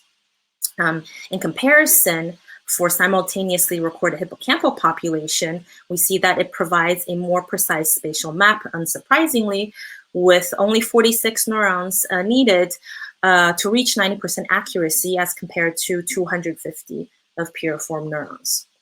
We also found that in our recordings, odor decoding of hippocampus was actually relatively poor, relative to piriform, that is, with a total of 91 CA1 neurons performing at the same level as just 5 piriform neurons. These analyses were done with a pseudopopulation where we pooled all the recording sessions together. What we next did was to look at only simultaneously recorded population. And when we analyze that data, we can look at the time course of the decoding performance for either odor or spatial location, as you can see here. So here, time 0 is aligned to odor onset. And we can very clearly see is that location classification was actually rose and reached peak, rose above chance and reached peak classification accuracy even before odors were available. And of course, odor classification only rose above chance after odors were available to the animal. So this meant to us that spatial information in piriform actually did not require olfactory sensory drive from the periphery. Given this observation, we wondered if what we are seeing is something akin to an event or context-specific predictive signal, or was it really a cognitive spatial map of the environment that is actually stable and carried throughout different task events? To look at that, what we did was we looked at neuroactivity around not just the initiation, which we've done up to now, that is around odor sampling, but we also looked at the neuroactivity during the goal as well as the intertrial interval in our task. And what we can very clearly see, even in individual example neurons that are spatially selective, for example, our cell 2 here, that piriform spatial selectivity persists across these different task events, such that for population, if we trained a classifier on neuroactivity during odor sampling, we can actually successfully decode spatial location from neuroactivity during the other periods. So for example, here on the x-axis, we have the cross-validated performance of the classifier during odor sampling or initiation. And on the y-axis, we're plotting the performance of the same decoder on the neuroactivity during the goal epoch.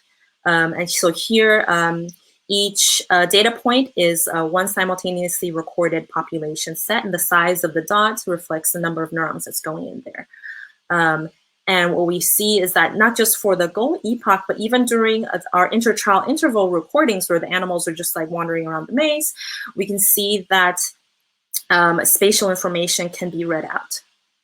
So what we observe is that these spatial representations in pure form is actually stable and persistent, is actually stable and persistent across task events. And that is something akin to an actual cognitive map for space that could potentially be suitable for navigation.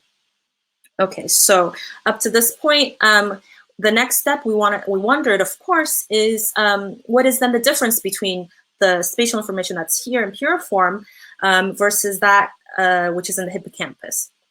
One of the things we did in order to think about this was we looked at the single cell decoding accuracy as a function of distance to port location on the maze. So here we have a decoding accuracy on the y-axis for single cells and position on the maze on the x-axis. Sorry, I think I must have reversed that. So the position on the maze is on the x-axis and the single cell decoding is on the y-axis. What you can see here is that while individual puriform neurons in black here perform just as good as CA1 neurons at the port location, the decoding performance drops considerably as a function of distance to port. And the same holds true for simultaneously recorded population, where puriform selectively carries spatial information about the port locations and not about the center of the maze. Okay, so in order to further think about potential mechanisms of the spatial information that we observe, we used coherence of spike times to either understand whether these selectivity properties could be coming from bottom-up sensory or top-down cognitive mechanisms. That is, whether they're more coherent to the respiratory signal or to the LFP that's recorded in the hippocampus. When we looked overall at spikes that are recorded in pure form, so here is a coherogram. On the x-axis, again, is time from odor onset. Y is the frequency of coherence, and a brighter color is increase in coherence. We see that overall spikes in pure form are coherent to sniffing with an increase of frequency around time 0, reflecting the increased sniff rate with active odor sampling. And for our recorded CA1 neurons, we see that there's a characteristic increase in coherence to the local field potential in hippocampus at theta band, and this dips slightly as the animal stops around time 0 to sample the odor. While we don't see the same degree of coupling for puriform to either to CA1 LFP, we further looked at this coherence that is actually based on the individual decoding performance of neurons for either odors or locations. Okay, so here we've quantified the single cell decoding accuracy for either odor or location, and when we looked at the coherence based on this decoding performance, we found that odor decoding accuracy was strongly correlated with the coherence to sniffing and less to CA1 LFP. And strikingly, when we looked at the location decoding neurons in pure form, we saw that these neurons were selectively coupled to the LFP and hippocampus only, but completely not coherent to the sniff signal that we measured. So in summary, what I've told you about today is that in rats that are using odors to navigate, spatial information is prominently encoded in primary olfactory or puriform cortex. And we found that puriform cortex neurons carry the spatial information even in the absence of olfactory drive. but that this spatial information somehow selectively representing the spatial information is somehow selective for port locations only as compared to other parts of the maze. In addition, these spatial maps are persistent across behavioral events, and that potentially a differential connectivity of subpopulations of neurons here to the hippocampal network could mechanistically underlie spectrum of different characteristics of neurons that we observe. So just to wrap up very quickly, of course, there's many open questions and implications. So one very straightforward one is that this could allow for the anchoring of odor information within a spatial reference frame, such that animals and navigating can use odors in the environment as landmarks. But another more general possibility is that these map-like representations in the brain, as it was recently raised by Tim Behrens and colleagues, actually reflect just an instance of a more general coding mechanism for the brain to organize information of all kinds. And therefore, what we observe may perhaps just reflect the fact that piriform cortex, posterior piriform cortex, is suitable for higher order olfactory functions. Okay, so of course, the most important slide is the acknowledgement slide. I would like to thank Zach for his patience and the freedom to pursue this project, as well as my collaborators Gautam, Nico, and Mattia, all of the Mainen Lab, as well as the funding. So thanks for listening. Sorry for going over time.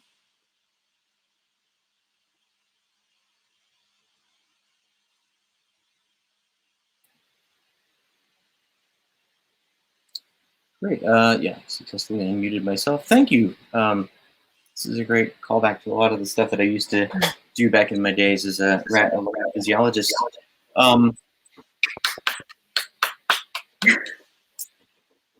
So the first question that I had when seeing this talk is that I was surprised that the prevalence of odor-related information was lower than location information in the piriform cortex. Have you looked in the anterior section or anterior portion of piriform yet? And do you have any sense of whether it might be switched around?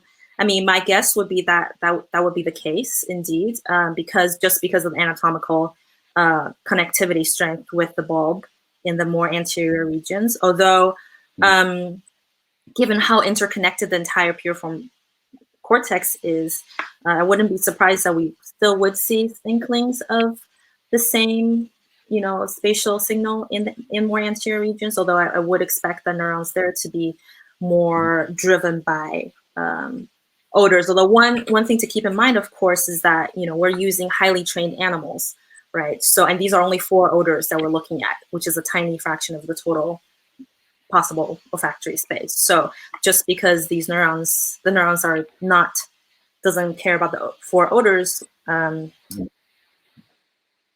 doesn't perhaps to other odors. I'm sorry, could you say that one part one more time? I accidentally muted you while trying to mute myself. Okay, so I'm just the point that I was only trying to make was just that these are highly trained animals, so the representation potentially is getting more sparse with training. We know that's something that happens, for example, in the bulb. Another thing is that I'm only presenting 4 out of many numbers of odors that are possible. So just because the neurons are not responding to my 4 odors does not necessarily make it a non-olfactory responsive neuron. So another question I would wonder is, do you think that this large degree of location coding is based upon the task that you've got here, which is a very spatial task? Yeah. Sorry, can you? I didn't quite get the. Oh, sure. So this task is a very spatial task, right? Yeah. Like it requires them to think about and going to specific locations. If this was not a spatial type of task, do you think it would be similar? You'd see the similar prevalence of location coding in the posterior piriform. Yeah, I mean, my not very data enforced guess is that there is a privileged relationship between the piriform cortex and the hippocampal formation, just because of the anatomy. So I guess even if it's not a super strong spatial task, perhaps just by the mere fact of the anatomical connections, we would still see, reflections of perhaps grid cell or grid cell activity or place cell activity in piriform cortex. Actually, the first experiment that I wanted to that I did do, but before I actually got good at these recordings, so I don't actually have any data, was just to do a classic place cell freely moving open field experiment and record from posterior piriform and see what I would find. I still think that we would find some interesting spatial signals there, perhaps, but I don't have any data to back that up. I'm inviting one person up on stage, and I think this will have to be our last question. Let me start you with a question. See if she's going to come up, maybe not. Okay, so I'll just go ahead and ask her a question. Does posterior piriform cortex include spatial maps and navigation tasks that don't involve odor? Or is it specific to tasks that involve odor? Yeah, so this I think is related to the question that you just asked before, right? So it's like if the animals are either not performing a really heavily navigational task, or if they're performing a non-olfactory task. So I think that based on the observation we made, which is that the spatial information is selective, is preferentially for port locations. My guess is that in non-olfactory spatial navigation task, the spatial signal perhaps will be less prominent. And that maybe what we're seeing here is an area that's particularly good at associating the presence of an odor with the spatial map of the environment. However, as we know, it's extremely difficult to get rid of odors in the environment. So almost anywhere you go, there is some marking on the floor. So it would be interesting to do an experiment that really controls for that. But yeah, my guess is that it's going to be less without odors. The spatial representations are not going to be as strongly formed there. Cool. Once again, let's have a round of applause, virtual and to some degree actual. Thank you again, Cindy. I really appreciated listening to this as well as everybody else did too. And thanks, folks. We're now going to head off to the short talk sessions, and I will see you folks there.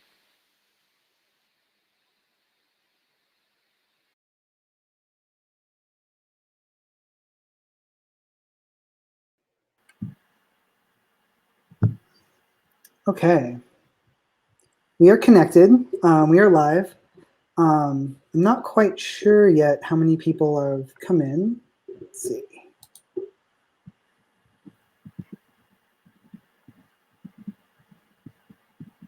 Okay.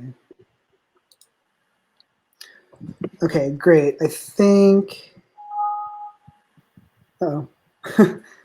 What does that pop-up say? I have no idea. Okay. Okay.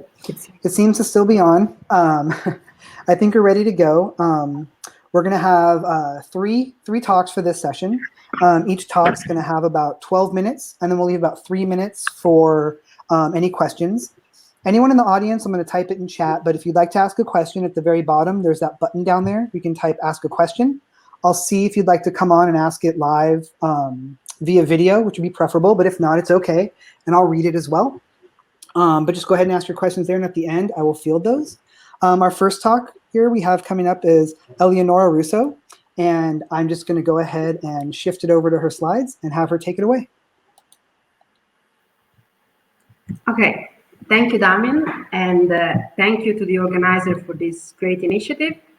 So today I'm going to talk about the work I've been doing in collaboration with a group of Wolfgang Kelsch at the Center Institute of Mental Health, in Mannheim. So the work is about trying to understand the emergence of the reward prediction signal in the metrostriatum and VTA network. So from the seminal work of Schultz, we know that dopamine plays a key role in the broadcasting a reward prediction signal all over the brain and the reward prediction error signal. And for those of you who are not familiar with this, with Schultz's work, you need to know for these talks that when the animal is naive and doesn't expect any reward, if he gets a reward, the dopaminergic unit bursts after the reception of the reward. However, when the animal learns the stimulus-outcome association, this dopaminergic burst doesn't occur anymore at reward, but it does occur at the stimulus onset, so by predicting the reward arrival. So this reward prediction signal and many of these, reward prediction signal in the brain are well known since many years, while it's less understood how this signal come to play in the, emerge in the brain. And we want to tackle this question in 3 steps. First of all, we want to understand the sheer effect of dopamine on striatal sensory representation. And then when we want to compare the effect of dopamine with the changes induced by learning instead in striatal sensory representation. And eventually, at the end, we want to see how this changing will affect the dynamic between these 2 regions and their interaction. So what is the effect of dopamine on sensory representation? Leonard Ottel tackled this question with a study designed in 3 steps. The first step, there is a pre-phase in which mice are presented with 2 odors, and the mice are just passive and they are perceiving the odors, and they don't have to react or do anything. And importantly, throughout this whole experiment, there is never reward delivery to the animal. While in the middle phase, one of the 2 odors is paired with the optogenetic stimulation of the dopaminergic terminal in the ventral striatum by releasing dopamine paired with one of the 2 odor presentation. And eventually there is a 3rd phase, the post phase, in which again the animal just sit there is no optogenetic stimulation. And we want to see how the dopamine release in the middle phase changes the sensory representation from the initial phase to the post phase. And what we observe here is that while in the control cohort, there was no changes in the sensory representation of the 2 odor, in the cohort which had the dopaminergic stimulation exclusively for the odor paired with dopaminergic stimulation, there was an enhancement of sensory responses. And this enhancement came also with the better signal to noise and the better discriminability between the 2 odors. So this was just by purely stimulating dopamine during odor presentation. And we do know that during stimulus outcome learning, dopamine is released because, as I told you before, at the beginning, while the animal still doesn't know that some odor are paired with reward, at reward there will be a dopaminergic release. So we wanted to see how, during an actual learning process, this sensory representation changed. And to address this question, Max Scheller performed a dual-site recording from the ventral tegmental area and the ventral striatum at the same time during a reversal task.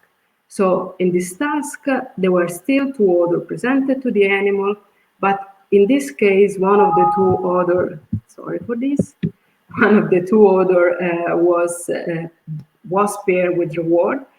But at the beginning of the session, the animal didn't know which. And during the session, the animal eventually learned which of the 2 odor was paired with reward. And as soon as it reached criteria, we reversed the contingencies and the animal had to start again and guess again which of the 2 odor was paired with reward. So to see the effect of learning in the odor representation, we compare the odor representation in the first trials of the original phase and of the reversal phase.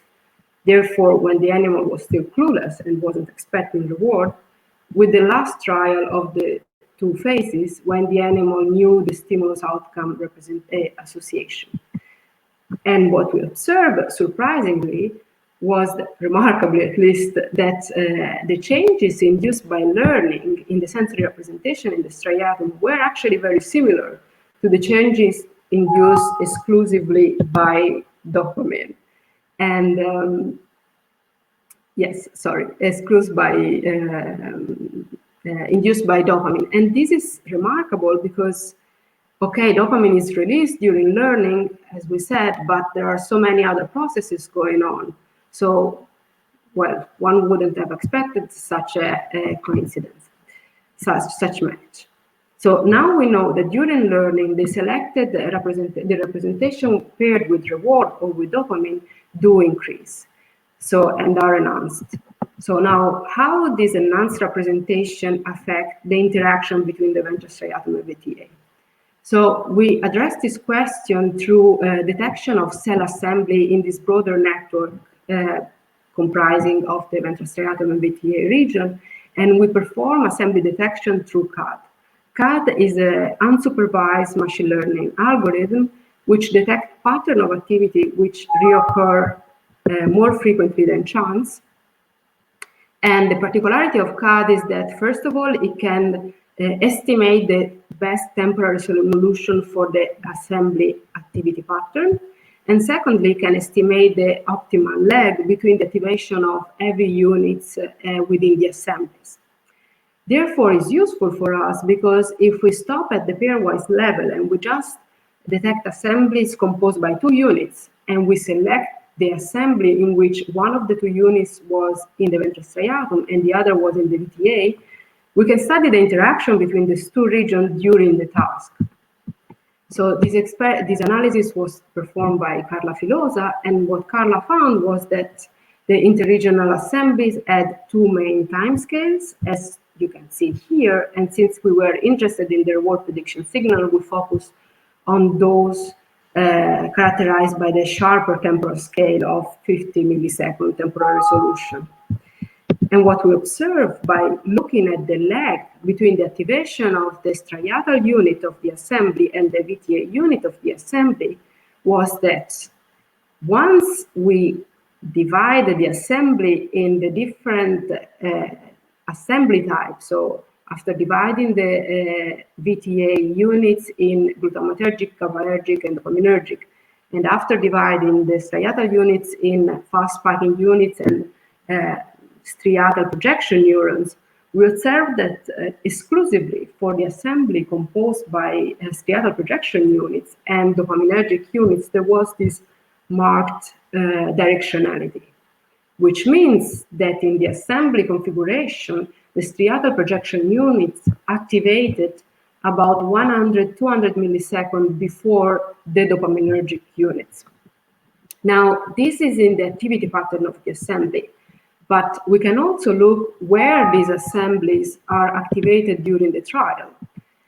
And here are the trial pair in which is presented the other pair with reward. And you can see here that the average assembly activation occurs after the stimulus onset and before the delivery of reward. So this assembly could mediate a reward prediction. But to mediate a reward prediction is also necessary that this assembly has to be selective for the paired odorant, for the odorant that is paired with reward, and also have to increase their activation during learning. And this is what we saw. So here you can see the average activity of this same assembly during the trials with the odor not paired with reward. So they are selective for the paired odorant. And here you can see again that if we compare the initial trial with the latest trial, when the stimulus outcome association is learned, these assemblies increase their activity after learning the stimulus outcome association. And Carla also confirmed this observation by building a reinforcement learning model and seeing that the SPN-done assemblies positively correlate with the value of the paired stimulus within the reinforcement learning model. So here you can see an example of one of these assemblies. You can see in red the spikes elicited by the SPN units. And you can see in green the spike fired by the dopaminergic units. And in gray, you can see where the assembly algorithm detected the assembly activation. And what you can also see is that here are the different trial of the original phase, and you can see that this a progressive increase in the activation of the assembly through the task as the learning occurred. And you can see clearly that the SPN unit anticipated the activation of the dopaminergic unit. So to conclude and to put together all the elements I give you in this talk, what we think to be at the basis of the emergence of the reward prediction signal is that when the animal is naive and there is a stimulus and then an unexpected reward, there is a dopaminergic activation in VTA, which project in the ventral striatum and will flood the ventral striatum with dopamine. This dopamine, as we show, has the potential to increase the stimulus response of the ventral striatum and increase selectively for the paired order. Now, this enhanced reaction of the ventral striatum, this progressive enhanced reaction, will also progressively drive directional assembly, which will increase the drive over, again, the VTA units, dopaminergic units, which will fire again, but this time not anymore at reward, but at stimulus onset, because there will be a direct reaction of the stimulus representation in ventral striatum. So this is the end of my talk. I would like to thank the theoretical neuroscience group at the Central Institute of Mental Health, especially Daniel Durstewitz, which derived with me the cell assembly detection method, and also the Kelch group, and in particular Leonard, which performed the passive paradigm, Max, which performed the behavioral paradigm, and Carla, which performed many of the analysis of this project. And I would like also to thank you all for your attention. Great. Switch this focus back over to you. Thank you so much, Eleonora. That was a great talk. I'm looking down here at the questions. I don't think we have any questions yet. Okay. Let's see if anyone pops anything up in the chat. Let's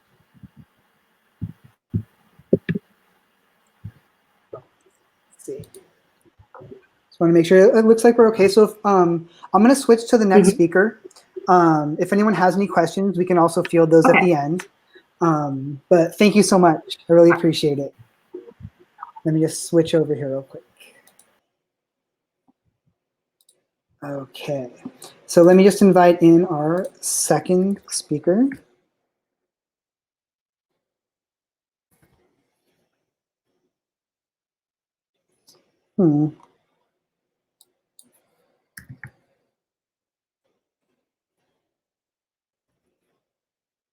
Sorry, just one moment here. I don't know why this isn't working now. There we go. All right, Ko, I just sent you an invite. Awesome. Hi. We can see you. How are you doing? Good. How are you, Damien? Very good. So if you want to go ahead and start to share your presentation, Ko will have our second talk.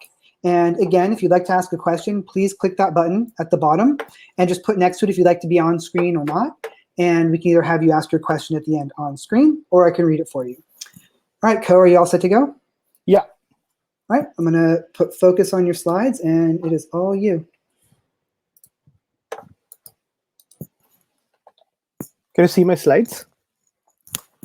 Yes, yeah, we can see them. Okay, so hi, everyone. It's great to be in this virtual conference or unconference. Today I'm going to talk about a little bit of work done in Jim DiCarlo's lab that I've been working on, trying to understand how recurrent processing really plays out for object recognition. So this is part of a single project, and I'm quickly going to go through what are the main motivations for this study. So one main motivation is that primates are very good at rapidly categorizing objects. So if I show you these images one after the other, you can quickly basically tell me what I showed, although these images are flashed very briefly. And we do this not only as this like weird video that I showed you, but as you go around the world and look at objects, this is exactly what you kind of see. You see different images, you fixate on them, and you can quickly tell what the objects are. So this is a natural behavior. So we are motivated to study this. And when I say we want to study this, what we actually want to do is we want to build neurally mechanistic models of how primates actually execute this behavior. And actually, there has been decades of neuroscience on this particular kind of visual representation. And we know by now that there is a very specific sort of circuit that houses the key brain areas that actually supports this robust behavior, and which is in the primate ventral visual cortex. And also, there has been current models that try to explain the activity of these areas and the corresponding behavior that they support. And there's stark similarity between these models, the deep neural network models, and the way the system is supposedly laid out in the brain.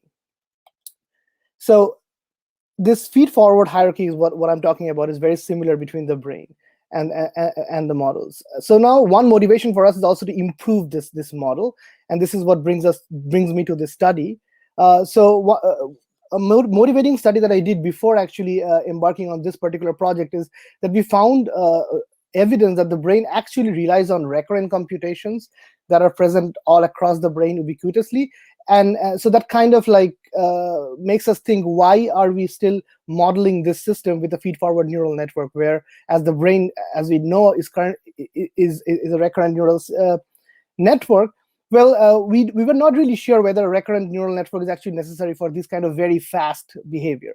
So this is the main motivation for this study, that is basically another study that I recently published, which actually produces this evidence. So what did we really do? We compared the behavior of feed-forward neural networks and the monkey. And so here I'm showing you results comparing image-by-image behavior of monkeys and models. And the main result here was that the monkeys outperformed CNN models, the feed-forward CNNs. And you can see these red dots are images that are very well classified by monkeys, but could not be classified by the current or then current neural networks, feed-forward neural networks. So just to illustrate just to understand what was happening, we dig deeper into this problem. We actually measured the brain solutions in IT cortex across multiple monkeys, implanting Utah arrays in these monkeys in their IT cortex on the P4. And what we found out, that if you look at how the population of IT represents these individual images, it was clear that the challenging images took longer to solve. Now, there were many control analysis that we had to do to make sure that this is something that was not just explained by simple low-level features, but that was the main takeaway. And not only that, we measured multiple images, and for each of those images, we could precisely estimate at what time the solutions were computed. As I showed you, that the challenge images were slightly delayed compared to the control images. So this additional computation is what I think we are mostly tempted to think that this was based on recurrent computation. So as a motivation, we wanted to add recurrent computations to this already existing feed-forward neural network framework. So this is basically the main thing that motivated the study. But the question that we asked in the study is that, okay, there are recurrent computations, but what are the most critical circuit motifs that are necessary? Because you have recurrence all across the ventral stream. So in this particular study, we tested one single recurrent circuit motif, which is the circuit motif that comes from downstream of IT to prefrontal cortex, from ventral PFC. The steps that I followed here was that initially I did MRI on the monkeys to make sure that I'm in the right positions in the ventral prefrontal cortex that was previously reported to have category selective neurons. Then we placed a chamber on top of that localized region of the ventral PFC, and then I briefly dropped some single electrodes to measure what kind of neural activity I observed there. And we saw that these neurons are visually driven, they're category selective, and their onset latencies were in the ballpark. They were around 130 to 180, 200 milliseconds long. So they could be playing a role in core object recognition, this fast object recognition. Then we dropped IT electrode arrays in IT, like the previous study. Here's an example of the arrays with the chamber. And then we could measure both the neural activity as well as now the monkey behavior. And just to briefly tell you what the behavior entails, we have a screen and we quickly show an image which contains an object, and the monkey has to tell which object it was. So here I am showing you an image of a face, and there are two options. And if the monkey was correct, he would or she would choose this face image on the left. Now, it's not only faces that we tested thousands of images across 10 objects, and images could have been synthetic images that we created in the lab, synthesized in the lab, or natural photographs from Microsoft COCO database. Just a brief recap. So the previous study that we published actually gave us a strategic way of testing whether a circuit motif is critical for core object recognition, and whether it is recurrently involved. So remember, we marked these images as early solved and late solved images, and the main hypothesis basically comes from this idea that maybe the late solved images are the ones for which recurrence is critically required. So let's go back to the study. So based on this strategy, if you're able to disengage this ventral prefrontal cortex, and here we have used pharmacological inactivation by injecting mucimol. If you can sort of reversibly disengage ventral prefrontal cortex, what are the kind of predictions that we can make? So there are three main hypotheses that I'm going to try and falsify in this study. So what do we expect? So if we are actually decoding object identity from IT cortex, so one might expect that injecting mucimol makes absolutely no effect to these early and late solved images. So that's one possibility, which is kind of boring. Here's another boring possibility, which is that once you inject mucimol, both the early and the late solved images sort of take an equivalent hit, which means that they're both affected equally. They both show some deficits. It might be because, once you injected mucimol, the monkey became more sleepy or something like that. This is again also boring. The third one, which is I think more in line with our previous recurrence hypothesis, is that maybe if you actually inject mucimol in VPFC, and if it is recurrently connected to the ventral stream, you're going to see a larger deficit for late solved images compared to the early solved images. And the same is expected out of behavior. So if you actually measuring behavioral deficits, maybe the same would be true for behavioral deficit comparisons across late and early solved images.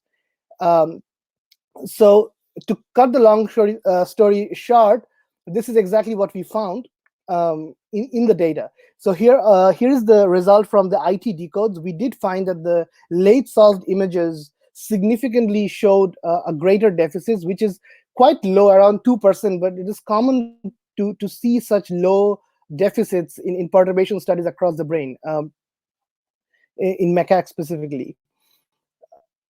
And if you look a little bit deeper into the neural activity before and after mucimol, you see that there are some differences, slightly lower firing rates in the late phase of these responses. Similarly, we also saw this similar kind of effect for behavioral deficits. Late solved images took a larger deficit, and this was this was consistent across the entire spectrum of images that we tested. So images with higher object solution times showed larger deficits. The last result that I want to focus on, and I think this is kind of interesting as well. So we know that using these feed-forward neural networks, we can predict the responses of brain areas like infratemporal cortex. This was seminal work done by Dan Yamins in Jim's lab. And we know that you can use the layers of the model. You can make a layer of the model. You can call them the IT layer, and you can ask how well does the features of this layer predict neural data. Something that we have also seen in the previous study is that if you now ask how well these models explain early versus late neural responses, we see this drop of IT predictivity from early to late, and this is actually could be sort of a sign that the models lack recurrent computation, so they cannot actually really predict well the late responses compared to as well as the early responses. So this is something that we kind of replicated in this study. This is similar to what we reported in the 2019 paper. But now the main question was that what happens once you inject mucimol in ventral PFC, and now you compare how well the same model, remember the model undergoes no change, how well can the model now match or predict the neural activity under the mucimol PFC? And we don't see much of a difference, no significant difference in the early responses. However, we see an increase of the model's capability to predict the neural responses in the late phases. And this almost seems like removing this ventral PFC node made the brain function more like a feed-forward network, which is basically supporting our initial hypothesis that, yes, ventral prefrontal cortex might be recurrently connected to the ventral stream, but also it shows you that we are in the right sort of path when we are using these feed-forward neural networks to approximate the feed-forward paths in the ventral stream. Similarly, we can also test what happens to behavior, and when we compare behavior of the monkey with and without mucimol in PFC, we see very similar effects, that after you inject mucimol, the behavior, image by image behavior, is better predicted by the model. Just as a note, this QR code is the bioRxiv paper that we recently submitted. So there are a lot of details that I cannot cover in 12 minutes, so please feel free to check the paper out. So where do we go next? In my studies, I have proposed an architectural change in the deep neural network family. So in the first study, we proposed that, okay, these ANNs should incorporate recurrence. And we started working in collaboration with many folks in Jim DiCarlo's lab and also in Dan Yaming's lab, coming up with different kinds of networks that do incorporate recurrent computations. But in this study, we have gone one step beyond that, and we have suggested, wait, we might want to include another critical node that is recurrently connected to this system, which is the ventral PFC node. So we are now going to try to add this node and make and even improve these recurrent neural network models. And the data that I have collected here will be available as sort of a benchmark in this lab-wide effort that we have called BrainScore to make scientific progress really tractable. So we have new data, new benchmarks that we will add, and then we'll have models competing to try and basically account for these different benchmarks, like V1 activity, V2 prediction, V4 IT, different benchmarks. So this is how we are going to keep track of how well we are doing in terms of really building models of this system. So that's the main sort of underlying goal of the lab, is to close the gap between neural networks and the brain. And with this, I come to the end of my talk. I want to thank my funding sources, and it has been a great pleasure so far working in this great lab. And I hope I can meet all of you sometime also in real and not just virtually. So thank you. Great, thank you, Ko. It was a great talk. I'm going to bring you back to the main share here, and we do have one question. Let's just see down here, I think. Yeah, we have one question. I tried to ask if Amir wanted to ask this on camera. I didn't get a response yet, so I'm just going to ask it to you. What Amir asks is, what is the evidence that the late solved images are quote unquote harder? What if those images simply require the animal to spend more time to find the correct region of the image to attend? What's the metric used to determine or identify harder images? So these images are not harder for the animals the way we estimated them. These images are actually by definition equal performance for the animals. So they're equally performing in animals. They're just harder for the models. In terms of like whether the animal can spend more time to find the correct region, so these images are flashed for 100 milliseconds. So, and the monkey is supposed to fixate during the presentation of the image. So they cannot really basically like intentionally move their eyes. So I don't think this really applies here to some extent. But again, I think maybe this was not clear during the talk that the way these images are chosen are these images for the given time frame and given task. They are similar, almost equivalent in terms of behavioral performance across for monkeys. Now, we have done an experiment where if you stop the processing of the image early versus late by using phrase scramble masks, we do see differences in performance across these images, which actually shows that the way these are being processed internally are slightly different. So there is some sort of like, I think Amir is in the right track, thinking that these are somewhat harder, but they're not really hard, quote unquote hard for our particular task. But if you change the task, they do show up as harder images. One quick last question, then we'll have to move on just for time. But we have a question that says, do you also see delayed neural activity for the late solved images?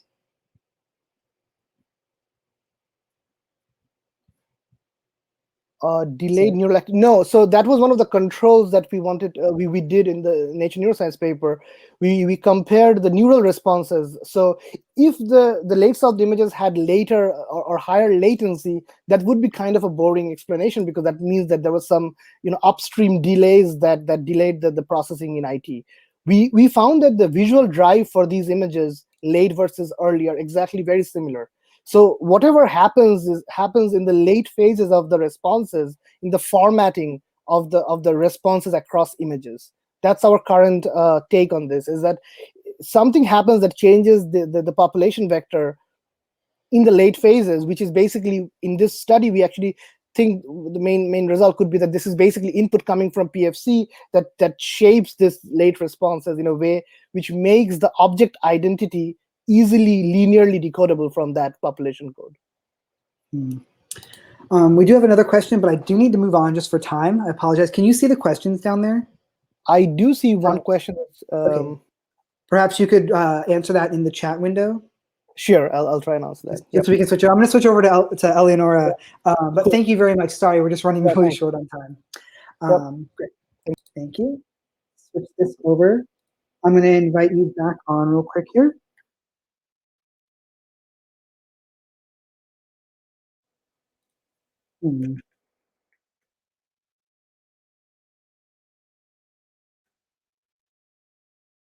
For some reason, I cannot see Eleonora, so I am going to. What is going on? Oh, there we go. Never mind. I'm going to invite Eleonora on screen real quickly here.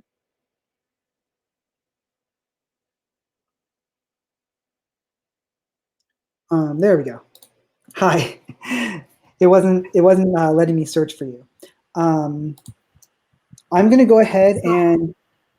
Oh, I'm sorry. I read the question, so if you want, I can try to answer a bit to all of them briefly. Yeah, that would be great. I'm not so sure I got them all.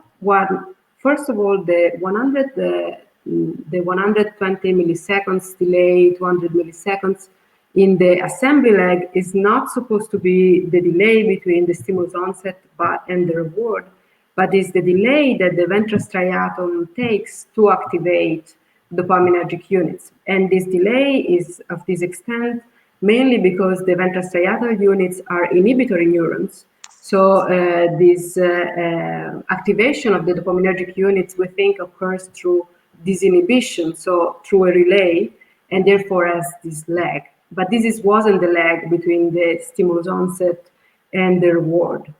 And it's true, we also ask ourselves if the stimulus ended before the reward occurrence, how could they benefit from the reinforcement of the dopamine?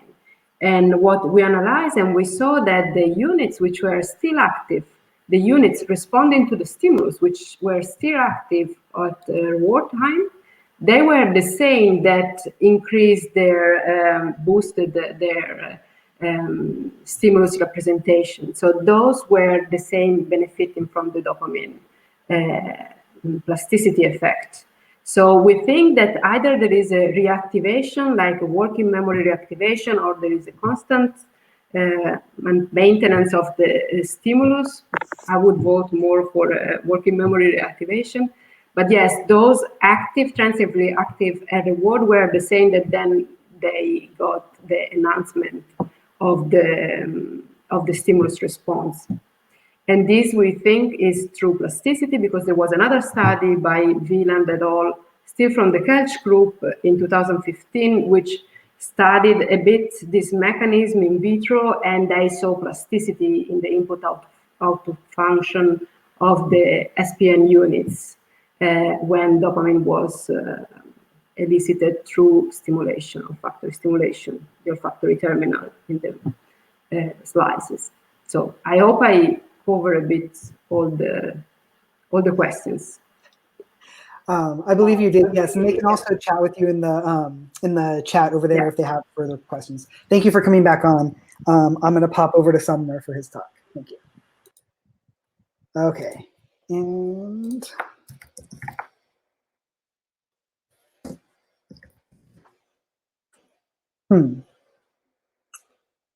let's see.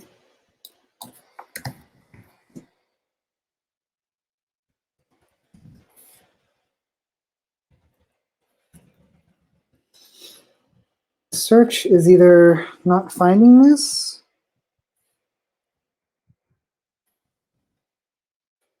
There we go. It's very strange. All right, sending the invitation now.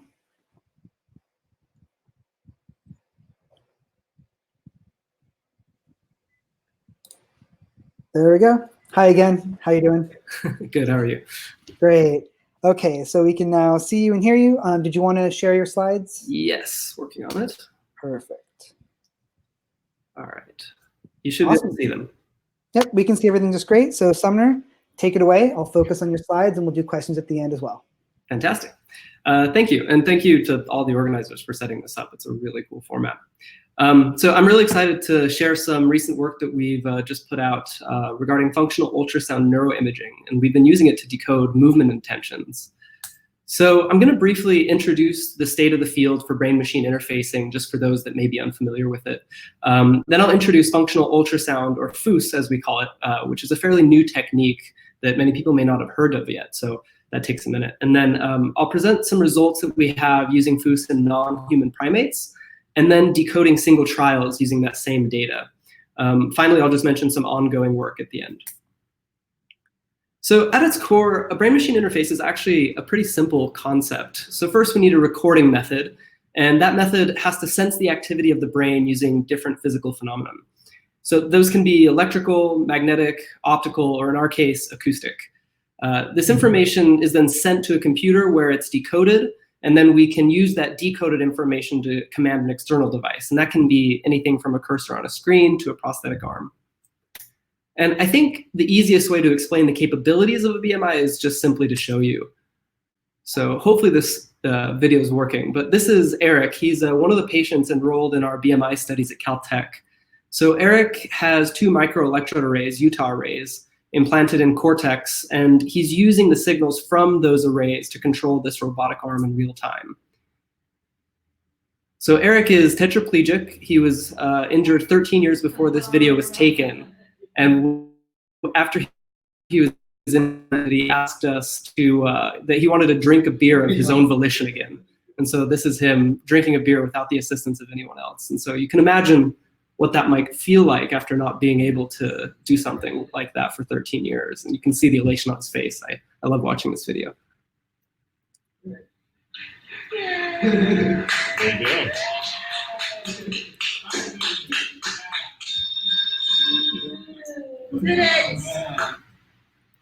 So that's really great, and we love our BMIs, and I just want to point out some of the existing technologies that we can use for these types of BMIs. And these are the most common and successful methods that are currently available for recording brain activity.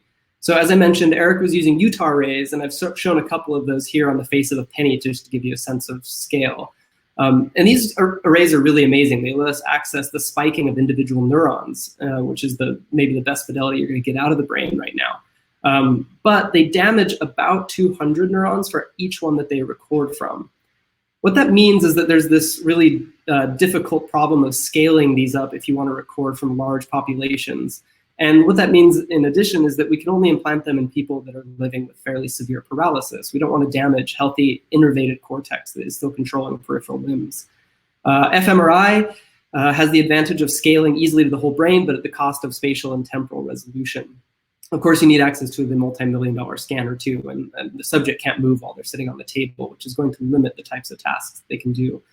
EEG is probably the most widely used technique for BMI.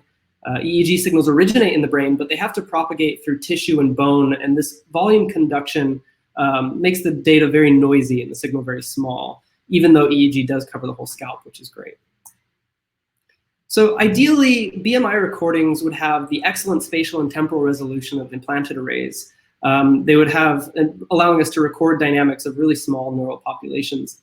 But we'd like to do that non-invasively, or at least less invasively. And of course, we'd want them to be portable and affordable. And right now, no technique can do all of these. So I want to introduce you to functional ultrasound, which is a really new technique. It can't do all of these things either. But it does fill a very much needed gap between the completely non-invasive methods like MRI and intracortical methods like the Utah arrays that Eric was using. It's a minimally invasive technique, meaning it doesn't actually damage any cortex, but sits instead on the top of the dura. So around 2010, our collaborators in the Tantra lab in Paris were the ones to actually pioneer this technique.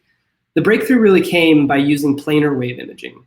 So whereas conventional ultrasound, which you may be more familiar with, it scans tissue line by line, and then we use each line to reconstruct an entire image. In contrast, a plane wave image is one shot, one image. And that means the ultra fast frame rates that we can get are up to about 10 kilohertz. So this excess of frames gives us a lot of freedom with what to do with the data, actually. So we use beam steering and multiple frames to reconstruct these super high resolution images. And we can do that still at hundreds of frames per second. Then we can decompose those hundreds of frames using an SVD filter to show us what in the image is tissue motion and what is red blood cell motion. And so voila, from that, we have functional signals that will show blood flow changes down to about 100 microns and 10 hertz. So each of those stats is comfortably 10 or more times finer than what you would get with fMRI. So really amazing data. In this project, we really first wanted to demonstrate FOOS neuroimaging for the first time in large animals. So people had already recorded from several other animal models, including rodents, birds, rabbits, and ferrets. We aim to add monkeys to that list, which of course would be the largest of the animals tested. So our second goal was then to push the sensitivity of FOOS to its limit, assuming that it worked in monkeys. And we wanted to see if it was capable of decoding behavior of the monkey from just a single trial of data. So if successful, that would tell us that FOOS may be a viable technique for online BMI. So we recorded from 2 rhesus macaques with 24 millimeter cranial windows. Importantly, we do not penetrate the dura. So I point this out because it really improves the stability of the implant and it reduces the risk quite a bit compared to fully invasive methods. So it also makes my life easy because that means I can place the probe in a couple of minutes rather than the hours I might spend driving electrodes otherwise. So from both a neuroscientific and engineering perspective, we were really interested in this area of both the macaque and human brain called the posterior-parietal cortex. This is where Eric's implants were too, by the way. So this area is responsible for integrating perception of vision and the position of limbs in space, among other things. But that means that it's an area that's really rich with motor goal and planning information, the relative position between a goal and your hand, for example. That means that it's also very useful for decoding in a BMI context because it means that we can glean information about the animal's or human's movement goal, which can occur before the animal actually attempts to move. So in the center, you can see a coronal slice. This is just a T1 anatomical MRI. A coronal view through PPC in one of the monkeys. At the top, you see a fluted chamber design, just to give you an idea of the size of the chamber. And I put an orange outline of this particular FOOS probe's field of view. So, and then expanding to the right is a sample frame of functional ultrasound. So you can see really detailed vasculature in approximately a 12 by 12 millimeter window. Just how deep and wide we go depends on the frequency of the probe. So we can actually get up to 60 millimeters in some cases, but we didn't need that much data here. So we're doing 12 by 12 millimeters at 100 micron resolution. Importantly, we can image multiple functional areas at the same time. And that includes both the lateral intraparietal area, or LIP, and the parietal reach region. And I know I'm sort of glossing over these really kind of complicated and areas. And this is really an oversimplification. But LIP is more associated with eye movement planning, and PRR is typically more associated with hand movement planning. And that's really all you need to know for the purposes of this talk. So we trained our monkeys to perform memory-guided eye movements. So each trial starts with a monkey fixating on a central cue. Then we flash a target. Sometimes that target's to the left, like the top row here, and sometimes that target's to the right, like the bottom row. Importantly, the monkey has to stay fixated on that center cue. He can't actually look at the target yet. After some waiting period, that fixation cue in the center disappears, which leaves a black screen. At that point, the monkey actually looks to where he remembers the target being. And if he remembered and looks to the correct location, he gets a juice reward for doing the task. If at any point he breaks fixation or looks to the wrong direction, then that task or that trial is aborted and we start a new one. I'll also mention that we taught a second monkey to perform reaching movements, but I'll just focus on the saccades for today. So this is just some raw data from one of our first data sets. And immediately you can see these really large patches of continuous activity. And remember that this is just from a few seconds worth of data. So we were really pleased to see just the sensitivity of the technique. And if we take that raw data and average over 100 trials or so, then we can start to get an idea of where in the brain this activity is actually occurring. So during that memorization period where the monkey's forming a motor plan but hasn't actually moved yet, that's where we generate these images. And we can see some really big differences in these activity maps. So on the left, we have the left-cued trials, which are ipsilateral, and on the right, we have the right-cued trials, which are contralateral.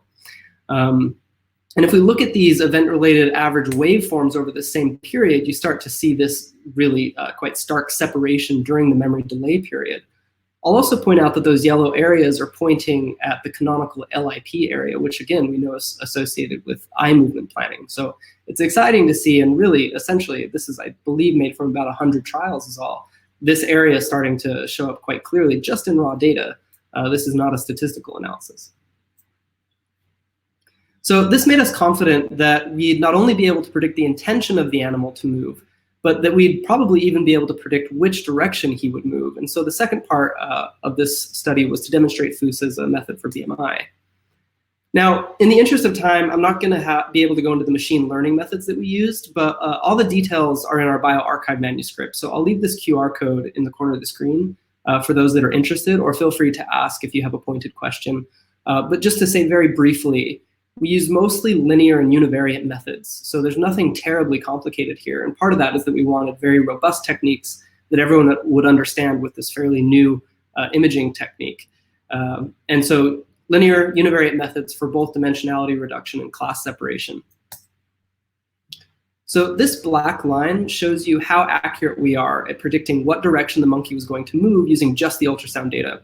Of course, before the trial starts, we're at chance level. And after the cue is given, the monkey starts making a plan, so that's the shaded area, but he hasn't moved yet. And during this period, we can predict with significant accuracy what direction he's going to move. Some days that was as high as 98% of the time, but on average it was about 80% of the time. And this accuracy persists through the movement period. We don't actually need crazy amounts of data for this technique to work. Within about 50 trials, we're above chance level, and we top out with about 75 trials of data. So that works out to about 15 minutes worth of data to train the classifiers each day. And we have plenty of tricks to speed that process up in the future. So we're really just getting started. Finally, I'd just like to point out that the decoders did a really excellent job of also picking out brain areas that were most reliable for directional representation of movement planning. And again, this area is canonical LIP. So this was really comforting to us, given the novelty of this technique, the unsupervised manner of this training, and the extensive literature on this area that we knew should be there. So just in summary, BMI can already replace neurological function, as we saw with Eric, but sometimes those recording techniques face limitations, and that limits them, BMIs, to niche populations. So FOOS is, in a lot of ways, ideal as a BMI recording method. And here we showed that FOOS is a viable technique both in large animals and that it can decode movement intentions of single trials. So now we're working to improve the decoding complexity, and we're making really good progress on that. And we're also working towards chronic implantable devices that would be free from a tether even perhaps in the future. So finally, I just want to thank all of our collaborators at Caltech and INSERM who made all of this work possible. So thank you all for listening. Great. Thank you very much. It was a very interesting talk. You were right. This was sort of right up my alley. So I'll start. We have two questions. Let me put the focus back on you. Oh, there we go. Great. And I'll read the first one, and then I'm not sure if the second one from Lisa will be on screen. But one question from Chadwick, and I was kind of wondering the same thing too, doing fMRI. What kinds of noise does this modality, is this modality sensitive to?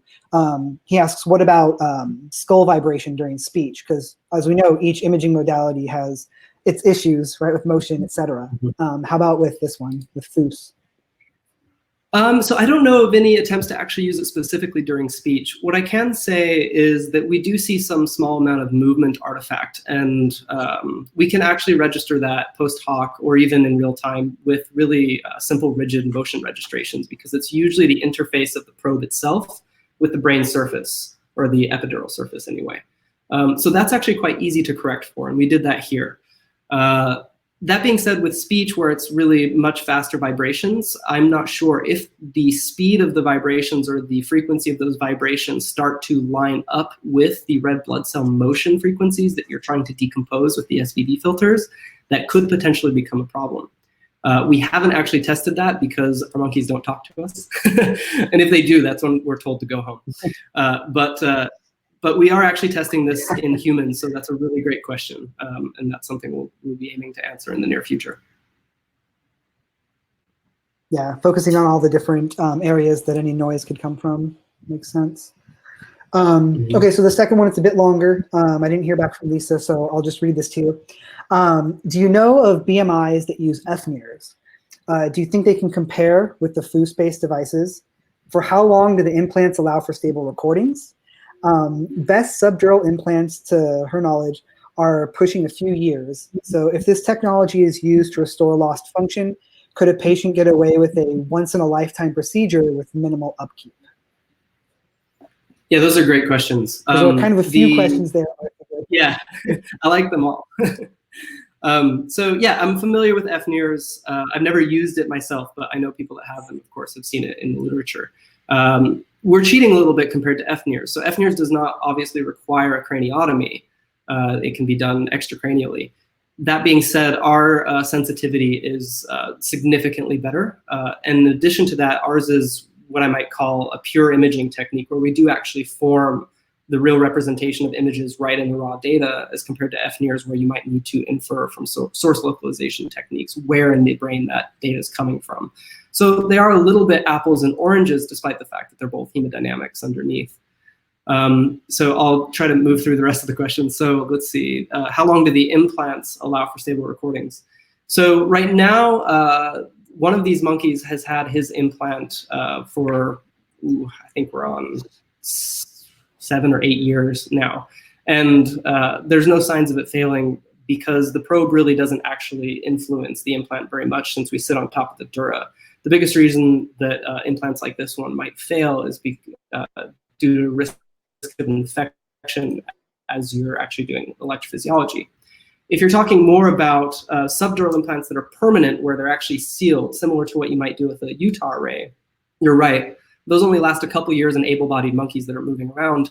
In our human patients, we actually see them lasting well north of 5 and 6 years. And that's because tetraplegic patients obviously aren't moving, and so the implant is subject to less movement itself and lasts longer. That being said, because they're intracortical, they do undergo glial scarring and a number of other bioreactive problems that limit their longevity. With FOOS, we wouldn't expect nearly as many problems. So if you could imagine, for example, a FOOS array that was placed on top of the dura, but otherwise was similar to a Utah array, an external pedestal, and so forth, we would expect that it would last much longer. I would hesitate to say a lifetime, but that's out of just pure caution.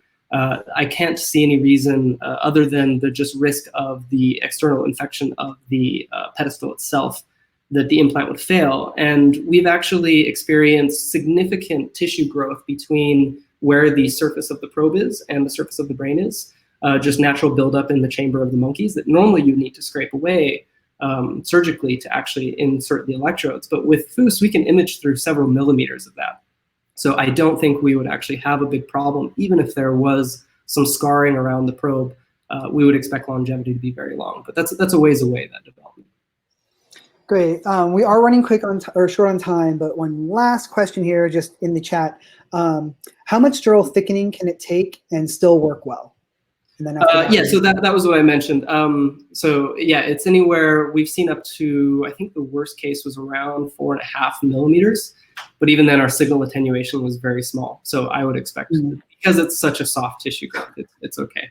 Yeah. Sorry, I was trying to like moderate and didn't hear you answer that. But thank you so much. We are just about out of time, but I'd like to thank Eleonora, Ko, and Sumner. Thank you for your great talks. And I'm sure I'll see you at these other talks for the rest of the couple days here. Thanks, everyone. Thank you, everybody.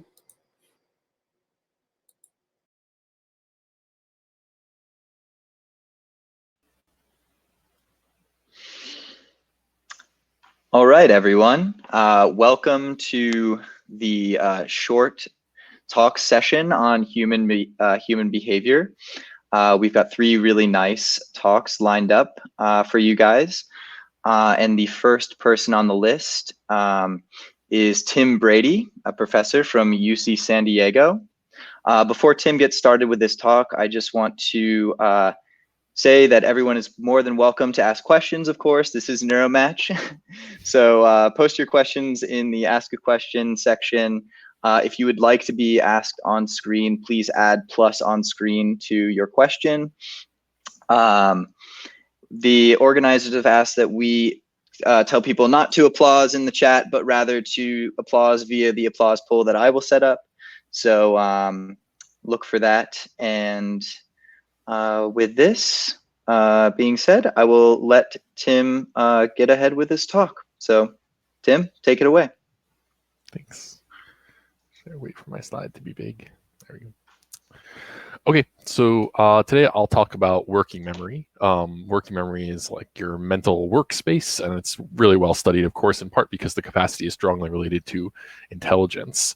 And if you've heard anything about working memory and working memory capacity, you've probably heard the basic story that when you're presented with, say, 6 things, you can't hold them all in mind, that you can only hold in mind something like 3 or 4 items. And this is a super appealing and widespread view. I think it's partly very appealing because it's based on a sort of intuitive mental model of physical objects. That is, it treats memories as though they're like discrete objects we can grab and hold, like you're literally holding those 3 items. And that's really appealing. By contrast, I think the right way to think about memory in terms of like population codes and signal to noise ratios are hard to think about. They're hard to think about by comparison to a really intuitive physical model. 4-month-olds have this intuitive physical model, whereas thinking about population codes and noise is hard and difficult. But I'll try to convince you that that's the right way to think. So to start, let's talk about the task that I'll talk about today. So remember these 5 colors as best you can. And then after some delay, I'll probe you on one location, in this case, the top one. And your job is to say what color you saw and click, or I'll click for you where that was. And this task has been really well studied. This is just a psychophysical continuous adjustment task. And the data you get out of asking people to remember 5 colors looks something like this. You'll find something like lots of errors near 0. Those are accurate responses, right? 0 is good. And then this really long, fat tail of errors. And a lot of people have argued that this is actually a 2-component situation, that these are guesses, that this uniform distribution arises from people not knowing anything and clicking at a random spot on the wheel, and that these clustered responses near 0 are remembered items that vary in precision. So this standard deviation changes sometimes. And this is an incredibly prevalent view. And it's really just a formalization of this holding in mind 3 items thing, right? Like you guessed on 2 of the items. This view is so prevalent, there's hundreds of papers that argue that you can distinguish changes in precision from the number of represented items. People use this to argue that consciousness is discrete, that iconic memory, working memory, long-term memory, the relationship of working memory to intelligence, all of these areas rely on this exact model, hundreds of papers.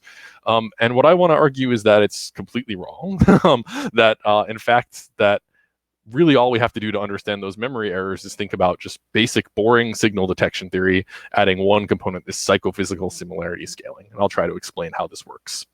Okay, so first let's think about signal detection theory as applied to a simple memory situation.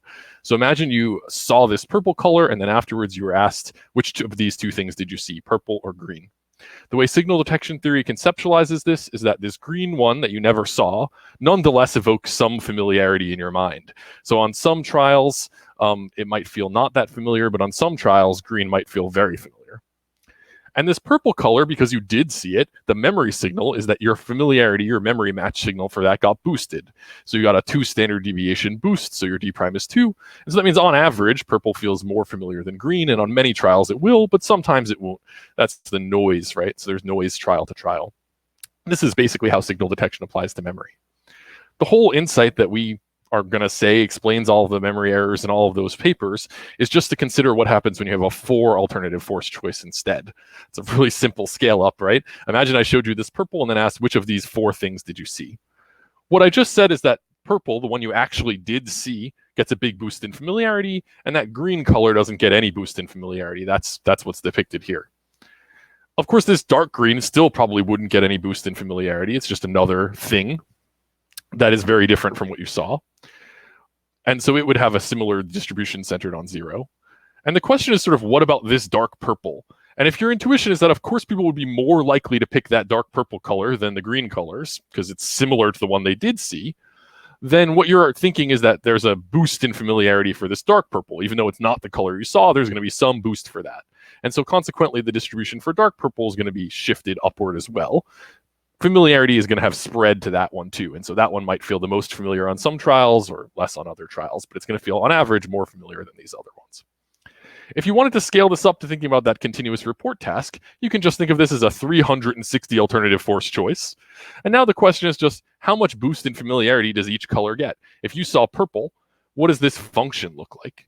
And in fact, it seems to look something like this. This is effectively the function of how much boost in familiarity you get from having seen this purple color for all the other colors on the wheel. And so in this case, we just measure this empirically in a totally separate set of subjects in a perceptual task. We just measure similarity, basically. I'll talk about it a little bit more later. But this is just a perceptual judgment of this color wheel, nothing to do with memory at all. This is just how far familiarity spreads in this color wheel as indexed by similarity.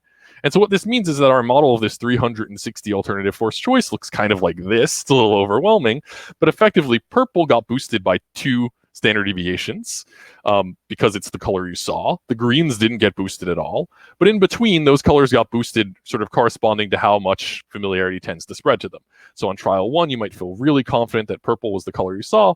On trial 2, you might feel like maybe it was green, but you're not totally sure. That was because there's noise in this process. And so it turns out this model, just saying there's a fixed similarity function and then signal detection, just noise, seems to account for all the memory distributions that we've ever found. That is, when D prime is 0, none of the items get boosted, so you get what looks like random responses. When D prime is 1, well, now you've boosted the target color and very similar colors a little bit, but you haven't boosted them so much that all those other colors that are centered at 0 couldn't win. In fact, they win sometimes. And so you get this long tail. And when D prime is 3, now you've boosted the target so much that only similar colors that got big boosts themselves have a chance of winning. And so you get these characteristic distributions that look just like those distributions in memory. And our claim is that this is the only way memory ever changes. There are not 2 parameters or 3 parameters that explain the shapes of the memory distributions. It's just one knob that changes. All changes always look like this. And that's true. That's true in now 40 different experiments we've run to show this. So blue here is the model fit, and gray is the data from a bunch of people. Set size 1, 3, 6, 8. You can see that it just looks like decreasing signal to noise, just D prime dropping. If you change the delay, then D prime drops at all the set sizes. If you increase the encoding time, instead, D prime increases.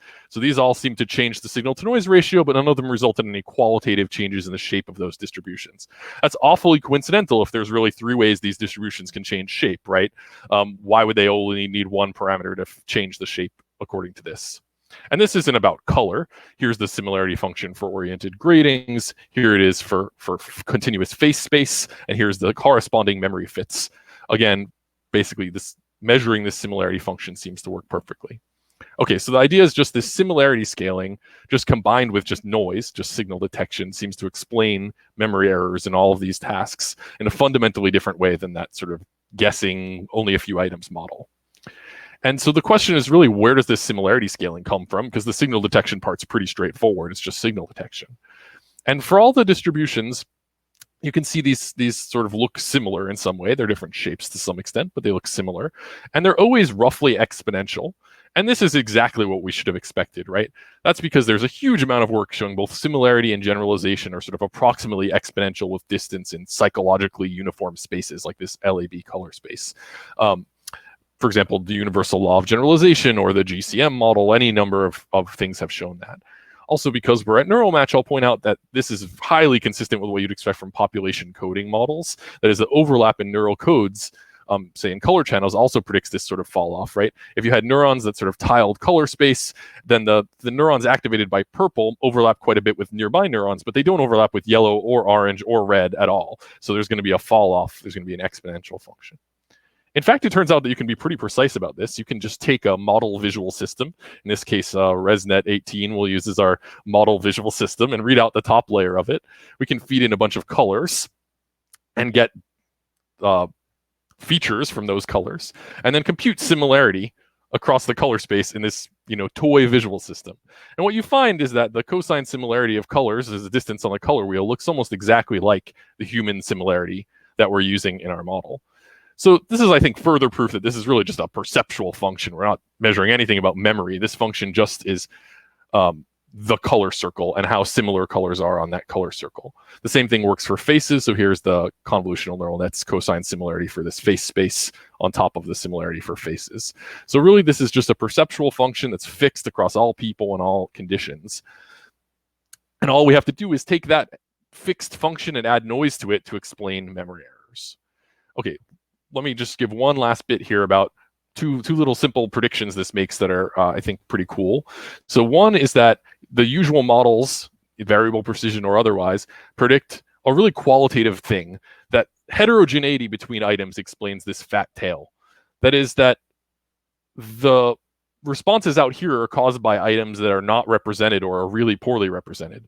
And so measuring anything about these items won't tell you anything about the precision of the remembered items, right? Remember, knowing how often people guess is not going to tell you how precise their memories for individual items are.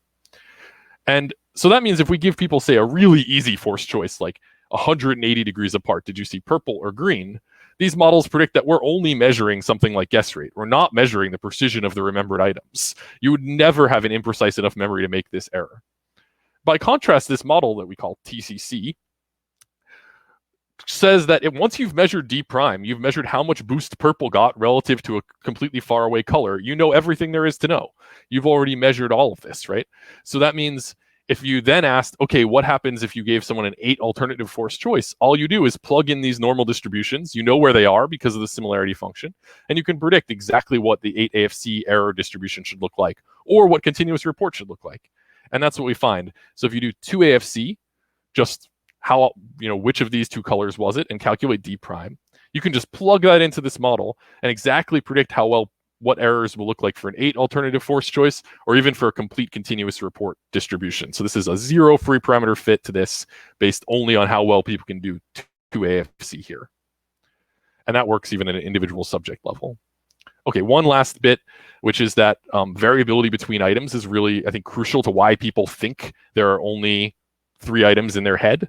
So here's a beautiful data from Kirsten Adam about where people are asked to report all 6 items in whatever order they want. So they see 6 colors, then they report all 6 items. This is the first one they report. This is the last one they report. And you can see when you look at this, the last 3 things they report look almost just like random guessing. And they say, look, that means people are only remembering 3 things. I want to just show you how this alternative way of thinking works. Imagine we had these 6 items and they were all encoded exactly the same as each other. We encoded all of them exactly equally. We got the same D prime boost for all of them. We corrupted it by the same amount of noise so that these were our memory distributions. This is what our memories looked like for those 6 items. Now we first report the item that has the strongest signal, and then we work our way down until the 6th item we report, we're really not sure what color it was. But we think maybe it was one of these 6 colors. So we just go in order. ultimately all items encoded exactly the same. Here's what that predicts down here. This is all items encoded exactly the same, but just reporting them in confidence order. You'll see it's not perfectly uniform over here. If you add just a tiny amount of variability between items, you can make it match their data perfectly. Certainly nothing like 3 items unrepresented. Maybe it's unreasonable to assume that, all of the items are represented identically. So this is just a flavor of how this way of thinking works. Okay, so this model argues that noisy decision-making, where memories differ only in memory strength, is what explains errors, with no separate concept of how many items are represented or precision, instead this noisy channel view. And the structure of the response distribution comes from noise plus the fixed stimulus similarity function. And this accounts for memory as a function of set size, encoding time and delay. It allows generalization across tasks and stimulus space, accounts for ROCs, confidence reports, measures of variable precision, long-term memory, and lots more. And so thanks to my co-authors in this paper and my family, especially my wife for watching both kids right now. And here's where you can go if you want more. Thanks. All right, Tim, that was really a fantastic talk and a tremendous amount of work. So great job. We've got a question in the question section. It's quite long, so I'm going to read it out for you. I can read it myself. Oh, you can read it? Perfect. Then you can read it. You read it out. Read it out, please, though, so that way it's on the recording. Okay, so the question here is about some stuff from the Bayes lab with Schneegens and Bayes about sort of population code models. So I had a brief citation up to them where they think about this in terms of population codes. And so the question is, presumably you could think about the same kind of thing for spatial memory and use this in your model to account for, say, swaps and things. So we don't do that in part because we don't ever find any swaps ever. So we don't find people swap locations. That's because we use relatively long encoding times and leave placeholders up on the screen. So in my mind, the location swaps are sort of something that you can make happen if you introduce lots of location uncertainty, but you can also eliminate them, and it doesn't change anything about the color capacity limits. So I have not been super interested in them. But yeah, we do have some work going where we're trying to measure the same thing for location. Conceivably, if you measured location uncertainty, you could have a sort of 0 parameter model that predicts swaps too, right? You'd have location uncertainty and color uncertainty. This is also a lot like the Lin and Oberauer interference model. So there's some combination of all of these things. I think there's actually quite a lot of convergence between the people who are thinking about the population code versions of this. This is, of course, really just really boring signal detection, but you can frame it in population code terms. So yeah, I think there's all sorts of convergence between all of those ideas, and it's a cool direction.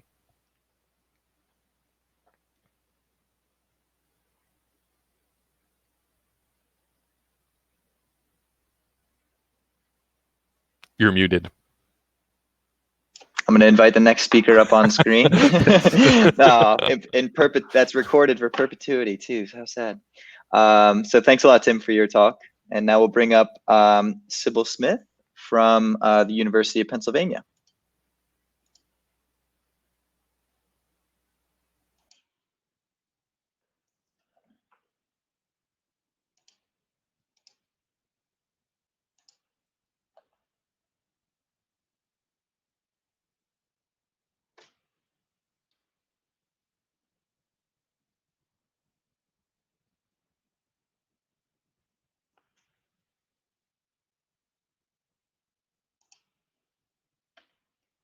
Sybil, are you here?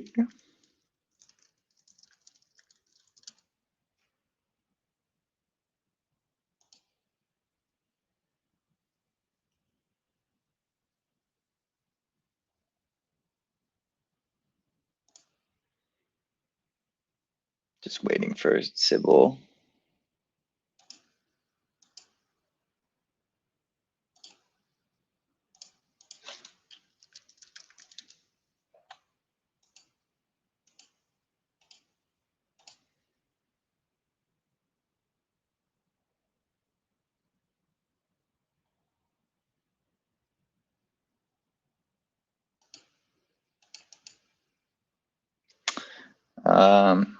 Okay, I'm going to pause my video.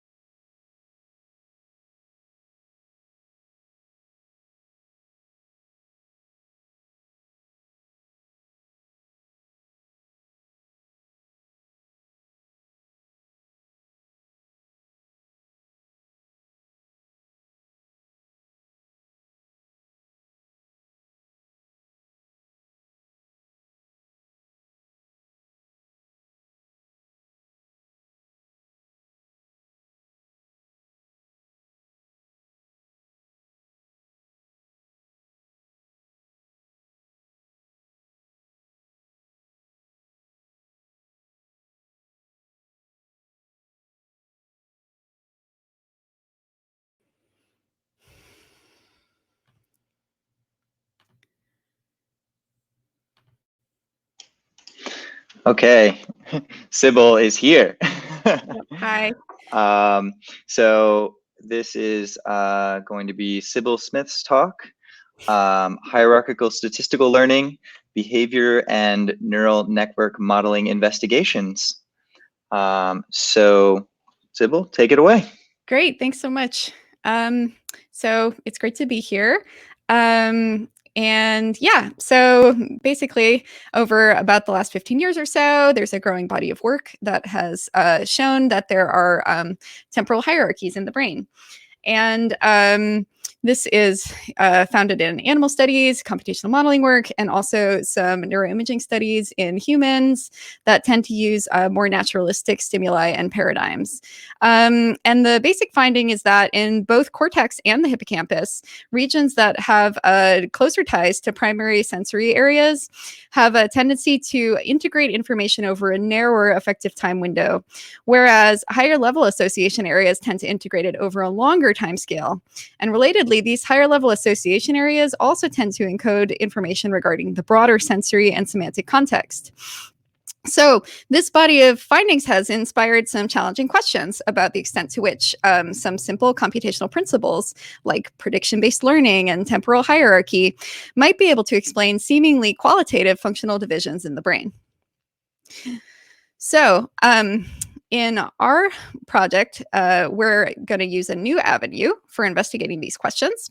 And we're basically going to examine the learning process as humans are exposed to sequences of artificial stimuli that are structured at both slow and fast temporal scales.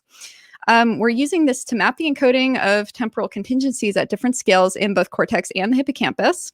And importantly, by using an artificial learning paradigm, we actually gain finer control over the types of processes that that human learners might engage in as they're exposed to the stimuli. So today, I'm simply going to present some preliminary behavioral and computational modeling results from this project. So in our behavioral paradigm, we exposed 17 participants to a hierarchically organized sequence of visual images. They had extensive exposure to over 20,000 images over 4 different experimental sessions. And all they had to do as they were viewing the images was to indicate with one button if they saw a warm image, with a second button if they saw a cool colored image. Yeah, our goal is just to get participants to learn the temporal contingencies at both slow and fast timescales. So the stimulus sequence consisted of some image triplets, and these image triplets would start with a special image called the context image. So the context image would determine what the ordered structure of the current block of images would look like.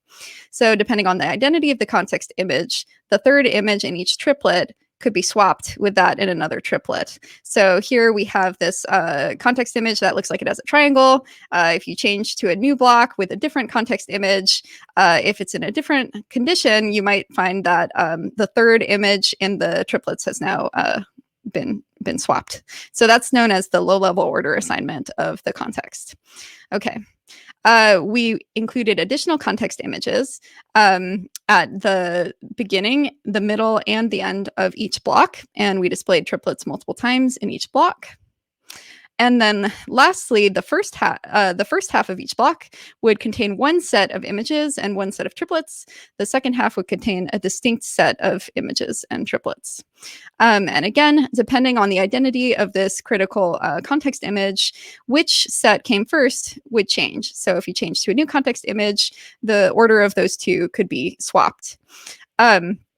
And so important for this design, one set of images would be primarily warm colored, so 3/4 warm colored, and the other set of images was primarily cool colored. All right. And that's the high level order assignment of the context. So kind of to summarize the design, the sequence of images is presented in blocks. Each block gets one context image. There's also one grammar that defines the ordered structure of the block. And there are 2 low-level order conditions and 2 high-level order conditions that comprise 4 distinct grammars that each participant is exposed to. Now, we are going to be doing a pattern similarity analysis, and to facilitate that, we actually assign 2 different context images to each of the 4 grammars.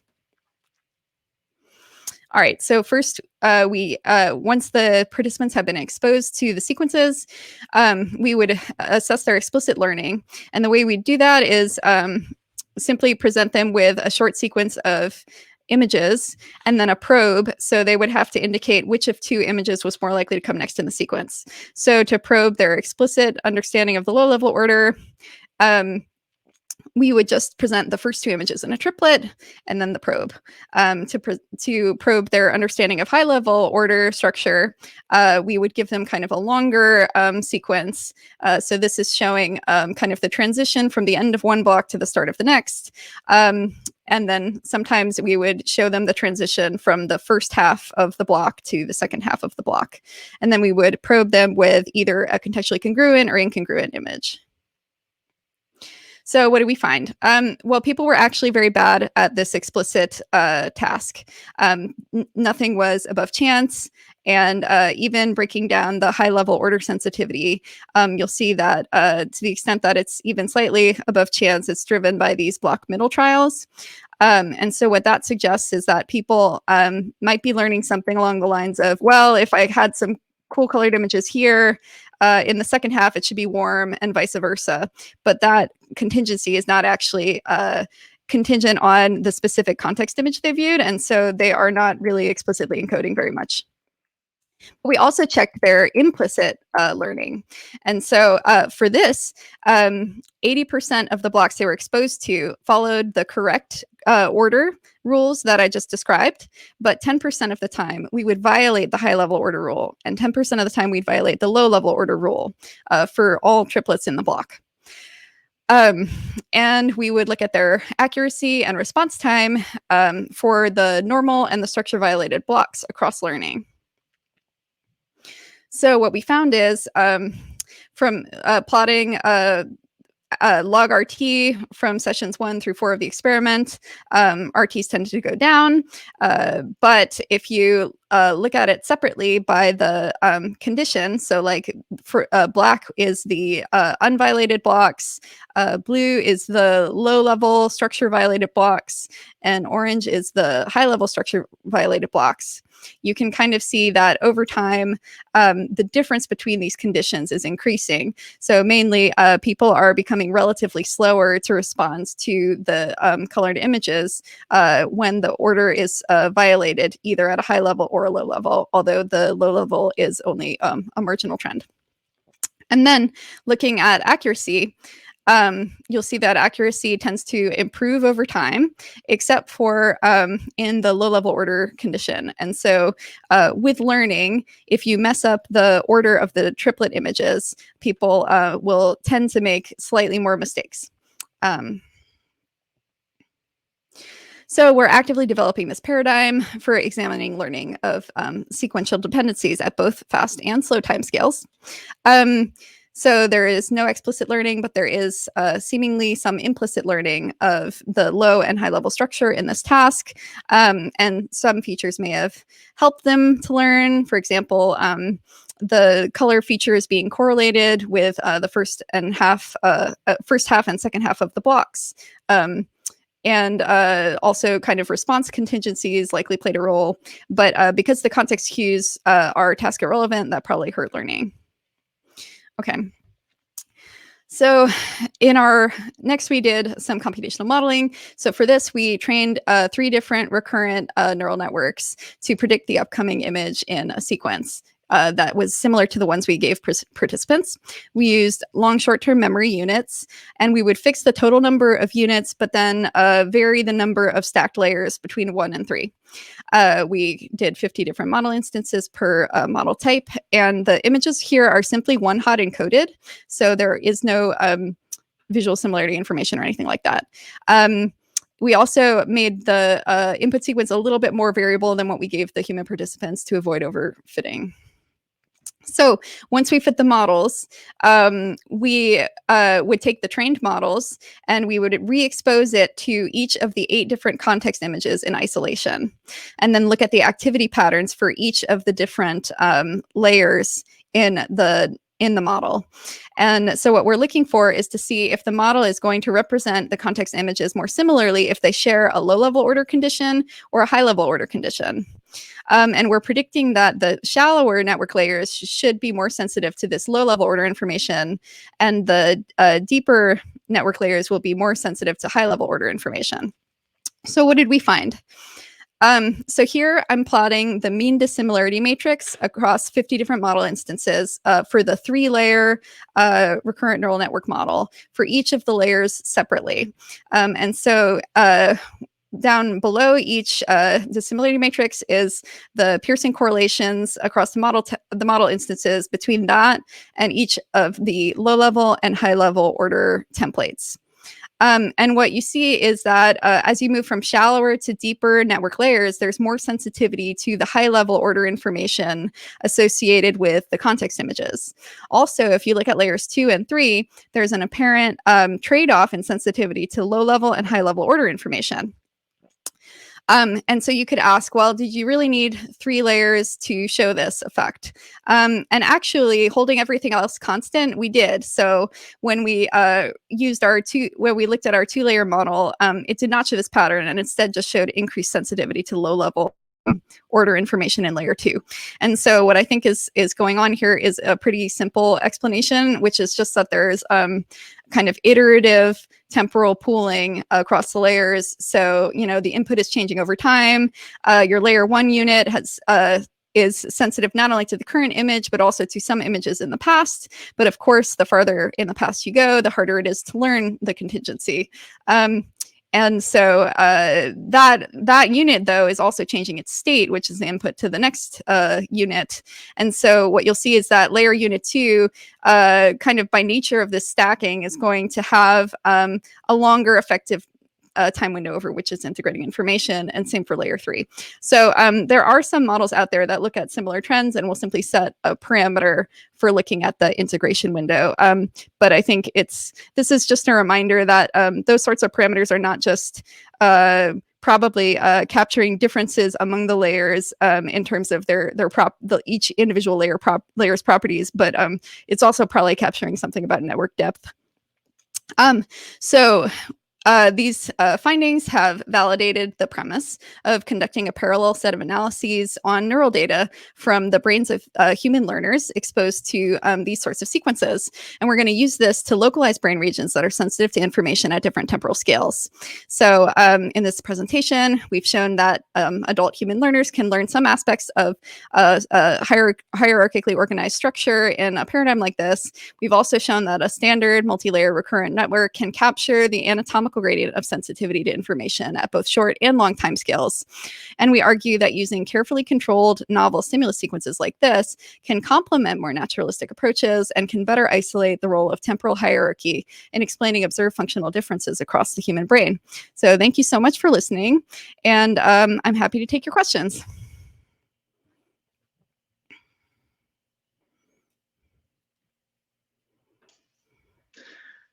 All right, Sybil, thanks very much. That was really, really interesting. I was wondering, so my own personal question first, then if anyone else has a question, Sure. definitely post it in the Ask a Question section. So my question is just on why you think that there was the failure of the human subjects to show learning in the first section of your talk, and just what that, because the neural network does show some ability to learn this, and I'm wondering why your human subjects weren't sensitive to these differences, perhaps. Right. So so that's the tricky thing about developing this paradigm, is that we want to learn how people learn new structure. But that's also one of the most difficult things to learn, right? And so I think someone from Yuri San's lab would probably make that point as well, that if you're integrating into a pre-existing schema, it's much easier. And so we are showing some trends towards learning, but I think that it's also kind of hurting us that in this case, it's not an explicit task, and also the critical contextual images are not task relevant. So I think that there may be some changes that we can make that will make this easier to learn for adults. Yeah. But I'm actively I am very open to comments and suggestions for how to move forward with the design. Yeah, the idea of the probabilistic sequence learning has like also rich history in the motor, like in the kind of motor field and motor domain, and it's, yeah, it might be interesting to think about how actions could play a role in the building up of these sequence learning types of tasks. Yeah, I think it's definitely relevant. And actually, in this design, it's slightly confounded. So I think that part of why you're seeing these RT effects may be due to the kind of motor associations rather than purely visual associations among the stimuli. Cool. Yeah. Well, thanks very much, Sybil. That was great. Yeah, thank you. And next, we have Jiwan Yan from Georgia Institute of Technology, who's going to be presenting the suboptimality of perceptual decision-making with multiple alternatives. Thanks, Adam. You can share your screen whenever you're ready. Yeah, let me share my, hold on a second. Share my screen first. And so can you see my slides correctly? I can. Okay, good. So hi, my name is Jiwon, and in this presentation, I would like to introduce one of my projects where I looked into what type of representation do humans have when they make perceptual decisions. And this study was recently accepted at Nature Communications. So when our participants are exposed to a grading stimuli, then the brain creates and generates this full probability distribution that represents the probability of each possible orientation. And we have believed that based on this distribution, we make perceptual decisions. And another idea is that we can make a single guess about the orientation, and we actually don't use the whole distribution over the possible values. However, distinguish whether we truly use this whole population distribution or a summary of it is hard to be probed, mainly because of the visual stimuli that we generally use. So for example, the gather patch is naturally assumed to give rise to a full probability distribution that has a single peak. And with this type of distribution, the distinction between the whole population distribution and a summary distribution becomes very hard, mainly because with two numbers, mean and variance, the summary distribution can reconstruct the whole population distribution without any loss in the information. So in our study, we created unique discrete stimuli that presents multiple features simultaneously. So the stimuli give rise to a full probability distribution that has multiple peaks. In this way, this type of distribution can distinguish the population model and summary model, which represent the full probability distribution and a summary distribution. Also, we wanted to check with the stimuli that is in continuous scale, which we did in our third experiment. So from now on, I will walk you through our 3 experiments one by one in more detail. In our first experiment, we utilized this 7x7 grid stimuli, where on each location, 4 differently colored dots are randomly assigned. In each trial, there was one target color which presented more frequently than the other 3 non-target colors, and the task was to figure out what was the target color. In one condition, participants were allowed to choose any of the 4 colors, which we called 4 alternative condition. In the other condition, we muted 2 non-target colors, and participants had to choose between the true target color and 1 randomly selected non-target color. And we called this condition as 2 alternative condition. Now, let me explain how this experimental design can distinguish the population and summary model. Throughout this example, let's assume that the target was the white color, and in the 2 alternative condition, the available options were green and white color. There are 3 possible scenarios that happens. In the first scenario, the highest activity happens with the white color. And in the second scenario, the highest activity can happen with the alternative color, which is the green color in this example. Lastly, in the third scenario, the highest activity happened neither with white nor green color, but with the other color. And the example shows that the highest activity happened with the blue color.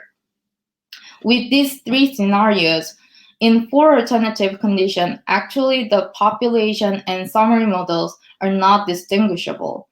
That's because no matter what representation human has, people always choose the color that has the highest activity. So the two models would result in the very same results. In the 2 alternative condition, if the highest activity happened with either the target color or the alternative color, the same thing happens. The population and summary model would not be able to distinguish. And it is in this third scenario where population and summary model becomes distinguishable. According to the population model, people can access to any of the activity of all 4 colors, which means that they can compare the 2 available options activity level and choose the color that has higher activity, which is the white color in this specific example. However, according to the summary model, people doesn't have access to the other color's activity other than the blue color. So what they would do is they will choose randomly between the 2 available options. So it is only in this 2 alternative condition where this population and summary model become distinguishable. And because the target color would generate higher activity compared to the other 3 non-target colors, the population model would estimate the accuracy higher than the summary model. For the modeling, we first fit the mean activation value of all possible color for each target color's case based on the 4 alternative responses of individual participants. So, and these mean values are relative value for relative values of the target color. So we simply fix the target color's mean value as 0. And we fit the other color's case for each possible target color's cases. After we fit the mean activation values, we could generate a random distribution based on these fitted numbers, where we compare the population and summary models' estimated accuracy on 2 alternative conditions. And please note that there was no free parameter in these 2 models. We first checked whether the parameter fitting worked well using the 4 alternative condition. And as you see, the model's estimated accuracy pretty much well matched to the observed accuracy. What we are more interested in is the accuracy in the 2 alternative conditions. And here we found that the population model overestimated the observed accuracy greater than the summary model did.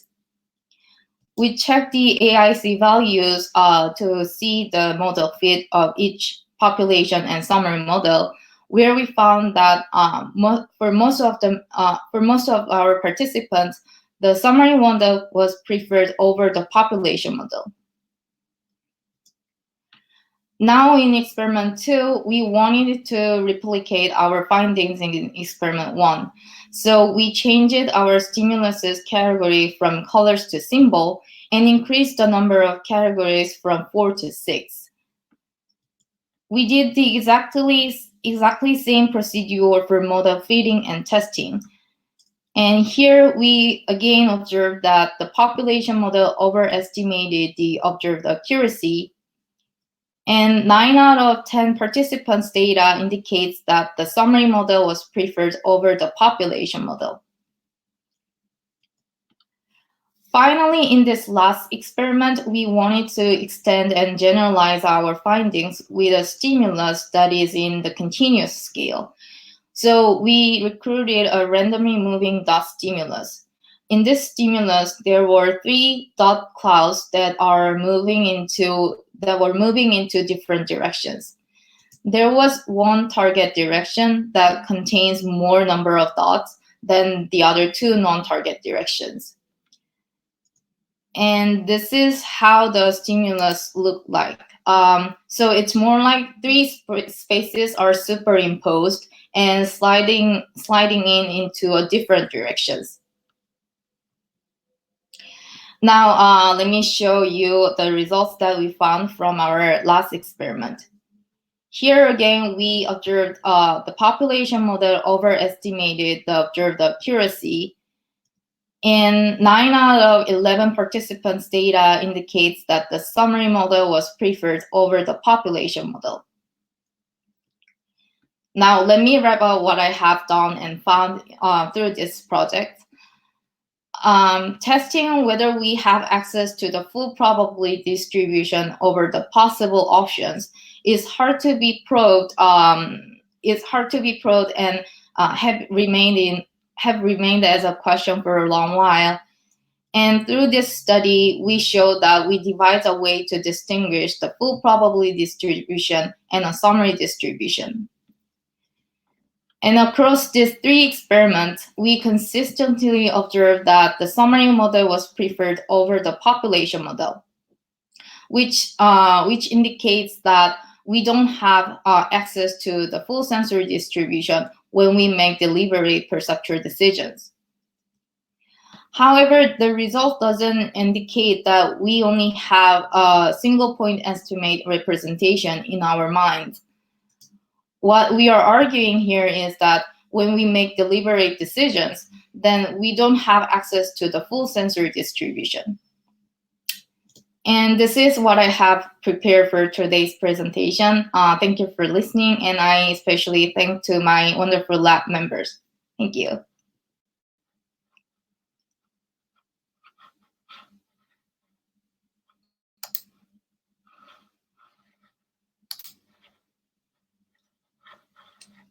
I think you're muted, Adam.